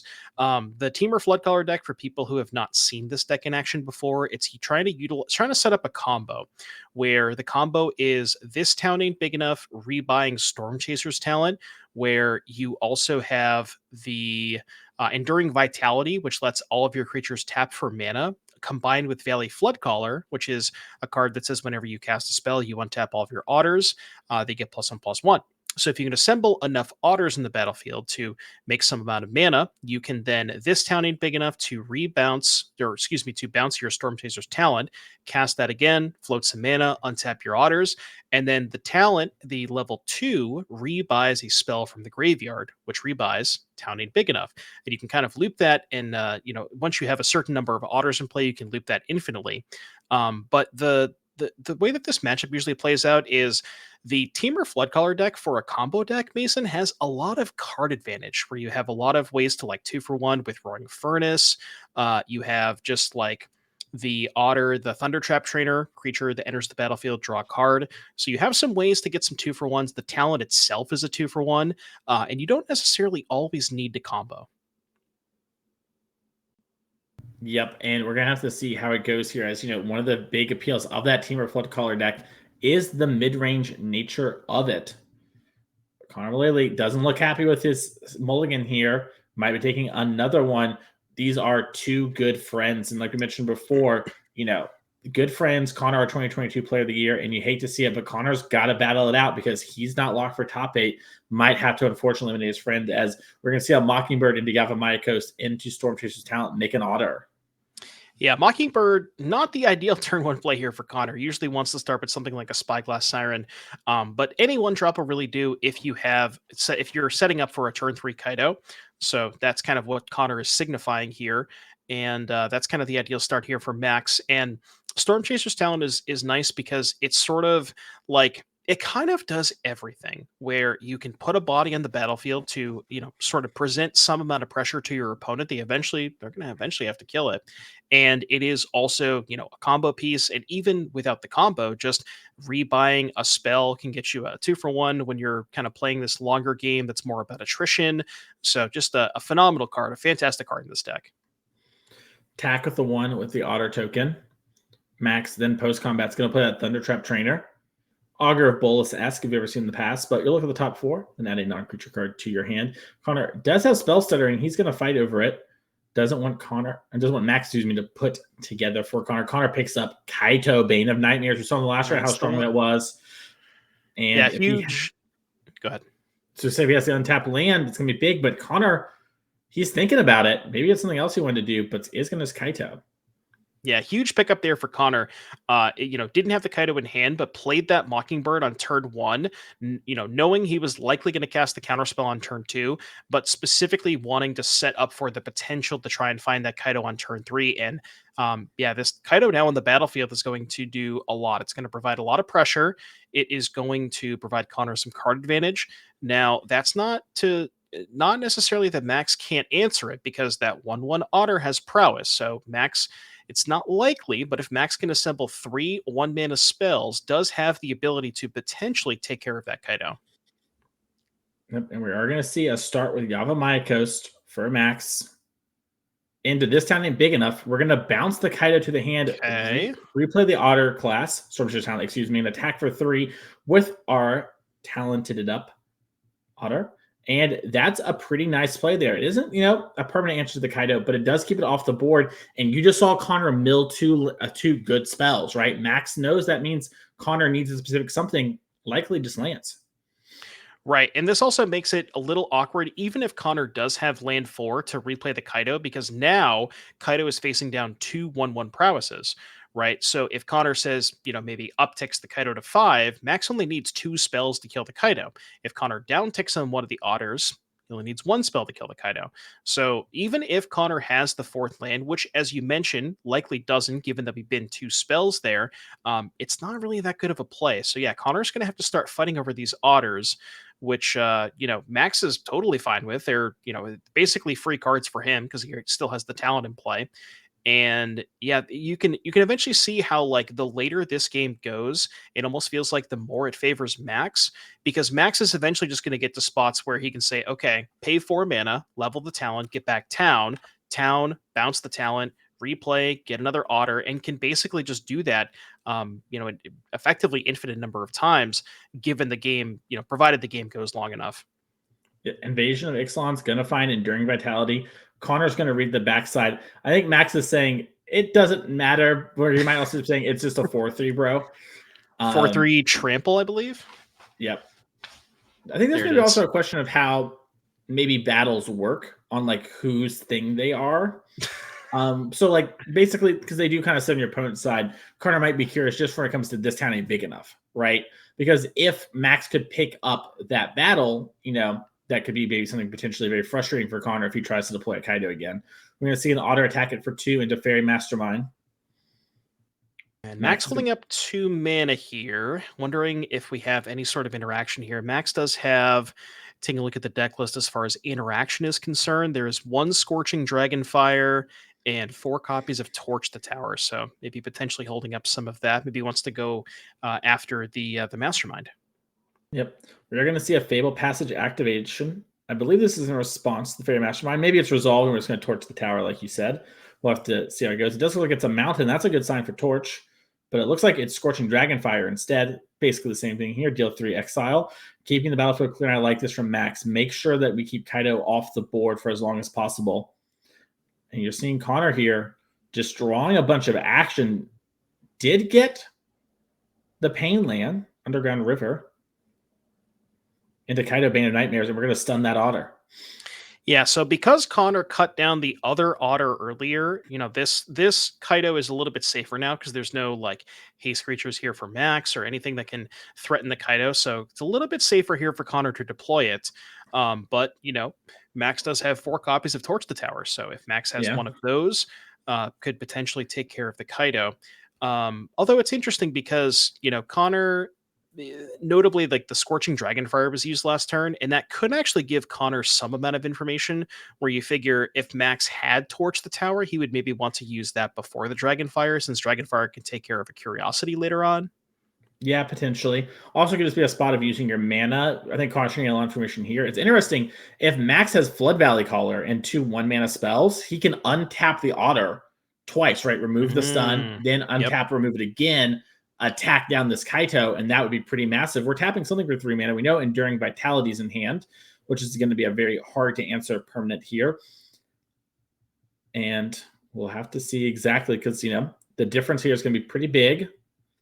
All of them are bad for Connor, let's be real, though. Enduring Vitality comes in, and it looks like it might be a This Town Ain't Big Enough again, picking up the talent and bouncing that Kaido.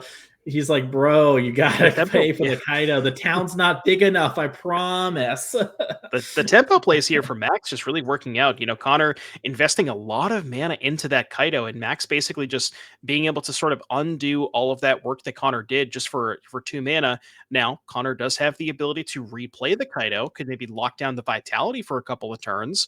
But then, that like let the otter untap not the next turn, but the turn after, and it gets a little weird. All right, Kaido for the 3rd time. Surely this time, right? Oh, Connor's like, no. I have a tap land. And Maxx is going to remove those stun counters here.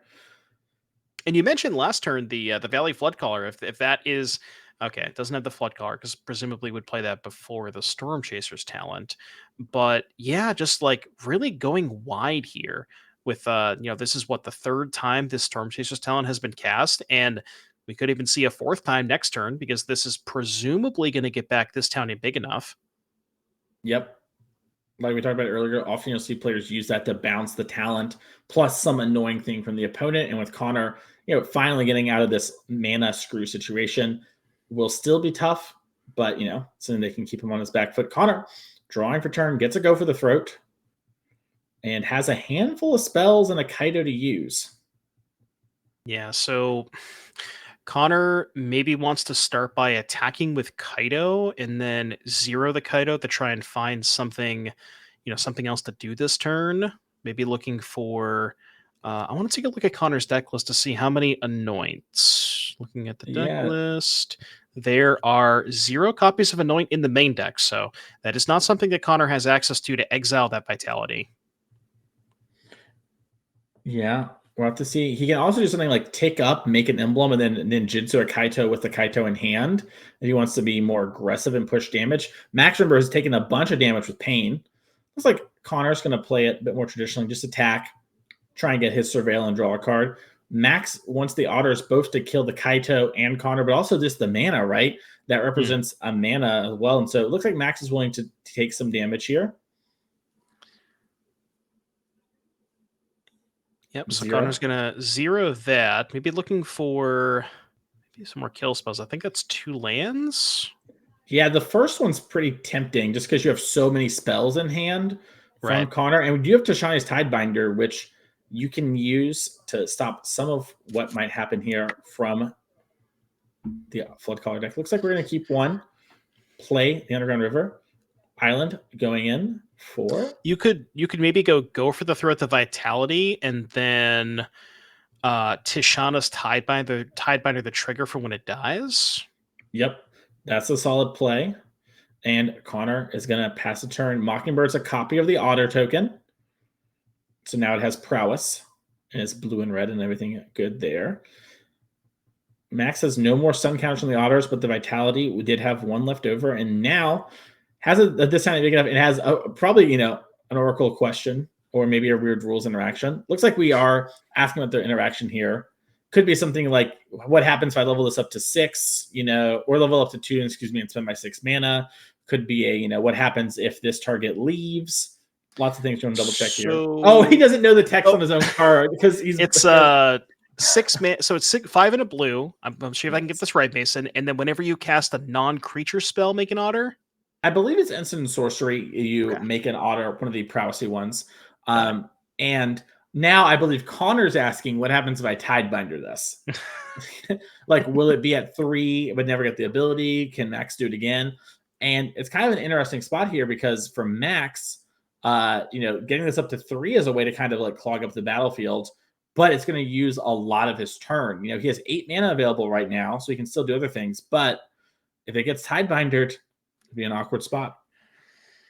Yeah, I mean, I guess you could that's a good point. And I'm presuming if you go, you like in Max's head, if you not thinking about Tidebinder, or like assuming the Connor doesn't have it, you could go pay 6 mana, activate this, then have 2 mana left over with the Otters for town to maybe bounce the Kaido, pick up something else that would also get you another Otter.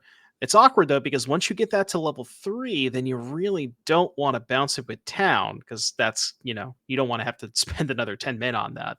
Well, so the second talent here makes sense as to why that might be happening, though, as it does look like this is coming down. Checks out what you're saying, though, right? Like, you don't want to spend that 10 mana and start bouncing it. Right. But now you could bounce the new one. No harm, no foul.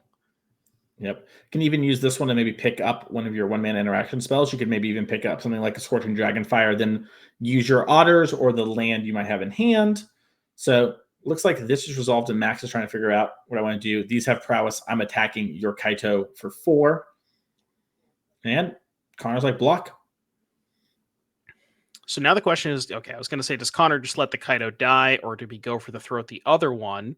Now, this is also going to make Maxx have to cast a spell here, because remember, the Mockingbird is a copy of Max's Otter. So these are both 2/2s now. Yep. They would trade. Looks like Maxx is letting the Otter die, and it's going to bounce Kaito, bounce the Otter class that's on 2. Interesting. Okay. That's going to trigger prowess. So Max's Otter will be a 3/3. Now, Connor, you see him kind of looking at it. He could stifle the trigger with the Shini's Tidebinder on the Otter and just trade for the token, which, not the most intuitive play, but might be the right one here just to make sure Maxx has less resources. Yeah, the trade. So the trade would still happen. Kaito gets bounced. Maxx picks up the talent. Then you can replay that to get another Otter. And we kind of see exactly sort of this like weird mid-range plan. This is a lot of people like to, maybe associate this deck being a combo deck, but it really has this sort of just, inevitability that a lot of decks, or a lot of these mid-range decks, have a hard time grinding through. The Storm Chaser's talent plus this town ain't big enough. Like, the way that you can just keep looping those over and over again is kind of wild. Yeah, Maxx is going to block. Doesn't want a Tidebinder going to hand or the Kaito coming down for 3 mana. Both those things would be devastating. Does look like Kaito might be getting cast here for 4. So Connor has land Kaito in hand with some nice Apex lands there. As Kaito's coming in, curious to see how we want to activate this card. Remember, it can only surveil this turn. We didn't deal damage to Maxx. Okay, so the other Otter on Max's side, shouldn't that one be dead? Because we didn't Tishana's Tidebinder counter the prowess trigger? Maybe it countered something else. Not exactly sure. This might also this might be what's happening right here, as both those players are realizing it. Maybe. Yeah. It'll probably just be a situation where Maxx will just remove his Otter. Oh, it looks like he's actually just asking for the text on spell stutter. We'll get this situation looked at here. We can let production know. Yeah, about because the so otters. if we replay the last turn, Maxx had a 2/2/2/2 otters. They attacked into the Kaido. Connor go for the throated 1, which would make Connor's a 2/2. Maxx played a spell to make it a 3/3. Connor stifled, presumably targeting the prowess trigger. I don't think there was anything else to Tidebinder there, which would make Max's a 2/2, and then they trade. I guess it's possible Connor missed his trigger on his otter. I don't really know. All right, and the rats are coming in. The rats. Well, Maxx, you only got 3 rats. Oh, there's the 4th. Okay. So that's a lot of rats. And the rats do get haste, I believe, as well. Correct. So the rats can go. It's just kind of a question of how much does Maxx want to send into this Kaido to sort of ensure that it's dead. Maybe you also just consider attacking with the rats and leaving back the otters to block. Yeah. But also worth noting, the rats having haste means they do tap for mana off of the vitalities. So the rats can actually activate the Storm Chaser's talent in the post-combat main phase to then maybe even pick up just the song again and keep going. Yep. Yeah, and remember, they have haste, which means you can use the talent. And yeah, you see Connor pick up his cards. We're going to start looping it, and he knows he's too far behind despite Maxx being sort of low. And we're going to go to game number 3 as Maxx is battling for his life here. Remember, we are watching Maxx, despite being 2-5, because he's not dead until he goes to 6th loss. So if he loses this round to Connor, he is not welcome back tomorrow for the tournament. He is for the hangouts, though. We'd love to have Maxx around. But Connor also needs to get this win because the first 8 people to 8 wins, they make our top 8. So big match on the line here. Let's check out the sideboard here for Connor and see what he might have for him in the board here. We have 3 negates, 3 Preacher. This gives him 2 Annoying Afflictions, 2 Gifts Command, 2 Shieldred, a Blot Out, a Tashani's Tidebinder, and a Disdainful Stroke. Devin, what do you like and why? So I have been playing a lot of Standard over the past couple of months, and I'm going to be honest with you, Mason. Every time I play against this Otters deck, I never know how to sideboard because, you kind of have to respect the combo in some fashion. Like you can't, you need to make sure that you're not just getting comboed out, but then you also kind of need to respect the sort of mid-range plan that we saw Maxx do to great effect in game 1. So it's really difficult to sideboard against. I do like the Annoyance because, as we mentioned, those can answer the Enduring Vitalities. Gix's command, maybe to clean up the Otters, because, again, that game was a lot of, cast Storm Chasers, town to bounce the Storm Chasers, make more Otters. Maybe that's something you want to go towards. Shieldred potentially, just as like a sticky threat that's maybe harder to kill. Tashana's Tidebinder, because you can line up, go for the throat with Tidebinder on Vitality, something along those lines. But this Otters deck is really difficult to sideboard against. Speaking of that, let's check out the Otter sideboard there, as it can be a bit of a tricky one. And let's see what Maxx has brought today. So we have 3 Paw Patch Formation, 2 Disdainful Stroke, 2 Royal Treatment, 2 Screaming Nemesis, 2 Unsummon, 1 Dissection Tool, 1 Lithomantic Barrage, 1 Row Crackling Wit, and 1 Volcanic Spite. Now, of note, I can see the players in the future match area, and I know that Connor asked to read Row. So that's one that at least Connor's thinking about. But what are you thinking about here, Devin? I have not played a ton of this Otters deck. I played a little bit with it, but I think what Maxx wants to do is kind of lean a little bit more into the mid-range plan, which does have some tools to do that. Presumably, the actual tools that are of the dissection variety. I think that one seems pretty good against Dimir, along with the, you mentioned the Row Crackling Wit to kind of play a little bit more of a longer game, because I do think the longer game favors Maxx for the most part. Other than those 2, Nemesis seems not great against the black removal spells. Royal Treatment could be something worth considering as a way to kind of protect against specifically Anoint with Affliction on Enduring Vitality. And I think that might be it. Other than that, maybe potentially Volcanic Spite to help clear the small creatures, like the early creatures. But other than that, not sure there's a ton else here. Yep, it can be a little awkward there. But what's not awkward is next year we got some more events coming up. So while these players are sideboarding, let's talk about our next 4 events to start off 2025. We've got Magic coming to you February 1st and 2nd, Chicagoland. We have the Showdown on Saturday and the Team Trial on Sunday, both 10Ks. Remember, you win one of our Showdowns, you can be playing like Connor and Maxx here in Champs at the end of the year. Every winner of those events goes straight to it. March 15th and 16th, we're in Madison, Wisconsin, once again with a showdown and a trial. May 10th and 11th, we're in Chicagoland again for the showdown and trial there. And then Indianapolis for the 28th and 29th of June for the 10K showdown. And then the Team 10K showdown on Sunday. We're going to be putting a lot of people in. Now it should be the end of the first half of the year for us when it comes to our leaderboard as well. Because remember, consistent results here on the NRG Series will get you here. As that's what happened with Connor Mullaly. He had some great finishes, but ultimately made it via the leaderboard, putting up consistent, constant results. Was our player of the year in 2022 via doing that, and did again here. Let's take a look at those slides for those players as they are shuffling up here. Connor, main events played 15. Best finish over here is third. Number of top eights, 5. And then you can see this list of accomplishments here. And favorite hobby outside of Magic is triathlons and basketball. But he's about to get flexed on a little bit here by his friend Maxx, as those players are still shuffling up. Let's show Maxx real quick. Main events played 6. Best finish first. Number of tops 2. And while flexing in the picture, also flexing a favorite hobby outside of Magic, hanging with the girlfriend. As let's head down to the future match areas. Those players are ready. Get a little insight into some of the personalities here on the NRG series. As it looks like both players come to 7, and Connor, Island Pass.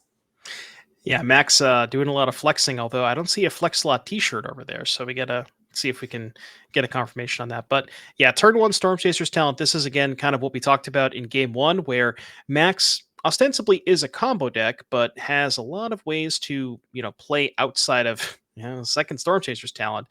This is kind of, the ideal start. Ooh, Connor going to fight over this. I like that. Yeah, and you see Connor running these negates, and probably, there aren't a ton of things that are great to negate, and this is one of them. Copperline Gorge comes on down. Looks like Maxx is tanking a bit. But this is like the nice part of this Team Marauders deck is your opponent kind of needs to respect the combo once you get to a certain stage of the game, but they also kind of need to respect this, grind game where you can just loop Storm Chasers talent and an indefinite number of times, continuously making otters. All of those will trigger prowess, and you can kind of like just have these weird beatdown draws. But if your opponent interacts with the beatdown draws, maybe they have less interaction for your combo draws. Yep, we saw Maxx there, bushwhack, grab an island, attack with 3 with the otter. Connor plays an island for turn, plays Spyglass Siren, and passes the turn. Does have a map off screen here. There it goes.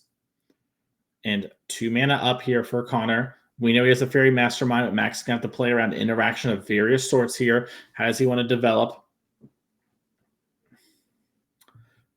As Connor also has the 4th land in hand and the Enduring Curiosity sort of lined up to start drawing some cards and hopefully take over this game if you're a Connor Mullaly fan. As Copperline Gorge comes down and Otter attacks for 1. No block. Connor's not interested. Beatdowns.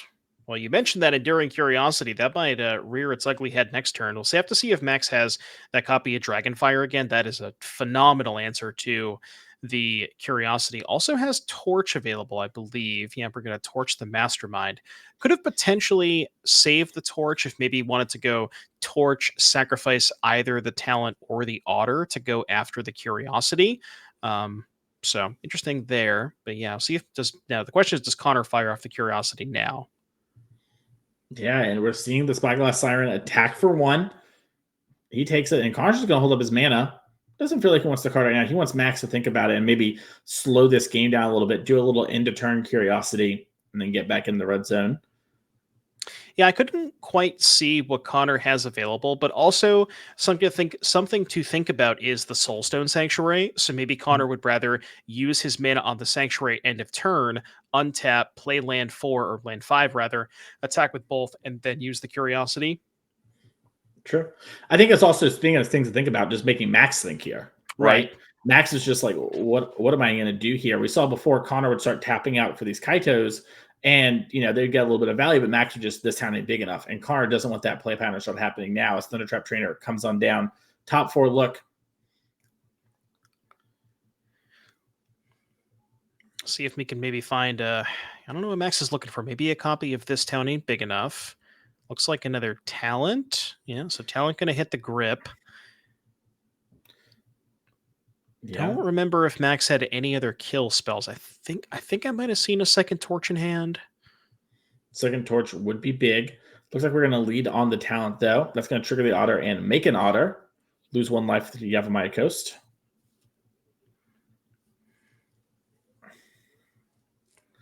And attacking for 2 here is Maxx. And now, does Connor want to curiosity block? And we are lining that up. And this is kind of the perfect window. I was going to say perfect window if Maxx doesn't have torch, which he does. That is a huge swing here for Maxx. I love this from Maxx. So he bargains the Storm Chaser's talent to get rid of the Enduring Curiosity and get a scry to help us draw a little bit and push that extra point of damage, knocking Connor down with that 3 there. And he's sort of just putting Connor on the back foot. And, now Connor's on another land. And sometimes we see this happen with the Dimir deck. It plays a good high number of lands because it has so many things to use his mana on, right? Last round, Matthew Hoey was just every single turn using so much mana. Thankfully, I think at the end of that game, Hoey might have had more lands than his domain opponent. Oh, definitely. As we do see Soulstone activate and attack here for 4. Then main phase 2 going to activate the map, targeting something, not sure what, but hit a swamp, so it doesn't matter. Connor, happy to have the land come into his hand that way rather than draw for turn, but, doesn't have a whole lot going on. It's tapped out, and Maxx sort of gets to think this turn and has a lot of plays available, right? Can level up the talent and then, use the Torch of the Tower to finish off, the Soulstone or the Flyer, can deploy a bunch of cards, could theoretically, maybe even combo with the right cards in hand. As it does look like, Valley Stormcaller. This turn's about to get kind of gross, Mason. I think. All right, this town ain't big enough. It looks like the attack here. Okay. So with the idea being we're going to get the trigger because we can't generate mana. So now we can. It's non-land permanent, right? So you can't bounce the Soulstone.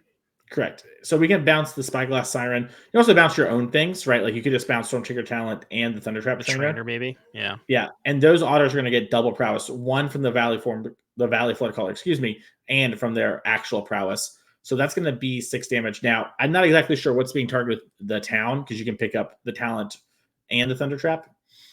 Looks like what we did is we bounced the Spyglass and picked up the talent here and attack for 8 went through, knocking Connor to 5.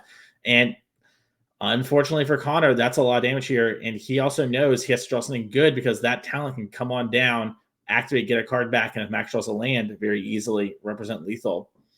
This is exactly what we were talking about in game 1. It's just, this Otters deck, yes, it is a combo deck some of the time, but also it feels like even more of the time, it's just, here's some Otters, here's a couple of removal spells along the way, Otters are chipping in for some damage, and I also have this, Storm Chaser's talent plus this talent big enough, which happens to remove blockers and trigger prowess and just continuously add more bodies to the battlefield. It's just, it's really hard a lot for these mid-range decks to slog through. Yep. You're seeing Connor has an Noise Affliction, so that's going to go with the Flood Caller. That's huge if you're a Connor Mullaly fan, as that was going to give that extra prowess to those auto triggers here with this talent.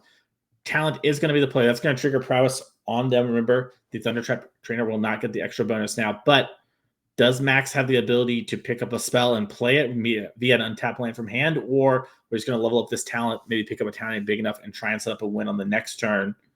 Remember, Connor's at 5, Maxx is at 11. Dangerously close here for Connor. It looks like Maxx is going in. Bang, bang, bang. Send him in. And has something before blocks potentially here. It looks like a Torch the Tower could be the line. We'll have to see exactly what it's played here. Could go Torch, sacrifice the new token to target the Soulstone, because presumably you might want to keep the Storm Chaser's talent in play, because if you're kind of out of gas at that point, so talent rebuy town might be something that you want to go towards, and that is what Maxx decides to do. So Soulstone's going to hit the graveyard.